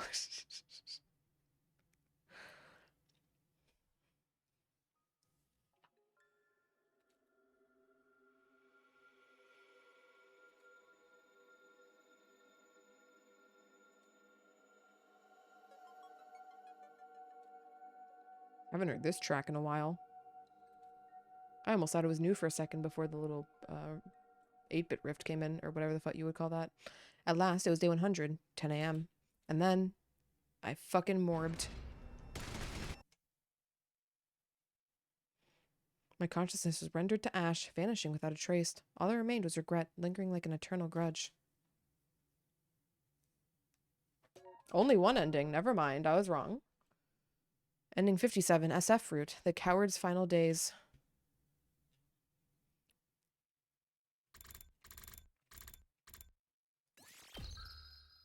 "95 endings.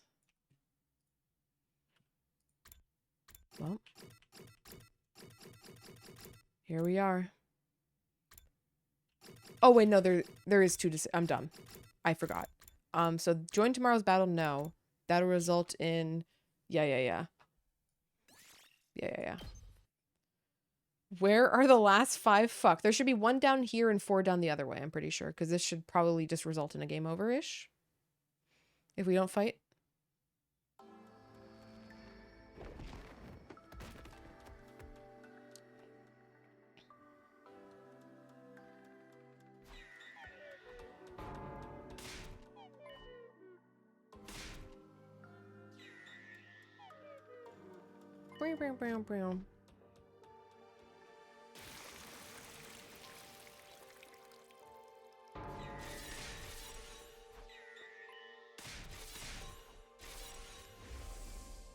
Holy shit, this is taking so long.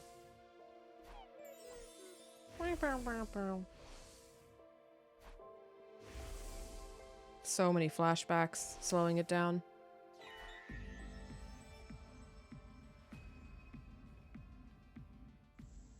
Finally. Decide your destiny.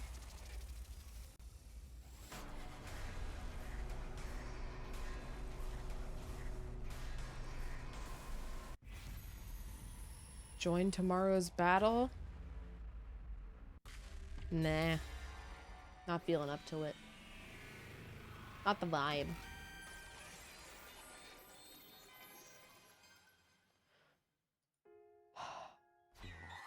Fine. I won't go. You've made a wise decision. But it's not because I don't want to die. It's only because I don't want to get in your way. Plus, it's very likely that all the exertion of the battle would make this illness worse. And if I really do end up dying, we won't break free of the time loop. You're doing this for me too, aren't you? I nodded. Thank you. I'm glad you decided to be reasonable. Get some rest tomorrow. Please, I'm an expert at getting rest at this point. Truing! Hideko smiled at my little joke before she left. It didn't take long for everyone else to show up in my room. It must have been a shock for them too to see me awake after I'd been unconscious for so long. They cheered, they cried, they danced happy dances. Once all of these emotions settled down, They carried me outside and tirelessly threw me in the air over and over. Such a bunch of lovable idiots. Heat welled up in my chest, but it made me feel all the more frustrated. I wouldn't be able to fight for them tomorrow. I wouldn't be able to protect them. I'm supposed to be their captain, their leader. I couldn't help feeling overwhelmed with regret.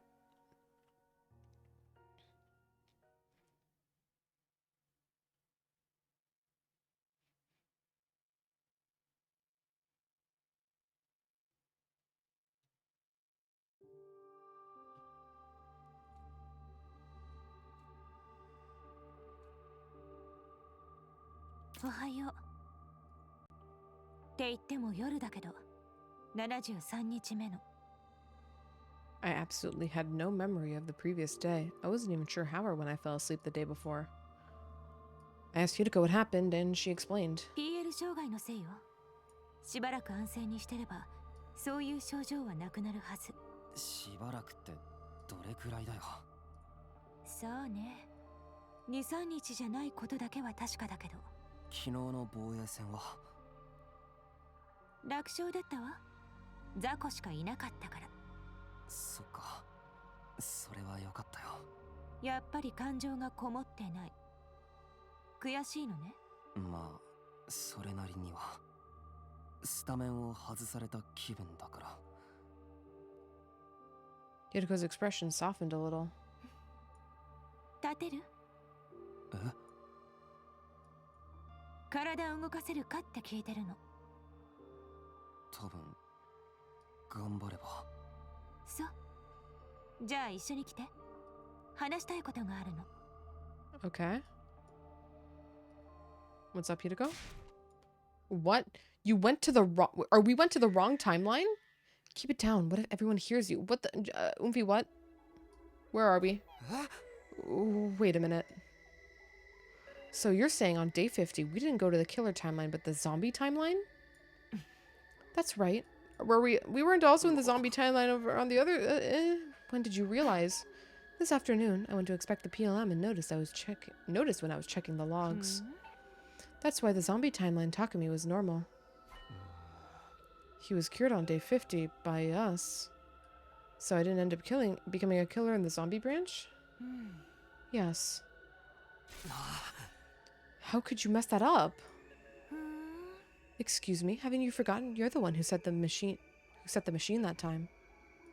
She's right.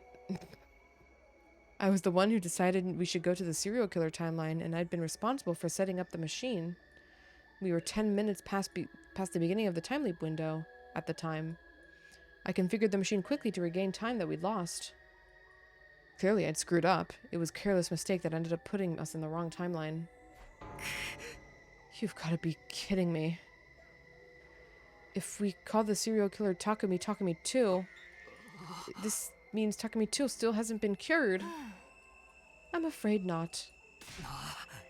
How are you so calm about this? I'm always calm. Awkward. Very awkward. We continued our discussion as we changed locations. Sidako, when are blood space waves going to surge next? Use the device and check for yourself. It's tonight, 12:05 a.m., just a little past midnight. Technically, that's tomorrow, day 74. I'm not arguing the details with you. So, what do? We leap. Where? The serial killer timeline, obviously. Today is day 73. Takumi 2 has already killed 4 people. Iva, Moko, Takamaru, and Kuraba. But if we jump now and cure him, we can at least prevent him from committing further murders, right? Kodaka says he wants to write DLC for this game. Yeah, I did see that too when it came out. We can build a new rail where Takumi 2 stops his crime. I messed up the settings, so I have to take responsibility for what he did after day 50. It's only right I make up for that. I mean, we can't just let him run wild, can we?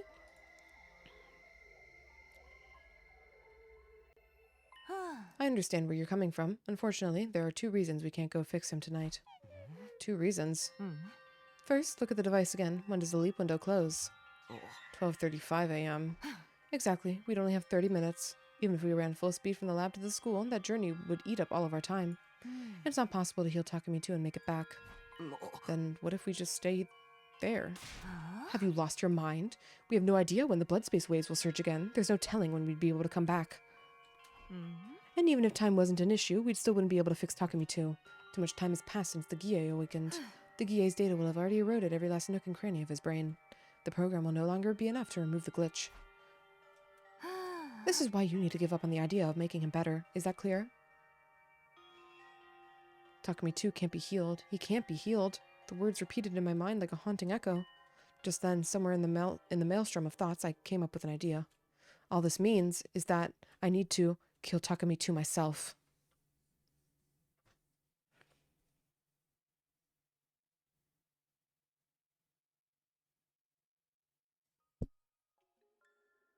"12:05 a.m. I found myself in the lab alone. I wasn't sure how I got there. That reminds me of something Hideko said.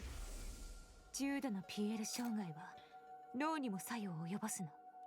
その結果、記憶や理性を失ってしまうこともあって。Memory issues aside, my reasoning still seems intact to me. I was being completely rational. If I let Takumi-2 continue to run loose, more of my friends would end up dead. If we can't cure him, I need to get rid of him. That was the rational conclusion I'd come to after calm and careful consideration. That's right. That's why I came here. To kill myself.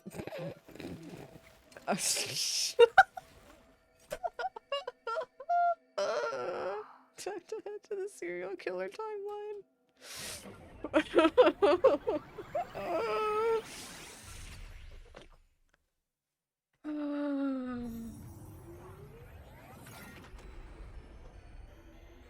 Man. What a line. What a line. 1:30 a.m. By the time I made it to the school, the leap window had long since closed. Okay. Let's see.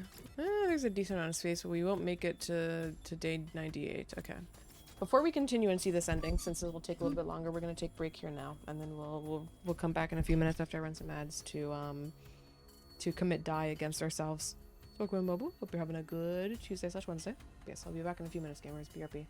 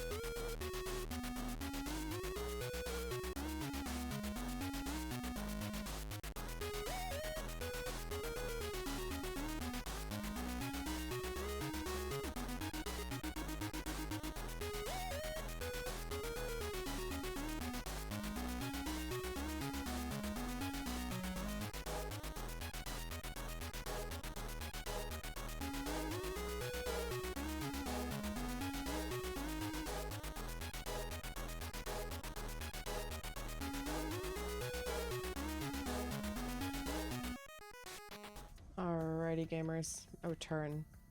Let us continue to soldier on through this ending. By the time I came to the school, the leap window had long since closed. It looked like I'd be staying here for a while, but that didn't concern me in the moment. I was too focused on fulfilling my goal. I was still wearing my leap suit. The idea of killing myself while being recognizable made me uncomfortable. I wanted to consider Takumi 2's feelings too. He'd be able to rest easier thinking he was killed by a mysterious stranger rather than knowing he'd been killed by himself. Just then, I realized I was holding something tightly in my hands. It was a power saw. I had no recollection of where it came from. Maybe I picked it up on the way here? Anyway, I better go looking for Takumi 2. Okay. Tehe. My consciousness was fading in and out again. Suddenly, I was in the first floor hallway. I didn't have to look far. Takumi 2 was right there in front of me. So was Nozomi too.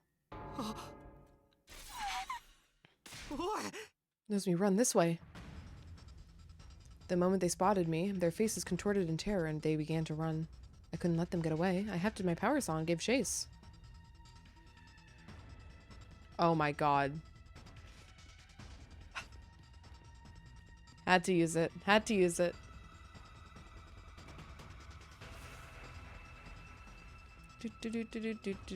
Damn, we are really slow in the suit.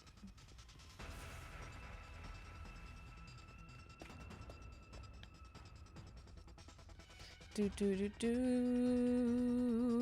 do do do do do do. Now this is gameplay, guys. Holy shit. Phenomenal gameplay.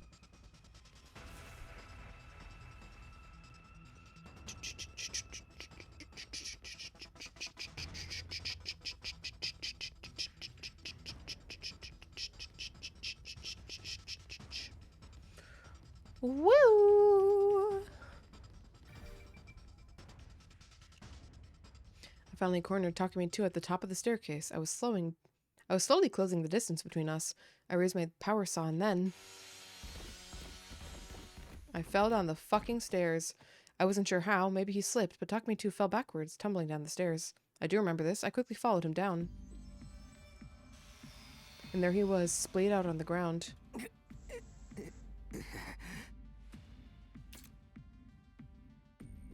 His face was twisted in agony. He was barely conscious. He must have hit his head. Now's my chance. I can kill him right here. I ferociously rushed over to Takumi 2, holding the power saw high above my head, and then we got bonked in the back. I do like after being away for a couple of streams, the timelines are now connected. That's cool. It is due time for the game for sure. It's like the Uchikoshi special. ... and I couldn't kill myself. I just can't do it. Killing myself. How? How could I possibly do that to myself? Oomphy. I lost my strength, lowering the power saw. It slipped out of my hands and clattered to the floor. Snake, no. Suddenly, Takumi 2's eyes flew open. There was a sinister light in them. As soon as I saw it, I knew what it meant. It was the GA. The GA was awake. It really was inside Takumi 2's brain. In fact, Takumi 2 was no longer with us. It made more sense to call him Takumi G while GA had control of his body. The next moment, Takumi G swiftly scooped up the power saw from the floor.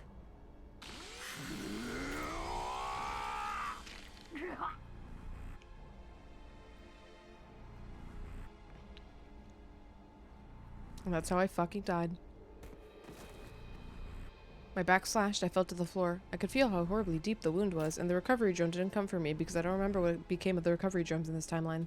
But strangely, it didn't hurt. Maybe my spinal cord had been severed, preventing the pain from reaching my brain.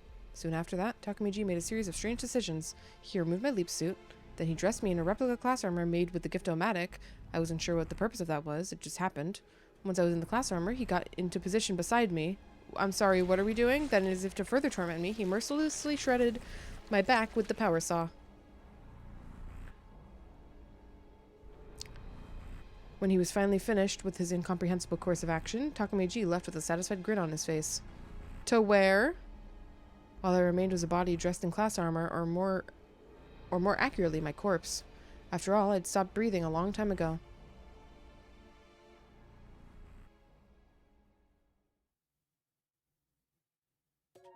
Okay. Ending 60, SF fruit, a form of suicide.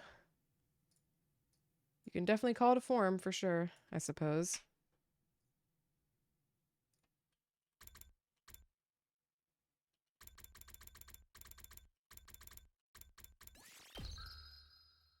Takumi was the sponsor all along. Oh, I wish. Well, I don't wish. That would also be not good. This is why in one of the branches in this route, there's 2 Takumi bodies. He finds this body and does not understand. I don't remember this, and I'm so lost in the sauce. I don't give a shit anymore. I see. So Shide and Nigo expose my secret. Oh, wait, right. We're skipping.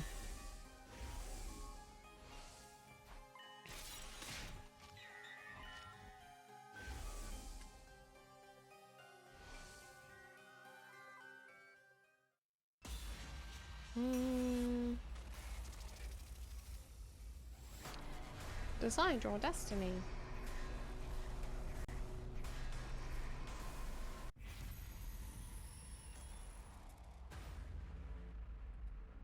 Alright, we're doing coming of age now. 4 more endings. The home stretch.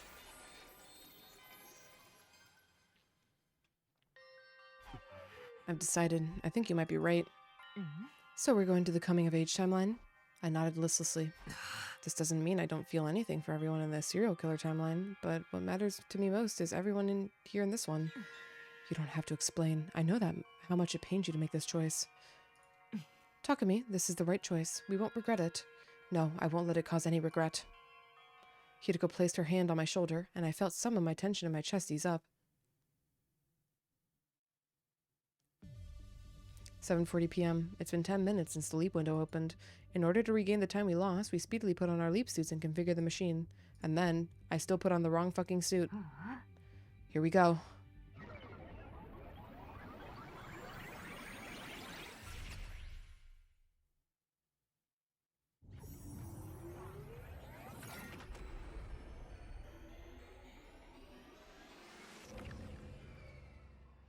Makes me believe the other sponsor bodies are zombie male GA. I think someone did attack one of the bodies and they're decomposing. I don't remember.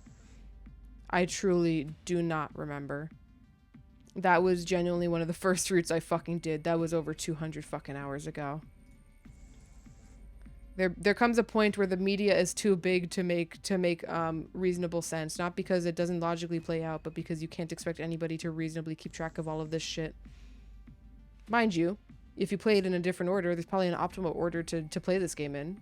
I assume people will like have a guide, if anything, for this game for the best way to do routes to maximize the comprehension experience. But the one I did is Kyoto side is long history.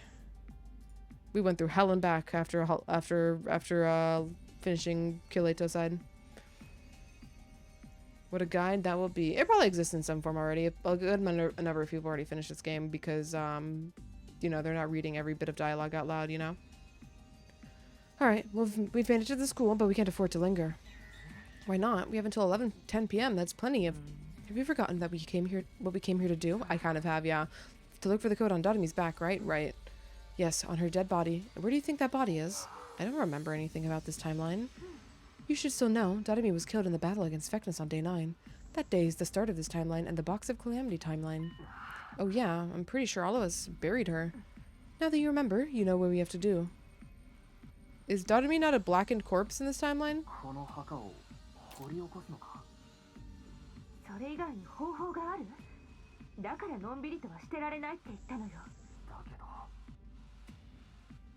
抵抗があるのはわかるわ。私だってしたくてするわけじゃない。でもしょうがないでしょ。みんなで人工天体に行くためにはこうするより他に手段はないんだから。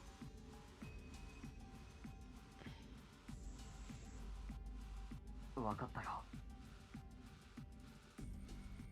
I grabbed a nearby shovel, shut my eyes tightly, and drove it into the ground.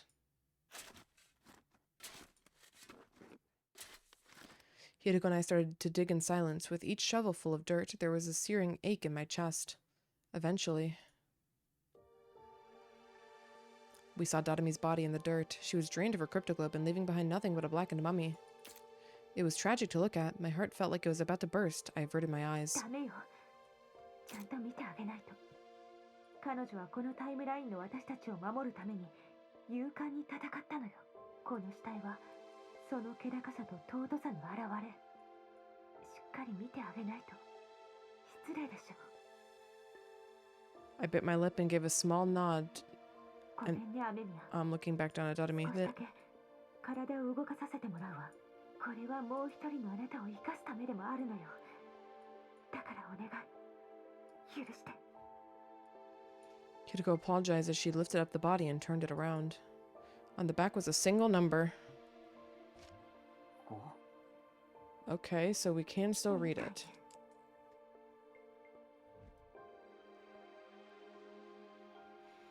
We carefully restored Dotami's grave.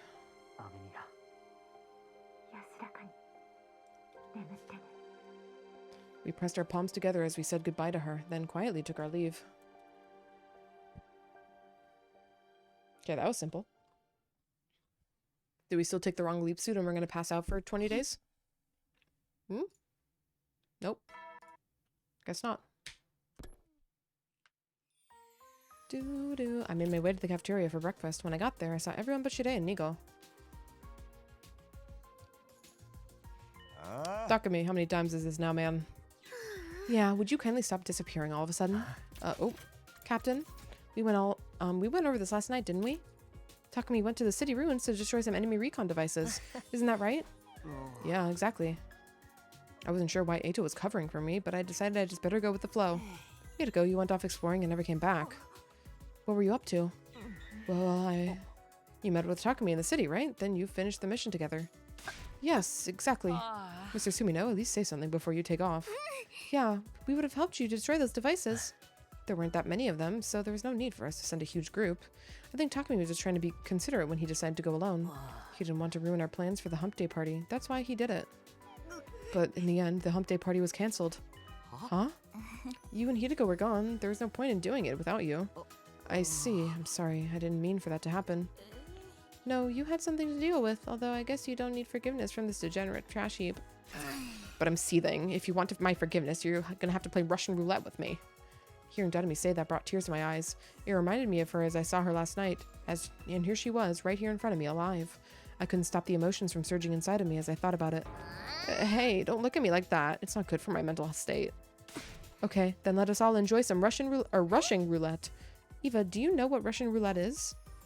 Yes, of course. Miss Kawana can just soup up the wheel so it goes full tilt. Mesdames et messieurs, place your bets. Mesdames and messieurs, place your bets. Oh, for the love of murder. Thanks to Eito's cover story, Hideko and I weren't questioned any further. Everyone ate breakfast together and I left the cafeteria. The only ones left behind were Hideko, Eito, and myself.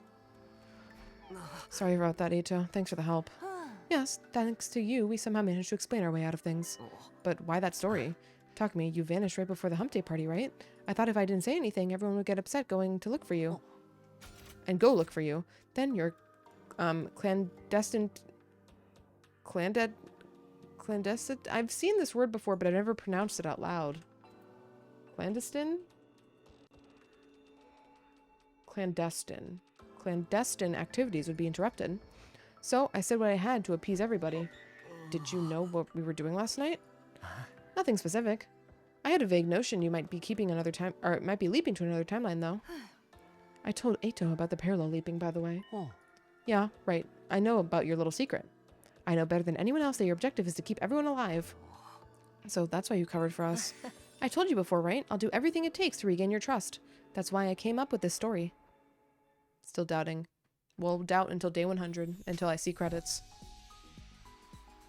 I left Chidako Neto and returned to my room. Then I started my usual rounds. Oh yeah, the usual rounds. Let's fucking go. These are the usual rounds, baby. I love sleeping. Sleeping is poggers. I had a feeling you were here.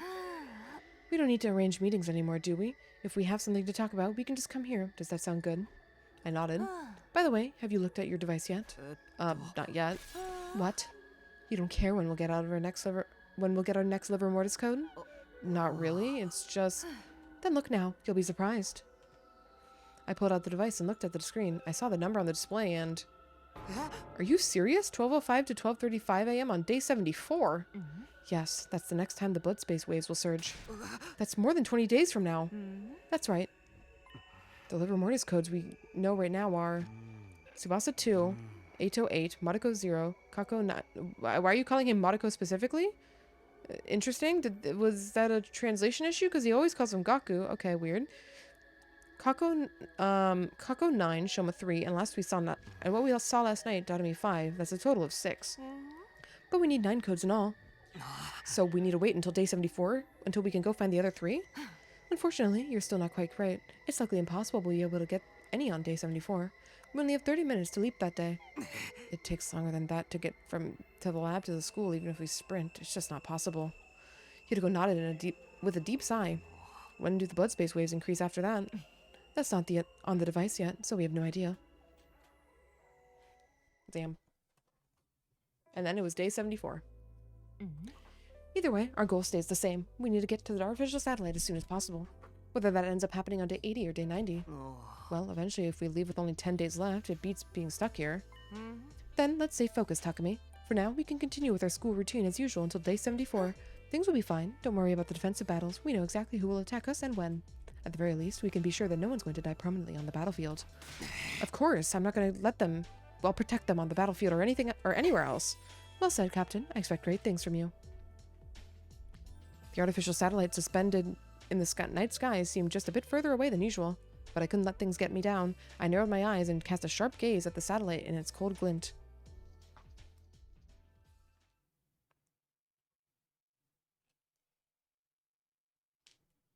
We're gonna have to do a lot of sleeping.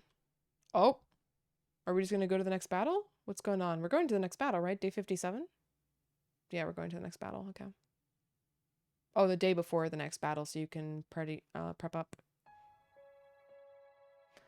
For 4 days, I lived out my life at school like I always did, as per Hideko's advice. I laughed and trained with everyone and sometimes got into arguments too, but we didn't really experience any serious issues, and time ticked away in relative peace. There was nothing we could do about the liver mortis codes until the blood space waves peaked again. I allowed myself to temporarily forget about that and focus on living as normal a life as possible. Day 56 came to an end. Day 57 would soon be upon us, the day of the next enemy attack. We get to do some more skipping. Poggers!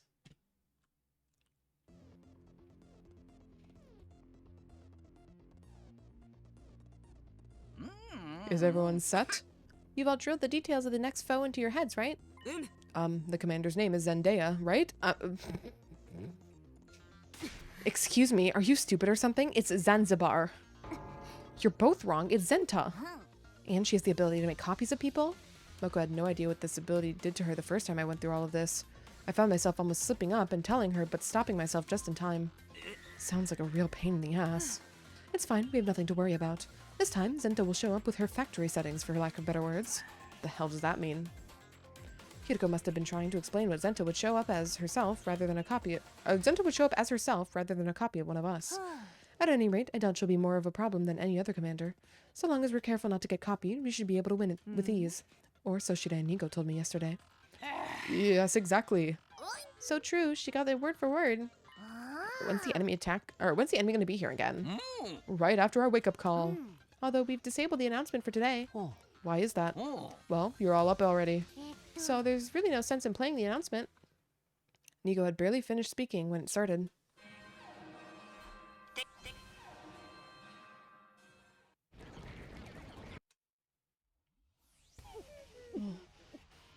don't think I'll ever get used to this alarm. You'll be fine. The Tsukumo twins are by your side. Okay, guys, let's do this. Special Defense Unit, move out. I love skipping battles. It's so fucking poggers. Do-do-do. Do-do-do. Do-do-do-do-do-do-do-do-do-do. Do-do-do. Do-do-do. Do-do-do-do-do-do-do-do-do. Do-do-do. Do-do-do. Do-do-do-do-do-do-do-do-do. Skip this piano.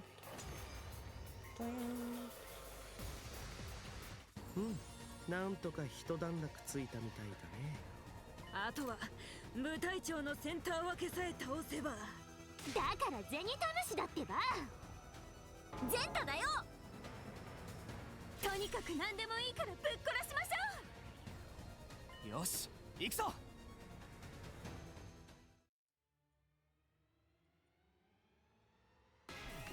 Oh, not even an animation for her.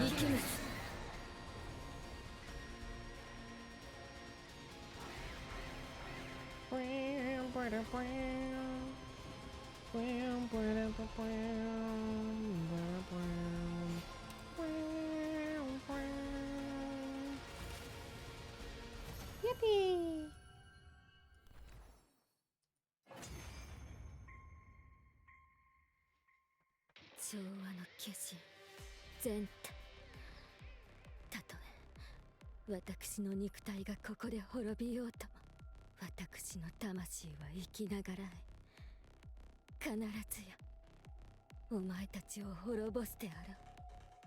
With those final words, something strange happened to Zenta's body. Also just dis-a-fucking-peared. Oh, exploded. Never mind. Well, that's a form of disappearing, I suppose. It splintered all over and burst into tiny pieces, disappearing into a plume of smoke. Reading. Holy shit. なんだよあいつ。もしかして自爆したの？みたいだね。マジで歯ごたえのねえやつだったな。うん。吐き気を催して損しちゃったよ。まあ別にいいんじゃないですか。だよね。とりあえず倒すことができたわけだし。Everyone nodded in sync, although they all seemed dumbfounded by the abrupt end to the battle. ところで、僕の戦いっぷりはどうだったかな？努力の後は見えましたけど、まだチヤホヤされるレベルではなかったですね。Damn. 岩さんってなんで僕にだけ厳しいの？なんとなくムカつくからです。ニベもないね。とにかく皆さん、こうして戦闘に勝ったんですから、いつものやつやっておきませんか？え？金崎くんが言い出すなんて珍しいね。すみません、僕みたいなゼニタムシがしゃしゃり出てしまって。いや、そういう意味で言ったんじゃないんだけど。ほらスミノ、何ボケっとしてんのよ。あなたの出番でしょ。お、そっか。それじゃあ行くぞ。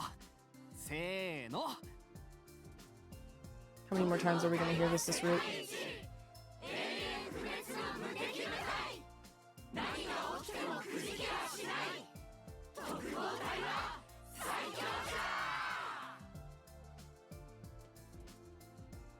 And so ended our defensive battle. The next attack would be on day 63. We'd be fine if we just keep this up. We had nothing to worry about. We patted each other on the shoulder and returned to the school with a spring in our steps.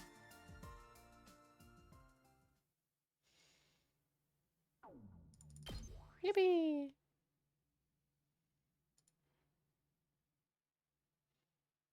And we're skipping probably to day 62 because they give you time to prep before the battle. Maybe not even though, because you just got time to prep, right? Yeah, but you got some more BP, so maybe 61, 62, 62. Another 4 days passed quietly, like the calm after a storm. Nothing exciting happened. If I had to mention something, I guess it would be that the spice blend in Kurata's curry was extra hot. It upset Shoma's stomach, leading to a somewhat explosive situation. We had to do some thorough cleaning afterwards. Ew. Other than that, nothing of serious significance happened, and the days went by almost too peacefully. So welcome in, Britt. Hope you're having a good Tuesday, gamer. I was honestly starting to forget about the livor mortis codes.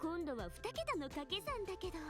そんな勘弁してくれ。Everyone burst into laughter.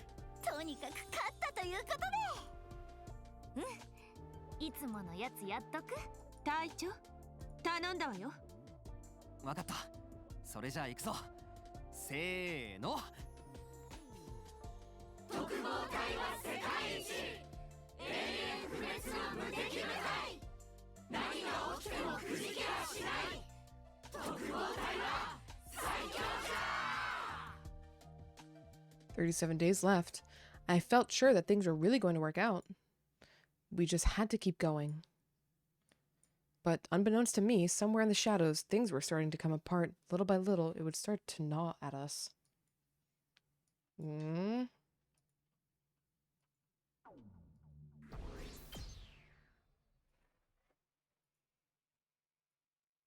Don't think we'll be hitting 1 million BP, unfortunately. Day 66. What's happening on day 66? Over the past 2 days, everyone had gotten less communicative. Why? Whenever someone did speak up, it was just to make fun of someone or to make a cutting remark. It wasn't anything like our usual joking. There was no affection to it. It seemed like everyone just wanted to take their frustrations out on the people around them. I didn't know why it was happening, but we'd been living together in the same place for over 65 days. It seemed natural enough that the stress that had been building up might come out as resentment.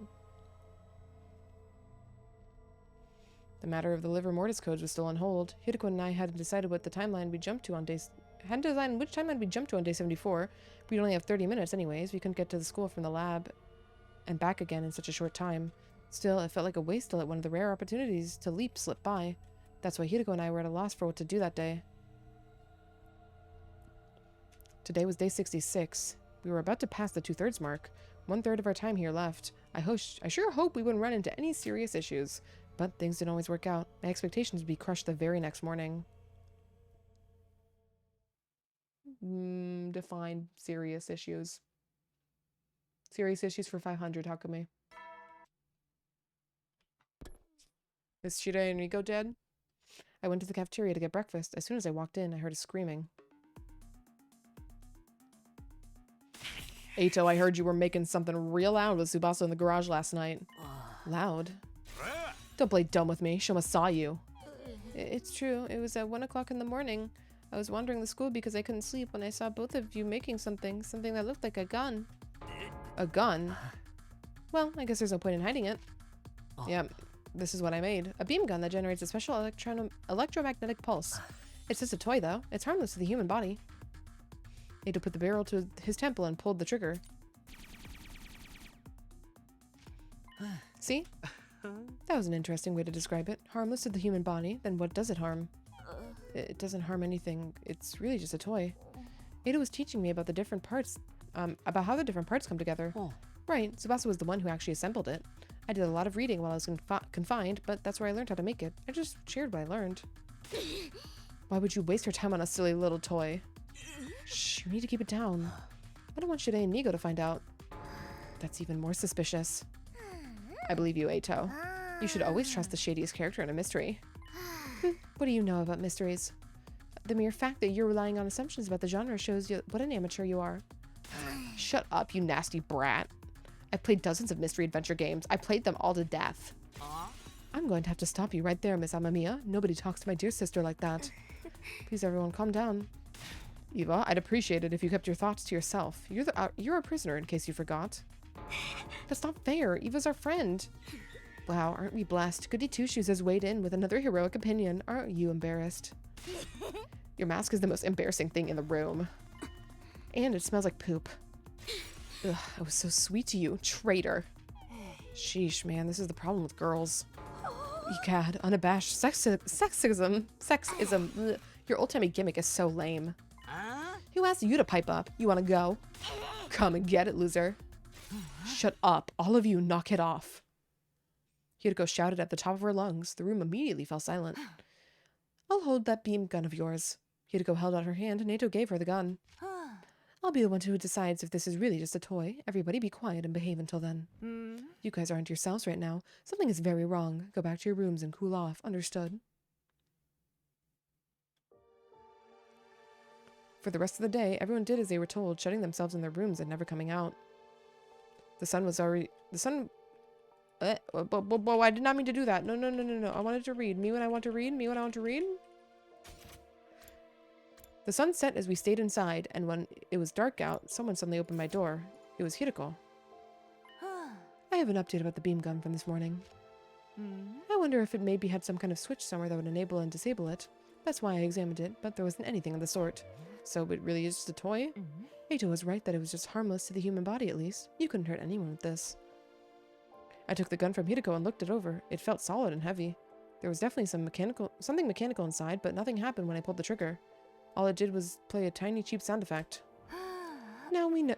So now we know Eito and Tsubasa were telling the truth. But that's not the real issue here, is it? Yeah, the beam gun was only the catalyst. There's a ton of resentment building up inside of everyone waiting to go off. This just happened to be the spark that started the fire. If you know that's the problem, why didn't you say anything in the morning? It's your job to keep everyone calm and mediate between them. I guess so, but... I'm sure everyone is just exhausted. We spent 66 days living under serious pressure. Whatever it is, something has to change. Our next defensive battle is day 72. We have to do something before then. Hiroko fell into a deep thought. Her gaze wandered. Shortly after, she pushed her fingers through her long hair and looked straight at me. Takumi, this may sound harsh, but it's your fault things ended up this way too. You've acted a little too distant from everyone in this timeline. I know. I've done this loop 146 times. There were timelines where you were a lot more proactive about integrating with the group. In those timelines, the others admired you more than they do now. They never would have fought like this if they fought like they did today. Their captain was an anchor for them, and that strengthened their unity. That doesn't mean those timelines were perfect. We lost a lot of people in them. This isn't my first time saying it, but this timeline is a real miracle. Nobody's died, and Eva and Eito are on our side. You need to treasure this timeline. The experiences you have here, the time you get to spend here. Ultimately, that's what will lead to a unity and harmony among the team. Hiroko quietly left my room. I couldn't move. She was right, there's no doubt about that. Her words weighed heavy on me, sinking into the pit of my stomach. But I couldn't just stand there and dwell on it. I already knew what I had to do. I think I know the thing. I think I just know the thing to fix this. I clenched my fists as I murmured, trying to encourage myself.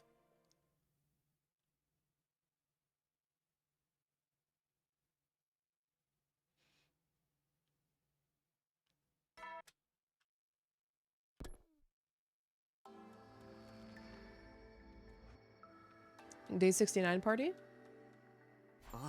Eito and Tsubasa were telling the truth. The beam gun is just a toy. I had everyone pass around the gun. They each had a turn to inspect it, nodding when they were done. But Eito, what did you even do this? Or what did you even want this for? There was a picture of this beam gun in one of the books I read while I was locked up. I found the shape and design appealing, that's all. Anyway, now that we know, I'm gonna give this back to Tsubasa. Me? You're the one who made it, right? I can give it back to Eito, but I think it would put everyone on edge. After a moment of hesitation, Tsubasa slowly reached out and took the gun. Sheesh, everybody's still suspicious of me, huh? That's not it. Everybody's just kind of unbalanced right now. Little things have them jumping at shadows. But that's gonna end today. Let's wash all these feelings of tension away and leave them behind for good. Wash them away? How? Pool party? Pool party. Goodness, is this one of those night pools I've heard so much about? Young women and men go wild together in the pool at night, colorful lights everywhere. We're having an evening of debauchery and hedonism, aren't we? It's not nighttime, and it's not any of the other stuff either, but sure. Are you serious? This is like so crazy. Takumi, did you do all this? Well, I had a little help. From me. It's our fault the hump day party got canceled, right? So in a way, this is our apology for that. And don't worry about the swimsuits. We made sure to get them for all of you. Oh, hold on a minute. Are we going to swim here? I told you, we need to wash all the negativity away. You meant that literally? Takumi, this is a dream. You know exactly what the people want. You mean what you want. But what about Shide and Nico? Of course, I got their permission. I'm so conflicted with Eva. I really hope we can break her brainwashing before the end, or else this is... drown Kraku.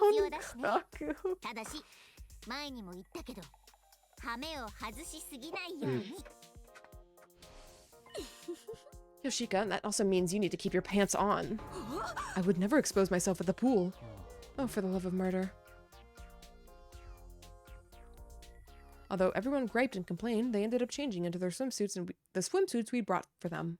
And so began our Paradise Pool Palooza. The PPP. I had a feeling all the complaining was just to cover up how embarrassing everyone felt. It took less than 5 seconds in the water for them to start shouting in excitement. Pretty soon, they all had playful smiles on their faces. Everyone forgot themselves in childlike wonder, playing like kids. I was right there with them. I joined in the conversation without hesitation and went crazy wild with them. All of that strain and tension vanished in an instant. Everyone's face looked so earnestly bright and happy with droplets of water flying through the air. I memorized every last detail of the scene. I took in every passing moment and seared it into my brain. Dotomi's swimsuit's actually really nice. I never want to forget them. I never want to lose them. I could hear splashes of water all around me. Then everyone's joyous laughter echoed in the pool, drowning out the sound of water.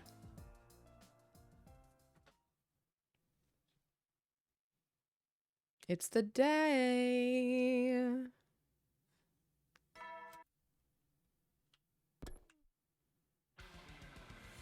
Huh?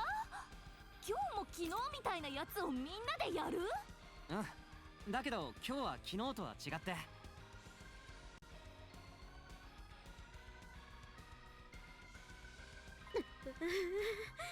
What is this? Could it be a festival? I've heard of these. Young men and women go crazy chanting as they go wild and free around a watchtower.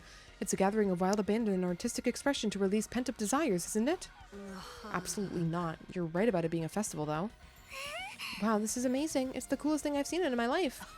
Oh, right. You've never been to a festival before. That's right. I'm so touched. Takumi and Hideko, did you do this all? I only did about a quarter of the work. The rest was all Takumi. Takumi, you look like crap with all the dark circles around your eyes.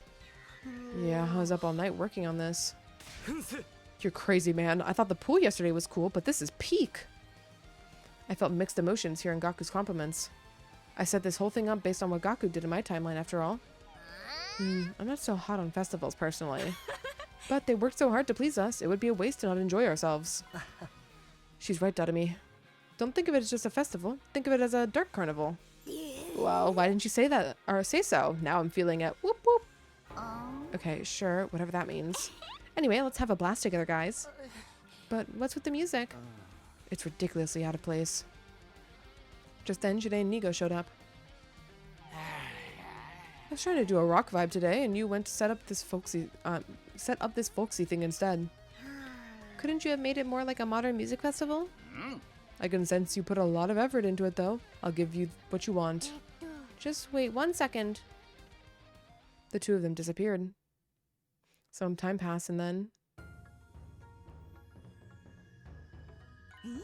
Yeah, this is more like it. This is the kind of song you need for a festival. Then let's get this party started. Everybody cut loose and have some fun. So began our fabulous, frolicsome festival fiesta. The festival was alive with activity. The air was filled with the sound of happy chatter all around. Everywhere I looked, I saw radiant smiles. There wasn't the slightest hint of gloom on those faces. Halfway through the festivities, Kurara started cooking. She made the Osutsuki family's special curry recipe handed down through the generations. It was so popular we had to line up for it, and before long, we'd eaten every last drop. After we were done eating, it was Gaku's turn to entertain us. Gaku climbed to the top of the tower, got on the DJ equipment, and showed us his skills on the turntable. The rest of us danced to the rhythm, wild and free. We went crazy, chanting and singing. We spun and flew, sweating so hard we practically melted away. And we continued to dance around the watchtower all night long.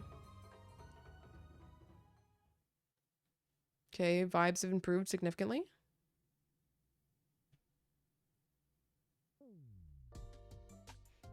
When I woke up, the sky was already dusky. I must have reached my limit after staying up all night and partying for 2 days straight. I left my room and got ready for the day. By the time I was done, it was completely dark, almost time for dinner. I hurried to the cafeteria and announced my plan for the evening to everyone. What? You have got to be kidding. We're all going to the rooftop for fireworks? Yep, sparklers, Roman candles, aerial fireworks. I've got them all in my room. But Takumi, don't people usually space out these kind of events? Yeah, you gotta be out of your mind to go 3 days in a row.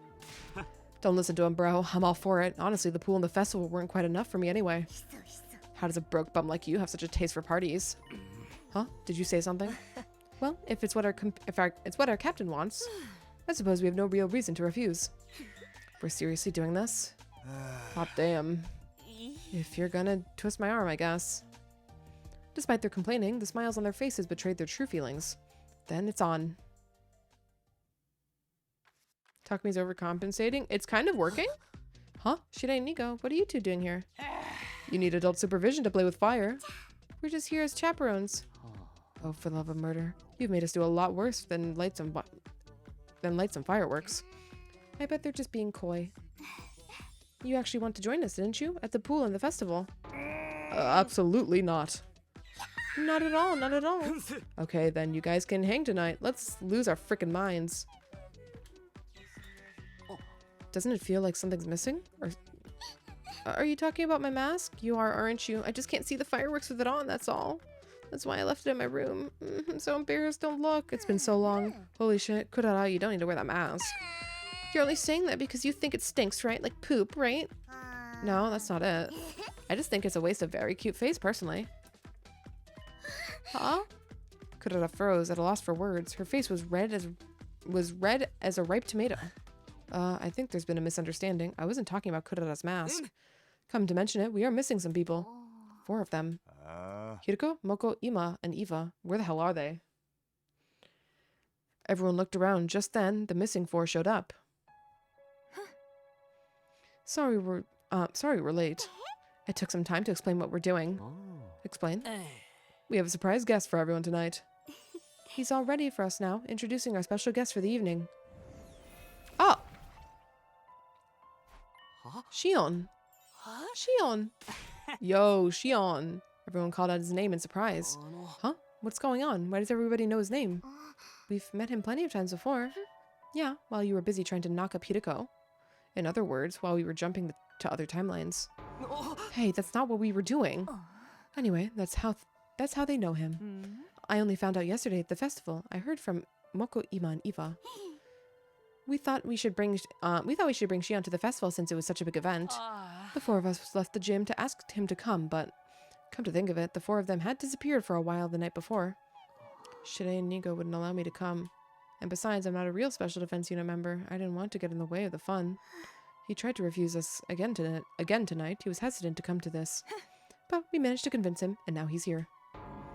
You lot don't listen when I say, to a word I say, you're wasting his energy. Just summoning an avatar like this uses up strength. Was this a bad idea after all? Well, obviously. Obviously it's fine. Huh? Shion is as much as a part of the Special Defense Unit as any of us. He's our 17th member. If he dies, we all die. If we die, he dies. Our destinies are intertwined. He's one of us, an important comrade. If you're going to disrespect one of our friends like that, well, you already know what I can do. I sent a sharp glare towards Shirei and Nigo. The 2 of them were clearly rattled by it. Takumi. Fine, if you're going that far, you can have it your way, but just for tonight.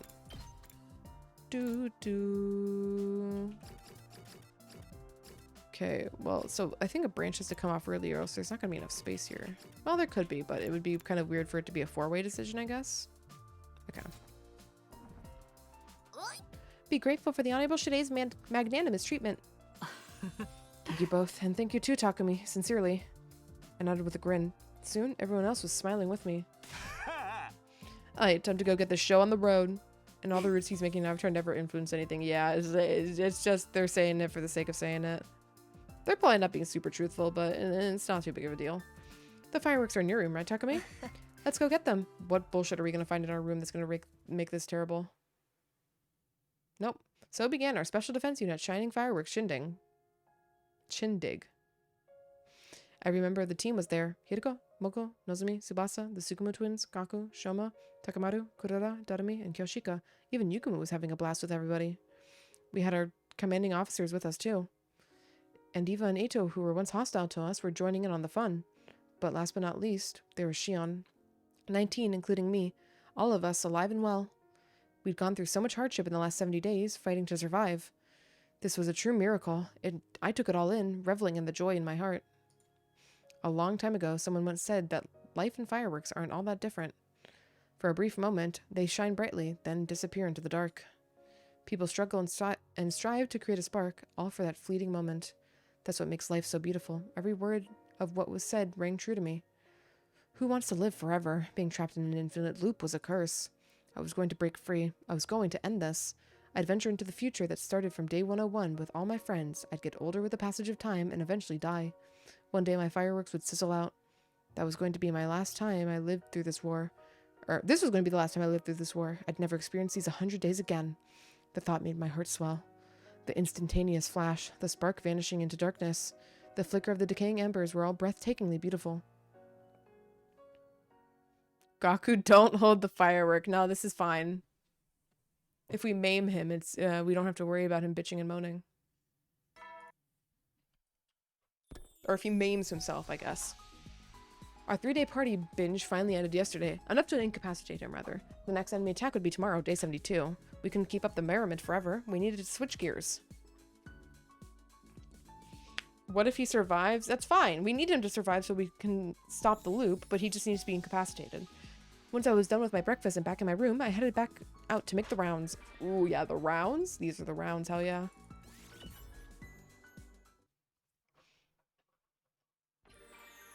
Do do do do.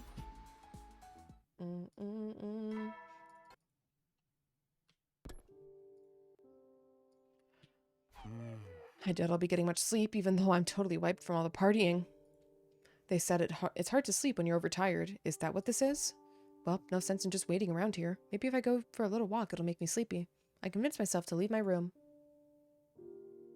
I'm so glad you kept your social links ages ago. You know, you see, this is exactly perfect, right? Fivehead. It was just then that I heard someone sniffling. I could see someone on the other side of the fence. It was Hiroko. Huh? Again? Something like this happened before, the night of day 9. At any rate, I couldn't very well leave her like that. I went closer, hopped the fence, and sat down beside her. I knew it. Behind the lenses of her glasses, Hiroko's eyes were wet, with countless trails of tears running down her cheeks. She was holding something tightly in her left hand. It was the calico cat figure I'd given her on day 10. She hurriedly put it back into her pocket when she noticed me and removed her glasses to wipe away her tears. The silence continued. I stayed by her side, not saying anything. After a little while of sitting there like that, Hiroko finally spoke. 前はデリカシーのないこと聞いてきたくせに。こう見えて学習能力はある方だから。9日目のこと覚えてるんだ。まあな。Hiroko raised her head and stared at the faraway flames, forlorn. 8日目の夜、夢を見たの。夕べ見たのも同じ夢だった。それは101日目の光景で。そこにはみんなの姿があって、でもね、私だけがそこにいなかったの。どうやら私は死んでしまってたみたいで。その夢の中にはスミの、あなたの姿もあったわ。だからあなたはきっと、タイムループを抜けられたんだと思う。これから抜けるって言うべきかしら。でも私だけは永遠に抜けられないのかも。Hiroko bit her lip and hung her head. I could tell she was fighting hard to keep from crying again. I spoke up before the tears had changed. I spoke up before the tears had a chance to flow. Remember when he fell off this ledge? Good times. Really was, yeah. Really was good times. もしもお前が死んじゃってたんなら、お前がその光景を見れるはずがないし、俺だけがループを抜けたっていうのも辻褄が合わないことになる。ループから脱出するには、特防隊の全員が生存してる必要があるからだ。要するに何が言いたいのかっていうと、ただ悪い夢を見ただけなんだから、気にするなってことだ。大丈夫だよ。お前は絶対に死なないから。この俺が Kiss her, fall off the ledge again. ず Maybe. 約束しただろ。二人で一緒にループから抜け出すって、みんなが笑って過ごせる未来を作るって。隅野。A refreshing evening breeze blew by. Every time Hidiko's hair moved in the wind, I caught a familiar scent. The smell of lavender. Enveloped in that sweet fragrance, I sat there and waited for her to respond. Eventually, the trails of tears had all but dried up from her cheeks. Looking much more like her usual self, she gave a little smile and spoke. 確かにそうよね。あんな夢のことを気にするなんて。私らしくなかったわ。100日目が近づいてきて、ちょっとナーバスになってたのかも。ナーバス。とにかくさっきの話は忘れて。それよりも一つ思いついたことがあるの。思いついたこと？次の PL 可能日時は74日目の午前0時5分から35分。そのことは覚えてるわよね。今からするのはそれに関することよ。Hideko pulled a coin out of her pocket. 今からこれを使ってコイントスをするから。Oh my god, are you fucking kidding me? どちらの面が上になるかを当てて。ちなみに太陽の方が表、三日月の方が裏よ。もし当たったら。あさっての73日目に一緒に探索に行くっていうのはどうかしら。 Really? どうしてあさってなんだ？ Really? 明日は防衛戦の日でしょ。敵の襲来は朝だけど、終わっても疲れ果ててると思うし。じゃあ外れたら探索には行かないってことになるわ。何もしないでぼーっとしてる。 Knuckles, I am. They're splitting timelines? Yeah, with a coin toss. I was confused. 当たった時に探索に行く理由は？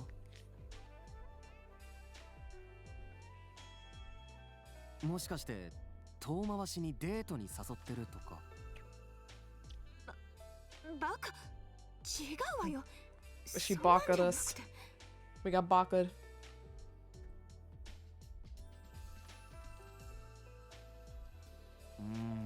なんかよくわからないけど、とにかくそのコイントスとパラレリープには何か関係があるってことなんだよな。ええ、詳しいことは後で教えるわ。なんでだよ、今教えてくれたって。うるさいわね。いいから始めるわよ。Hideko flipped the coin. It tumbled through the air, landing on the back of her left hand. She quickly covered it with her other hand, hiding it from my sight. さあ、当ててみて。コインは表か裏か。どっちだと思う？ It was such a pointless question that it felt silly to think about it too seriously. Even if I was wrong, all it meant is that I wouldn't spend the day outside with Hideko. There was no real risk involved. But I felt a strange stirring in my chest. Was there a fateful choice hiding behind this light-hearted pretense? Was something unforeseen creeping closer? I couldn't help but worry. Instantly, I was conflicted. Logically, there was no real right answer, and yet I couldn't just choose blindly. 2 more timelines would be created based on what I decided here. ちょっと、どうしたの？さっさと答えなさいよ。 At Hideko's urging, I steeled my resolve and gave her my answer. Story of the J planet having infinite resources because the timeline jumps was true. I mean, that doesn't make it like, yes, but like, does it mean it's reasonable for them to find them all and bring them back? Maybe not necessarily. Again, we don't know shit about the GA planet. We just know it exists. Call the coin toss. Heads or tails. Interesting that you don't actively pick a result this time. What do you mean? Alright, so we're gonna do this like the last time I had a decision that I really didn't feel like going this way or that way, and it worked out phenomenally last time, so we're gonna do it again. I'm going to roll 2 d20s IRL. I got my cotton candy d20 and my purple and black d20. We're gonna make cotton candy heads and purple black tails. Whichever rolls the higher number on the d20 is the one we're going with. This is true RNG. Ooh. Ooh. Purple and black rolled a 16, but cotton candy rolled an 18. So we're going heads. Damn, I wish my D&D rolls were like that. What the hell?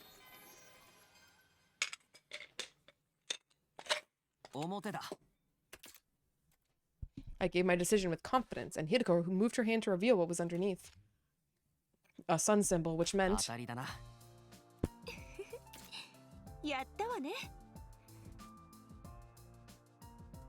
Hideko's absolutely beaming. なんだよ、やけにご機嫌だな。そんなに俺とデートできるのが嬉しいのか？だからデートじゃなくてただの探索だって言ってるでしょ。じゃあそういうことにしといてやるよ。もう。I'd never seen Hideko like this before. I wasn't sure why, but it made me feel warm inside. とにかく明日は防衛戦だし、私はもう寝るから。それじゃあね。With that, she climbed over the fence and left. I was left on my own, staring at the undying flames in the distance. で、結局詳しいことって何だったんだよ。I spent the night without ever finding out what the coin toss had to do with our next leap, or about Hideko's real intentions behind the potential non-date. Frog. Not even bringing back, like, imagine if I had a stone I could toss or keep the stone. Either case, with timeline jump tech, I would have 2 stones and 2 me. Now, make guns, but 2... No, yeah, obviously. We've already done that with the QB liquid. We brought the QB liquid to a timeline where they didn't find it. Huh? It's all cannon fodder again? Did you want me to write and ask them to send a commander? That's not what I meant. Excluding Vectus, there's only one left, Dalsha. But he won't show up until day 87. I mean, according to Shirei and Nigo. Indeed. That's exactly what we told her. Must I endure the torment of multiplicity tables again? We're graduating to 2-digit numbers, remember? No. I'll die a dishonorable death before the enemy even gets to me. There's no real reason to do that again this time, right? I'm already used to weaklings talking. Oh, I'm referring to those others than myself, of course. Personally, I love it. We get to murder losers begging for their mommies and to come save them. Truly wonderful. The mere idea gets my motor running. Let's let these 2 wackos do their freaky thing while the rest of us just ignore the voices. Yeah, this will be a cakewalk if we work together. After all these parties, we're a closer-knit team than ever. Let's show them how much stronger the Special Defense Unit is now. What are you making that face for, Nozomi? Oh, well, I was just touched that we got to fight together again, all 16 of us. This is the 4th time we've done it. I know, but how do I put it? I don't really know why, honestly, but it just warms my heart. Nozomi wiped the corner of her eye. Immediately after that, the alarm sounded.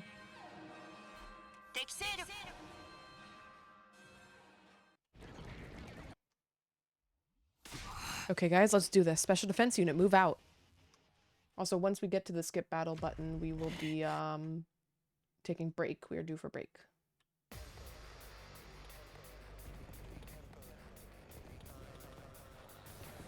I kind of want to see the transform again. Well, too late. We've watched it hundreds of times at this point. The GA planet could just send infinite scouts everywhere and then infinite soldier to this of the same person to destroy said planet. I mean, yeah, again, the GA thing, blood space. Anyways, I will be back in a few minutes, gamers, and we will continue on to potentially, I mean, we'll get at least one ending. I don't know if we'll get all 4 of the remaining ones in the next hour, but we'll see. For now, I shall BRB.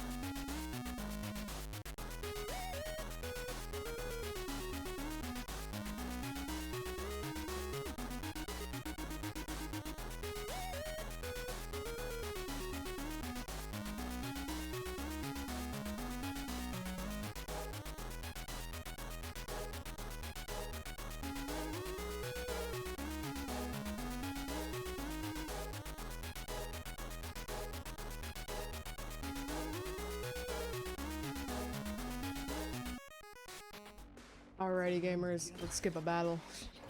や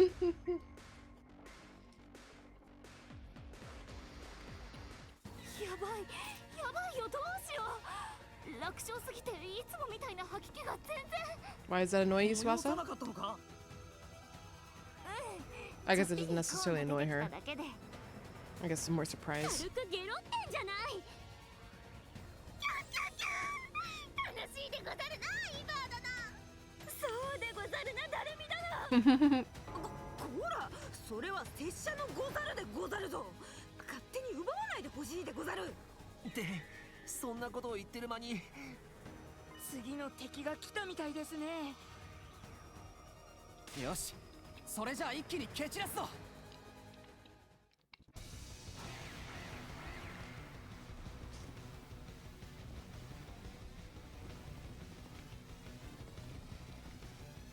助けて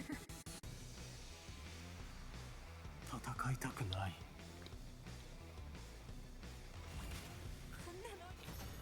Yippee!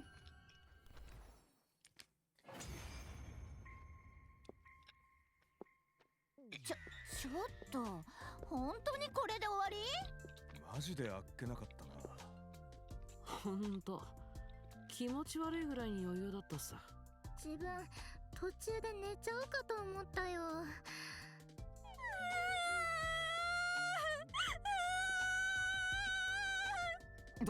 どうしたんだよいきなりなんでもないの気にしないでなんか突然感極まっちゃっただけだから Are we gonna have to do electric boogaloo of a party to make everyone not crazy again? とにかく勝ったっつうことでいつものやつやっとく I nodded. それじゃあ行くぞせーの特防隊は世界一永遠不滅の無敵部隊何が起きてもくじけはしない特防隊は最強じゃ There's nothing to be afraid of. The path ahead looked bright as the clear blue sky above. Everyone was smiling from ear to ear. In that moment, I could believe we were truly invincible. And that was fucking wrong.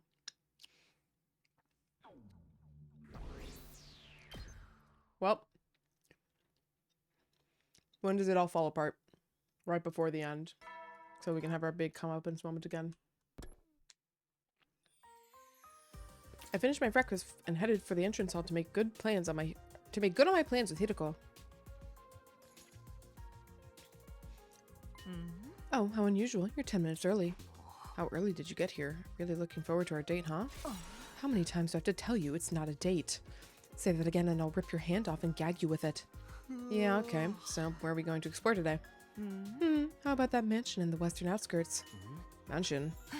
You know, a big house, manor, pronounced just like the things you were apparently raised without. Manners, manor, you understand? I understand, it's just not funny. Zip it, don't talk back, servant. I'm going. Hideko went on ahead without me. She's in a weird mood. Well, whatever. I murmured to myself and chased after her. God damn it, it's actual exploration. Yeah, something to get beat the fuck up on the way to our dinner date.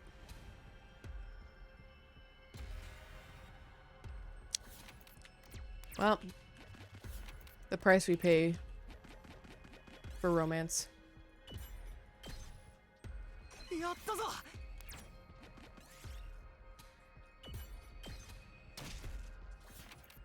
Ow. Ow. Hideko, please don't fucking die. We can heal her up a little bit.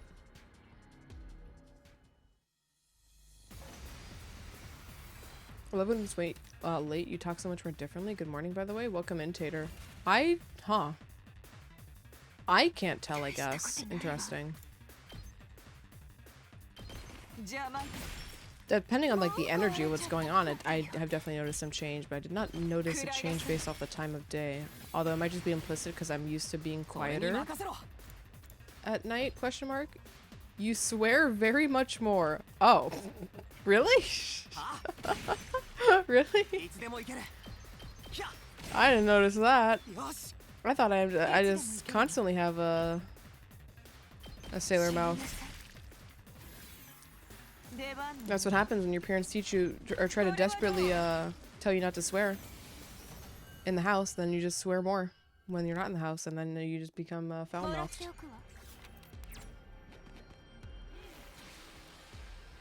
I'll be going too. Good night. All right, good night, Dibbity. Have a good one.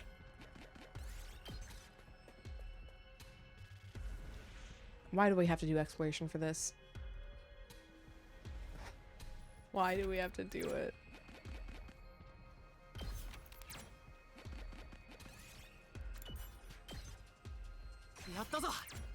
At least give me high rolls. Come on.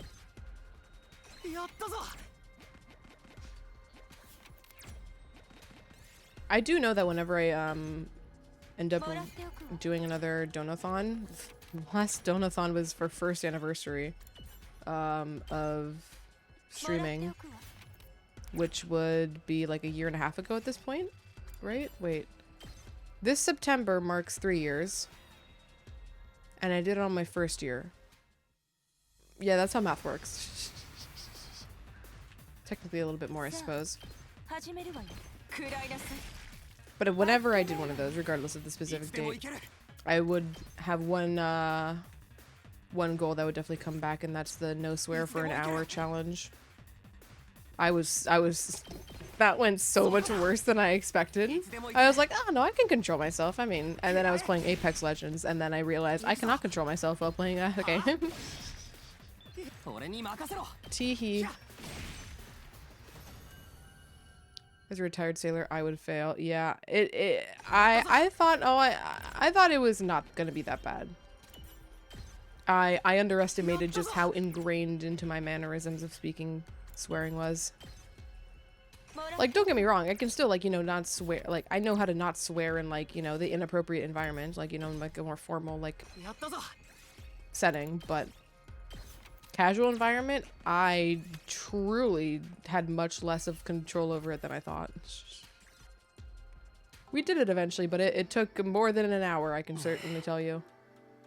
Phew, we're finally here. Okay, time to head back. Huh? I said time to go back. Turn up your hearing aid. But we just got here. We don't have any business in this place. Too bad there isn't a typewriter here so we can save. Okay, good one. What? The whole point of this was to just go exploring. It didn't matter where we went or what we did. So it really was. I was about to tell her it was exactly like a date, but I stopped myself just in time. Well then, let's get going. Or if you're in the mood to hunt down some zombies, I guess you can stay. We turned around and headed straight to the back to the school. I use F word like this thing a comma. Yeah, it's a I drop a lot of F-bombs, a lot of shits, a lot of fucks. I mean, those are the two main ones, but I still use the main arsenal. Resident Evil reference? Yeah, very Resident Evil reference. We took our time returning to the school. As a result, it was already night when we made it back. 10 o'clock already. We can't afford to dawdle. We need to eat dinner and shower before we get out of here. Wait, hold on. We're going somewhere else? Did you forget already? What is our next leap window, Takumi? From 12:05 to 12:35 a.m. on day 74. Oh, so we're going to the lab. Right, only 4 hours left. No more pointless questions, if you don't mind. But we only have 30 minutes. What could we possibly do in such a short time? No matter which timeline we jump to, we still only get 30 minutes. You called the coin toss the night before last night, remember? Yeah, I called heads, and I was right, so I went out exploring today. But that just means there's a timeline where you called tails. In other words, a timeline where you were wrong and we didn't go anywhere. That's where we're going tonight, to that timeline. But what for? The more people on our side, the better, right? 2 heads are better than 1, and 4 are better than 2. Don't tell me. Oh, you'd better believe it. We're going to see ourselves in the wrong guest timeline? Hideko nodded and continued. Let's call the versions of ourselves that in that timeline, Takumi 5 and Hideko 5. They should be waiting for us to arrive right now. If your answer was right, we'd jump timelines. If you were wrong, we'd wait. That's the decision I made before I even tossed the coin. But what do we do when we meet them? I assume you haven't given up on using the distress signal transmitter. Of course not. The chances of everyone's survival goes up if we can get to the satellite even one day earlier. Don't you think it would be more efficient if we split into 2 teams to find and deliver Mortis codes? The teams can meet up later and share the codes they've learned. We only have 3 left, so yeah, if we can make that work, it'll be a lot faster. I see. It all makes sense now. In essence, you did this deliberately so that history would branch off, right? I needed to make something happen in this timeline that was completely opposite of what happened in that one. So that's why we went on a date today. Takumi, your left hand, please. Why? So I can rip it off and shove it down your throat. Hideko screamed at me, her cheeks flushed scarlet red. It was loud enough that I was worried it would bring the satellite crashing down. Okay, Hideko, I must admit, that's pretty fucking banger plan you made. I like the plan. I like the plan. The time, 12:04 a.m., Hideko and I had already put on our suits and configured the machine. This must be my millionth time mentioning this, but remember, we'll only have 30 minutes. You only have 6 minutes, Insomnium. I know that. We needed to use that time to talk to Takumi 5 and Hideko 5, right? Yes, so let's not waste time on idle chit-chat. Like what? I don't know, gossip about the weather maybe? Why would we do that? As I was complaining, the clock ticked over to 12:05 a.m. I slammed the red button and jumped onto the platform with Hideko.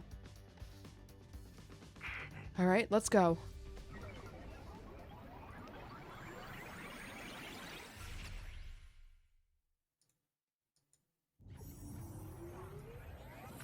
Zoom.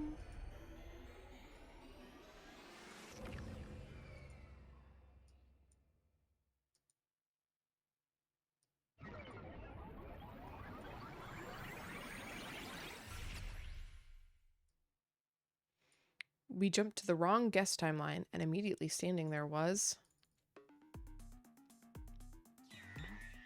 Weird thing is, only one pair will escape the loop. I mean, if we go back to our original time, and we both know the Liver Mortis codes, then... No? Because we work together, we all get the codes, we group up, we say, alright, the codes, and then we go peace out to our original timeline.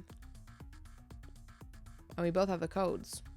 Oh, in terms of who executes it first? Well, if it's happening at the same time, then it might be that both get to go and there's 2 parallel universes that just both made it past day 100. Because they're going at the exact same time, unless it's just a coin toss on which team gets, I guess, to go out of the loop specifically. Or they would just merge, not merge into the same timeline, but... Yeah, well, I can imagine maybe at the end, like, there's a merging of all the timelines in our memory into one canonical body, I guess. But we'll have to see that. Oh, the contradiction is just one is the last loop this Takumi is just one is the last loop Takumi and Hideko will do. Yeah, they're both of the Takumis and Hideko's will end the loop if they both have everyone survive and yada yada. Huh?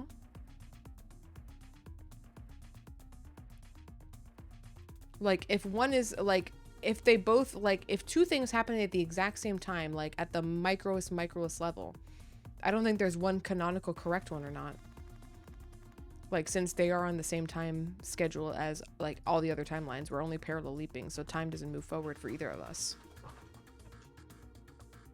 You must be me and Hideko from the right guest timeline. Yeah. You're right on time. Hold on, we're going to take these off.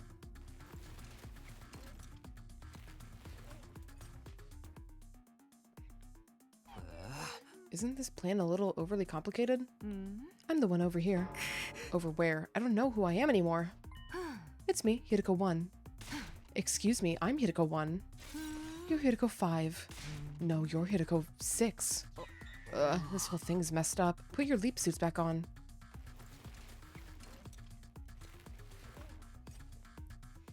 I like thinking one timeline fails and they loop again, the other loop.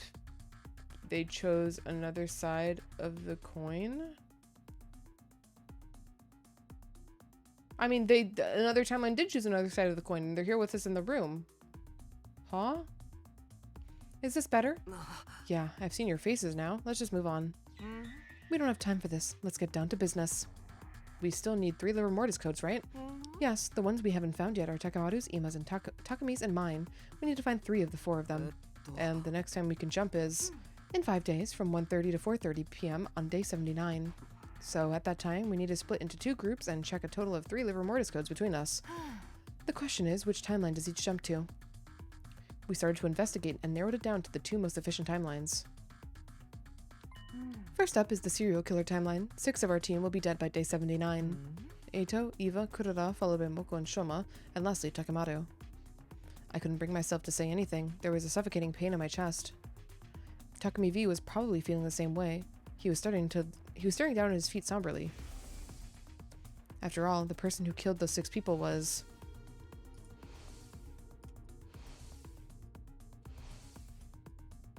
him, me, us. Don't tell me you're still stuck on that. Excluding Eito, it wasn't really you who killed them. It was an inevitability caused by the GA's possession. Haven't we been over this? We really need to move on. Need you to move on. I know that, but at any rate, Takamaru is one of the casualties in the serial killer timeline. If we jump there, we'll be able to get his liver mortis code. I didn't really want to do it, but I had no choice. Takami 5 and I nodded silently. Our other destination is the zombie timeline, right? Yeah, that seems like the most efficient one to visit. By day 79, 9 people are zombified, 5 of whom have been incinerated. The remaining zombies will be Moko, Kako, Ima, and Hiroko.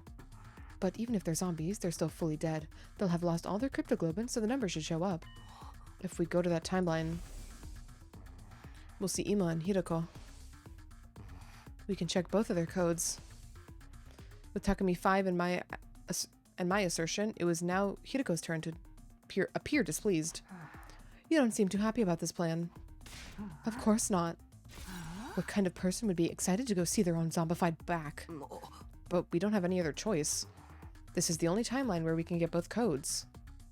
The Hirokos looked at each other and each let out a sigh, hanging their heads. We continued ironing out the details of our plan. Takami 5 and Hiroko 5 from the wrong guest timeline would go to the serial killer timeline. Hiroko and I would go from the right guest timeline. Hiroko and I from the right guest timeline would go to the zombie timeline. We knew who was going to do what. Allow me to repeat. We need to leave on day 79. We'll have 3 hours, not a ton of time to waste considering the trip to and from the school. We'll report the liver mortis codes to each other the next time blood space waves surge. And after that, we'll all go back to our home timelines? Yes, I think that would be the best. We'll jump to your timeline when it's time to meet. Got it. We'll be waiting for you. In exchange, you'd better not show up empty-handed. I could ask the same for you. You'll pay if you screw this up. Excuse me? How dare you speak to me like that? Okay, girls, let's remain calm. It was past midnight by the time we were done. Our time was almost up. Hiroko and I hurriedly set the machine, hid the red button, and jumped onto the platform. Well then, we're counting on you. And we're counting on you. Don't let us down.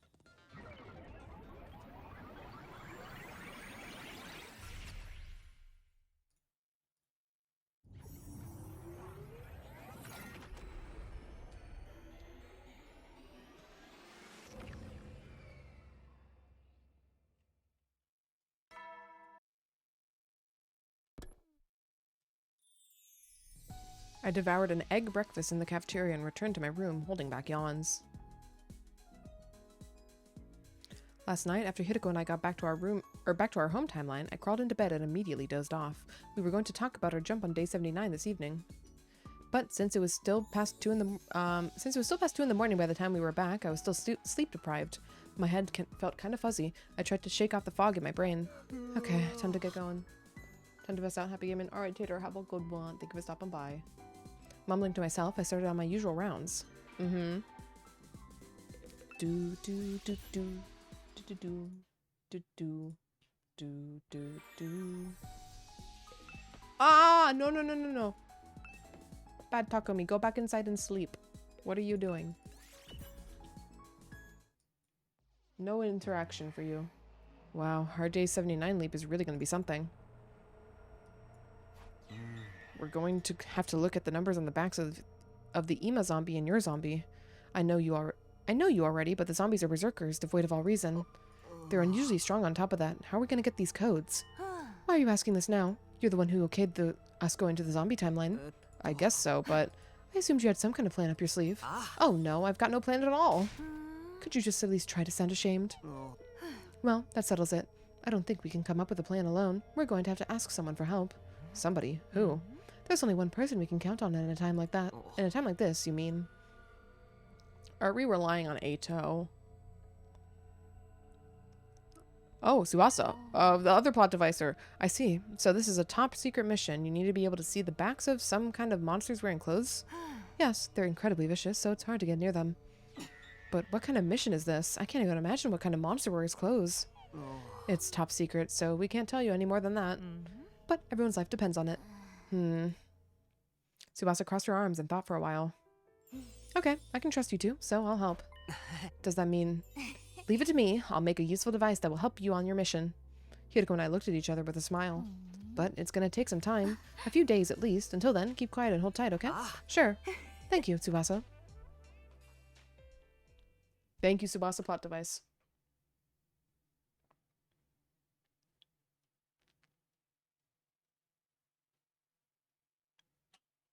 Okay, we're going to 78, presumably? Yeah. Okay.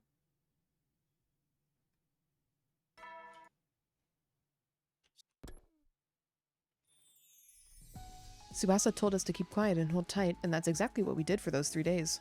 But today was day 78. Our next opportunity to leap would be tomorrow. Would the useful device Tsubasa was working on be ready then? Feeling impatient, I agonized in my room. Maybe I should go ask her. I considered it, but it didn't seem like it would help move things along any. I just had to be patient and wait for Tsubasa to finish. Sitting around like this felt like a waste of time, though. Moving around seemed like a good idea, if only to distract me from my anxiety. I decided to head off on my usual rounds.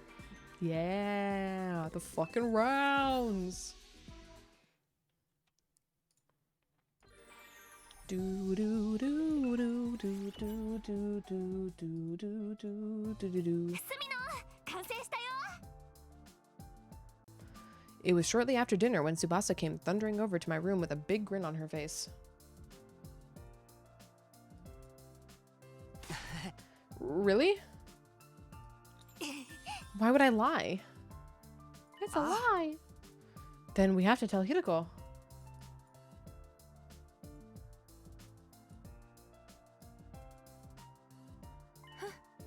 So, where's this device? Here, one sec. Tsubasa walked further into the room and brought something out. And then... Da-da-da-da-da-da-da-da! X-ray goggles. She held them out to us proudly. X-ray goggles. Just like the name suggests, if you put these on, you can see right through people's clothes. So we can see the monsters' backs. Easily. You just need to be within 10 feet of them. 10 feet. Oh, also, I added an Insta-camera function as a little bonus. Just push the button on the side, and an image will be taken through the goggles. It'll develop and print the photo right there and then. I took the goggles from Tsubasa. Sounds cool. Let's give them a try. I was just about to put them on when... Hiriko smacked me with all her might. Ow, what was that for? Get a clue, you filthy pervert. What a pig. He was trying to see us naked. No, I wasn't. I was desperately fumbling for an excuse. The two of them were glaring at me with such contempt that I thought I might wither away on the spot. Anyway, I'll be holding on to these. If Gaku got his hands on them, we'll all be in trouble. Hiriko snatched the goggles out of my hands. Honestly, it wasn't that easy for me to let go of them. Damn. Always a little bit horny.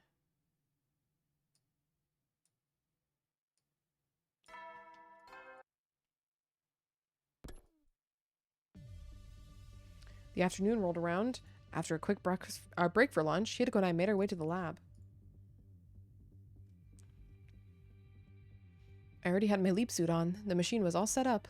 1:29 p.m. 1 minute left until we could jump. You brought the X-ray goggles, right? How could I forget? I have them right here in my suit. We have 3 hours this time. That should be more than enough. And all we have to do is look for at the back of the backs of Zombie Ima and Zombie Hiriko. Don't make it sound so simple. It'll be Wait, I'll be the one wearing the goggles after all. Huh? You? Of course. Why? I don't want you to see me naked. That goes for the zombie me too. Despite how harmless you look, you're a closet degenerate. It's honestly creepy. At least Gaku has the decency to embrace it. I wasn't planning on doing anything like that. While we were bickering, the time to leap arrived.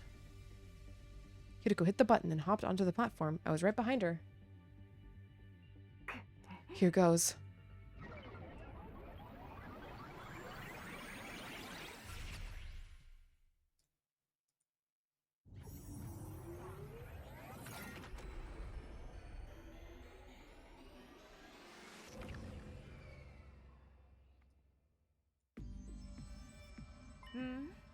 I have a question. Do you know why I'm not wearing my leaf suit? Because you can't wear the x-ray goggles with the helmet on, right? Exactly. So what about you? Why did you take yours off? It's lighter and easier to move around this way. The survivors in this timeline should be holed up in the garage in fear of a zombie attack. They won't come out today, so even if our faces aren't covered, we don't have to worry about being seen. Are you sure about that?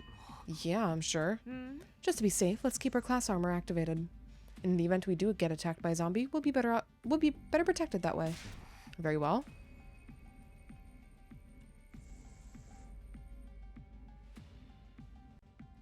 Now then, where are all the zombies?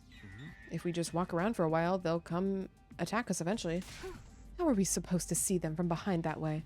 Zombies are sensitive to sound. We'll need to silently sneak up on them. To within 10 feet, right? That's the limit of the goggles' range. Come on, let's hurry.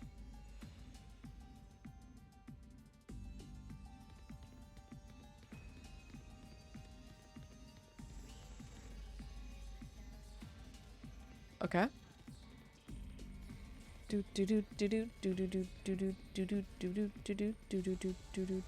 Oh, okay, never mind. Sorry, Zombie Kako. We are just gonna have to pass you by here. Gonna pass by Kako.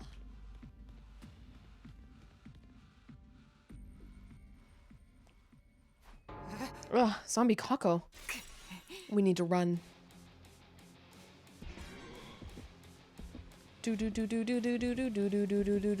Zombie Moko. Oh no. Ugh, now Zombie Moko. Retreat. Well, this is going swimmingly. Damn, Zombie Moko is fucking slow. Phew, looks like we lost them. Shh, keep it down. Look, over there. Zombie Ima. My voice dropped to a whisper. He's just standing there. I don't think he noticed us yet. Now's your chance to go. You can do it. Why me? I'll do it instead if you want. That's 100 times worse. Then, fine, just hold on. Hideko circled behind Zombie Ima. She took a deep breath and began. She took a few cautious steps, getting closer and closer to him. It was going well. Nothing changed about Ima's demeanor. Finally, Hideko stopped, 10 feet away from Ima. She put on the goggles and looked at his back. And then...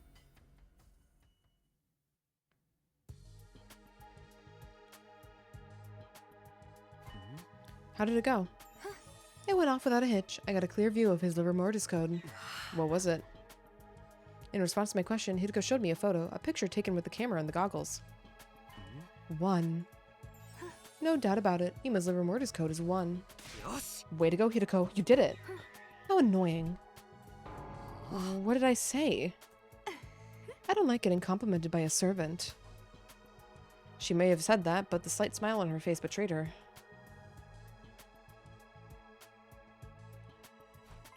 Next up is Zombie Hideko. I'd really rather not see her, but what choice do we have? Let's go look for her. We wandered around the second and third floors in search of Hideko's zombified counterpart, but there was no trace of her. We gave up and returned to the first floor hallway. We spotted her in the moment we came down the stairs. There she is, Zombie Hideko. Ugh, how depressing. Looking at myself literally decaying is even worse than looking in the mirror on a morning of a terrible hangover. A hangover? How I imagine it, I mean. I wouldn't know. We're in a bad position. She has her back to the wall. We won't be able to see her liver mortis code until she moves. Why don't we wait here a while? She might wander off. No, time's running out. We have to do something now. Like what? There's no other option. I'll act as a decoy and lure her away. While I'm doing that, you look at her back. What? I'm not going to let you walk into danger alone. Come on, let's do this.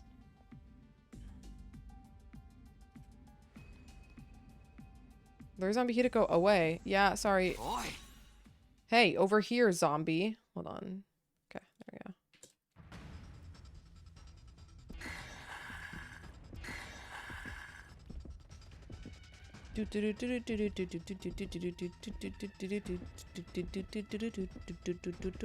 Damn, she is slow.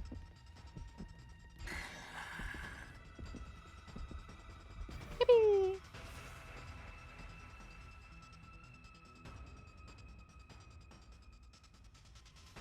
One, two, three, four, five, six, seven, eight. I bolted and turned away at full speed. Zombie Hideko came lumbering after me. Behind her was the still-living Hideko, Hideko 1, more than 10 feet away. She was running frantically, but couldn't get any closer to Zombie Hideko. She wouldn't be able to use the X-ray goggles unless she closed the gap. Ugh, only one thing left to do. My last resort. I came skidding to a sudden halt and turned around, grappling with Zombie Hideko as she charged me.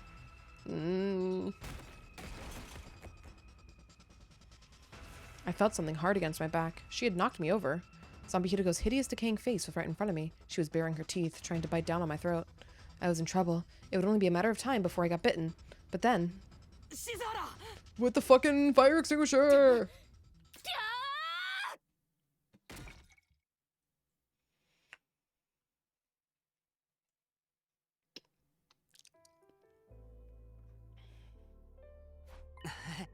Thanks, you saved my life.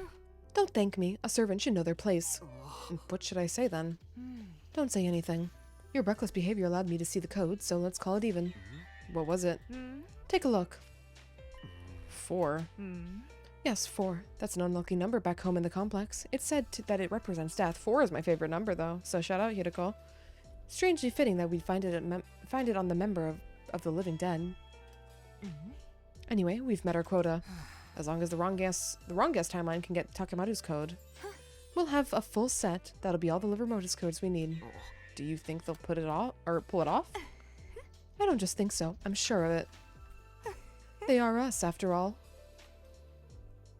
Our leap window was going to close soon. Hideko and I nodded to each other and made our mad dash for the wall of fire.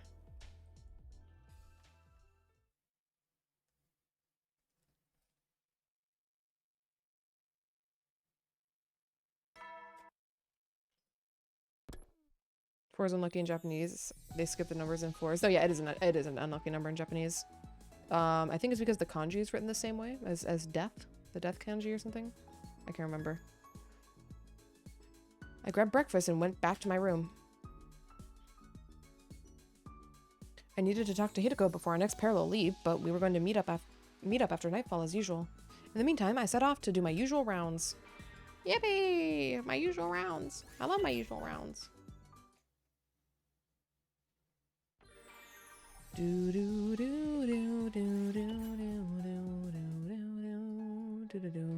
Device は確認した？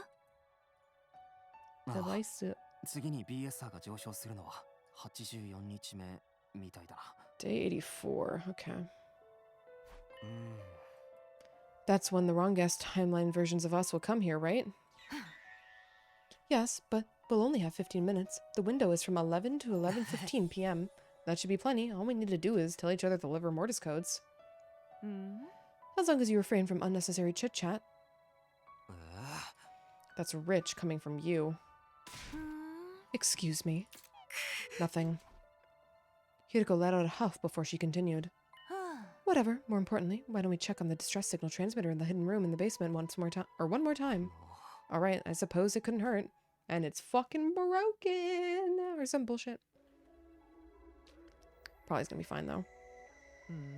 Nothing out of the ordinary here. We just need to put the codes in the device over there. That's right. 9 codes out of the 10 from Team 1. If they're right, it'll send a distress signal to the artificial satellite, and then a rescue craft will come to the school. The maximum cargo of the rescue craft is 2 tons, enough for all 16 of us. Then we'll be able to escape to the satellite without leaving anyone behind. Have you noticed how all the liver mortis codes we've found so far are only 1 digit? Yeah? Subasa's is 2. Eito's is 8. Gakko's is 0. Kako's is 9. Shoma's is 3. Tadami's is 5. Then, as we found yesterday, Ima's 1, and mine is 4. 2809314. Everyone has a different number. What are you getting at? I was wondering if liver mortis codes are a unique number assigned to each of us. You mean there are no duplicates? I'm not sure, but if that were the case, Takamaru's would be 6 or 7, right? Hideko smiled devilishly. No way. Don't tell me you're just going to guess? Hey, slow down. There's no guarantee it'll be 6 or 7. And even if it is one of those codes, if we put in the wrong one... あそこにあるタンクから毒ガスが噴出することになる。それはあらゆる物体をドロドロに溶かしてしまう恐ろしい毒ガスで、ガスマスクや防護服を身につけてても無駄だって、司令たちはそんな話もしてたよ。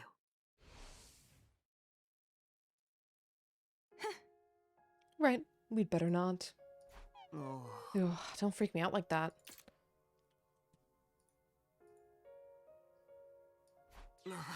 Let's just wait patiently for day 84. Then the wrong guess timeline team will tell us Takamaru's number.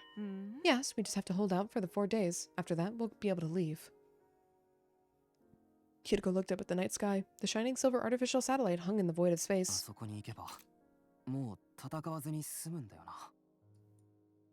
In doing so, no one would die, and we'd break free of the time loop.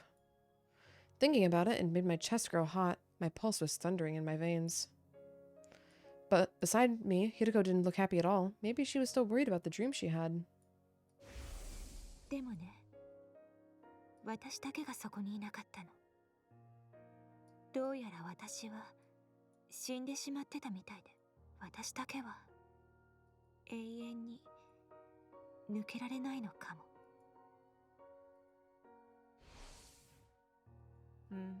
Well then, good night.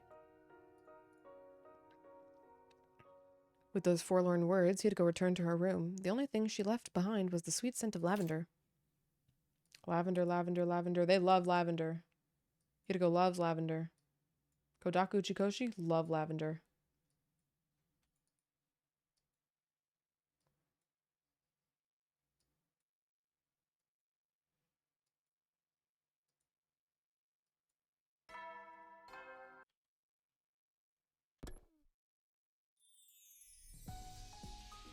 I couldn't sit still all day. It was day 84. This would be the fateful day for Hideko and me. No, for the whole Special Defense Unit. When the clock struck 11 p.m., the wrong guess timeline team would show up here. Once they told us Takamaru's liver mortis code, we'd have everything we needed. I paced around my room, unable to settle down. I knew I'd never relax like this. I'll go check in on everyone. Maybe that'll calm me down. And so I went off on my usual rounds. Do do do do do do do do.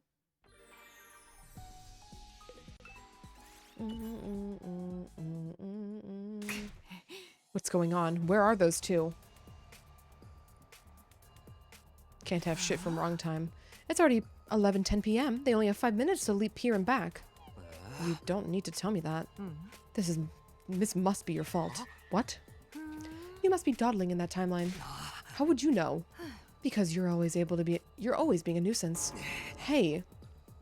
I was just about to retort when they showed up.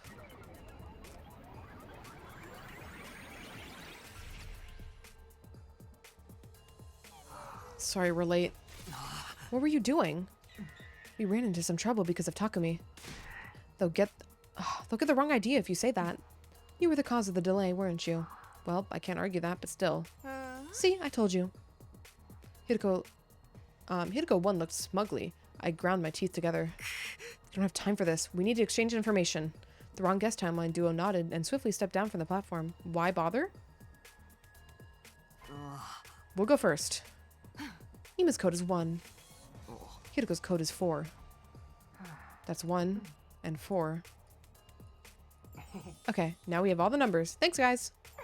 You did very well, even more so considering you had to get them off the backs of zombies. We pulled it off thanks to some goggles Tsubasa made for us. Enough chatter. What about us? Stop celebrating and tell us the code you found. Got it. We recovered Takamaru's code. The number on his back was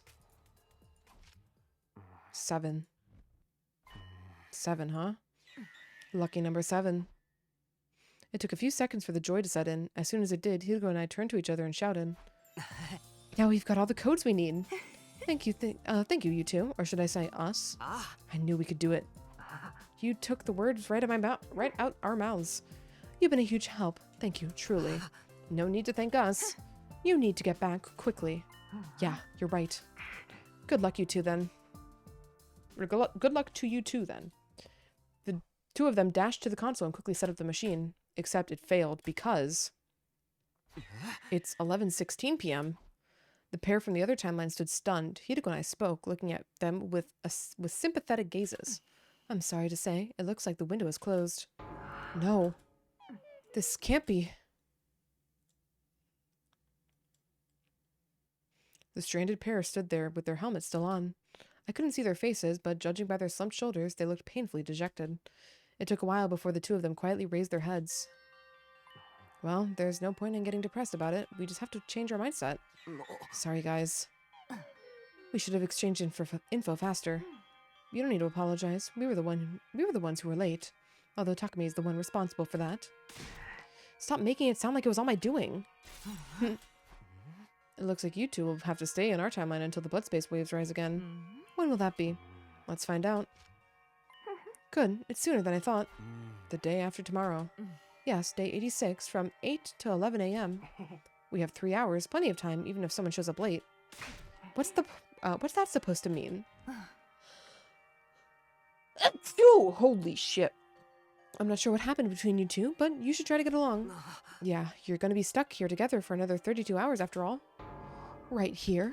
Sorry, but there's no way we can take you to the school. That makes sense. I'd say the same thing if I were in your shoes. Our shoes. I don't believe this. We'll bring you some food tomorrow morning. I'm really sorry about this. It's fine, don't worry. Well then. We thanked them again for the livor mortis code and, with great reluctance, left them behind in the lab.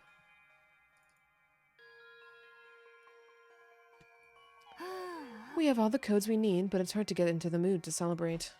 Yeah, I'm worried about the other us too. I'd like to boot up the distress signal transmitter right now, but it would be a little awkward. We can't just leave them here while we escape. We'll also need to explain things to everyone, at least to some extent. They won't understand what's happening if a rescue craft suddenly shows up. That means our plans for the transmitter were on hold for now. Feeling frustrated, we went back to our rooms.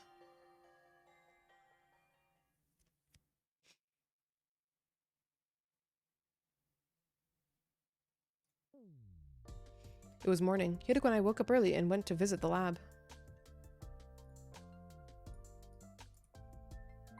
Sorry to keep you waiting. We brought you some food. We put it in the cabinet over there. Thanks, we appreciate it. Sorry to make you go out of your way. By the way, we have something we would like to discuss with you.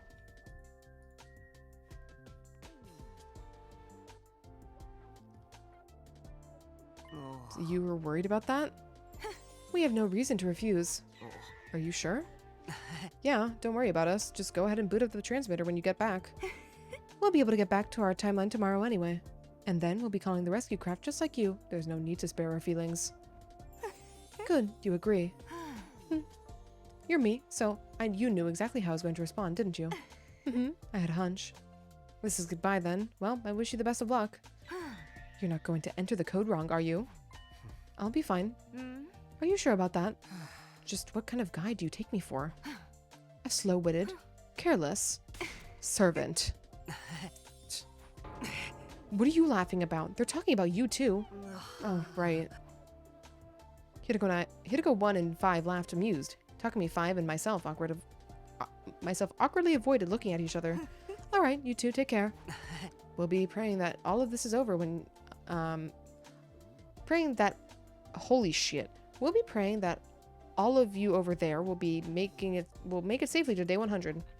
Hideko 1 and I gave firm handshakes to our counterparts, then left them with a thumbs up for good luck.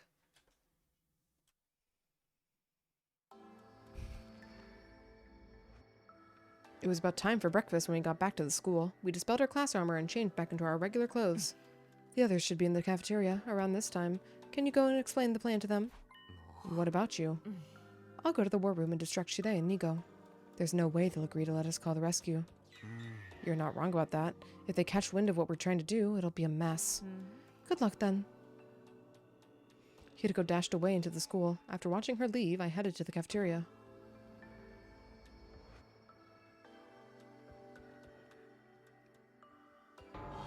You've got to be shitting me. I am shocked to my very core. A distress signal transmitter. I can't believe a device like that was really in the basement. Is it really true? Of course it is. Come on, seeing is believing.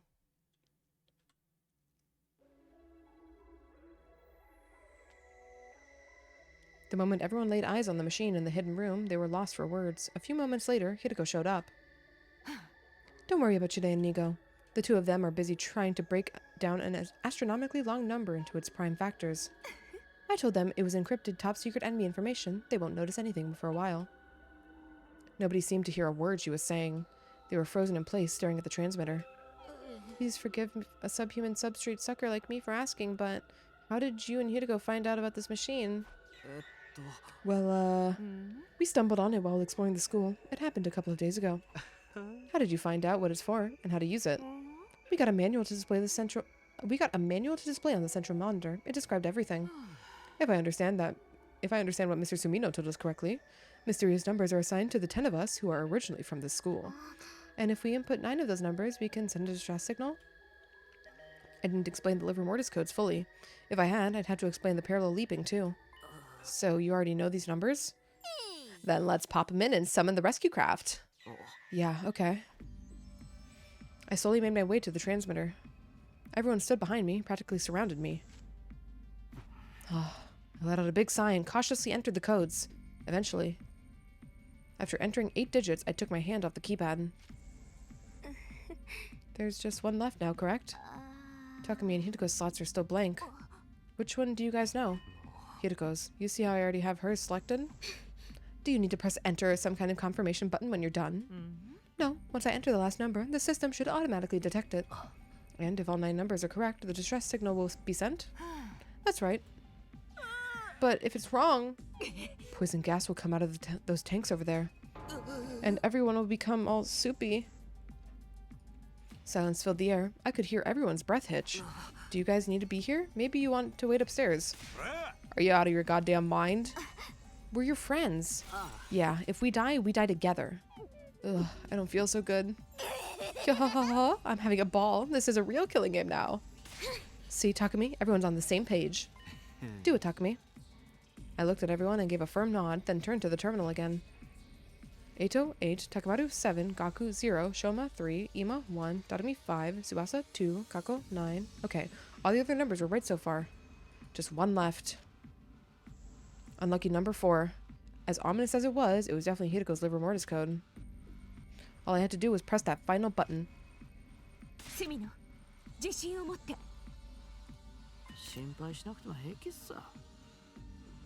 This is gonna be the decision, isn't it?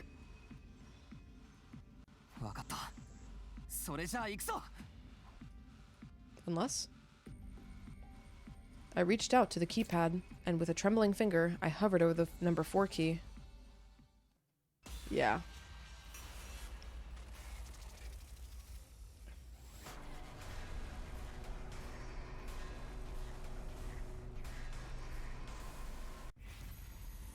Press 4. Love 4. Of course we're pressing 4. You can't intimidate me out of the decision.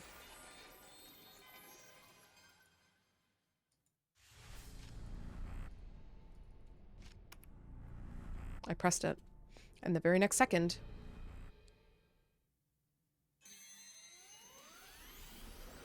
Flashbang!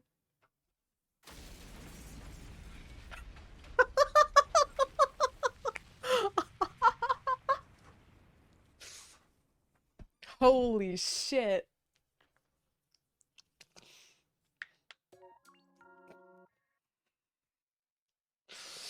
Ending 53 SF Fruit Academy destroyed. Wowsies. Huh?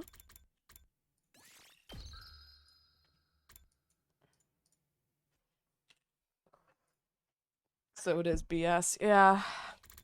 Gotta commit though. Before I don't press 4. I do want to go back to this lock and see how it goes from this side. So I want to try my best to make an inferred decision to get, like, the actual final, or, like, a most legit ending last. But it still might be a 50-50 at the end. So we're going to do this for now and see what the branch off point is for this one. It's probably the same thing, right? And we're going to blow up the school again.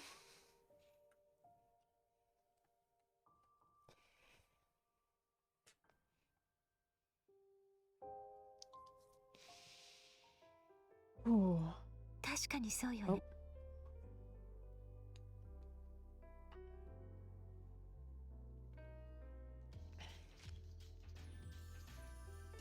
Feels bad.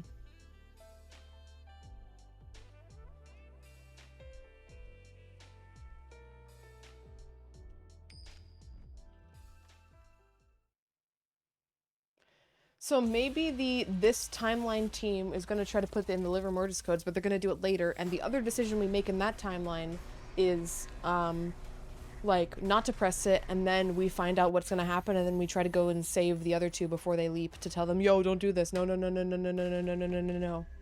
Like, potentially. Tails.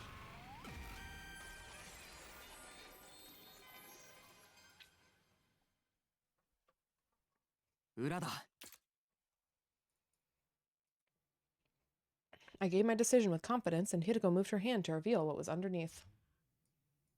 A sun symbol, which meant... 外れか。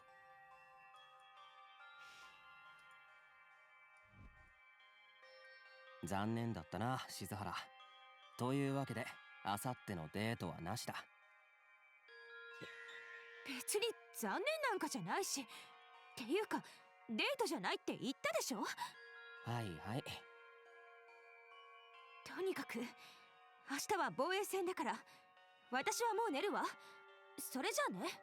それじゃあね。With that, she climbed over the fence and left. I was left on my own, staring at the undying flames in the distance. 結局詳しいことって何だったんだよ。I spent the night without ever finding out what the coin toss had to do with our leap, about Hitoko's real intentions behind our potential non-date. Is this all going to be the same? You know, it's not surprising if you think about it because it requires everyone dying to see the codes. Yeah. For real? It's all cannon fodder? I think this is all going to be the same.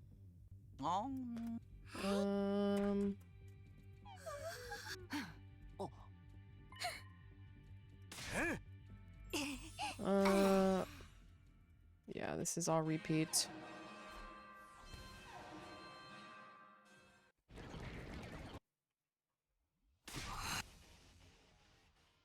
So we're going to skip through this even faster because I'm going to assume it's pretty much going to be the exact same dialogue.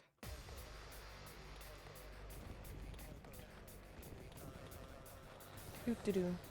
Doot-doo-doo. Doot-doo-doo. Do-do-do-do-do-do-do-do.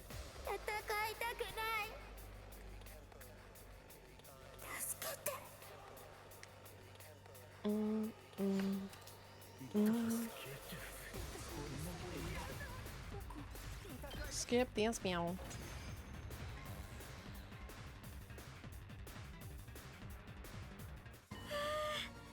とりあえずだけど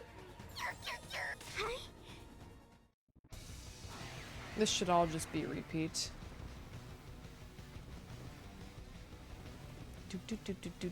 Damn, those got really close to Tsubasa.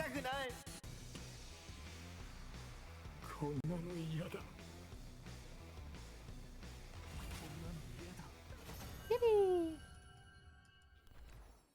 Then everyone's gonna be like, that's it? Really? Damn, what a letdown.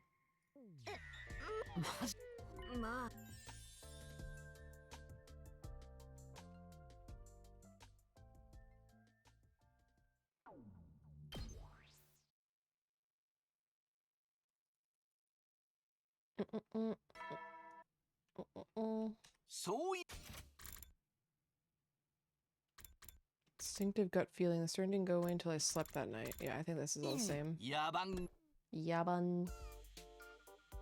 It had been almost 3 hours since I finished breakfast. Hideko and I were standing behind the school building in a daze.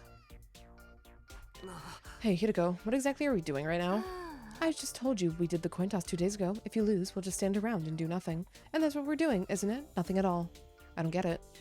Seeing as we're here, how about that explanation you promised me? You want to know? Yeah, of course. Then get on all fours, spin 3 times, and bark. Why would anybody do that? Because I want you to. Do you need any further explanation? Ugh, this sadistic, psychopathic, four-eyed freak. I curse her mentally, but... Round and round I went. Okay, Takumi. Very well, I'll explain. With that smug grin on her face, Hideko began to walk eastward. I followed close behind. Before long, we were deep in the forest. Suddenly, we stopped, and Hideko turned to talk to me. When is our next sleep window, Takumi? Day 74. Yep. Are we doing that? Are we going anywhere during that time? No, we're staying put. We are. You failed the coin toss the night before last night, remember? Yeah, I called tails. But that means there's a timeline where you called heads. In other words, a timeline where you were right and we went out today. To keep it simple, let's call that version of ourselves in that timeline Takumi 6 and Hideko 6. Tonight, Takumi 6 and Hideko 6 will come to this timeline. Wait, what? We're going to visit ourselves from some kind of right guess timeline? That's what I said. If your answer was right, we'd just jump timelines. If you were wrong, we'd wait. That was the decision I made before I even tossed the coin. But what are they going to do here? They'll meet up with us. And then what? The more people on our side, the better, right? 2 heads are better than 1, and 4 heads are better than 2. What? I assumed you haven't given up on using the distress signal transmitter. Of course not. The chances of everyone's survival goes up if we can get to the satellite even 1 day earlier. Don't you think it would be more efficient if we split into 2 teams? Yeah.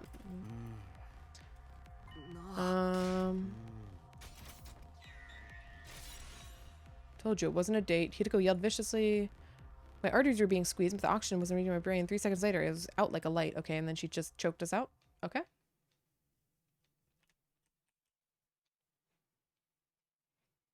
For teasing her. 12:04 a.m. Hideko and I stopped in the center of the lab, waiting for Takumi 6 and Hideko 6 to appear.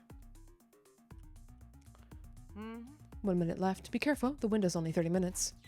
Got it. We need to use our time to talk to them. If we go too long, they won't be able to go back to their timeline. Yes, so let's not waste time on idle chit-chat. What do you mean by idle chit-chat? I don't know, gossip about dirty manga. Why would we do that? As I was complaining, the clock ticked over to 5 minutes past the hour.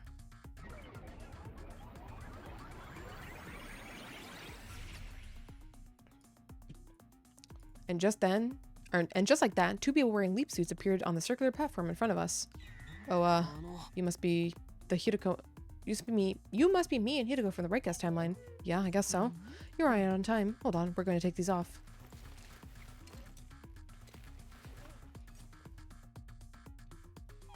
Isn't this plan a little overly complicated? I'm the one over here. Over where? I don't even know who I am anymore. It's me, Hideko 1. Excuse me, I'm Hideko 1. You're Hideko 5. No, you're Hideko 6. Okay. We've read this conversation before.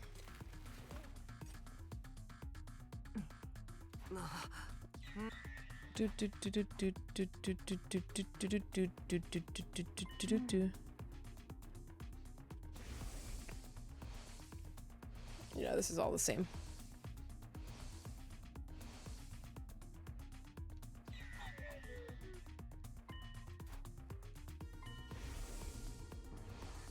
We see Ima and Hideko, yep.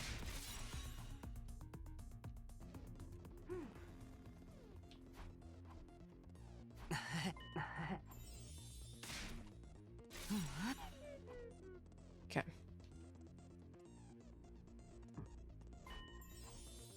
There they go.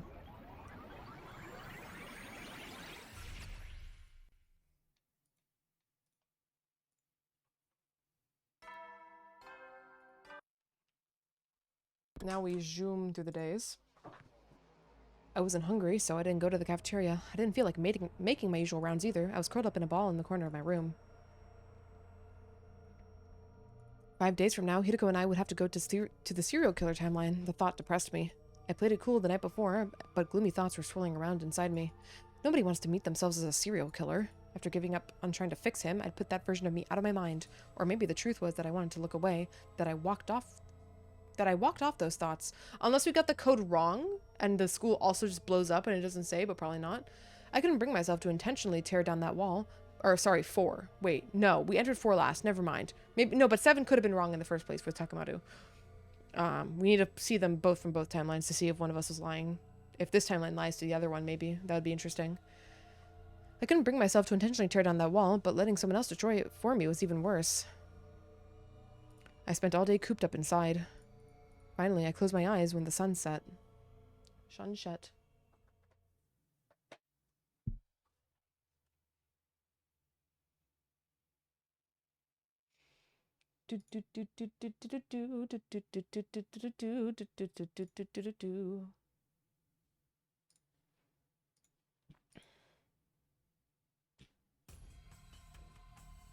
And so, 4 days passed in the blink of an eye. It was finally day 79, our next sleep window.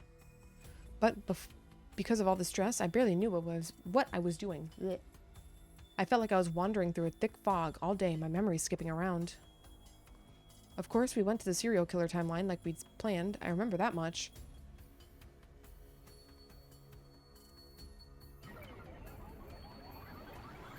Okay. Before we do this, we are due for break here, so I'm going to pause for a break, and then we'll continue on in a few minutes here, gamers. For now, I shall BRB.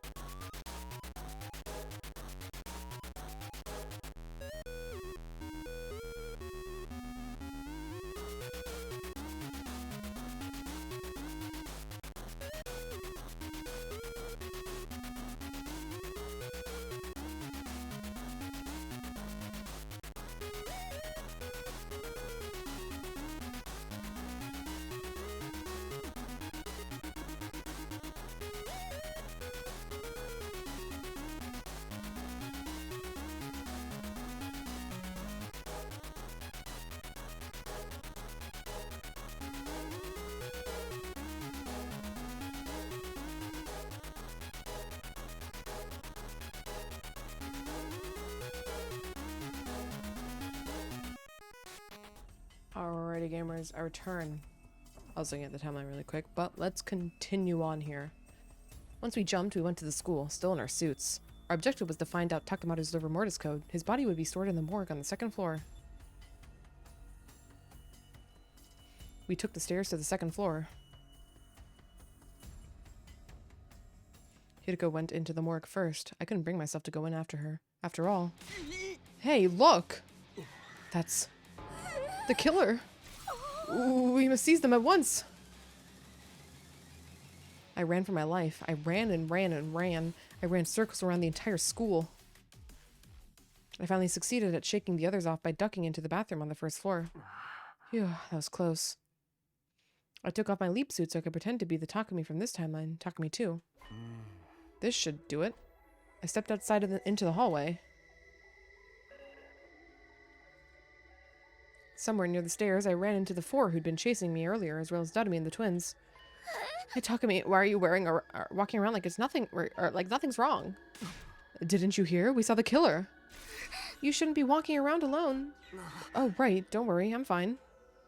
I gave them all a thumbs up and hurried up the stairs, rushing into the morgue.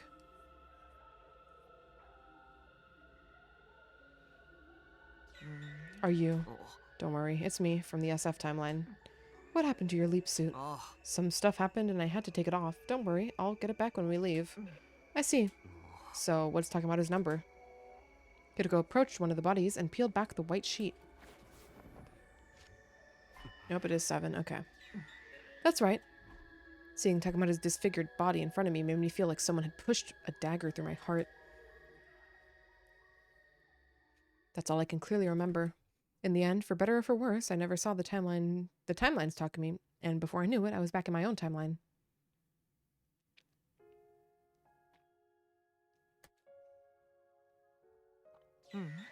You've been out of it all day. Are you all right? Yeah, we're back on our timeline again, so I'm fine. I hope so. Anyway, we've met our quota.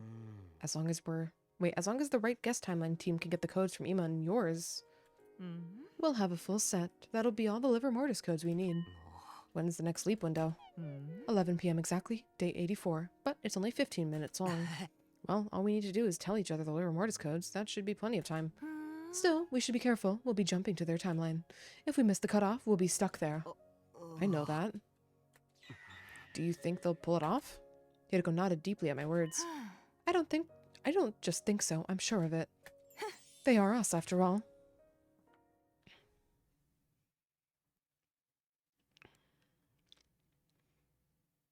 Okay.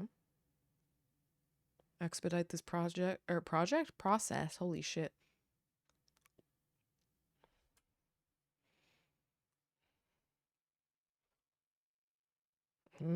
Okay.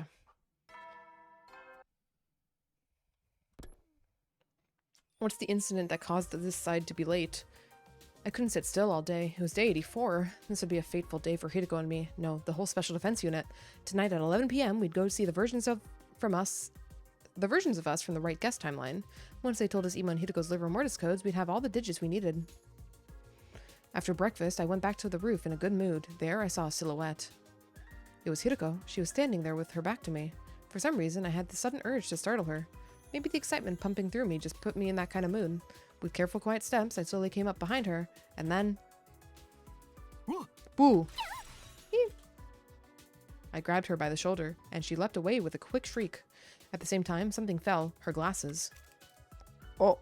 They clattered across the ground. Okay, this is what caused it. She scrambled to pick them up, making sure they weren't scratched before putting them back on. Maybe not? Have you ever been turned inside out? Inside out? I'll shove my arm down your throat and pull your tailbone out the long way. These glasses are worth more than my life. You know that. I didn't know, but I couldn't come out and say that. Sorry, I didn't think they'd fall off. They're not broken, are they? No, the lenses are fine, but don't think that means you're forgiven. That's why I'm apologizing. Too late. You'll pay for this. Hideko stared me down with a sharp glare. She was standing her ground. My back was against the wall. It was time to resort to desperate measures. You totally went eep just now. What? I didn't know you were the kind of girl who shrieks like that when she gets surprised. I never would have guessed. Maybe I should tell everybody. I bet Gaku would love to know. Fine, I'll wipe off the record. I nodded with a smirk. Hideko looked away. Her face beat red. Not her feet.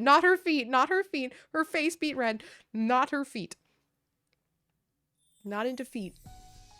After that, I couldn't help but skip back to my room. We'd be able to jump at 11 p.m. Still plenty of time. I can't just sit around, so I'll go see what everyone's up to. I murmured to myself, then went off on my usual rounds. I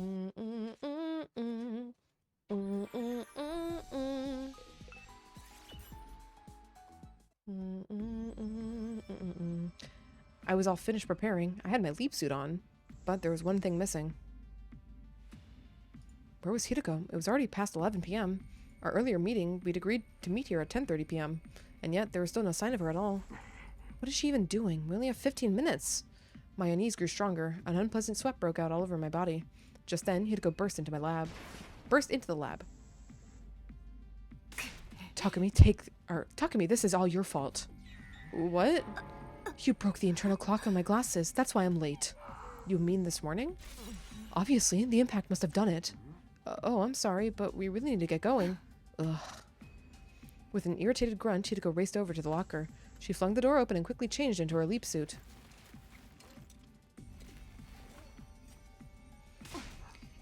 Is the PLM ready? All set. Then let's hurry. 11:10 p.m. We only have 5 minutes. Hideko hurried onto the platform. I slammed the red button and jumped on after her, and then... Here we go.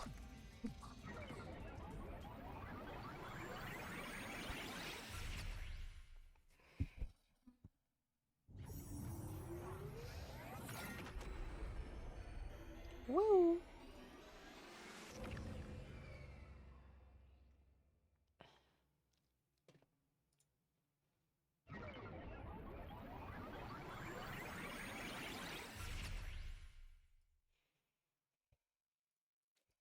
And then this is all going to be the same.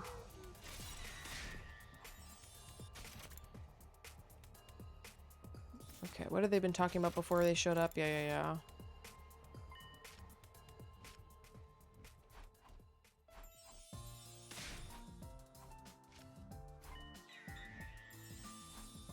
Do.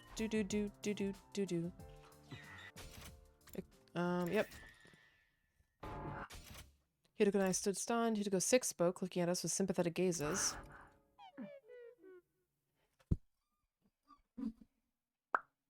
Hideko 1 and I hung our heads. We couldn't bring ourselves to say anything. It took some time for us to recover. Finally, I raised my head and spoke quietly.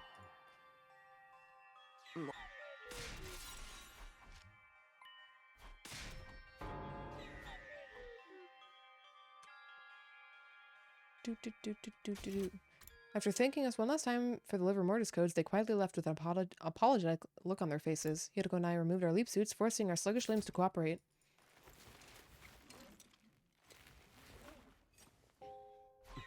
We really blew it. Now we have to stay here until the morning after tomorrow. And whose fault is that?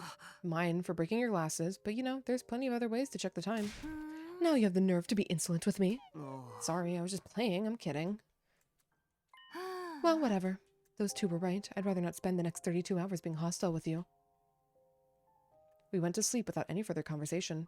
We had all the liver mortis codes, but we weren't in any mood to indulge in celebration.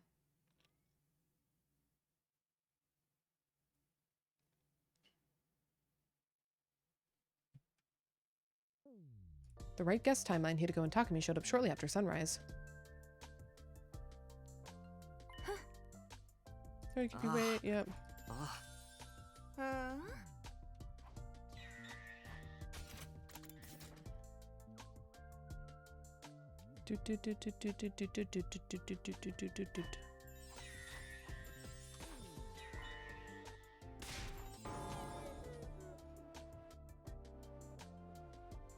Okay.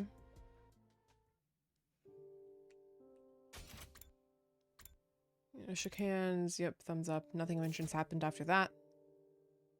Time just slowly ticked on by. Eventually night fell.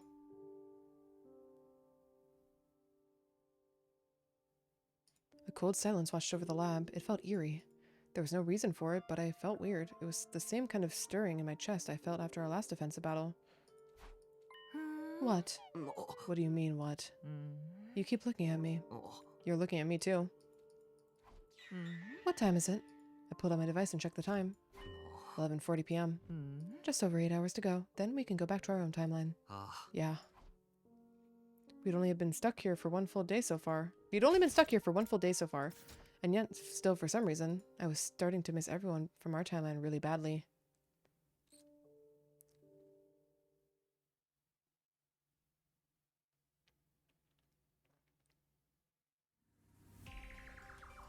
7:58 a.m. 2 minutes left until we could jump.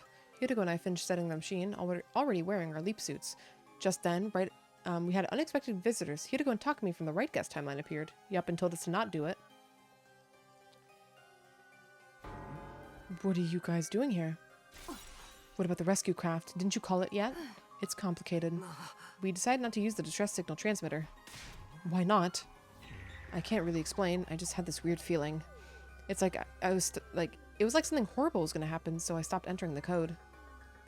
A weird feeling? A weird feeling. I don't understand. Neither do I. Anyway, Takumi, Hideko, listen closely. You shouldn't use the transmitter when you get back. Consider that my advice, or maybe a warning. 8 a.m.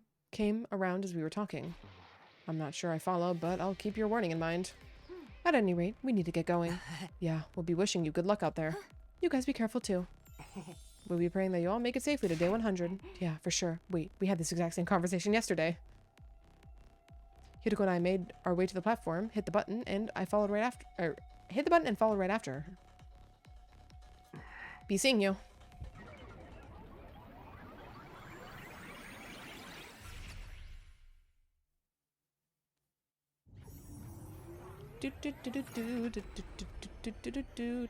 We're fucking morbing.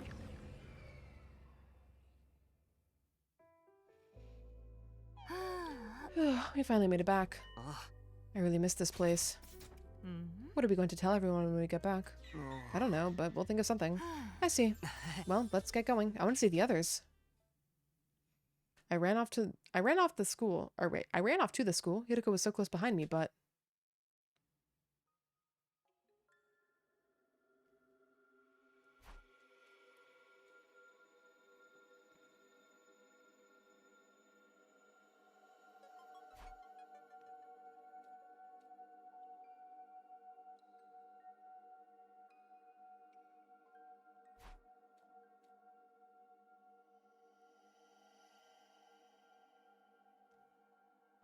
love this track.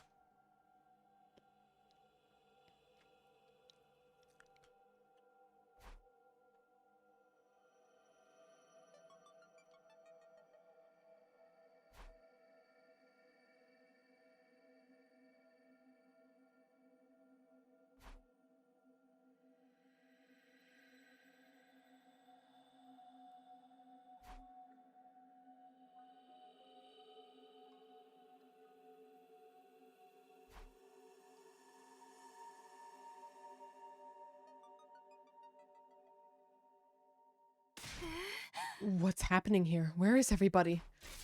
We've only looked for the first two We've only looked on the first two floors. I'm sure they're on the third floor of the roof. I ran out into the courtyard and headed for the stairs. I rushed up 2 steps at a time onto the 3rd floor. The first place I stopped was the leisure lounge, and what I saw there was... Oh, God. Eito! Blood drained from my face. I went neek in my wheeze. Yep. Weak in my knees. I could hardly continue standing upright. What the hell happened here? I tried to scream, but I couldn't make a sound. The only thing I could force out of my dry throat was a gasp. I can't give up yet. If I bring them to the infirmary, they might be able to revive.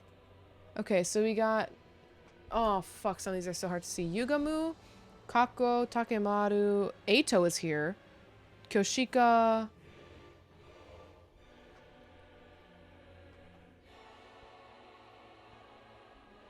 Gaku, Moko, Shoma, Kurara, Tsubasa, Darumi, Ima, Nozomi, and presumably that's Eva. That's all 16 of us, including ourselves. Okay. Desperately trying to convince myself, I took a single step, drawing closer to the bodies. The very next second, we got Geed! Or Atoed. My vision was soaked in red. I turned around to see Hideko spreading a massive amount of blood from her neck.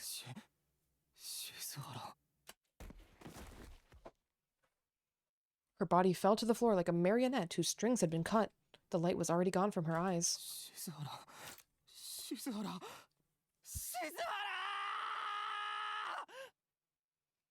I screamed and ran over to her, but the moment I knelt down... Yep. Felt it.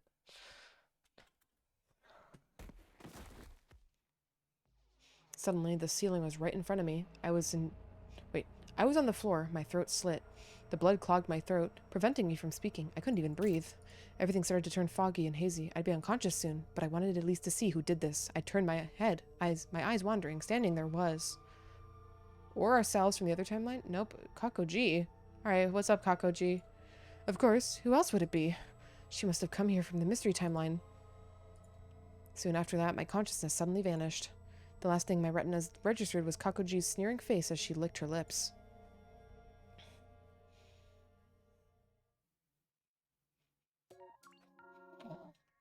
Wowzers.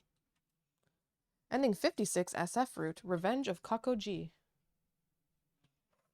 We're fucking there. We're almost there. We're almost fucking there. Wonder what the last choice is gonna be. Kakoji has been leaping a lot. She's like a frog. Yeah. Yeah. She's just doing her crazy shit. At this point, I'm not even questioning the exact timelines of Kakoji anymore. I'm just letting it happen. I'm just taking it in as it is. I'm just living my bestest life.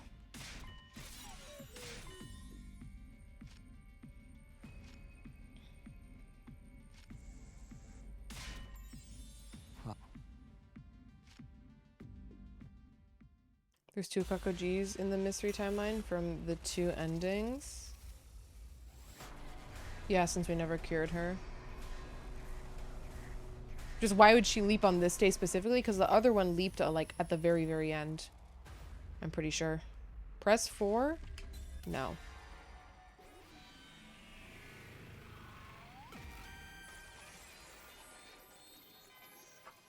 Like, why'd they leap on different days? I guess since they were slightly different, you know, routes, so they had different things going on. There's probably differences that you would notice, but I'm past the point. Kakoji is Kakoji. What happened, Takumi? Hold on a minute. I pulled my hand away from the keypad. What is it? You can't just tell us to hold on with no further explanation. I just have a bad feeling about this. A bad feeling? Oh, I get it. You lost your nerve, didn't you? I thought you were better than that, man. Here, tell me the number. I'll smash it in myself. I hadn't said the final number out loud yet. No one other than me and Hideko knew it was 4. Spit it out, asshole. I told you to tell me. Hideko, you know the number too, right? You can tell us. Hideko held her tongue. Maybe she knew what I was feeling. Then I'll just put it in any random number. I'll just put in any random number. You cannot do that, Mr. Yakushiji. The toxic gas will be released if we put in the wrong one. Why are you guys all chickening out? We can finally call for rescue. What the hell are you hesitating for? Takamoto stomped his foot angrily on the ground. Takumi, can you at least tell us why you're hesitating? A groan crawled out to the depths of my throat. I tried to swallow it back before answering. I'm sorry, I can't explain it very well. So come on, go steak with a pot. We're having a good Tuesday/Wednesday. But we can't activate this transmitter. We don't know why. Oh wait, I don't know why. I can just feel it. What? Seriously? Unbelievable. Not to me. I know what it's like to have visions. Visions? That's right. Kako's words gave me an idea. The next day, the blood space wave surge would be... The next day, the blood space waves surge would be tomorrow, day 86, between 8 and 11 a.m. in the morning. If we parallel leap then, we'd be able to know an unknowable branch of history. Not exactly a vision, but enough to prove my point. It was worth a try anyway. I might be able to prove it. Prove it? Prove what?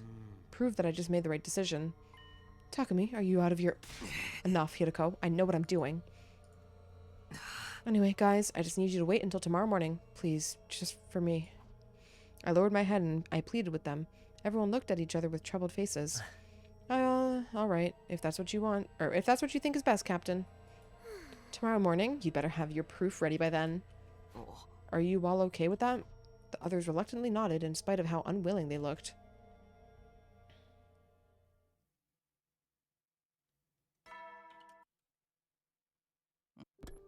Hey, I haven't been here a while. Hope all's good. Yeah, it's pretty good actually. I'm gonna be free of this game very, very soon. Not to say that it's a bad experience, but I am more than ready to be done now. And I also got shit to lock into, so I've been on pretty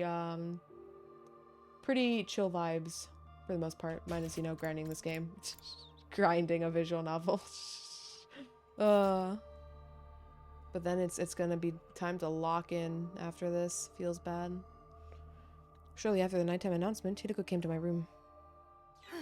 I don't have to ask to know what you're planning to do tomorrow. Are you really going to bring everyone with you? I am. If they learn about the parallel leaping, then I know we'll have to explain everything we've been through in the other timelines. But I'll figure something out. As long as I don't mention the loop, it should be fine, right? Do you think you can handle that? I have no idea. I need you to be sure. I've told you 100 times, if you tell them the truth, we're guaranteed to have the worst possible outcome. So what do you want me to do? I have no other choice if I want to convince them that the machine is dangerous. How do you know it's dangerous anyway? You never even pressed that final 4. Well, fine. This game must have a lot of content in it. It does. We have passed 250 hours, but the end is here soon. Just remember, keep the loop a secret. Stick to that, if nothing else. There is one achievement I know I'm not going to get on this stream, because I'm going to get the other 2 achievements for just story stuff today. But there's an achievement to boost your Himo Anima 100 times, and I've only done it 44 times, and I'm just going to grab that achievement offline. It's just good. Like, I'll just go back to the Shion intercept whatever the fuck fight, and just do that, because that one's really easy to spam Himo Anima on. It'll be fine, trust me. Alright, it's all in your hands now. Hideko gave me a sharp glare before quietly exiting my room. Yeah, this game is a certified Zam. Even I didn't realize how long this was going to be when I got into it. I truly did not understand what I was getting myself into here. I thought I did, but I did not. It was 7:55 a.m. Hideko and I had brought everyone to the lab. Hey, are you sure about this, dude? The school's unprotected right now. The next enemy attack isn't until tomorrow, day 87. We don't need to worry. Do Sir Shibe and Nigo know about this? The 2 of them are still deep in the prime factorization trenches. They're allocating every last bit of their processing power into it, so I doubt they've even noticed we're gone. But it's only a matter of time until they do. Then let's hurry. Not that I know what we are about to do. Yeah, but could all of you wait here for just a sec? We have to get things ready. Hideko and I went ahead into the lab. I feel like no one's prepared for how long this game is. Yeah. They really didn't tell you truly how much 100 ending. I thought, you know, this might be longer than Danganronpa, but like not this much longer. What are you guys doing here? What about the rescue craft? Didn't you call it yet? It's complicated. We decided not to use it. Why not? Yep. Blah blah blah.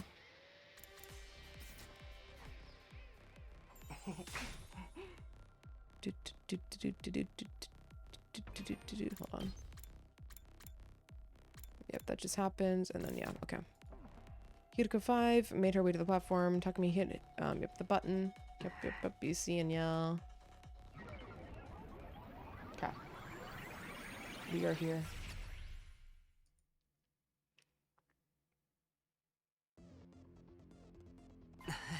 Sorry for the wait. We're ready. Come on in. We'll show you around. Yo, what's all this dork-ass researchy looking shit? It's not researchy looking, as you put it. It's actual research facility. Takumi and Hideko call it the lab. How come you know that? Oh, a little birdie told me. Ugh. The lab, huh? Sounds futuristic. Euphemistic? I knew Hideko and Takumi were up to no good here. I said futuristic. If you'll allow a sniveling, stinking slime bucket to ask a question, what kind of research is this lab for? We'll explain later. For now, save your questions and come with us. That's a pretty big ask. Where are we going? There's only one door here, and it's the one we came in through. Like I said, save your questions. It'll all make sense soon. Everyone looked at each other in silence. Brushing off their confusion, Hideko and I headed for the lockers. We opened them and counted the leap suits lined up inside. 1, 2, 3. We have 17 suits in total. There's 16 of us, so we'll have plenty. Can you guys come over here a sec? These are called leap suits. We need you to put them on. Okay, everything's ready. We finished preparing the machine while everyone else was putting on their suits. I motioned everyone to get into position. 15 people stood crowded together on the cramped circular platform. I pressed the red button on the console and leapt into the crowd. Alright, let's go. And we're gonna find Kakoji and fucking murder the shit out of her?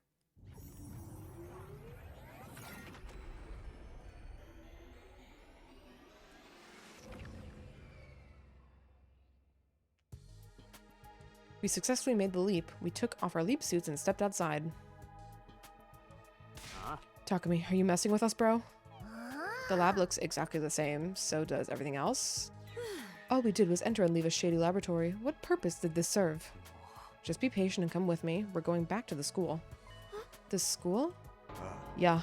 You want us to go back now? I didn't answer. I just started walking. Soon after, I heard footsteps of the others following. We kept walking for some time. And finally, in the distance, there was no sign of the school because...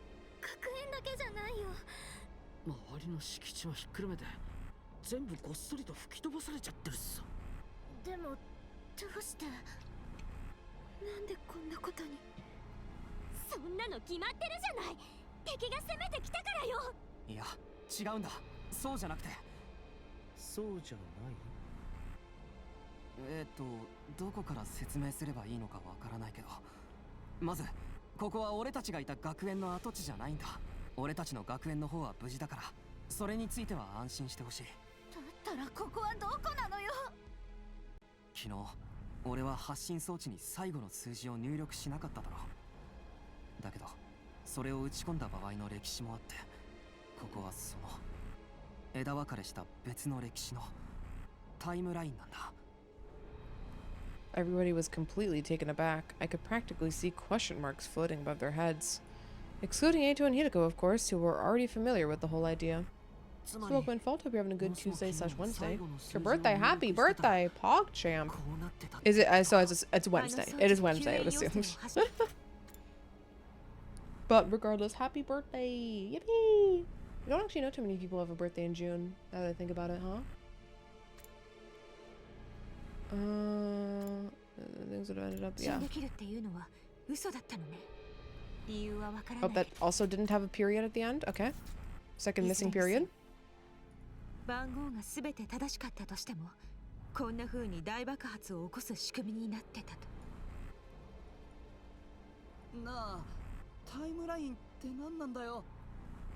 Kaku, are you stupid?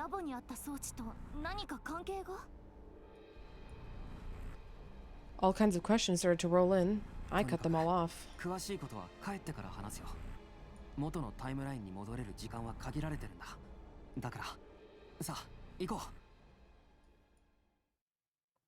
Well, that went surprisingly smoothly. Back at the lab, we put our leap suits back on. There were still 17 there, just like we'd left them. Hideko put on one of the last 2 suits, and everybody was dressed.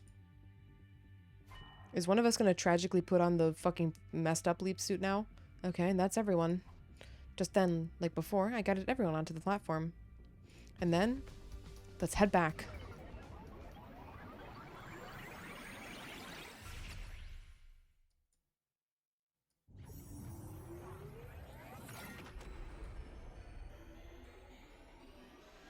Monka.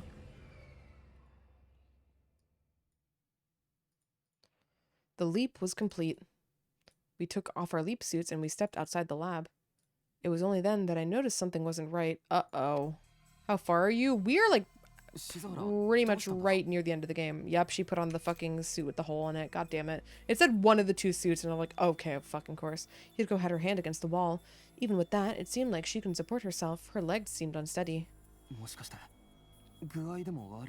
We just have these last 2 endings on this branch to get.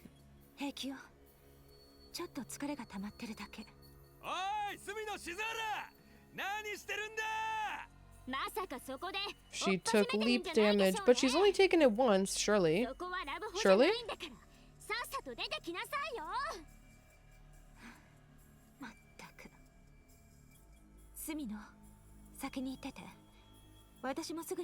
This is so sad. 大丈夫か? I figured this might come up. 大丈夫だって言ってるでしょ。しもべのくせに主の気遣いをするなんて生意気なのよ。普通しもべってそうするものなんじゃないのか。うるさい。いいから言って。I did as I was told and joined everyone else, glancing back a couple of times before finally leaving. It took a while for Hideko to show up. Pardon the wait. Is her face fucked up? Nope. Well then, let's get going. Back to the school. Back to where we belong. It's gotta be the leap. Everybody look, it's there. The school's still standing. Everything's just like we left it. What did I tell you? But you still haven't explained anything. That's right. You need to explain it slowly and clearly so that even a brain-dead moron like me can follow. Isn't it time you told us what's going on, Takumi? Mistress Hideko, tell us. Okay. It's going to be a long story, so bear with us.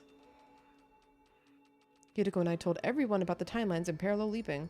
We told them everything, including why we kept it all a secret. Of course, the one thing we kept back was the matter of the time loop.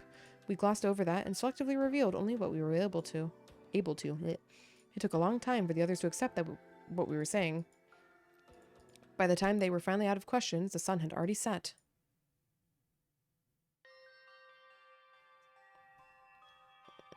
Ugh, my head hurts after all that information, but it's fine. It's fine, it all makes sense now. We basically went to another timeline where we entered the last number into the transmitter. If we'd actually done that yesterday, we wouldn't be alive right now. Thank goodness we didn't enter the code. Takumi, you made the right choice.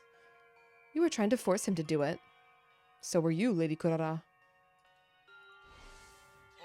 But why did it explode? Did that timeline's Takumi get the number wrong? Impossible. I'm certain all of our codes were correct.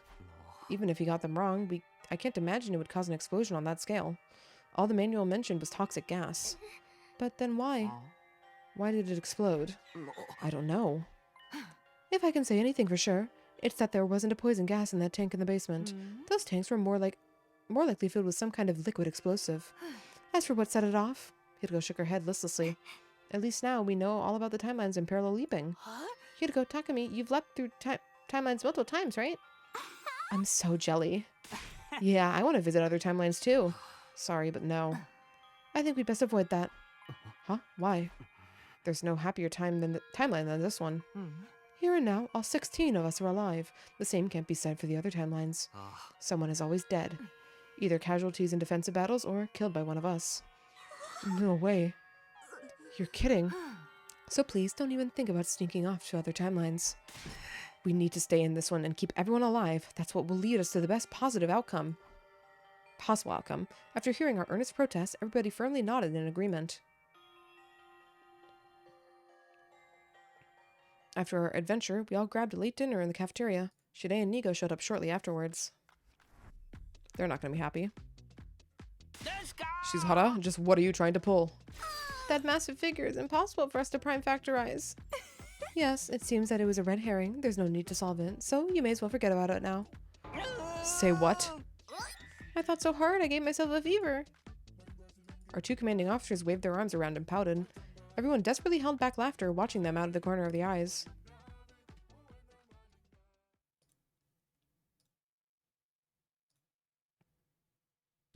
Okay, we got the Dalsha battle today. Early in the morning, Hideko asked me to meet with her in the classroom on the first floor. What did you want to talk about? The enemy will attack today. I have two things I want to tell you before we fight them. What are they? First, the commander's coming today will be Dalsha. As I'm sure you know, Dalsha is a powerful foe, so much that we have no chance of winning in a fair fight. But there is another way to weaken his power. Do you remember Shanshin, the commander with the power to absorb living organisms? You said that the first time you beat her, you used a poison created by Yugamu. Nice ass shot. It was kind of bioweapon created by analyzing enemy DNA, yes? It will work on Dalsha as well, however. I haven't given Shide and Nigo that piece of information yet. Why? I didn't think I needed to. We were supposed to have left for the satellite on day 85, remember? We were going to activate the transmitter and call for rescue. In the end, that rescue plan was a complete fabrication, so thankfully you didn't enter that final four. At any rate, I didn't imagine that we'd all be around to have I didn't imagine we'd still be around to have to fight Dalsha today.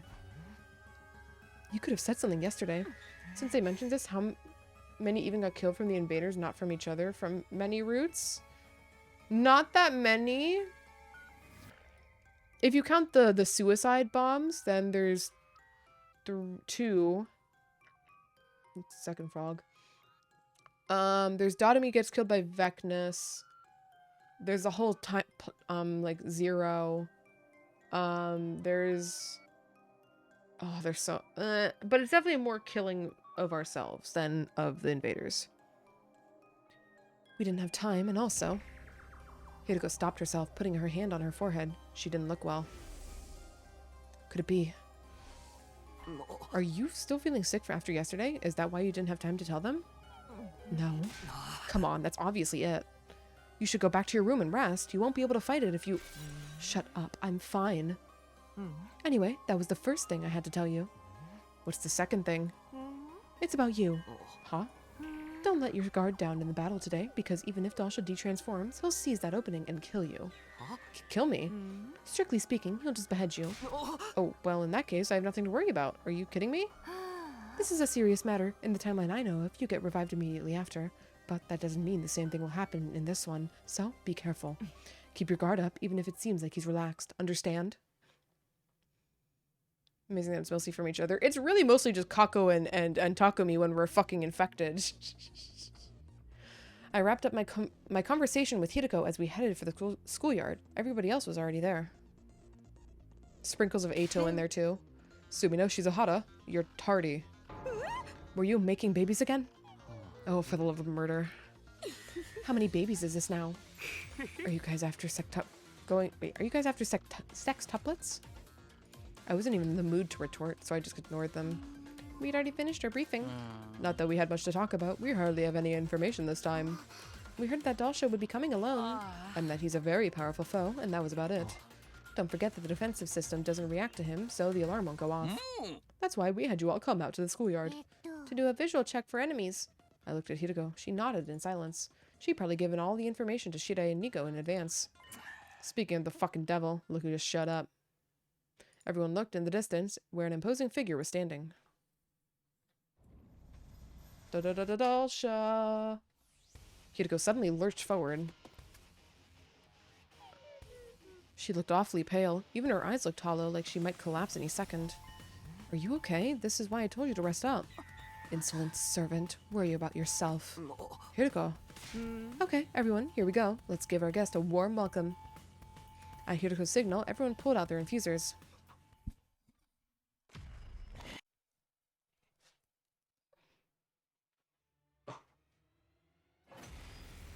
Oh, yo, what's up, Dalsha? I don't know how many times we fought Dalsha, man. It feels like so many. It's probably not that many, though.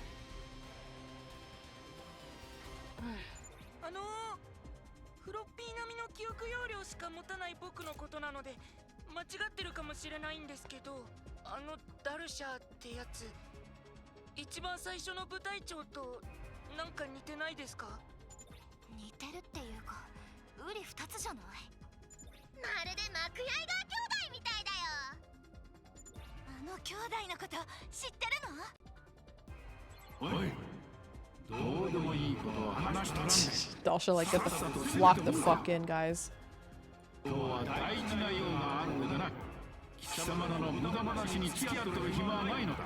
Oh, what's the important thing today, Dalsha?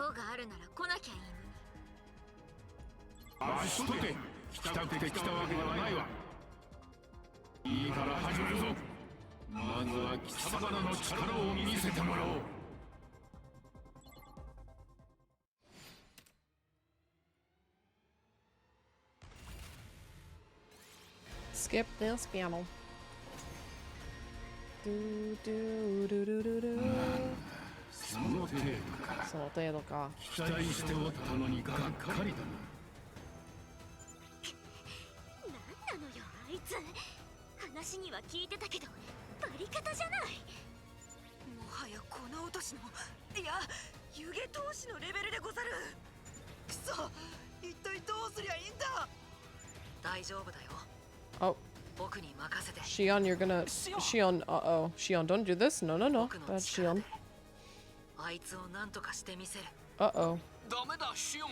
ダメだね。そんなことは本館が許ダメさないから。よ。ダメなのよ。全方位攻撃のためのエネルギーを貯めることだ。こんなところで君の力を無駄遣いさせるわけには。無駄遣い。みんなの命を守ることのどこが無駄だって言うんだ。誰が何と言おうと僕は戦う。だって隅野君は前に言ってくれたから。シオンは特防隊の一員だ。17人目のメンバーなんだよ。シオンが死ねば俺たちも死ぬ。俺たちが死ねばシオンも死ぬ。つまりシオンは運命を共にしてる仲間であり、大事な戦友みたいなものってことだ。他のみんなも同じだ。僕のことを仲間として快く受け入れてくれた。僕はそれが嬉しくて涙が出るくらい嬉しくて、だからその気持ちに応えたいんだ。みんなのために戦いたいんだよ。シオン。 Shion. Oh, we're all gonna do our own Shion? Nope. One after another, everyone called out his name with tear-choked voices. わかったよ。そこまで言うなら。でもシオン、無理しないでね。話は終わったか。それじゃシオン、頼んだぞ。 Shion, blow him the fuck up. ああ、任せてくれ。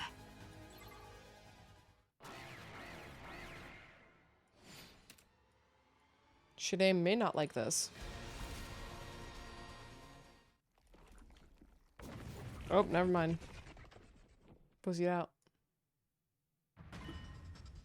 なんて。どうして変身を解除したの？大事な用があると言っただろう。何なのよ大事な用って。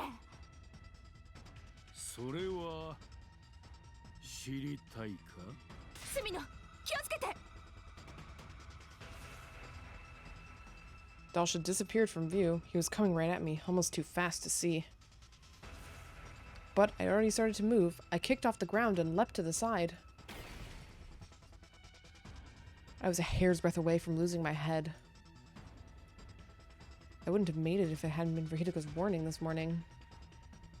Dalsha's blade grazed my neck and swung behind me. なかなかいい動きだ。まるでわしの手を読んでいたかのような。 Don't tell me Dalsha this entire time has been doing that to test if we know. That would be crazy. 貴様の能力はすべて見切った。他の者たちについてもな。今度訪れる時は全力で貴様らの息の根を Would be 止め pretty てや cool. ろう。 It would pass by rule of cool, even if I have no idea why Dalsha would know. With that disquieting speech, Dalsha vanished for real this time. なんだったんでしょう。Oh shit. なんだったんでしょう。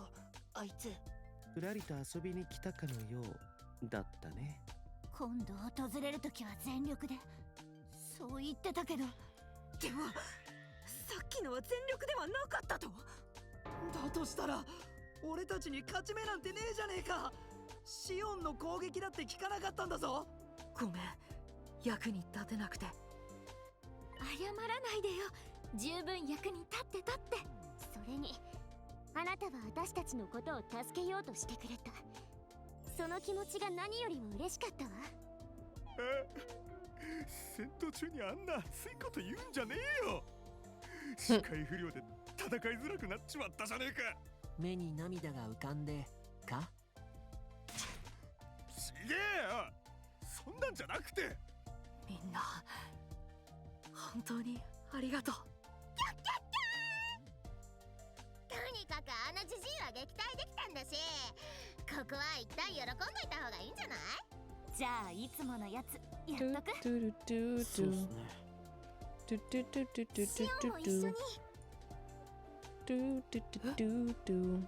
いいの？もちろんですよ。That's a pretty specific reference, especially to just hum it and not actually sing it.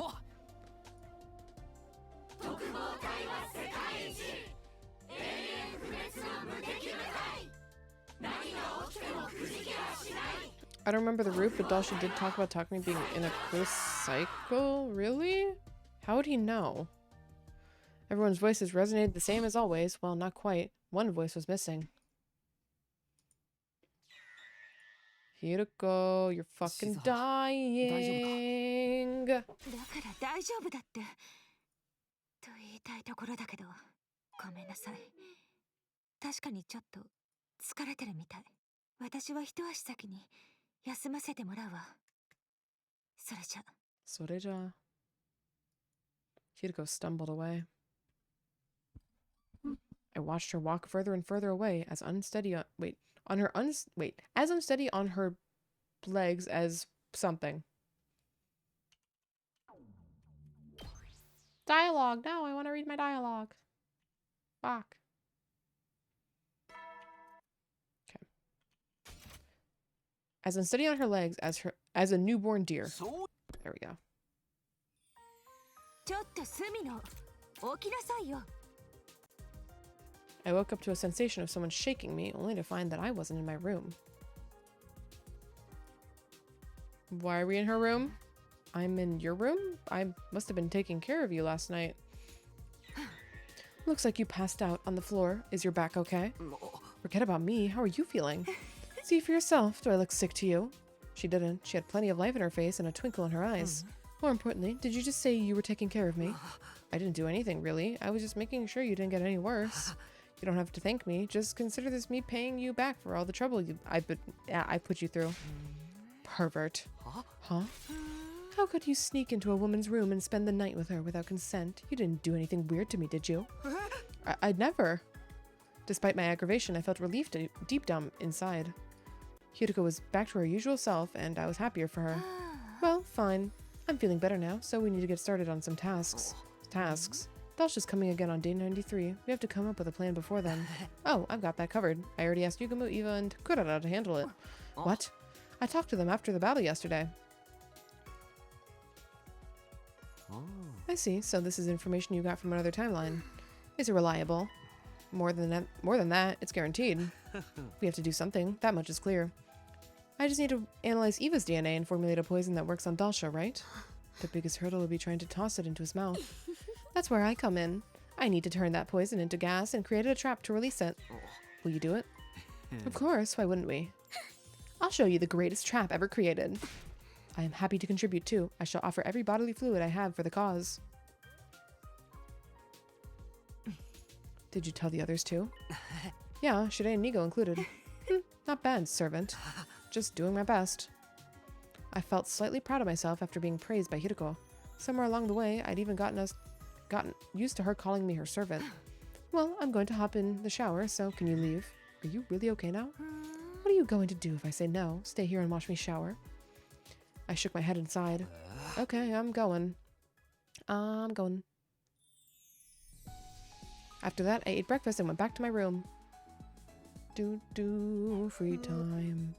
I stretched and unwound my stiff body, then went off on my usual rounds. The usual rounds. I'm still looking forward to that post-stream hummus, man.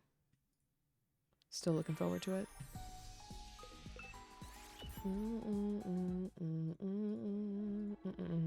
At night, I headed to the usual secluded spot to talk to Hiroko. Why did the distress signal transmitter cause that explosion? I can't make sense of why it would explode even with the right codes. Shion said he found out about the transmitter because he overheard Shide and Nigo talking about it, right? They must know more about it. Why don't we ask them? Alright, let's try that.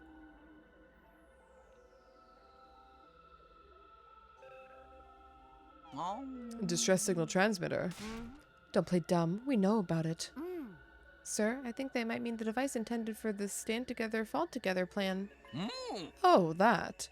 The thing that top brass were telling us about before our mission started here? What is Stand Together, Fall Together plan? Exactly what it sounds like. There were originally 10 Special Defense Unit members stationed at Last Defense Academy. If 9 of them ended up in total death, our chances of winning the war would be practically 0. In other words, we'd be in a lose-lose situation. There'd be nothing we could do, so... The remaining member would activate a self-destruct device and blow up everything for miles and around sky goddamn high.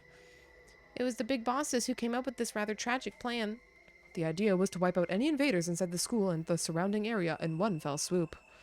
It wouldn't kill them it wouldn't kill all of them like the final attack, but we'd at least be able to retaliate a little. Like the name says, stand together, fall together. But we just couldn't come out and say it was a last resort self-destruct device. You got to imagine the last survivor wouldn't jump at the chance to use something like that. So the human authorities in charge made up a lie and claimed it was a distress signal transmitter instead. In short, they wanted to use the final survivor's life as a pawn, even knowing that they'd still lose the war? Utterly despicable. I couldn't agree more. I was totally against it. The Honorable Shirei and I both protested, so in the end, the plan was scrapped. Huh? But then how? What do you mean, how? Stand Together, Fall Together was scrapped before the mission even started. But don't tell me you don't know about the machine in the basement. Huh? The basement? But Miss Shizuhara, this school doesn't have a basement, does it? Shirei, Nigo, one last question. Do you remember talking about this plan before? It was so long ago that I can barely remember, but maybe around day 20. I do remember talking to the Honorable Shirei about how relieved that we were that the plan was off. I see. Thank you. You've been very helpful. They lack so much critical information? The top brass didn't tell Shirei and Nigo about the self-destruct device. Maybe they set it up in secret because they knew those two were opposed to it. Either way, Shion only heard a part of their discussion out of context. He must have assumed that there was a real distress signal transmitter somewhere in the school. I guess he just missed the part about it making the school explode. I think it's safe to say we can forget all about that device now. Yes, no rescue craft is ever going to come for us, so it would only be a waste of energy. We still have 12 days until day 100. What do we do now? There's nothing to do. Our goal remains the same. Ensure we all survive until day 100 and build a happy future together. Then we'll be able to break free from the time loop. You'll get no argument from me. In other words, there's only one thing to do. Fight, survive, and win the war. The escape pod will be deployed on day 100 and we can all get on board and head to the artificial satellite. We'll be out of here before the final attack is launched, right? Of course. There's just one problem. What problem? Shion.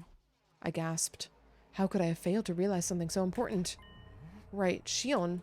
What will happen to him once the final attack starts? Hideko was silent. She bit down on her lip and averted her eyes. Do you know? Hideko nodded with a sense of dull resignation. I do. Then tell me, what happens to Shion? Can't you figure it out? The flames from the final attack will raise all life on the surface of the planet. There's nowhere to hide. No, not underground, not even in the thickest of walls. The flames will consume everything, the defense room included. So, when the missiles are fired, that means... They use really bizarre usage of that cutscene. We can't save the baby inside the defense room. He'll be burned up by his own flames. As you already know, that baby is Shion's real body, so Shion will be. No. We need the baby jar. We need the baby jar.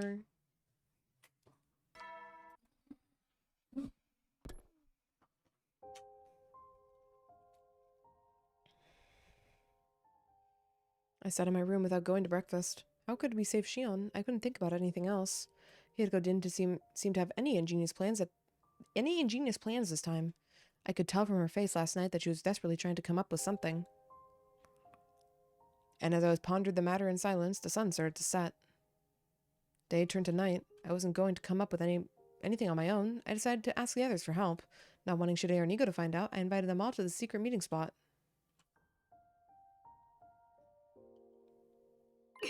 I see. On day 100, an escape pod will deploy and we'll be able to escape, but... The baby Shion will be killed by the final attack launched right after we leave. Shion. That's screwed up. Totally fucked. Shion's our friend. That's right, we have to save him. But how? Isn't it obvious? We need to get him out of the machine in the defense room. It looked like everybody had seen the baby for themselves. Shion must have shown them while Hideko and I were away. But if we did that, his energy wouldn't get channeled into the missiles anymore, which would mean the final attack on day 100 would never be launched. That's right, those missiles won't fire unless they're fully charged. Shirei said as much before. So then humanity would lose the war. Who cares? What does it matter if we lose the war? Is everybody on the artificial satellite just gonna die instantly? No. It all means that our 100-day mission here would end in a failure, that's all. We can't sacrifice a baby just to stop that from happening. Save ourselves, destroy all life on this planet, and let a friend Shion die? How could we possibly do that? There was silence for what felt for a while before Takamaru finally spoke up. Dude just said said he wanted to talk to us, but it seems like he's already got his answer. The problem is what's going to happen after that. If we take him out of the machine, he'll be consumed by his own flames and die. Say what? Huh? No. Everyone's eyes had gone wide, the shock evident on their faces. That's why I wanted to talk. I was hoping someone might have an idea of what to do. That's quite the complex problem. I'm good with logic and deduction, but this is something else. Can't we use something to house the baby once we take him out? I remember seeing some kind of bottle or jar made of tempered glass in the metal shop. We could use that. The undying flames only burn living creatures, so a glass jar wouldn't melt. But if we just put him in a jar, his flames will still consume him. What do we do? My whole riddled sponge of a brain is useless. Sponge? A sponge, forsooth, that's it. We just need some kind of material that can absorb the undying flames like a sponge. What the hell are you talking about? Wait, she might be onto something. If we had something like that, I could make a life support system for him. For real? Say, Eva, you've been quiet this whole time. Do you have any ideas? Me? You used to be the enemy side, so you must know something about the flames or the baby, right? Right. But my brain got all scrambled by your dull medic thingy. Wait, hold on. I think I remember something. Material Omega? Hideko jumped at Eva's words. That's it. Material Omega is a substance that absorbs undying flames. How do you know about that? I just remembered it from the coming of age timeline. Coming of age? Timeline? That's just what I've been calling it. Anyway, I saw Material Omega when I was there. Hideko probably mentioned that she had memories of it from a previous loop, but everyone else thought she'd seen it during a parallel leap. Well, what they didn't know wouldn't hurt them. So if we use Material Omega, we can create a life support system for Shion? I think it'll work. I'm already making a schematic in my head. If we can mount it to the jar Kuroda suggested, we should be able to keep him alive. Oh, sorry, I was also locked the fuck in. The devs assume the players forget too easy, but yeah, it's used too often, yeah. Okay, like, I forget a lot of stuff, and they repeat a lot of stuff. So, like, it's fair. They just always repeat the stuff I remember. They only remember the bad ending of the Invader Hunt route because in that route they made the baby jar with commune. Well, Takumi doesn't remember. Hideko probably remembers. Because that wasn't required to get here, was it? It wasn't. Like, implicitly, I guess. Maybe Takumi remembers it and you just don't have to see it as a player, I guess? Sure. Yeah, I guess that makes sense. Everyone's faces lit up. I couldn't hide my delight either. But where do we find this Material Omega stuff? The mountains in the northeast, but I'm not sure if it's present in this timeline. Our best bet would be jump into the coming of age timeline tomorrow and head to the mountains there. Tomorrow? Our next sleep window is tomorrow from 2 to 8 p.m. Wow. Alright, Hideko and I will go to the coming of age timeline and get what we need. What about us? You should remain here. If too many of us get found by our counterparts in that timeline, it will cause all kinds of issues. I suppose it would be safer if the more experienced people went. We'll let you handle it. Can we bring Eva along so she can identify? Yes, I agree. Takumi, Hideko, we're counting on you. Hideko and I looked at everyone and gave them a firm nod. Okay, we still do need to take a break though. I thought we might be able to finish in the hour, but we want to be able to. See, did you? That afternoon, Hideko and I made our way to the lab. Okay, once we leap, we will pause for break. I might just grab my hummus now, though. The machine is set up, and we've got our leap suits. Everything is ready. Off to the coming of age timeline. We've been there before, right? Yes, it's where we dug up Dotami's grave to get her livor mortis code. My heart ached at the tragic memory as the tragic memory came flooding back. I regretted asking. The time was 2:01 p.m. Our window was already opened. We nodded at each other, hit the red button, and got onto the platform. Let's get going.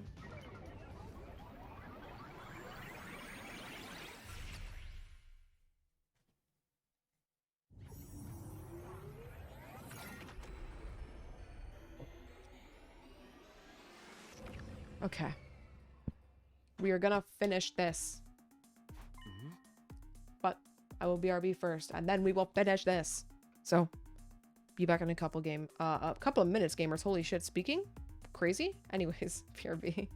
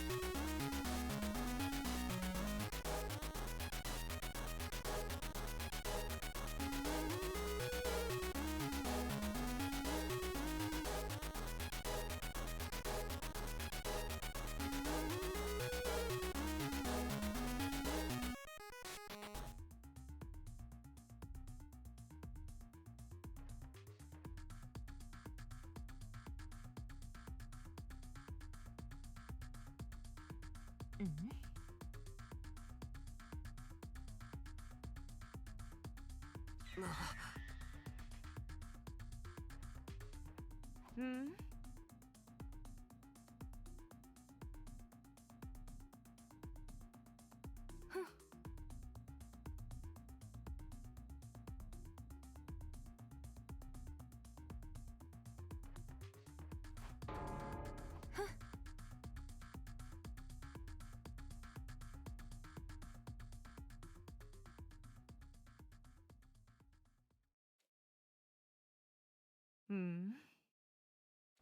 よし。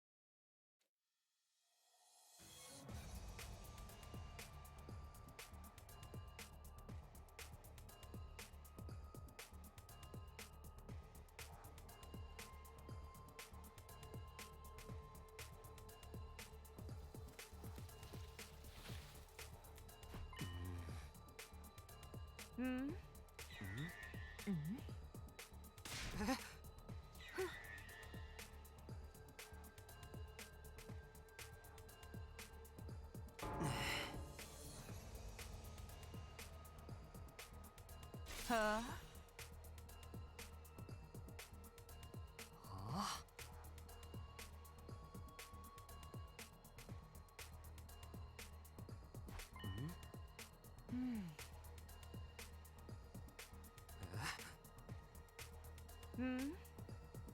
Still muted? What the fuck?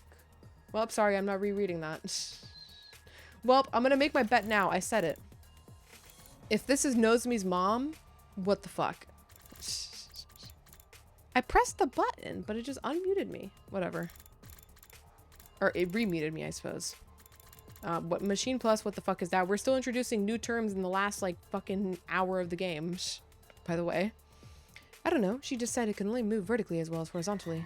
I have no idea what you're talking about. Neither do I. Hideko just didn't seem to be lying. She just, she looked stunned by whatever she just experienced. What was the other thing? Hideko showed me a lump of some strange substance. Could this be? That's right, Material Omega. This is the other thing that the woman gave me.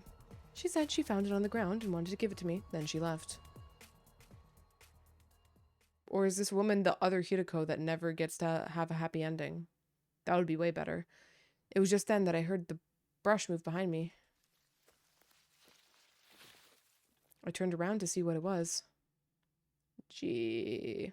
Oh, and no, it's the Hideko that's always, sad. Hideko? Huh? The very next moment. All four? What do you mean all four? We screamed, whirled around and took off running. Sorry, was there a talking me on screen too? We raced down the steep mountain slope, almost tumbling as we went. We didn't stop, even when we reached the base of the mountain. We all just kept running for the lab. And as we ran, the sun sank behind the horizon to the west. Before long, everything around it has gone dark. I think we're far enough now. More than enough. We made it all the way back to the lab. Whoa, when did that happen? Excuse me, are you acting stupid or are you just really that dumb? Does it matter? We needed to come back here eventually anyway. Still, what were those two doing there? At first glance, I thought they must be the versions of us from this timeline, so I panicked and ran, but I don't think that was the case. If it were, they would have chased us after all. They would have chased after us, but they ran off in a different direction. Does that mean they're from another timeline like we are? Maybe, maybe not. Should we wait here for them? If they did come from a different timeline, they'll want to use the lab too. You're right, but it doesn't look like we have that kind of time. I pulled out the device and checked the time, 7:45 p.m. No way, we've only got 15 minutes left. Exactly, I think we're just going to have to forget about them.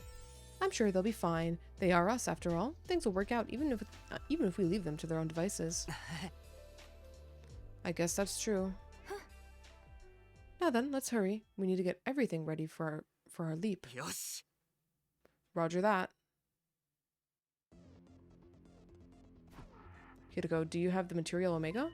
Of course, I'm keeping it nice and safe. Don't tell me you ate it. What? I was just playing. Don't waste my time with such nonsense. Let's go back. Okay, let's head back. I'm desperate for some voice dialogue so I can eat some of my hummus.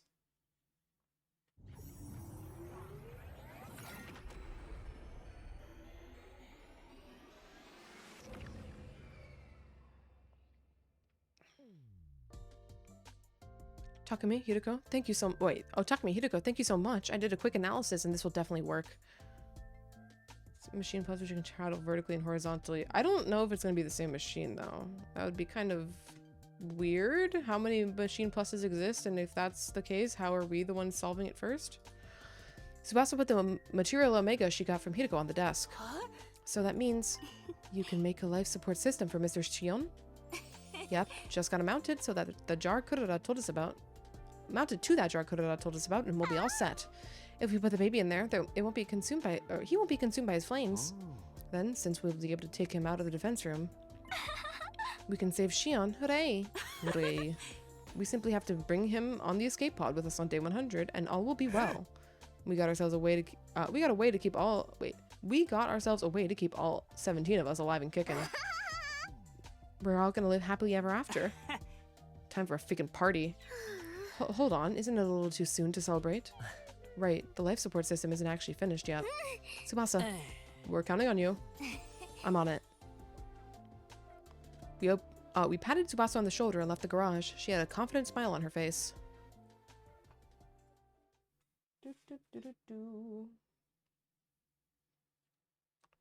So excited for this battle. Guaranteed voice dialogue. Work well and work together, huh? It was probably a recording, but still. Contrary to Shire's words, something unsettling happened that day. It was shortly after sunset, right after dinner. We were watching over Tsubasa's work in the garage when we received some unexpected visitors. The other two? Hey, what are all you doing crammed in here? Oh, Shirei. And Nigo. Miss Kawana, you've been making something in secret, haven't you? What is it? Well, mind your own fucking business. This is our business. We'll mind it all we want. We know what you're trying to do. You're going to take Shion's real body out of the defense room device. The Honorable Shirei and I absolutely forbid it. If you do that, he won't be able to charge up the missiles for the final attack. We need those missiles charged to 100%. If they're not, they'll barely even be able to cause a dust storm. Why? It would make launching the missiles completely pointless. Taking the baby out of there before day 100 is preposterous and out of the question, and nothing you can say will convince us otherwise. Now that the Honorable Shirei has made himself clear, could you bring out the life support system you're working on? I'm going to count backwards from 3. If the device isn't out here before I'm done, I'm going to blow you all sky high one by one. Okay, here I go. 3, 2, 1. Wait. The very moment I screamed, "The gun! Tsubasa!" Yep. I was wondering if it would work on Shirei and Nigo. Good. I wasn't sure exactly what happened, but suddenly Shirei and Nigo were completely frozen in place. Huh? The others were equally dumbfounded, all except Tsubasa and Eito. Miss Kawana, is that... Tsubasa placed whatever it was she was holding tightly in her hands on the desk. Upon a closer inspection... The beam gun? Did you shoot them with that? That's right. But don't worry, okay? They're not completely broken, just temporarily disabled them. Kurara ran up to Shirei and Nigo. She gave them a quick inspection and then turned to Tsubasa. They're dead. What? Just kidding. Tsubasa's right. A few circuits are shorted, but they're not totally broken. With a few repairs, it should be easy enough to bring them back. But how? I thought that beam gun was harmless. It's the same one that caused all the arguing on day 67, isn't it? You said it was just a toy. I wasn't being completely truthful. I didn't know how to explain it to all of you, so I lied. But the part about it being harmless to the human body was true. If you really cranked up that output, you might be able to hurt a really small animal, but it's basically an anti-robot gun designed to disable electronic systems. But why would you make something like that? Why did it work on the Gie and the other timeline? That's not a fucking robot. I knew one day you'd all want to save Shion. It was only a matter of time before you suggested it. I was equally sure that Shirei and Nigo would get in the way, so I came up with a plan in anticipation of that. I asked Tsubasa to make a gun for me on the night of day 66. I didn't know you rolled like that, Eito. Am I finally going to get praise? Later, honey, I'll pat you on the head so much your hair will start falling out. You don't mean that literally, do you? Everyone burst into laughter. After it died down, Nozomi spoke up. Should we really be laughing right now? Shirei and Nigo are out of commission. Is there really such a big deal? They haven't done a lot for us during our defense battles, so far. She did say it works on small animals. Maybe it works on the Gie as well? No. She said if you cranked up the output. But so the output was just different in the other timeline just because? If you really cranked out the output, you might be able to hurt a really small animal. Why would there be such a big difference between the guns, like, power level between timelines? If it was made through the same process. The only times they were helpful were when they unleashed that new weapon on day 15. And when they played the folk song on day 47. Let's just forget about all of them. Hideko did say she cranked up the output in that timeline. Did she? Okay. How did she know? Don't question it. She's a time traveler. Couldn't agree more. I'm so glad somebody finally shut them up. There's only 9 days left. We should be fine without them for a while. The others nodded approvingly. There wasn't a single person who disagreed. Then it's settled. Tsubasa, do you mind getting back to your work? Not at all. I'm gonna make that perfect life support system for Shion, but I'm still gonna need some time. It's pretty complex work. I estimate it'll take 7 more days to finish. 7 days? In other words, it'll be ready by day 98. That's cutting it real close. We're just going to have to trust Tsubasa. Let us know if we can help. Takumi and Shoma would be happy to do most of the trifling chores. What about everyone else? It's okay. I don't need any support or anything. Takumi sleeps more than 20 hours, or sleeps for more than 20 days. I just like to headcanon it that since we're sleeping through all of the fucking free time events, Hideko's just got shit done. that's I like that more. The one thing I need to do is silence. I guess I need to be able to focus, so... You want us to leave you alone? If you don't mind. Takumi sleeping too often makes me want to sleep. I wish for freedom. Got it. Everybody out? Tsubasa will take her from here. I just want to eat my hummus too. We had patted Tsubasa on the shoulder just like yesterday, giving her words of encouragement as we exited the garage. 9 days until day 100. My heart is racing knowing that the fateful encounter is drawing ever closer. Fateful day, not encounter.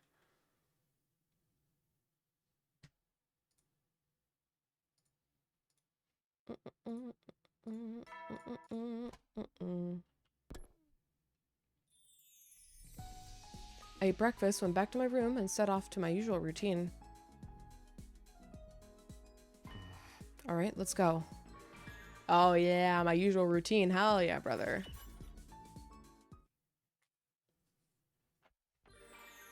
Do do do do do do do do do do do. Everybody, I have good news and bad news. Which one should I start with? After dinner, Yugumu offered everyone in the cafeteria a choice. How about the good news first? I have formulated the poison to weaken Dalsha. You have? Yes, with the lovely Eva's assistance, of course. Yay! Fine work, Mr. Omokage. Gratitude to Lady Eva as well. Oh, all I did was donate blood. Then what's the bad news? I won't be able to stick needles into Eva's pretty flesh anymore. A tragedy so great I might never be able to recover.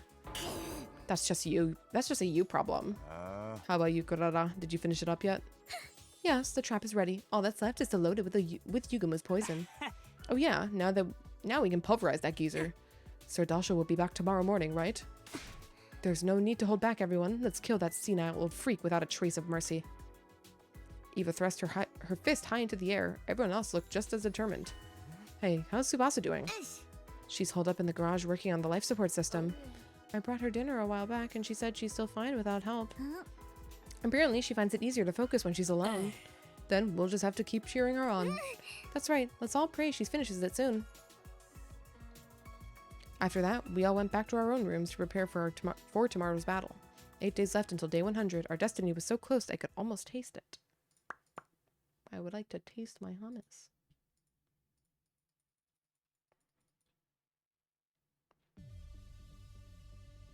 We gathered in the war room before the morning announcement played. I've loaded the poison gas into the trap. Here it is. I did my best, but I only managed to make one, so we have one shot at this. That's more than enough. Good work. By the way, this isn't automatically activated like a landmine, so once it's set somewhere, we'll need to lure Dalsha over to it. If we can manage that, we need to clear the area. Once we're at a safe distance, we can activate it remotely. I'll handle setting up the trap. What? I haven't been able to make myself useful to you guys at all. I want to do something for you, so please let me do it. Nozomi insisted with a determined look in her eyes. She wasn't going to take no for an answer. Okay, we'll let you set the trap, Nozomi. Thank you. Although her face was stiff with tension, Nozomi still managed to smile. The alarm started to sound immediately after.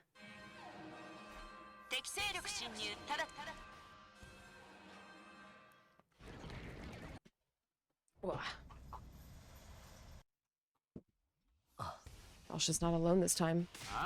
He got so scared he had to bring backup. That's so annoying. He's hard enough by himself. It's fine. If our trap strategy works, we'll be able to weaken him. You have me too.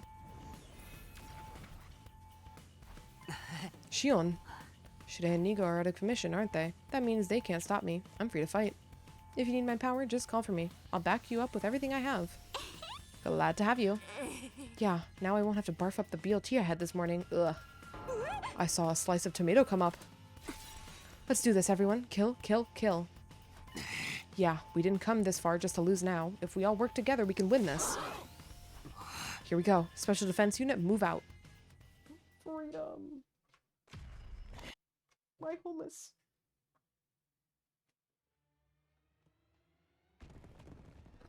Oh!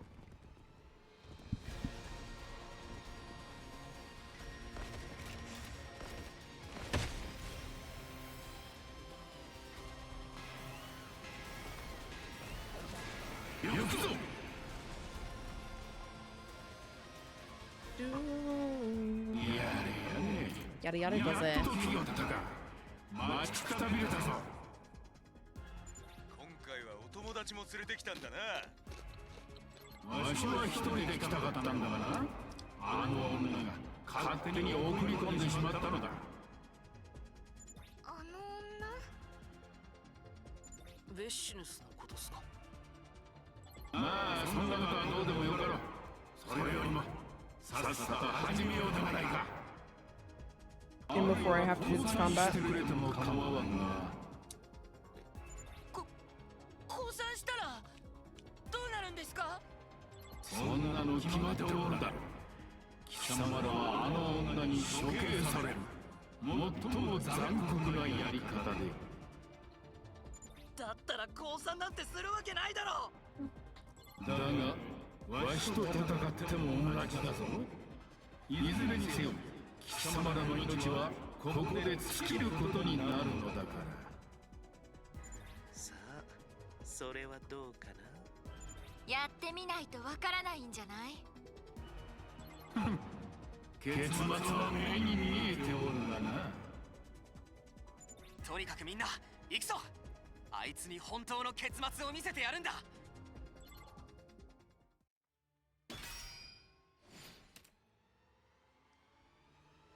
Alrighty. Skip this battle, hell yeah, brother.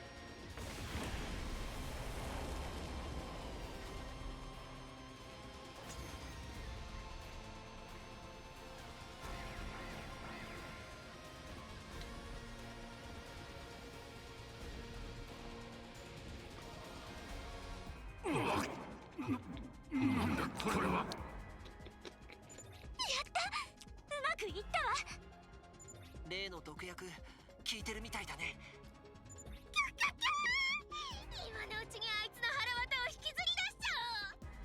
いや、まだあそこには近づかない方がいい。散布された毒薬が残ってるからね。それじゃあ先に周りの敵から。ああ、ザコの連中を始末しよう。ザコ。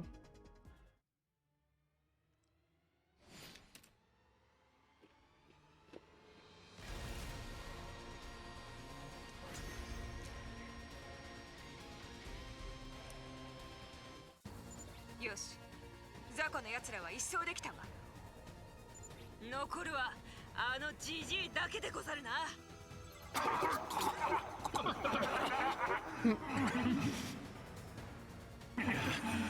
毒が入手したのに生体がやられてしたね。別にジジイのご託なんざ聞きたかねえよ。毒の霧は消えたみたい。今ならいけそうだよ。よし、それじゃあ一気に片付けるぞ。あいつの息の根を止めるんだ。I'm just really confused why they translated Koshika saying calling him GG into Sir Dalsha. Like she was not being respectful.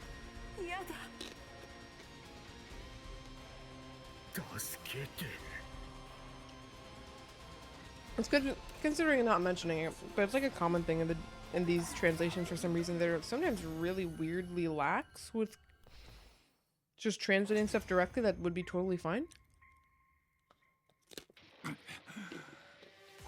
わしが負けるとは。やはり前に訪れた時に倒しておくべきだったか。そういえば前に来た時は大事な用があるって。That's actually that they probably changed the script, right? That's what happened. 墓参りだ。墓参り？ Move room. 貴様らとの決着をつける前に報告をしておきたかったのだよ。わしの息子に。息子？お前、子供がいたのか？そんなことより早くとどめをさせ、わしに戦士としての誇りある死を。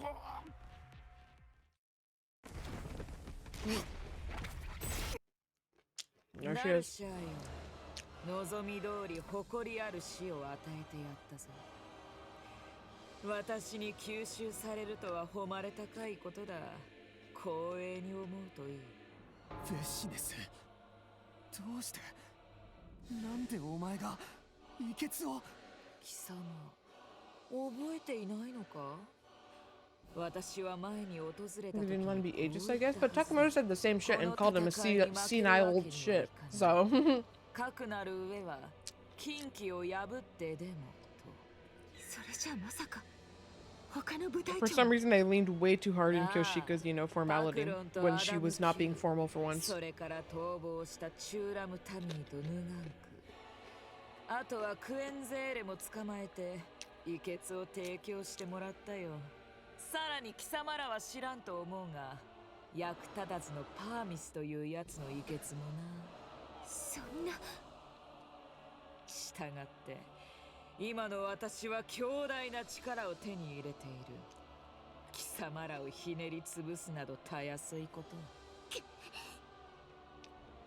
だが今はまだやめておこう。いろいろと準備せねばならんことがあるのでな。準備？準備って何の準備よ。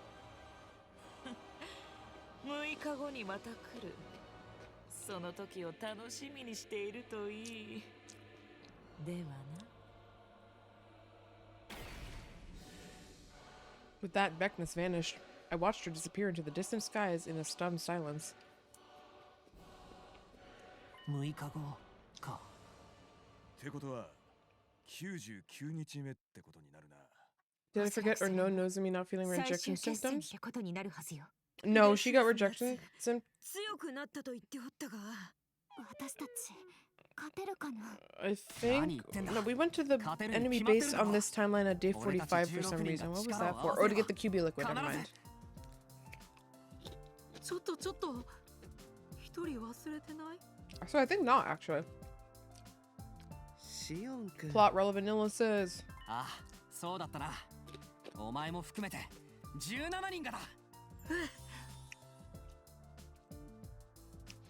Shion raised his voice with conviction. Everyone else nodded bravely. とにかく今回も特防隊の勝利ってことで。いつものやつやっとくすか。やろう。では隅野さん、お願いします。わかった。それじゃあ行くぞ。せーの。特防隊は世界一。永遠不滅の無敵部隊。何が起きてもくじけはしない。特防隊は最強じゃ。 17 voices resonated together. The next victory chant would be our last. The thought excited me, but at the same time, some feelings of apprehension lingered inside of me.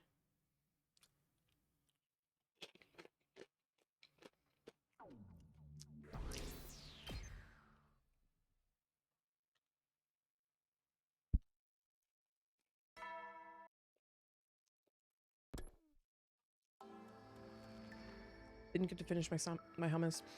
Hey Tsubasa, is the life support system ready yet? I told you it'll be done on day 98, didn't I? Don't rush me. Once we cleaned our dishes after breakfast, we hung around in the cafeteria and talked about what was coming. Sorry to open my prolapsed hole of a mouth, but I've been wondering something. Even if we manage to put baby Shion in the jar on day 98, won't we still have to fight Vecnus on day 99? If we take the baby out of the defense room device, the energy supply to the missiles will be cut off. Since the final attacks won't launch, the missiles will be humanity's loss. You suggesting that the hag won't bother fighting if that happens? Unfortunately, that's not the case. She's most certainly coming here to take the baby herself. What we can hardly just hold up a white flag. Dasha said we'd be executed if we surrendered. In essence, there's no way for us to avoid fighting Vecnus on day 99. For a moment, everyone looked uneasy, but then the twins were undeterred. It's fine. Like Takumi said yesterday, we're sure to win. Yeah. That's right. We don't have anything to worry about. And once we beat Vecnus, the escape pod will be deployed on day 100. Then we will be able to board it and head to the artificial satellite. That's how we get the happiest of all happy endings. Everyone's faces turned cheerful again. I was relieved to see it. But just to be sure, this escape pod is really for sure definitely going to deploy, right? It's hard to trust something that's basically just hearsay from Shunei. Then why don't we go find out? Huh? Hideko and I know where the escape pod is kept. We saw it in another timeline.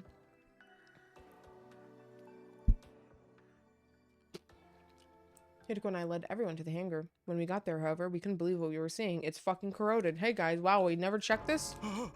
Huh?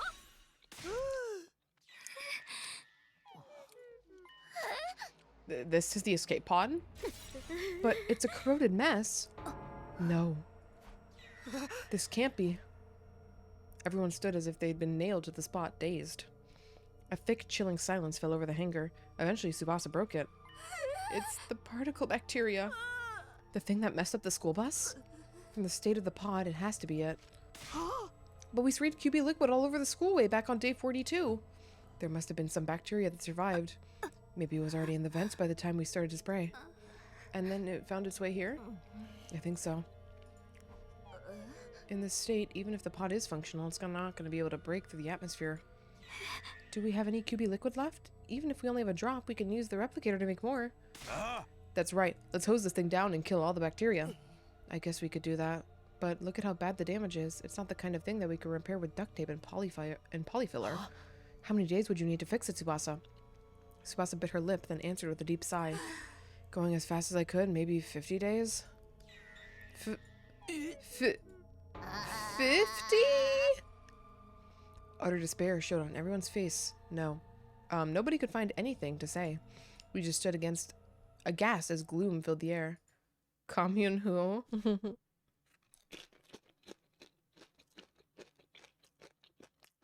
We're gonna pick up Commune on the way too.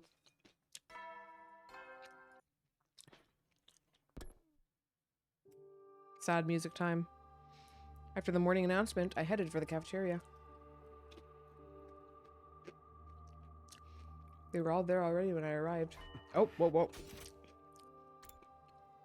Well, not all of them. One person was missing. Is Tsubasa in the garage? Yes, she's still working on the life support system. Ain't shit we could do about the escape pod now. She said she wanted to prioritize the life support system instead. It seemed like everyone had regained some composure overnight. Pretty sure she can fix it in like 5 days. If we can teleport Commune into the room right now, maybe. There was still gloominess to the brave faces, but at least we were capable of holding a conversation again. Do you think the life support system will be ready in time? It better be. Without that, we can't get the baby out of the defense room. If that happens, the missiles will be fully charged and the final attack will launch on day 100. And with the escape pod in such dire state, we'd be unable to leave the planet. Without that life support system, the rest of us are screwed too. If it isn't finished, we'll all be killed. I won't let that happen. Commune's a character they could have developed better. Yeah, if she wasn't restricted showing up in like 2 timelines. Shion, there's a way to save all of you, even if the system isn't finished on time. Don't say it. You'll have to kill me by taking my real body out of the machine in the defense room. What are you saying? We couldn't. How could we possibly? That's not happening. I shouted down Shion's suggestion and glared at him. Everyone else backed me up too. I appreciate the sentiment, but I'd rather you didn't worry about me. We've only had short time together, but I've had so much fun with all of you. I'm satisfied with the life I've been able to live. Knock it off, man. That shit don't change anything. You're a friend. We can't just throw you away like that. Hold it, everyone. This is just still hypothetical, remember? That's right. As long as the life support system gets finished, we won't have anything to worry about. Oh. By the way, there's something I'd like to ask you, Shion. Could you use your powers to stop the missiles from launching? I'm afraid not. The missile launch is entirely automated. What about the energy supplied to the missiles? Can you stop that from draining you? Unfortunately, that's not possible either. The energy is spontaneously released from my body. Even if we cut all the pipes in the defense room or destroyed the missiles, the outcome would be the same. Doing it might stop the final attack, but the baby inside the device would be consumed by his own flames. See, it's just like I said. We're screwed if Tsubasa doesn't finish that life support system. Indeed, it's the only way for us to remove Shion from the machine. At any rate, we're just gonna have to let Tsubasa work her magic. Ugh, this is so frustrating. I really want to help her, but she's insisted she's better off working alone. She should at least let me rub her boobs, I mean her back. You're the reason she's so guarded right now. Suddenly, Shion spoke up, his expression rather uncomfortable. I'm sorry. What are you apologizing for? Well, you're going through all this for my sake, so I'm sorry. Cut it out, Shion. If you apologize one more time, you'll face the wrath of my galactic bazooka. What? It's not like we're being forced to help you against our will. We love you. That's the only reason we're doing this. So you don't have to apologize. We're saving you for our own sake, Sir Shion. Thank you, everybody. Tears welled up in Shion's eyes. He wiped his face to hide them. The boy made of fire is crying. That's not it. I just got smoke in my eyes. Everyone smiled at Shion. It seemed like he wasn't used to getting this much attention. Well, I'm going to get going. I'll see you all soon. He disappeared in a flustered huff, leaving behind a few droplets on the ground where he'd been standing. Oh.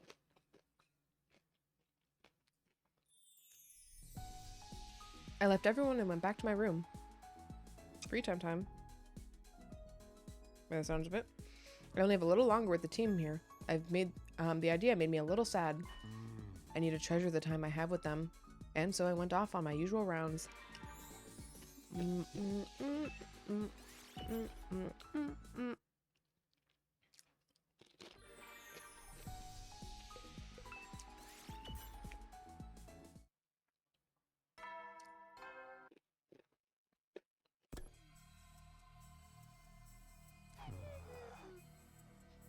5 days left until day 100, but what if our plan doesn't work? What will we do then? Whoa. I avoided thinking about it during the day, but maybe the darkness was to blame for the disturbing shadows creeping through my mind. If she can't finish the life support system in time, all of us will. I quickly shook my head, driving away those pessimistic thoughts. It's fine. Things will work out. They have to, and they will. I repeated it like a mantra as I crawled into bed. The night felt unusually long. By the time I finally fell asleep, the haze of twilight was already drifting across the inside of my room.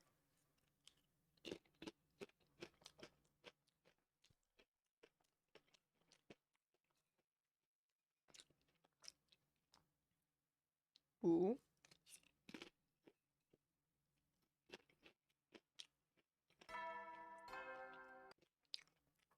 Oh,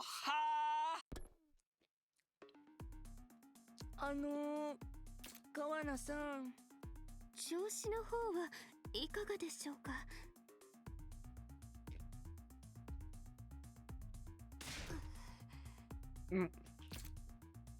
I told you all to leave me alone. What are you doing here anyway? Well, today is day 97 or 98, you know. You said you'd have the life support system ready by now, right? We were just wondering if maybe you were close. I didn't say I'd have it done by day 98. I said on day 98. So, any time before the stroke of midnight? What's with your tone? Are you trying to rush me? I'm busting my ass over here. Everyone fell silent. We couldn't argue with that. Anyway, I need to be alone to concentrate. Sorry, but I really need you all to go. If you don't want to get burned alive by the final attack, that is. It was unusual for Tsubasa to be so blatantly on edge. Her eyes were bloodshot and dark circles hung under them. She probably hadn't slept for the past few days. Everyone, let's do as she says. We have to trust her to finish this. Let's get going. I lightly tapped everyone on the shoulder, gave Kawana a deep nod, and left the garage. Why are we calling her Kawana now? We hadn't eaten any breakfast yet, so we stopped by the cafeteria. but I wasn't in a mood to eat. Everyone else seemed to feel the same. They stood around without heading to the counter to make any food. Hey, what time does the final attack start on day 100 anyway? It should be around 10 o'clock in the morning. We've got another 50 hours to go then. Will the life support system be ready in time? Tsubasa said it would be done before the day was over. We just have to believe in her. A heavy tension filled the air, but suddenly Dadami cut right through it. Ew, I have an idea. Everyone looked at Dadami in confusion. Takumi, Mistress Hiroko, you said there are set times when you can parallel leap, right? Yeah, we did. When's the next window? Today, from 9:20 to 11:50 p.m. Perfect timing. Then my plan might actually work. What plan is this? We should all just jump into a different timeline. We can find one within an intact escape pod and use that to go to the satellite. Pretty smart, right? Everybody's face lit up, their eyes sparkling with hope, but no, we can't do that. Why not? We won't be able to bring the baby with us without the life support system. We'd be leaving Shion to die. There are a lot of other reasons not to as well. I heard something from Shion yesterday. Boarding is restricted on the escape pod. Only Special Defense Unit members registered with the pod can board. If an unregistered outsider gets in, the pod won't launch. So, I won't be allowed on board? Oh well, don't worry about me. It's not just you. Even if we brought the baby and the life support device on the board, he isn't registered.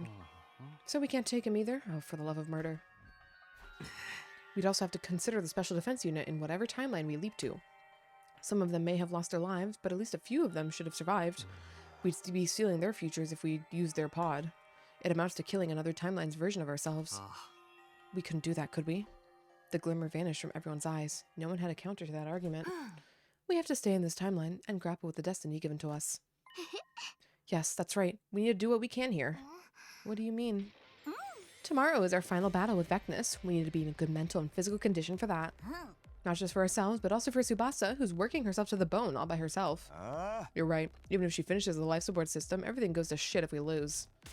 Enough worrying. If we let our minds get weak, our bodies will follow. Everybody, let's hold firm. We'll trust in Tsubasa and keep waiting. Suddenly, the unease vanished from everyone's faces. There was a new glint in their eyes this time, one of hope. To me, it looked like the faces of passion burning in anticipation of tomorrow's battle.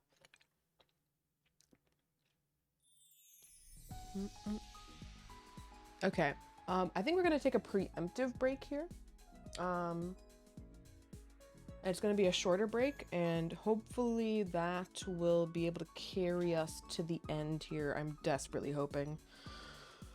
Oh, I'm desperately hoping. Ugh. But for now, I'll be back in like a minute or two, guys.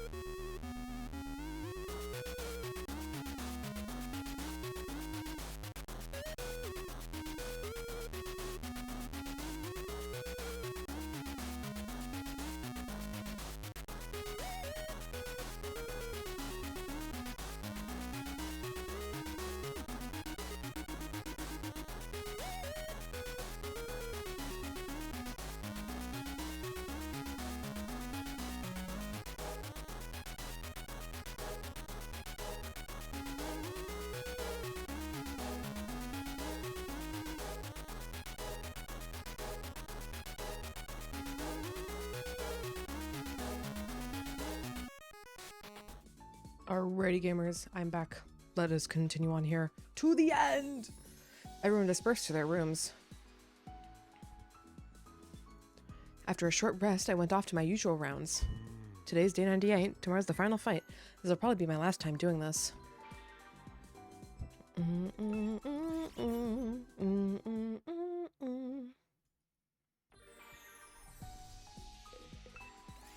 Freedom. Freedom from free time. Holy shit. We didn't go back to our rooms after dinner. We hung around the cafeteria, waiting in silence for news from Suasa. We spent an hour waiting. It was then that we noticed one of us was missing. Huh? Where's Hideko? She said she had to go to the bathroom. She's been gone for a while. I felt a vague sense of unease. I'm gonna go look for her. I let everyone know my plans and dashed out of the cafeteria. And she's fucking dying in the bathroom. 8:35 p.m. Seeing the time reminded me of something. The next time we can parallel leap is today from 9:20 to 11:50 p.m. Could it be? I sprinted down the hallway and into the entrance hall. Besides the door, there was only one fire extinguisher. I knew it. Damn it, Hideko. I took the remaining fire extinguisher and ran outside. Hideko had probably gone to the lab. But what timeline could she be going to? Confused, I hurried through the ruined streets.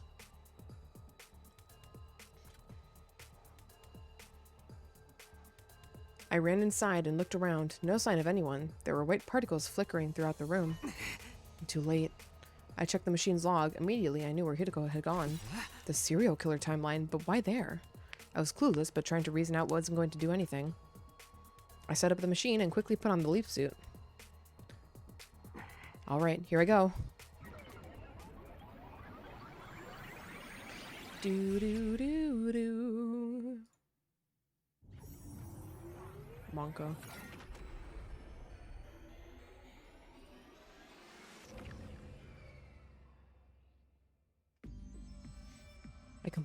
I completed my leap and ran outside the lab. Still no sign of Hideko. If she was going to go anywhere, it would have been in the school. I murmured to myself and took off running again.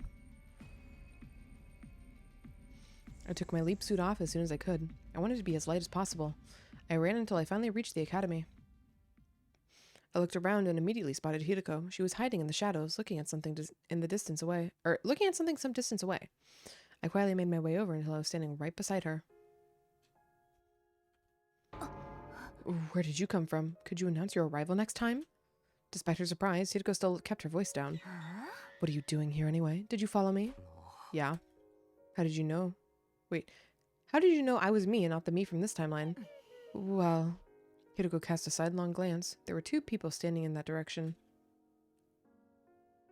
It was the Hideko and me from this timeline, Takumi 2 and Hideko 2. Tsu. Takumi 2 was sitting quietly on a bench, as still as a wax statue. Hideko 2 stood up before him, looking down on him with an affectionate gaze. Oh, we're making out? Just then, a hoarse voice passed through Takumi 2's lips. Hey, Hideko, please stay by my side just for this moment? Hideko 2 didn't answer. She grew closer in silence, gently holding his head in her hands. And then...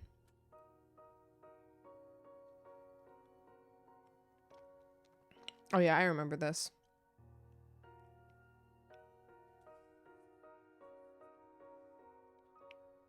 Just watching it made my body burn with fever. I remembered everything. Her warmth, her pulse, even the sound of her breath. It was as if I could hear it right next to me. And of course, the scent of lavender, the sweet, enchanting smell that tickled my nose. My chest tightened at the sound of her soft voice. I was shaken, my mind utterly blank. That's right, I remember. Back then, I couldn't hold back the emotion surging inside me, so I said...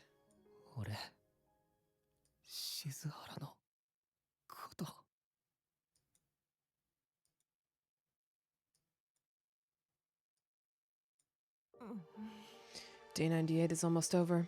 I'll be honest with you. To me, the events of this day, of this very moment, they were so precious, so irreplaceable, so important. It was the reason for everything. Everything?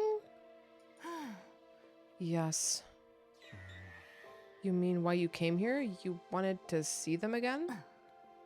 No, that's not all. The reason I went to save Hideko 2 with you on day 16. The reason I brought the power saw. The reason I lied about Takumi 2 being healed the next day. Everything I did was to make sure this moment would be recreated. In other words, I laid down all the tracks needed to create a line that leads to this moment. Because I wanted to protect this timeline. I didn't want this moment to disappear. 今あそこにいる隅の2。彼の脳内にはギーの意識データがあるわ。彼はギーに寄生されている。そのせいで彼はこのタイムラインで多くの仲間たちを手にかけた。もしも私が初期の段階で彼の治療を優先していたら、その悲劇が起こらない別のレールが敷かれていたはずよ。だけど私はそれをしなかった。彼が Certified I could fix him, but I don't want to energy? あえてそのことを感化した。彼のあなたのあの言葉が聞きたくて、ただそれだけのために、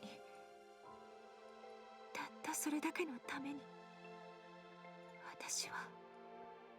Hideko, that seems a little extreme to do all of this time traveling that you've done for one singular huggy. Do you despise me for it? You must think I'm a horrible person. No, I just think you're a little obsessed. No, those words aren't enough to describe what I've done. You killed everyone because the GA stole your ability to reason. But the same can't be said for me. I made the conscious choice to allow all of this pain and suffering to take place. In that sense, my sin is far more grave. I know I can never be forgiven. That might be why I'm trapped in this endless loop. This is my punishment. I'm trapped in a prison I can never escape for all eternity. To pay for the horrible things I've done. I couldn't find my words. It was as if I'd been robbed of my ability to speak. On one hand, Hideko was right. Her crime was unforgivable. But for whatever reason, I couldn't bring myself to blame her. An indescribable, windingly complex heat wavered inside my mind. It was anger, hatred, and sadness, but it was also heart-wrenching affection. Takumi 2 and Hideko 2 huddled together in the darkness. One who had committed so many sins, and one who was about to commit even more. Two people bound in the chains of a cursed fate. But Hideko had done everything just to see this very moment. We quietly watched and waited until the two of them parted. In the silence, shaky breaths filled the air. Hideko's sobs spilled from her lips as she could no longer hold them back.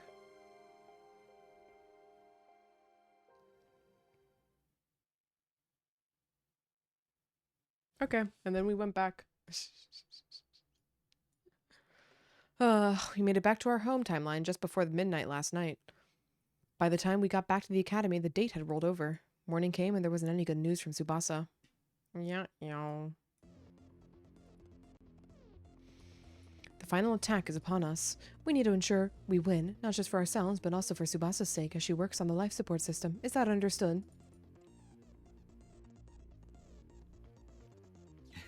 As much as I care about Tsubasa, I'm more concerned about how losing would be a death sentence.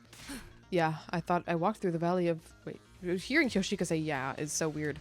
Though I walk through the valley of the shadow of death, I will fear no evil. Our strategy is exactly how Hideko laid out. Everyone remembers it, right? My power in the poison trap. We'll use that 2-hit combo to weaken Vecnus. The trap is good to go. Just like last time, I could only make one, but it's ready to use whenever. I'll handle that. I figured it out in the battle with Dalsha last time. I can do the same here. Thanks, Nozomi. Shion, don't overdo it. If you die, everything we've done will be for nothing. So I can't use all my power. It's a tall order, but I'll make it work. Vecnus' new technique will be a pain to deal with, though. You mean the Undying Flames attack she has now? She's gobbled up so much commander blood that she can do that kind of shit now, huh? According to the information I have, yes. Where did you get that information from exactly? Hey, yeah. Shinae and Nigo aren't working, so how do you know all this? Well, that very moment, the door to the war room flung open and someone came rushing in. Tsubasa, sorry to keep you waiting. I somehow managed to make it in time. You mean, could it be? She nodded and pulled something out from behind her. Da-da-da-da-da-da, the baby jar. Woohoo, you finished the life support system. Yeah, that's the part, that's this part attached to the jar here. If we put the baby inside, we can save Shion. That's right. That's why I made it, after all. You're amazing, Tsubasa. You really did it. Great work. Everyone else started to cheer, one after the other. Their faces were almost bursting with smiles. Tsubasa, you did it for me? What should I even say? Thank you. Doesn't even begin to cover it. I appreciate it so much from the very bottom of my heart. Oh, stop it. Don't thank me. As long as you help us in the fight, that's enough. The alarm sounded, cutting off our conversation.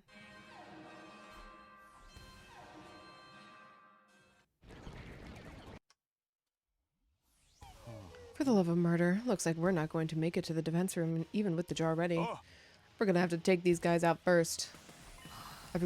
Everybody, our final battle is here, but I have one thing to tell you before we start. Everyone's gazes shifted to me in unison. I met each of their eyes as I continued. No matter what happens out there, stay alive. Don't let yourself fall into the trap of thinking nothing matters just because you can be revived. For the past 99 days, we've survived without losing anybody. Not a single person. This isn't my first time saying this, but this hasn't happened in any other timeline. What we've achieved here is nothing short of a miracle. We can't let this chance slip through our fingers, so I'm begging you, do not die. We have to finish this fight and survive together. I certainly have no intention of dying today. I want to stick with you guys for a long time to come. You accepted me in spite of everything I've done. I need to repay you for that. I agree. Everyone happily lets a creep lump of lard like me be a part of the team. I don't even want to imagine saying goodbye to all of you. I agree. I want to live as your possession forever. I can't let it end here. I need to protect my dear sister at least until she gets married. Brother dearest, I've got things I want to do before I die too. I still haven't gotten to enjoy a blood-soaked killing game with you guys. I think we're on the same page. I refuse to die without getting to dissect any of you. Same here. I never got to accidentally graze Tsubasa's boobs. The moment you do, I'll have to kill you. Everyone, I will not allow you to lose now. That's right. We must prevail and put the baby in the jar. Then we'll bring the final attack to a screeching halt and stay alive. That's right. For day 101, 102, and all the days after. Forever and always. All 17 of us. Forever? Yes, that's right. The Special Defense Unit is indestructible. Just like your undying flames will burn on forever. We can kill Gaku afterwards. Yeah. Everyone nodded firmly, full of resolve. Looking at their courageous faces, I gave the signal.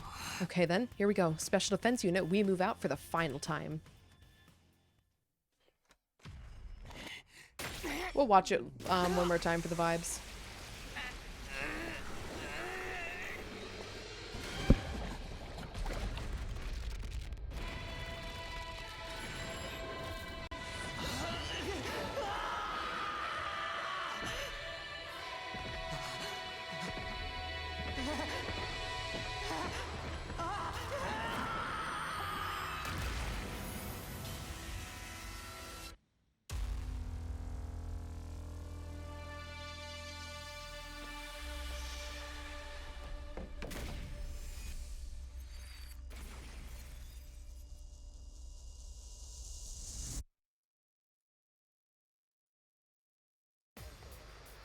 Do-do-do.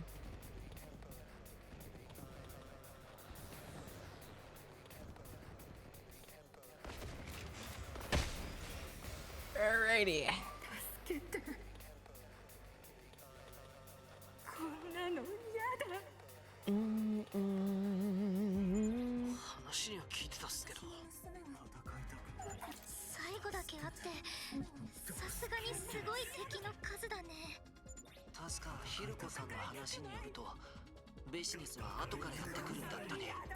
ええ、最初はご覧の通り雑魚だけよ。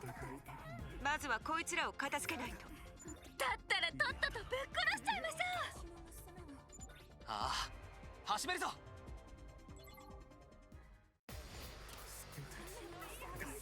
Am I gonna have to do this battle? No. Ooh. Hell yeah.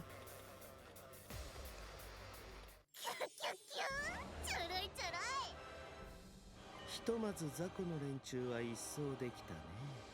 ということは、そろそろ。ええ、彼女がやってくるわ。みんな準備して。Just as Hiriko said, Vecnus had arrived, calmly approaching the battlefield from a distance. I could hear everyone's breath hitch. Tension filled the air. At last, Vecna stood in place. She looked us up and down before she spoke. 来てやったぞ。貴様らを待たせてしまっては悪いと思ってな。そいつはありがてえぜ。じゃあさっさと決着をつけましょう。貴様らはつくづく愚かだな。ここで果てることになるとも知らずに。そんなことにはならねえよ。絶対に勝ってみせるから。ああ、素晴らしい答えだ。根拠のない自信に満ち溢れている。そういう者たちを絶望させるのは何よりも楽しい。さあ、もっと聞かせてくれ。貴様らの威勢のいい言葉を。悪いけど断るわ。あたいの美声をあんたの腐った耳に届けるのはもったいないから。いいぞ、その調子だ。貴様らが虚勢を張れば張るほど倒した時の快感は高まる。だから続けてくれ。他にないのか？わかりました、ベシネス様。では言わせていただきますね。うるせえんだよこのクソババア。ガタガタ言ってねえでさっさと。 Okay, I was worried for a second we were gonna have a stupid last minute betrayal from Evil plotline. 未だ愚劣な洗脳から解けていないのか。まあいい、よかろう。ならば貴様の望み通りに。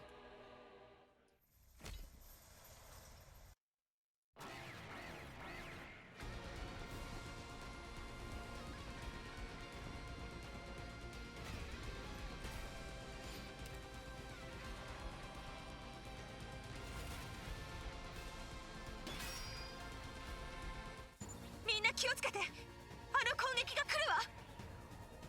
あの攻撃ってまさか。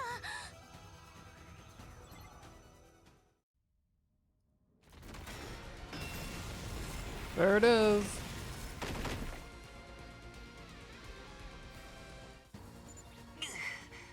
例の新技か。消えない炎の攻撃。くそ、俺としたことが知ってたのに避けられなかったぜ。どういう意味だ。私が新たに得としたあの技を貴様らは知っていたというのか。 She's just like, what the fuck, my party trick? It was supposed to be special. それだけじゃないわ。私はあなたの企みも知ってる。企み？そうよ。教えてほしい。あなたの企み、それは。 She's still having major whatchamacallit issues from the time leap issue. では聞かせてもらおうか。貴様は何を知っていると。あなた最初にこう言ったわよね。約束通り来てやったぞ。貴様らを待たせてしまっては悪いと思ってな。前回の戦いの後、あなたは今日ここに来ると私たちに言ってしまった。そこで仕方なくやってきた。本当はあれができてから訪れるはずだったのに。そうじゃない？何のことだ？とぼけなくてもいいわ。あなたが作ろうとしている消えない炎の兵器のことよ。貴様、なぜそれを。そういえば前にベシネスは言っておったな。いろいろと準備せねばならんことがあると。つまりその兵器を開発してたってこと？ええ。でも安心して。まだその兵器は完成してないから。ベシネス。 Pepe laugh? We あなた got は our 遅すぎ ass? たのよ。禁忌を破るのも。だからこのタイムラインでは間に合わなかったの。タイムラインとは何だ。一体何の話をしている。今さら知ったところでどうにもならないわ。手遅れなのよ、ベシネス。あなたの負けを決まったの。なんだと。私は神の力を手に入れたのだ。その私に貴様らのようなクズどもが勝てるはずがなかろう。いや、勝てるさ。必ず勝ってみせる。なぜなら俺たちにも手に入れた力があるからだ。それは神の力も上回る仲間との絆の力だ。Oh, don't say that. Oh. くだらん。そんなものが何の役に立つというのだ。だったら見せてやるよ、その絆の強さをな。ええ、思い知るがいいわ。私たち17 We really just told her we're better because we have the power of friendship. Not great look for our intimidation. 上等じゃん。やってやんや。よし、みんな行くぞ。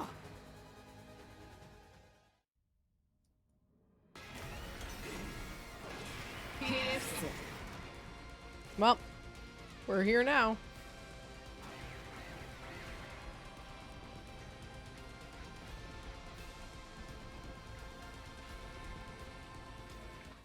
さてと、そろそろ僕の出番かな。シオン。大丈夫。全力を出すなって言うんだろう。心配しなくても平気だよ。死ぬ寸前のギリギリのところでセーブするから。それじゃダメよ、危険だわ。もっと力を抑えないと。だから大丈夫だって言ってるじゃないか。僕は君たちを裏切らない。君たちのために戦って君たちのために生き残る。この戦いが終わった時、みんなには笑っていてほしいから。ありがとう、シオン。礼を言うならあいつを倒してからにしてよ。じゃあ始めようか。 Alright, Shion, pull the fuck up. It's your time. Hit Vecnus with Shion Bomb. Oh my god, the Shion Bomb is back. Too bad we don't have to do it again. I'm sorry, that's not the Shion Bomb. That's just us farting on her.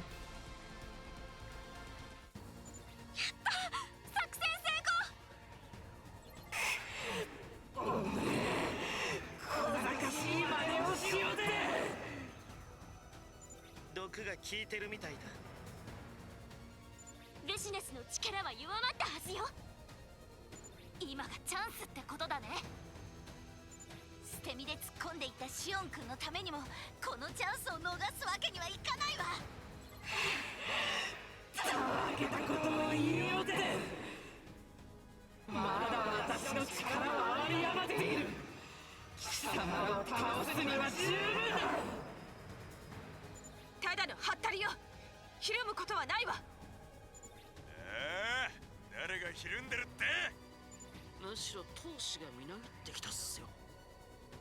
アドレナリン全開だ。アドレナリン。みんな、これが本当に本当の最後の戦いだ。全力を出し切って一気に叩きのめすぞ。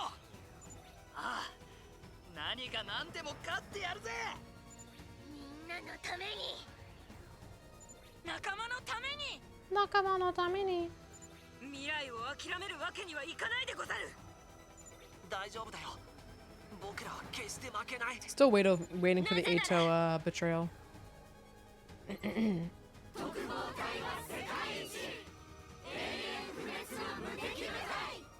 何が起きてもくじけはしない。特防隊は最強だからじゃ。 Very Kodaka core ending though.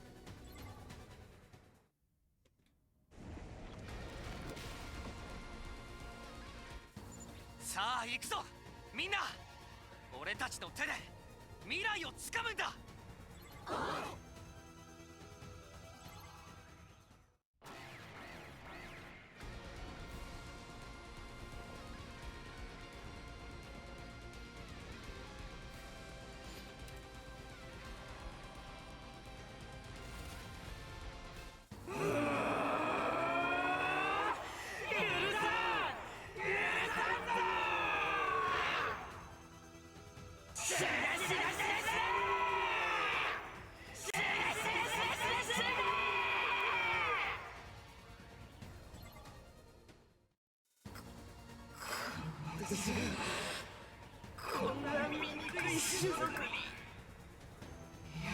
Why she call us ugly when we look like very similar?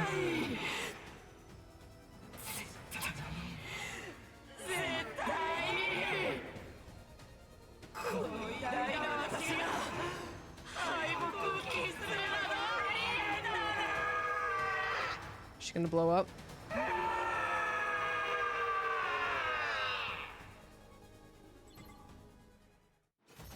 Yippee!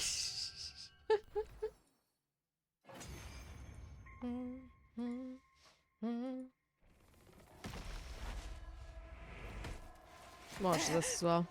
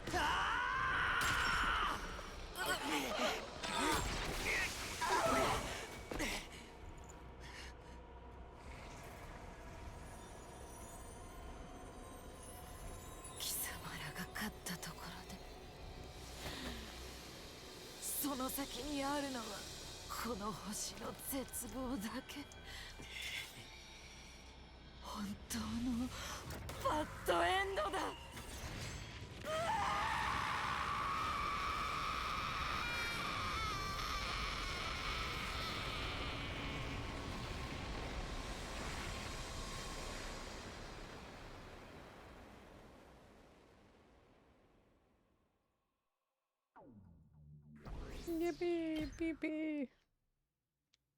I swear if we have to read that entire battle thing to do our ending choice. Our victory signaled the end to the fighting, or to all of the fighting. We didn't have time to bask in the afterglow. We deactivated our class armor and gathered outside the defense room. Oh, my neck. Holy shit. Look, the wall of fire is gone.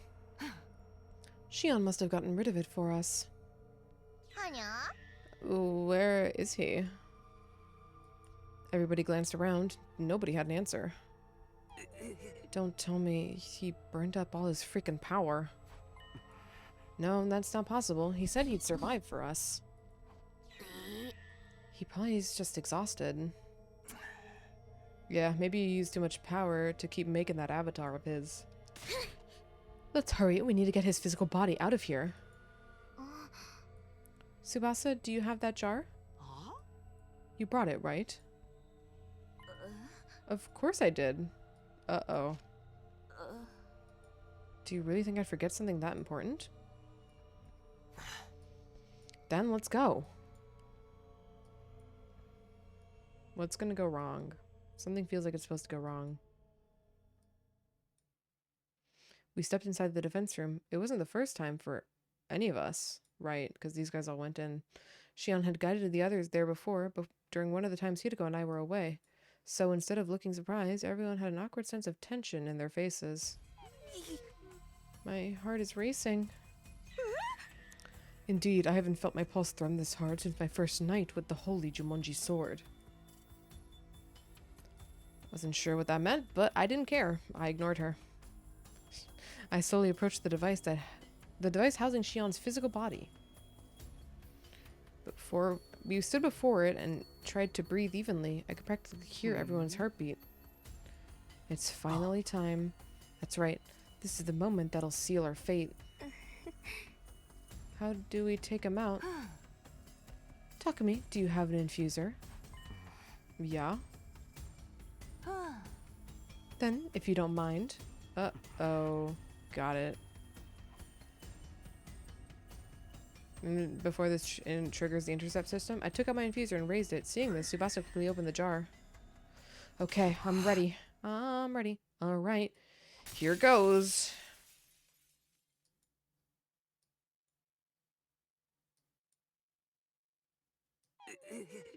Well? Did it work? Yeah, everything's fine. Don't worry. The life support system is operating normally. The baby, he's okay. Everyone inhaled deeply. Now that all that tension had been let out, we all started to celebrate. All right, we did it. Hell yeah. Just as planned. Oh, now Shion doesn't have to die. And that's not all. We've stopped the energy supply to the missiles too. The final attack won't launch tomorrow. In other words, all of us. We're saved! Yeah! Yay, yay! Long live the Special Defense Unit! You guys are the best. I love you all! Our cheers echoed so loudly, the rafters were practically shaking. The others leapt up and down and danced for joy, swinging their heads around. Overjoyed, I watched them, my hands to my chest as I let out a sigh of relief. Ugh. Not long after, Shion showed up. But something was wrong. He was staring down, biting his lip. What's the matter? I'm sorry. What are you apologizing for? Our plan worked. We're gonna survive. And you are too. I know. That's why I'm apologizing. What do you mean? Come on, Shion, answer us. Everybody stared at Shion. We waited with bated breath for him to speak. Finally, softly, with an anguished look on his face, he did. I already finished charging them. What? The missiles are already full. What are you saying? It's only day 99. It's not possible for them to be charged that soon. That's right. That's how it's always been in the other timelines Hideko and I know about. Perhaps Shion's feelings were too intense. His passion, his feelings, and his affection for us, maybe they burned a little too brightly. Nico did mention something like that before. The more positive the emotion Shion feels, the greater supply of energy. Shion closed his eyes and nodded. A cool silence fell over the room. So, they're full of energy. The final attack is going to launch after all. Wait. Why don't we work together and destroy all the missiles? We can't do that. Why not? If we do, we'll set off the intercept system. It's a stronger foe than Vecnus ever was. Even with all of our might, we could never hope to beat it. Shion, is that true? Unfortunately, yes. There's no doubt about it. I couldn't control it even if I wanted with my power.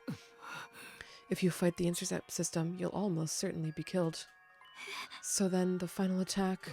That's right, it'll launch tomorrow at 10 in the morning. No. What is the two decisions here?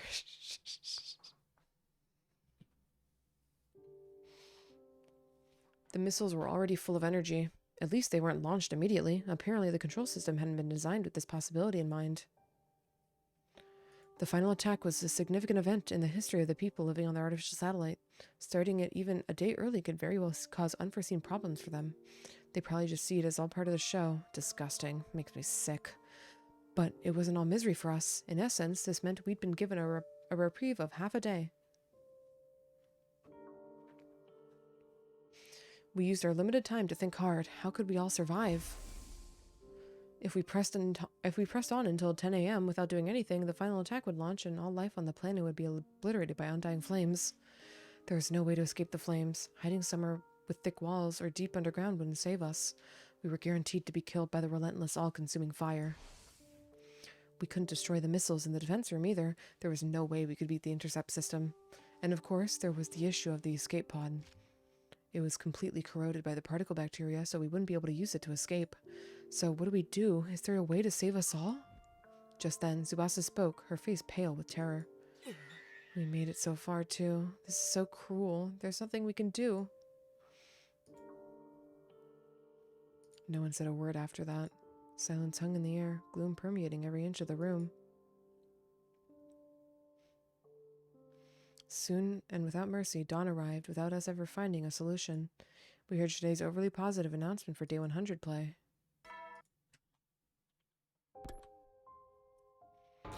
Man, screw that. I know it's pre-recorded, but it irks me to no end.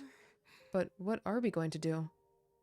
The question had been asked over and over, but there was still no one who could answer. Maybe this is it. Yeah, maybe it's time for us to give up. Hearing that must have pushed her over the edge. With an anguished sound, Hideko ran out of the cafeteria. Hey, Hideko! I rushed after her.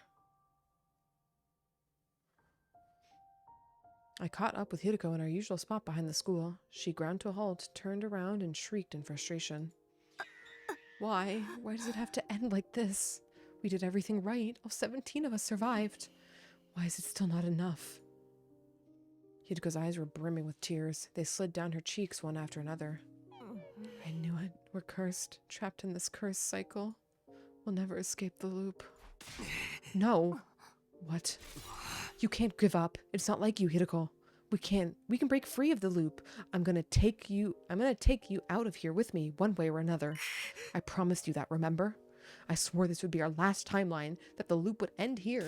Today is day 100, and we're all alive. All we have to do now is build our own future. A future where we can all be happy, where I can be happy with you, Hiroko. Takumi. The tears had vanished from Hiroko's eyes, perhaps in the face of my overwhelming insistence. Yes, you're right. I want to believe that too. But you have to look at reality. We're hemmed up on all sides. There's nowhere we can go. Hemmed in on all sides. It's like someone's put a lock on every door that surrounds us. Something sparked in my mind the moment I heard that word. Wait, did you say lock? You did, right? You said lock. I did, but what does that have to do with anything? I quickly pulled out the device and checked the blood space wave schedule. We can leap today between 5:50 and 9:50 a.m. It's 7:30 a.m. right now. The window is already open. Wait, where are you suggesting we go? The Invader Hunt timeline. The one with the killing game? That's right. But that timeline is locked. Oh, locked. What you said now just reminded me of what you told me before. I don't know when 803 locked it, but it was sometime between day 45 and day 49. Whenever it was, the lock will only be removed after 50 days have passed. Even if you locked it on day 49, 50 days later, it would have been day 99, right? The machine will be unlocked now. We can jump to the hunt timeline. Some of the conditions we need to meet are already present in that timeline, so... It's okay, you don't have to explain. Let's go and tell the others. Right. We're locked in? Literally? We're no longer locked out, I suppose. I see, so that's it. Basically, we all need to jump in this hunt timeline you're talking about. Then we can use the escape pod there. That's exactly what I was suggesting 2 days ago. Right, and Mr. Sumino was all like, we can't steal the escape pod from another timeline, we'd be killing ourselves. Or am I remembering wrong? So why is it suddenly okay now?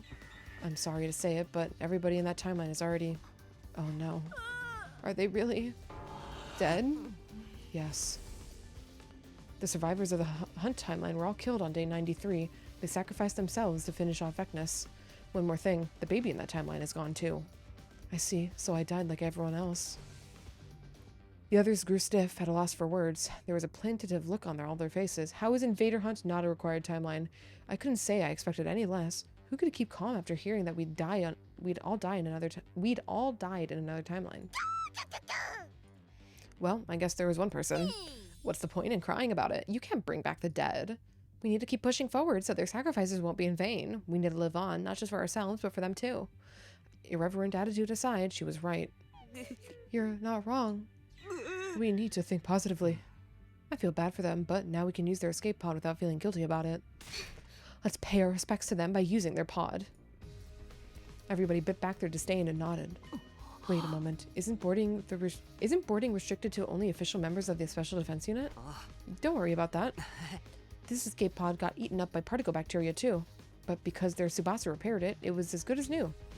And when she fixed it, she replaced everything, including the entire circuit board. Wow, I'm a genius. There definitely won't be any problem then. The original program will be totally overwritten with no boarding restrictions. So even unofficial members like myself and the baby, you'll be able to get on just fine, trust me. Thank you. Sincerely, I'm so grateful. Thank you. Hey, don't thank me. It was a different timeline Tsubasa who did it. Anyway, that about sums it up. That's what we're going to do in the hunt timeline. Everybody there is dead, and the pod's boarding restrictions have been disabled. It's our best, maybe only shot. Woohoo! The details are too much for me, but I know everything is going to be okay. If we go to the hunt timeline, we'll all be saved. Hell yeah. Takemoto pumped his fist into the air, and everyone let out a cheer. Okay, let's get going, right? Oh, but what about Tsude and Nigo? Fuck them. Let's take them with us. They're part of the team too. I would say fuck them, but whatever. And so we headed to the lab with a completely immobile Shide and Nigo in tow. Shion had vanished. Keeping his avatar materialized meant consuming energy, so he returned to being the baby now kept inside the jar. Hey, can we get going already? We're wasting time hanging around here. Doremi ran off ahead. The rest of us followed after her. I checked the PLM. We're good to go. The device on the other side is unlocked. Ah. Just like I thought. Now we can leap to the hunt timeline. By the way, Hideko, you said the baby in that timeline passed away, right? Yes. Did he die on the same day as everyone else? That's right, on day 93. So the final attack won't be launched in that timeline. There's no way the missiles would be full of energy on day 93. You saying there's no rush? But emotionally speaking, I'd like to get it done as soon as possible. That's right. Knowing we can use the pod makes me want to get right in there and leave this shithole forever. I'm with you guys. Let's hurry. I opened the lockers. I was about to hand out the leap suits to everybody, but... Wait, I'll do it. Suddenly, Hideko took over, giving out leap suits one by one. She's gonna kill herself with the punctured leap suit? We had 17 suits total. There were 16 of us, so we had one extra. Shide and Nico didn't need them since they were robots, but the baby did. At first, we tried stuffing the jar inside of someone else's suit, but that didn't work, so we ended up wrapping the jar in the remaining suit.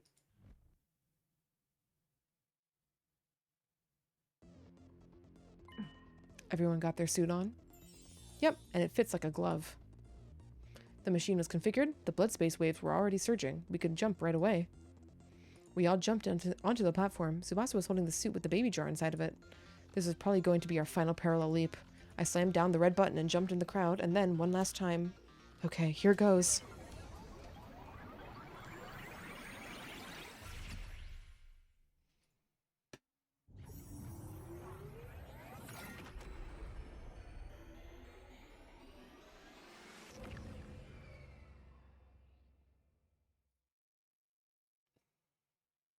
The leap was complete.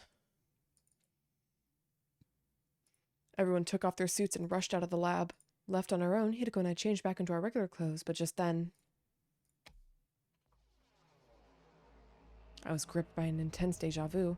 I'd seen this somewhere before. In another timeline? No, that wasn't it. It had been on day 86, just like after we visited the timeline where the academy was blown up. Hideko was hunched over. Oi, daijoubu ka? She didn't answer. She was breathing hard, one hand pressed to the wall, her shoulders heaving. Her other hand, she held a leap suit, the one she'd been wearing. I ran to her side and looked at the suit. Yep, and it's the punctured one.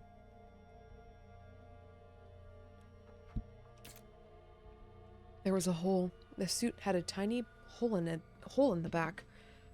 How did Invader Hunt not become a required timeline? I'm truly impressed. まさかお前穴のことを知っててそれでみんなにリープスーツを仕方がないでしょ誰かが着なきゃいけなかったんだからだけどお前これが初めてじゃないだろ86日目の時にもええそうねでもあれは偶然よたまたま私に当たっちゃっただけ Really? You didn't look? You didn't look? God damn it, Hideko. The hole in Hideko's suit meant she was definitely suffering from leap damage. もしあなたが生身の状態であと 1,2 回パラレリープしたらあなたは全身の血をすべて吐き出し失うことになるそうなったらもう蘇生はできないあなたは確実に死ぬことになるわお前なんてバカなことをいいのよこれでいいの私は大きな過ちを犯したんだからこんなことで許されるとは思ってないけどこれはせめてもの罪滅ぼしなのよさあとにかく行きましょう外でみんなが待ってるわ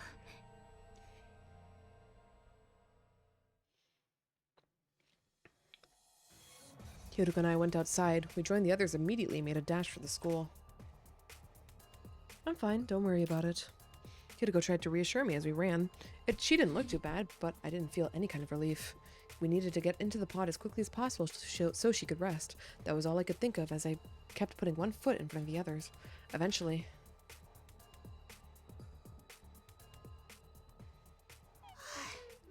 We made it. But doesn't something seem odd? Odd how? He's right, there's something coming out of the top of the building. Well, they're not loaded. As if to confirm our realization, an automated announcement began blaring out of the PA system.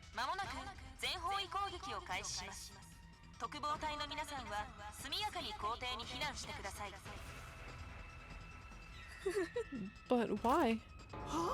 This isn't what you told us, Takumi. The baby was supposed to be gone so that the attack wouldn't launch. It's just gonna fail, right? Just then, Shion appeared. Hey Shion, what the fuck is happening? Why is the attack launching? I don't know. I can't imagine how it could have been built up. How it could have built up that much energy. Ooh, we have to hurry and get to the escape pod. But where even is it? Everyone looked around, but the pod was nowhere to be found. It's 9:30 a.m. right now. The attack is scheduled to start at 10 a.m. The pod won't come out in the schoolyard until just before the attack. The next moment I had a flashback. I remembered what Tsubasa from this timeline had told me. I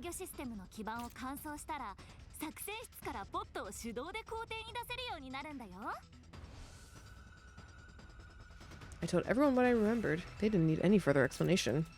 The moment our eyes met, we all started to sprint for the war room.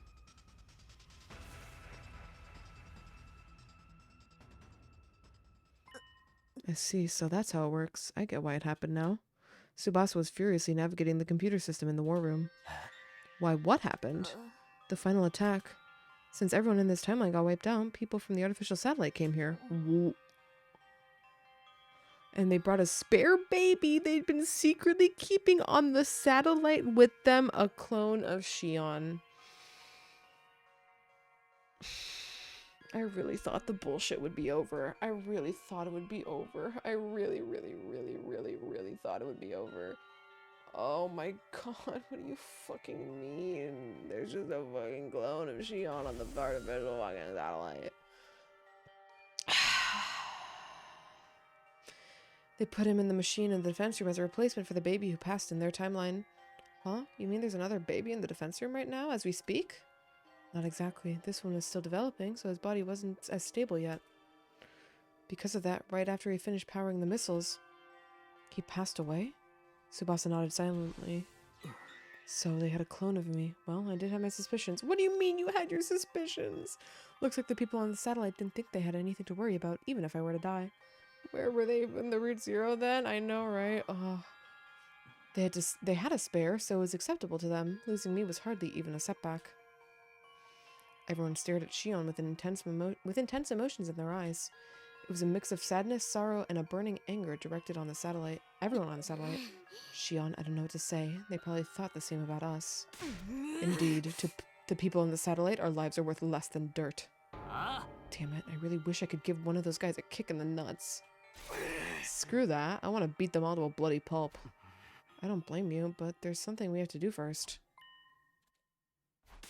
We need to survive and actually get to the artificial satellite. Tsubasa? On my cue, Tsubasa got moving.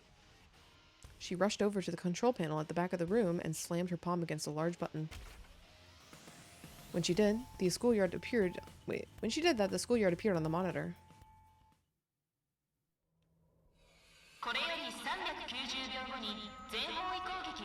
This is the escape pod coming out, right? Yeah. It's really happening. The escape pod. Oh, I'm so overwhelmed. I could cry. Isn't it too early for that? Celebrate once we get inside it. Okay, everybody, let's go. The pod will automatically launch 100 seconds before the attack starts. The version of me in this timeline must have reprogrammed it. Are you for real? You mean we have less time now? We've come this far. We can't afford to miss it now. Then stop yapping and start running. Everyone nodded and took off, all of us running faster than speeding bullets. We thundered down the halls and stumbled down the flight of stairs. Finally, we made it to the first floor. We turned the corner and arrived at the entrance hall. Just then, I heard a sound behind me. I turned around to see someone on the ground. Shizara. I scrambled over to her and propped her up. Oi! Daijoubu ka? Shizara! Shikkari shiro! これより300秒後に全方位攻撃を開始します。特防隊の皆さんは速やかに校庭に避難してください。スミノ、先に行って。ふざけるな。お前を置いていけるわけないだろ。じゃあどうするつもり？お前を抱えて脱出ポットへ。無理よ。今のアナウンス聞いたでしょ。 We can make it. We can call for some help. 攻撃の100秒前に発射される。私を抱えていったら間に合わないわ。やっぱりあの夢は予知夢だったのね。ほら、前に話したじゃない。私だけがループから抜けられない、そんな夢を見たって。あの時も言ったけど、それはただの夢だ。現実に起こるはずがない。特防隊のメンバーは一人でも欠けたらダメなんだよ。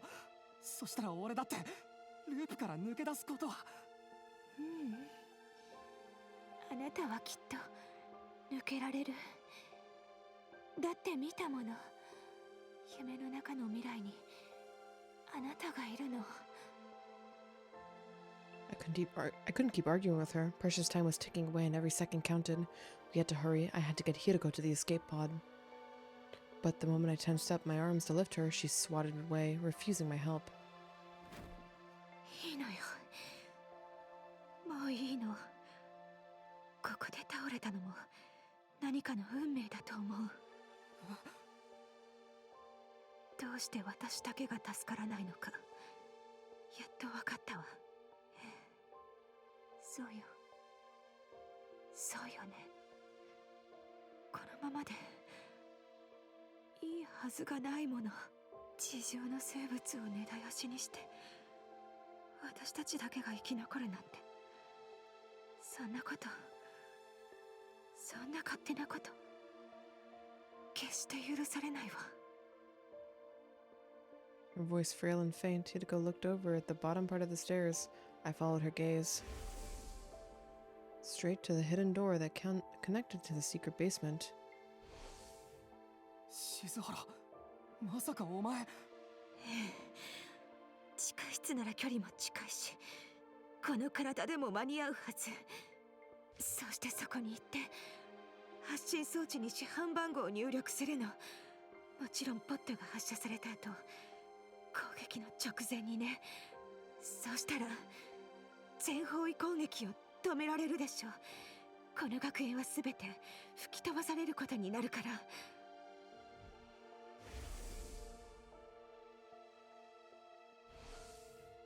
さっき言ったわよね。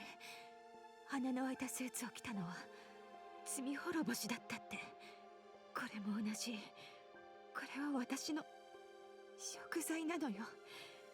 私は殺人鬼タイムラインのみんなを見殺しにした。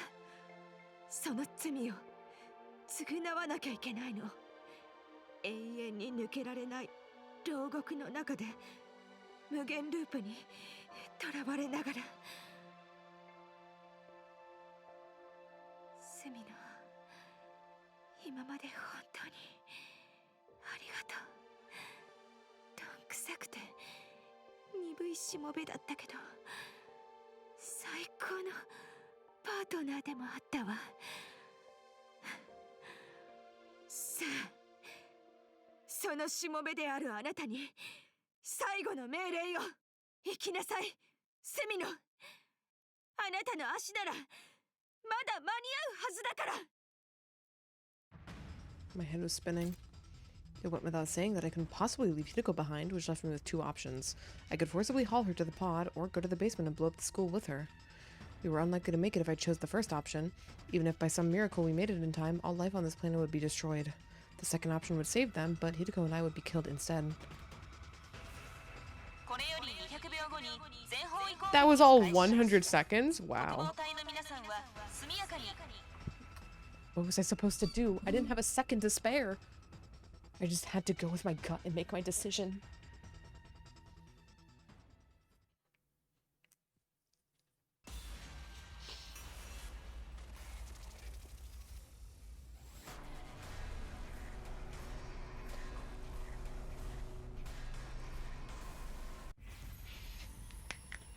Where will you run? Let's go to the basement with Oomphy.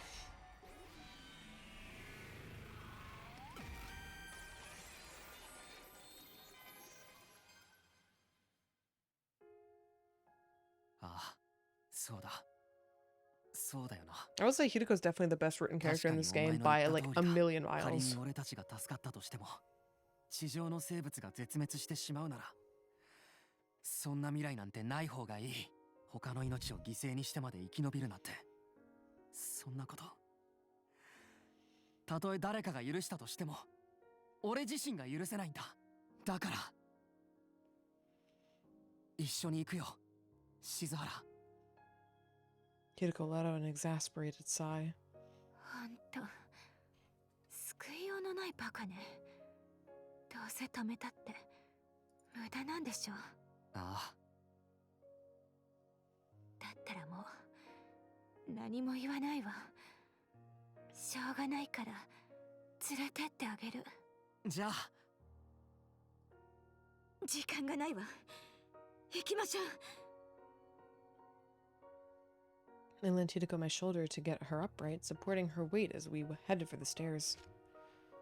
And then...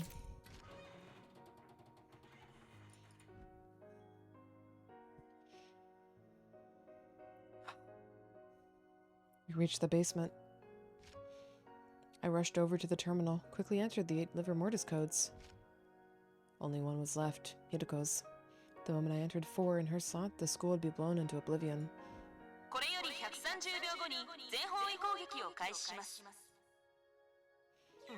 The pod launches 100 seconds before the attack, so there's only 30 seconds left. Hideko pulled something out of her pocket.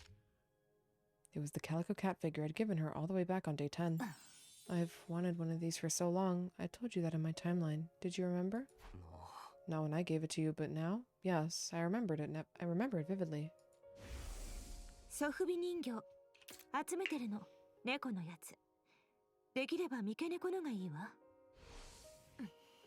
We're going to be doing this all over again. I wonder how Loop 147 will work out.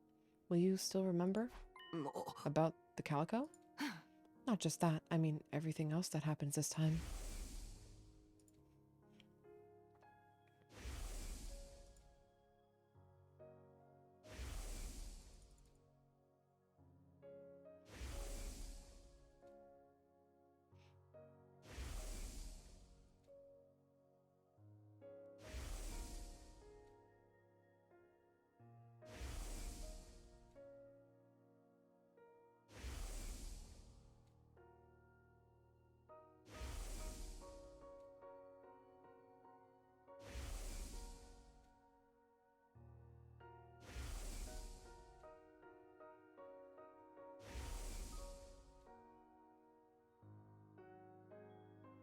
Technically, we should have gone to a bunch of timelines to collect a bunch of the thumb drives for the glitch repair, but I assume there might not have been enough time leap opportunities to maybe collect enough that we needed.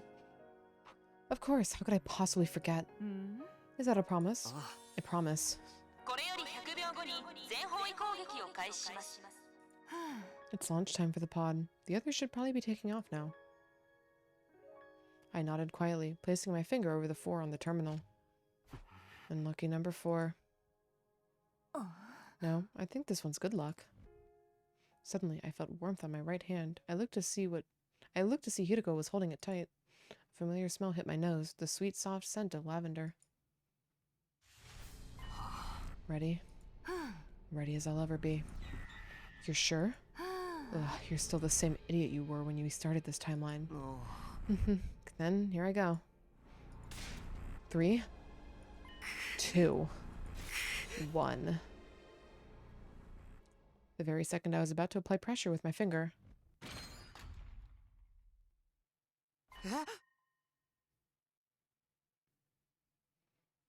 Guys, we were having like a moment. Come on. What the hell? You just barge in on our fucking moment? God damn it, you guys.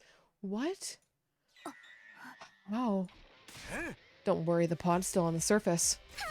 Tsubasa whipped up a program that lets us launch it manually. I'm sorry, in 30 minutes? In 30 minutes? She did that? Oh.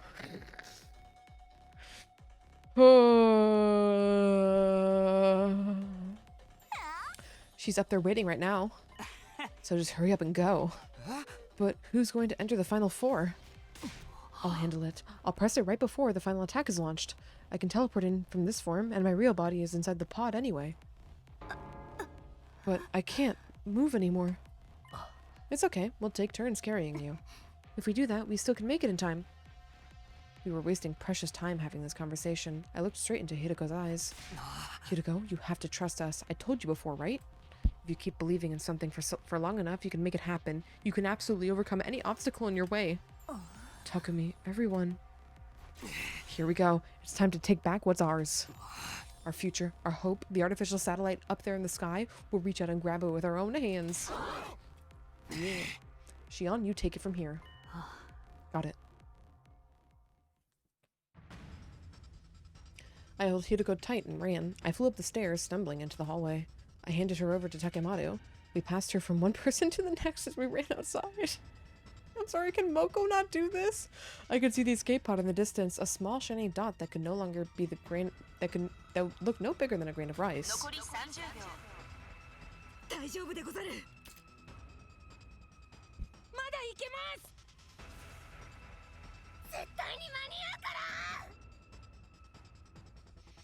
We shouted encouragement to each other as we continued to run for our lives. Each of us took turns carrying Kiriko. Eventually, our relay brought her back to me. The pod was close now. If we kept up this pace, we could make it. Keep going. Get Hideko to the pod. My feet thundered against the ground as I picked up the pace. I ran for my life. I recklessly and single-mindedly sprinted forward. I could hear the fibers of my muscles tearing, pain tore through my brain, making my vision blur. But I couldn't stop. I had to keep pushing on. More. Anything to get there 1 second faster. I need to dive into that pod. I promised I'd build us a future, one where everyone can be happy. I won't let things end any other way.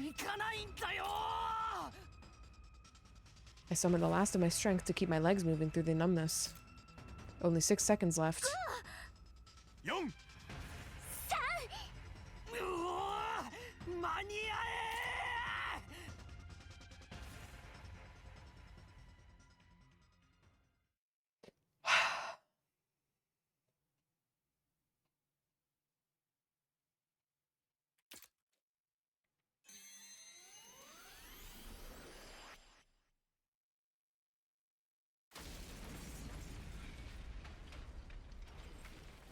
Yeah, would this not blow up the pod with us around it? Because it said everything in the nearby vicinity would also get blown up. Shrudge. No, we made it. Aww. Everyone was inside the pod. Since when did it have 0 gravity? Nozumi, Gaku, Darumi, Shoma, Kyoshika, Moko, Yigumu, Takemaru, Kurara, Tsubasa, and the twins. Then there was Eito, Eva, and Shion. I had his baby body in my arms. Shide and Nico were there too. Their repairs were complete and their functions had now been fully restored. And of course, there was Hideko too. She was beside me, watching with delight as everyone celebrated. これが悪いように見える？むしろ最高の気分よ。だって今ここにはみんながいるんだから。それに地上の生命体も助かったし。Hideko looked out over the window toward the shining blue sphere. The beautiful planet hung in the darkness, its continued existence an absolute miracle. 静原、お前のおかげだよ。お前が地上の命を救いたいって言ったから。しもべのくせに生意気なのよ。主を褒めるなんて100年早いわ。I was a little happy to hear her retort. It meant Hideko was her same old self. そもそも私のおかげなんかじゃないし、これはシオンと他のみんなと。言いたくないけど、あなたの功績でしょ。心から感謝してるわ。My face burned red hot. Anything I could have said got caught in my throat. Trying to hide the effects of Hideko's words had on me, I turned to look at everyone else. were smiling, crying, and hooting like animals as they let their emotions flood out.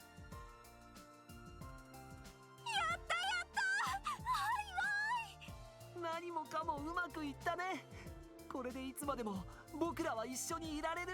僕もいてもいいのかな。何言ってるんだよ。当然じゃないか。シオンは永遠に仲間だし、私たちの大切な親友だよ。ありがとう。本当に。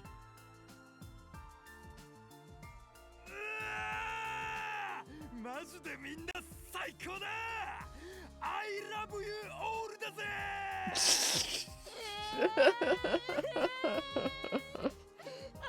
すみません。僕の汚れた汚水の雫を無重力空間にまき散らしてしまって。バカ、そいつは汚水なんかじゃねえよ。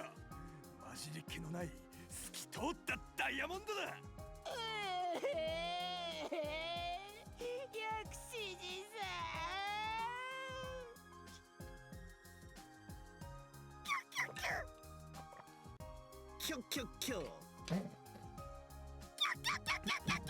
Oh my god. Sounds like you're revving up a fucking engine, Yugamu.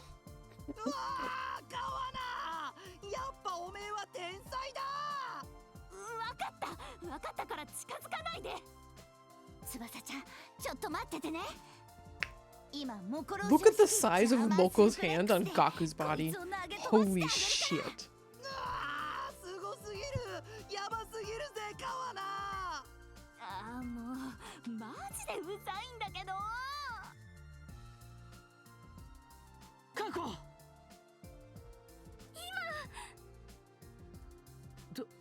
俺その呼び方。そっちもじゃん。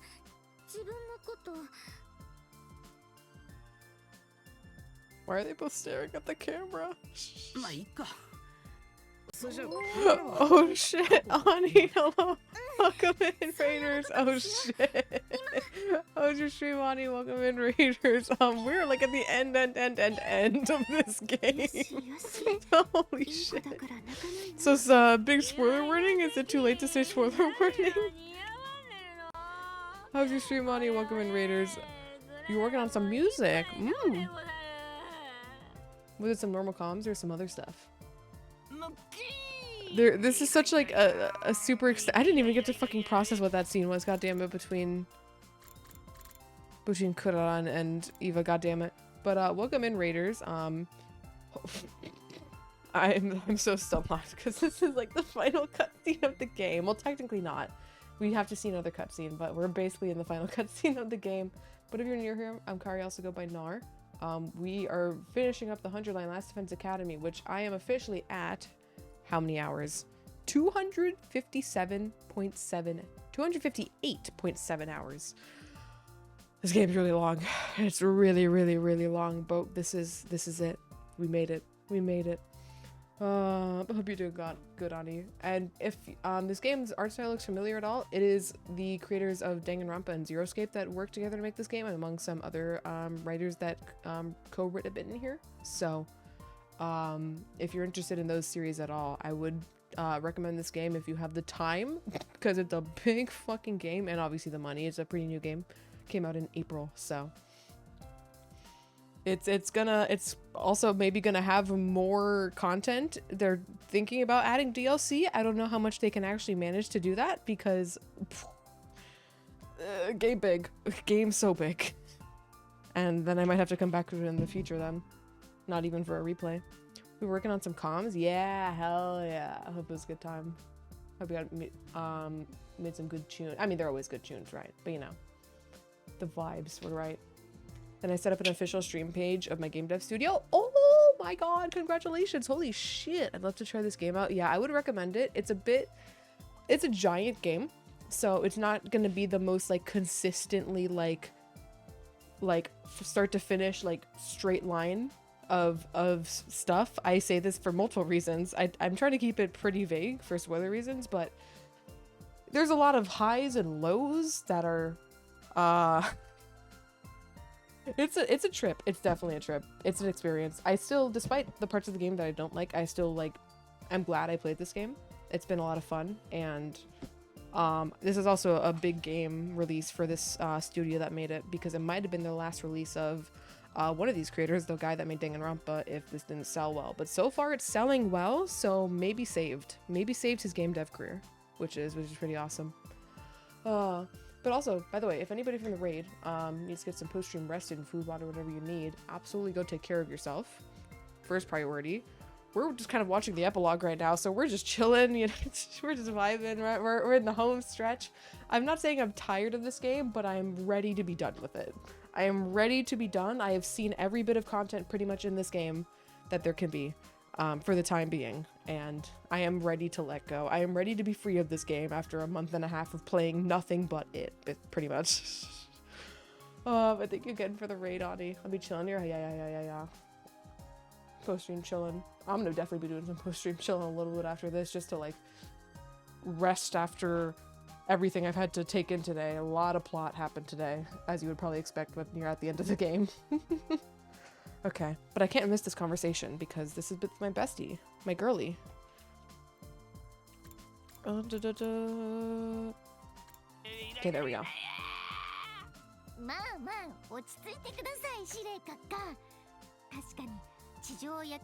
I say this might be the end of the game, but for all I know, this might go on for another 2 hours. Depending on what they're cooking. I'm gonna guess probably not, but it might. そんな自分のことが許せないんだよ。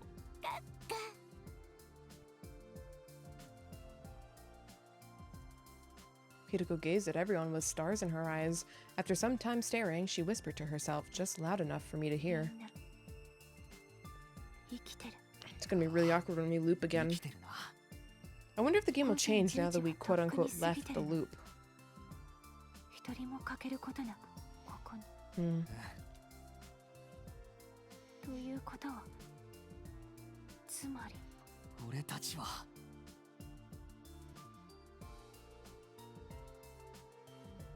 Dot dot dot.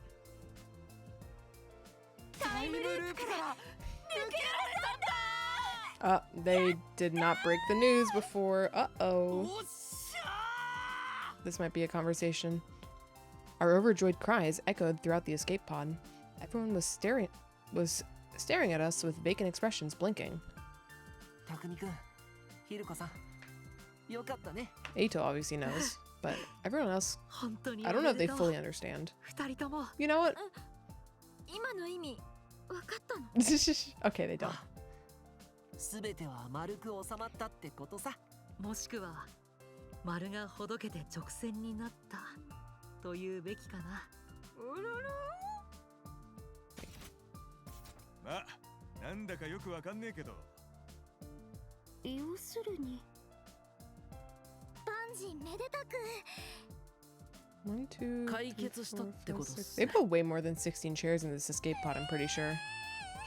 Why did they do that? だったらせっかくだし、やっておきましょうか。いつものやつ。みんなで首を絞め合うんだね。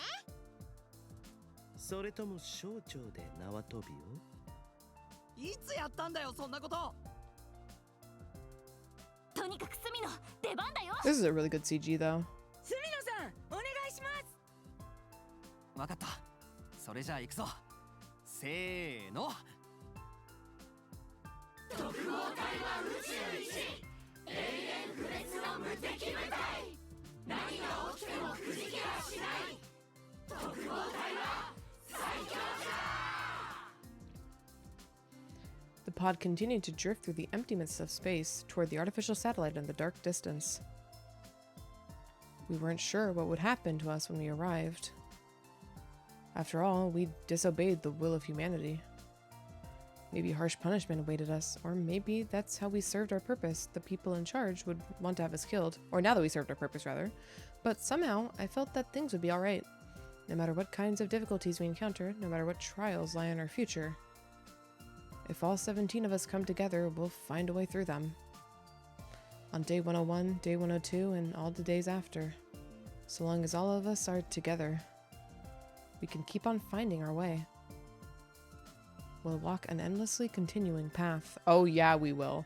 Leading us to an eternity where we can all be happy. Fucking monkey paw curling right there with that singular line.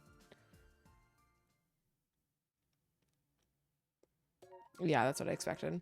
I didn't think they would actually show us the artificial satellite. Ending 55, SF route, all 17 of us.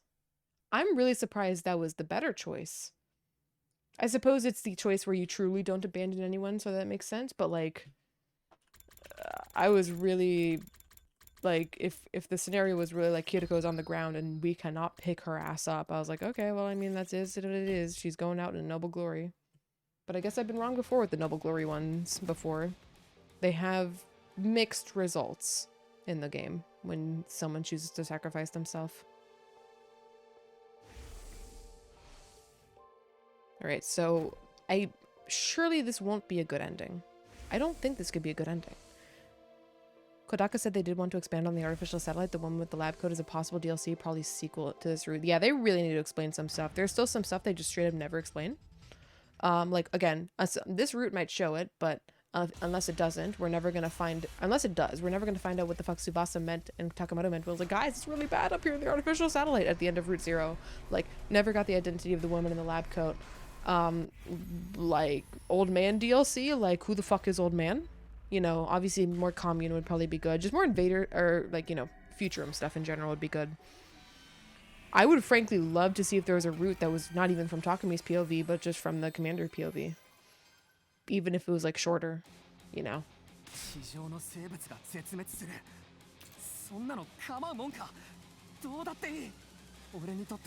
There's a lot of potential to expand on the main stuff. There's also a lot of potential to just fuck around, so I really hope they do the more, like, important ones that they really didn't address.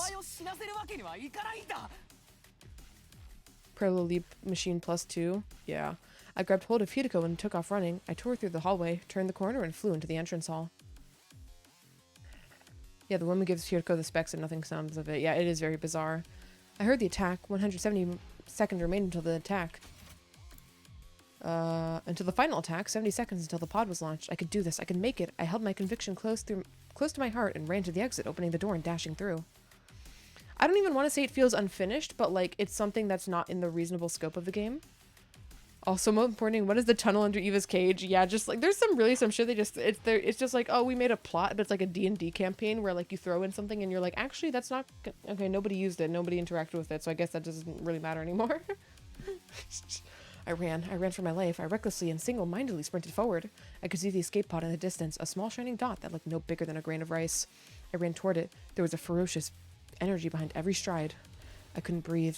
My chest ached. My heart ached so fast I thought I was going to burst. I could hear the fibers of my muscles tearing. Pain tore through my brain, making my vision blur. But I couldn't stop. I had to keep pushing on. More. Anything to get there even 1 second faster. I needed to get into that pod. I said I'd get us into the pod. Or I said I'd get us out of the loop. I swore I'd protect Hideko. This isn't how our story is going to end. I summoned the last of my strength to keep my legs moving through the numbness, but time was still slipping away.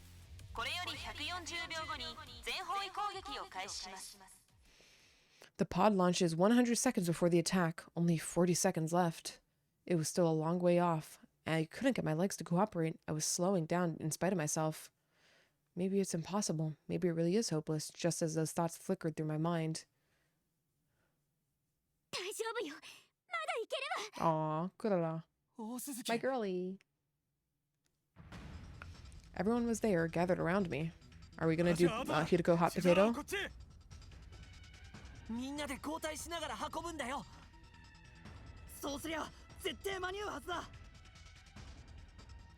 There was no time to hesitate. I let them take Hideko. With that, I started to run again, now with my friends alongside me. Also, I think truly, it's not even a, like, just a completely, like, well, it is kind of a throwaway thing, but it's not the same throwaway in, like, it gets mentioned in a route and never gets addressed again. But who the fuck was Goto? What the fuck was that? Like, don't get me wrong, I did not like the conspiracy route, and I don't want necessarily more of that similar kind of content, but I want an explanation for what the fuck that was, because there really isn't one besides Goto, this random fucking person just takes over Nigo and then just spews some shit and then we die, or maybe no, die.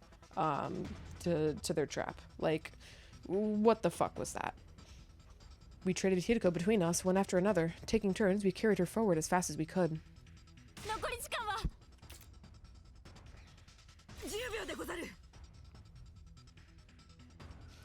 We were getting closer to the pod.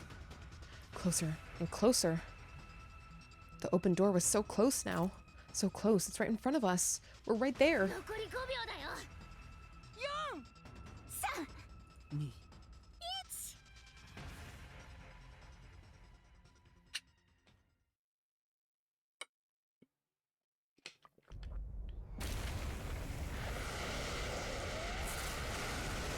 Well, this didn't play before. Does that mean we got left behind?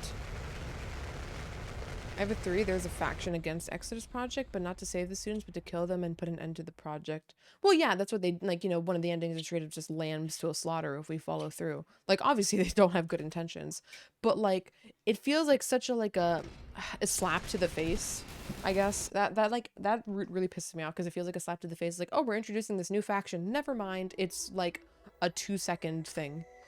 And we're never going to talk about it again. Okay, why are we so much sadder here? Everyone was inside the pod. Are we missing somebody?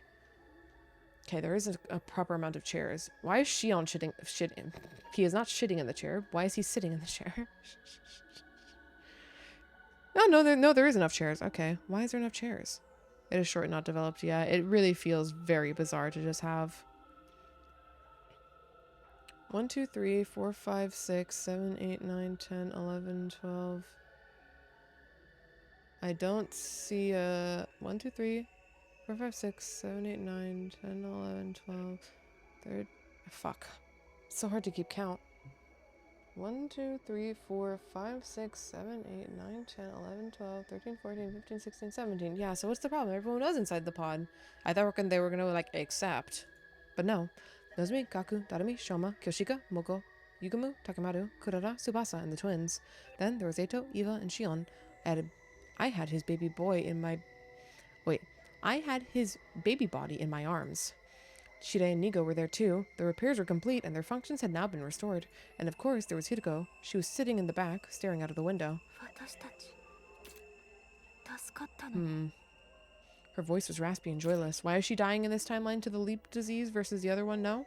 Her eyes were lifelessly dull. Or lifeless and dull. Only a dark violet shard of light shimmered weakly in their depths. The reflected light of undying flames. I could see the surface of the planet being raised in her eyes. Oh yeah, because we didn't blow it up. Yeah. That's why it's the worst ending, because we do it by humanity's rules. Yeah, that makes sense. I truly thought we would just die in the room alone, though. And that would be our, like, 07. Maybe take Nozomi POV afterwards. Those feelings made sense. We'd done what we had to do to survive. But in exchange, all the life on that planet had been completely annihilated. I'd be lying if I said I didn't have regrets. If I'd just gone to the basement, if I'd just blown up the school, maybe I could have saved them, but what choice did I have? I made my decision to save Hiriko. Suddenly, Eva spoke up.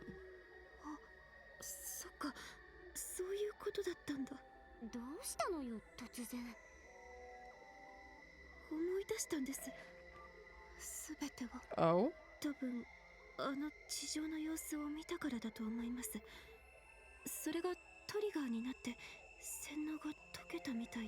Interesting. I like this. Because we did not have Eva unbrainwashed at the end of the other route, which is I didn't like. So this is good, but now we raised the planet. Eva's non-brainwashed brain versus the planet. Who would win? Who would you pick?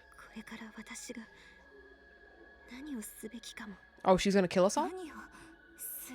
How is she gonna kill us all if we're away from her planet, which is the cryptoglobin source of her power? Uh-oh. Everyone was looking at Eva. She didn't answer our question, though. Yeah, she's gonna murder the shit out of us, huh?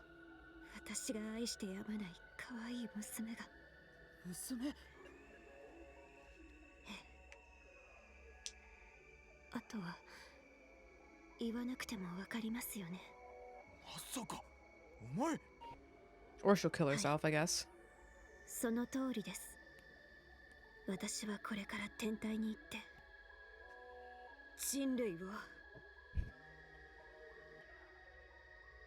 And start a new family. Okay, but like again, the cryptoglobin power shouldn't work on the satellite for the like the commanders. Probably for Shion, but not for because it's just so powerful for him, but shouldn't work for her. The pod continued to fly through the darkness, making its way to the satellite and all of the unwitting people on it.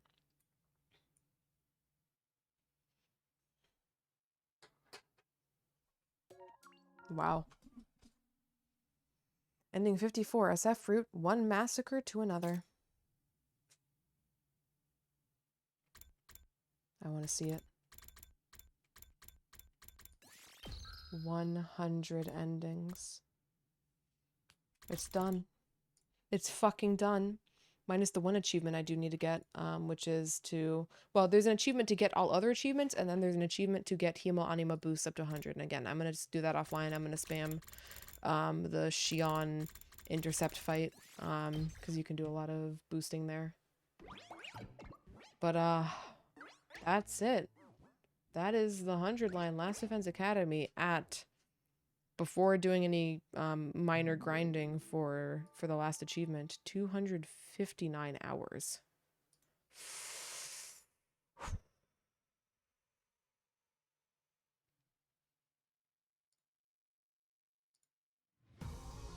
Yeah, it doesn't change, that's what I figured. Holy shit. Normally I would talk over the credits, but the credits I've gotten so... I didn't even think about like watching the credits. Not because I didn't want to watch the credits, but because I didn't even process the fact. Let's see if we can get... no? Can we not load the credits? Are we not allowed to watch the credits? Do I have to go to an ending? I don't want to go to an ending to watch the credits. Display copyright. That's... yep, not what I needed. Okay, whatever. Well... We're done. The 100 line is over. It's been so long. It's truly so much longer than I could have anticipated. I'm gonna be real. I'm probably gonna need at least like a day or so to process everything. But I mean, I think I've been pretty on the mark, at least like stating my opinions on the fly. Overall, I do enjoy the game. There are parts of it I really, really despise. Truly despise. I would say maybe on levels of things I despised in VLR, but the things I despise in VLR are much worse because not only do I not like some of the plot developments in VLR, and I think they're really stupid, but also the game was just really boring to me and I really did not jive with the premise. Or correction, the premise was interesting. I really didn't like how all the scenarios played out with the premise. You know, it's based off the Prisoner's Dilemma, and I'm like very similar to one of the characters in that game in the thought of like, why do we just not all vote ally? Are we stupid? This is just guaranteed to get us to victory, right? Obviously not all people will think rationally, but it's a little frustrating at times watching people fucking, you know, be that insane about it. And to a lesser extent, there is still some like PvP in ZTD, but it's much less heated and a much less awkward scenario when you have to, you know, see what the votes were afterwards and be like, oh, you betrayed me. Oh, okay, well, fuck you. Also, hello, Snowy. Thank you, thank you. But yeah, I mean, this is not even remotely close to being, like, near VLR for me. I say that, like, despite everything I've seen in this game that I really did not like. There is a majority of this game that I did like, and, it's not probably the ratio I was expecting. And it's a bit hard for me to judge because it's all still very fresh. And again, so I would need some time to process it. But its concept is obviously not done well in every single route. And I think some routes probably, if I replayed them, I would be like, okay, we can really speed this up, or maybe I think they're worse, or maybe I think some routes are better after playing them. I don't know. I have no idea how I would interpret the Kill Eito side. If I didn't do that first, right? Like, Invader Hunt being my first route is something that comes up surprisingly a lot in this ending, this canon, I guess, ish route, final route. And that was one of the first things I did, so it's all very fuzzy in my head. So I wonder how much, if I did invade a route right before doing this route, how I would feel. But, yeah.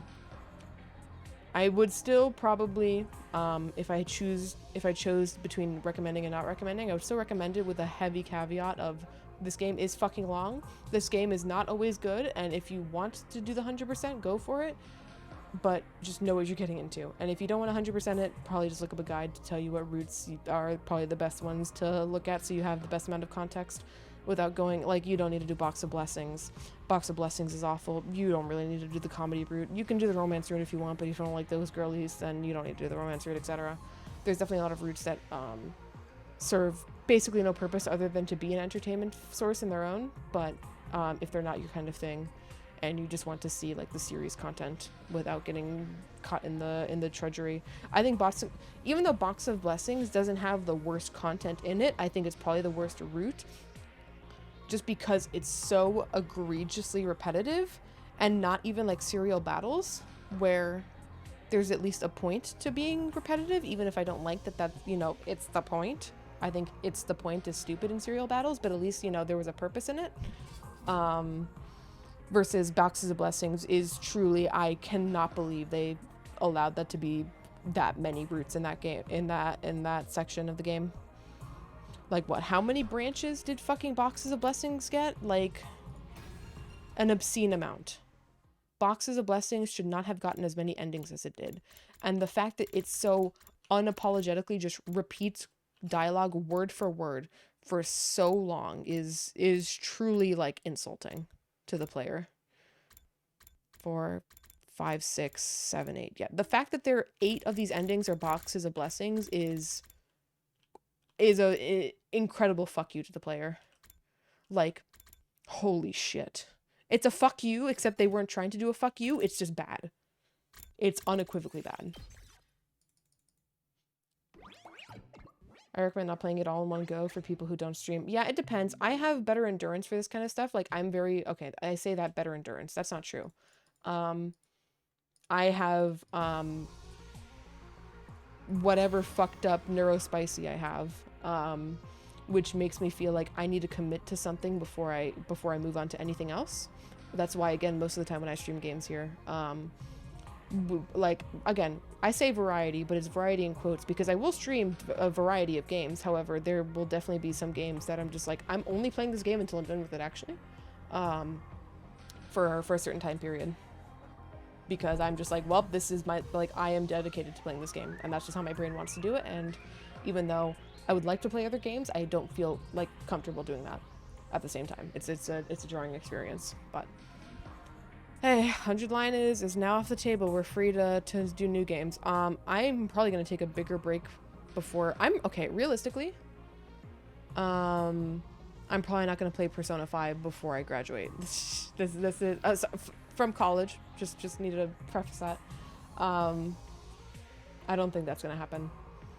I think they did how many endings we needed to complete 100 with Boxes of Blessings. Yeah, it's truly egregious too because there are so many other routes in this game that have so much more interesting stuff going on. Like, not Boxes of Blessings, man. And the way it repeats is just so like, it's not good at all. But yes, we'll probably go to just like me playing random whatever the fuck I want streams for like the next 2 or 3 months. Also obviously a mix of chatting. Hey, remember when we did like chatting to start stream? And I stopped doing that for this game because I realized how excessively long this was going to take. So hopefully we'll have some chatting streams back. We haven't looked at the Crumble menu in actual months now. I want to bring that back though. So probably be a mix of just like smaller games or just like, you know, replayable games, multiplayer games, etc. Until I graduate. I do also have to, you know, find a job after I graduate. So I don't know if I want to really start Persona 5 until I have a stable idea of what my life will look like at the end of the year. So we'll see. I'm not going to make any promises for when Persona 5 will start. But it's on the queue for when the time is ready and I am in a position to hunker down for a game again. Because this was a much bigger hunker down than I truly ever expected. Oh, Okay. Well, with that though, gamers, it is GG's for me. We streamed way later than I wanted to. I wanted to start stream an hour earlier today, but I got caught up in other stuff, so we'll have to live with the consequences of our actions. Anyways, I'm once again just gonna do the same shit I did yesterday and just raid Joseph Anderson, because I'm putting on that stream to fall asleep to right now. So we'll go there. He's still playing the Lies of P DLC. I've low-key been watching like it muted in a tiny window on the side for some of the cutscenes that are repeated during the stream. Not much though, just like glancing like what's going on over there. But yes, well, we did it. 100 line is over. We might have a retrospective chatting about it at some point, maybe next stream. Next stream. Probably not tomorrow. I should have D&D tomorrow, and so I should not be streaming tomorrow unless that gets canceled. Probably not anything tomorrow. So next stream should be on Thursday or Friday. I don't know. I might take like Thursday, Friday off. We'll see. The downside of playing the 100 line like how I have is that I have basically not been able to hang out with my friends offline for like a month and a half while playing this game, because, you know, I'm playing this game during the evening and that's when they're on. So I don't know. I might choose to stream on Thursday and or Friday. I might choose to not. Maybe just be like, hey guys, I'm back from the 100 line trenches. How we've been the past month and a half, you know, I'll see. There'll probably be something on Saturday though with Collab Saturday. Whether or not I'll stream it, I'm not sure. It depends on what we're doing. I usually try to stream Collab Saturday. I just didn't do it this week because it was kind of a pain to set up. But if I don't stream it, someone in the group will probably stream it, so you'll be able to find me there. But, well, we did it, guys. I get to free myself from the 100 line. So we're going to go raid Joseph Anderson, and I hope y'all have a good night. Bye-bye.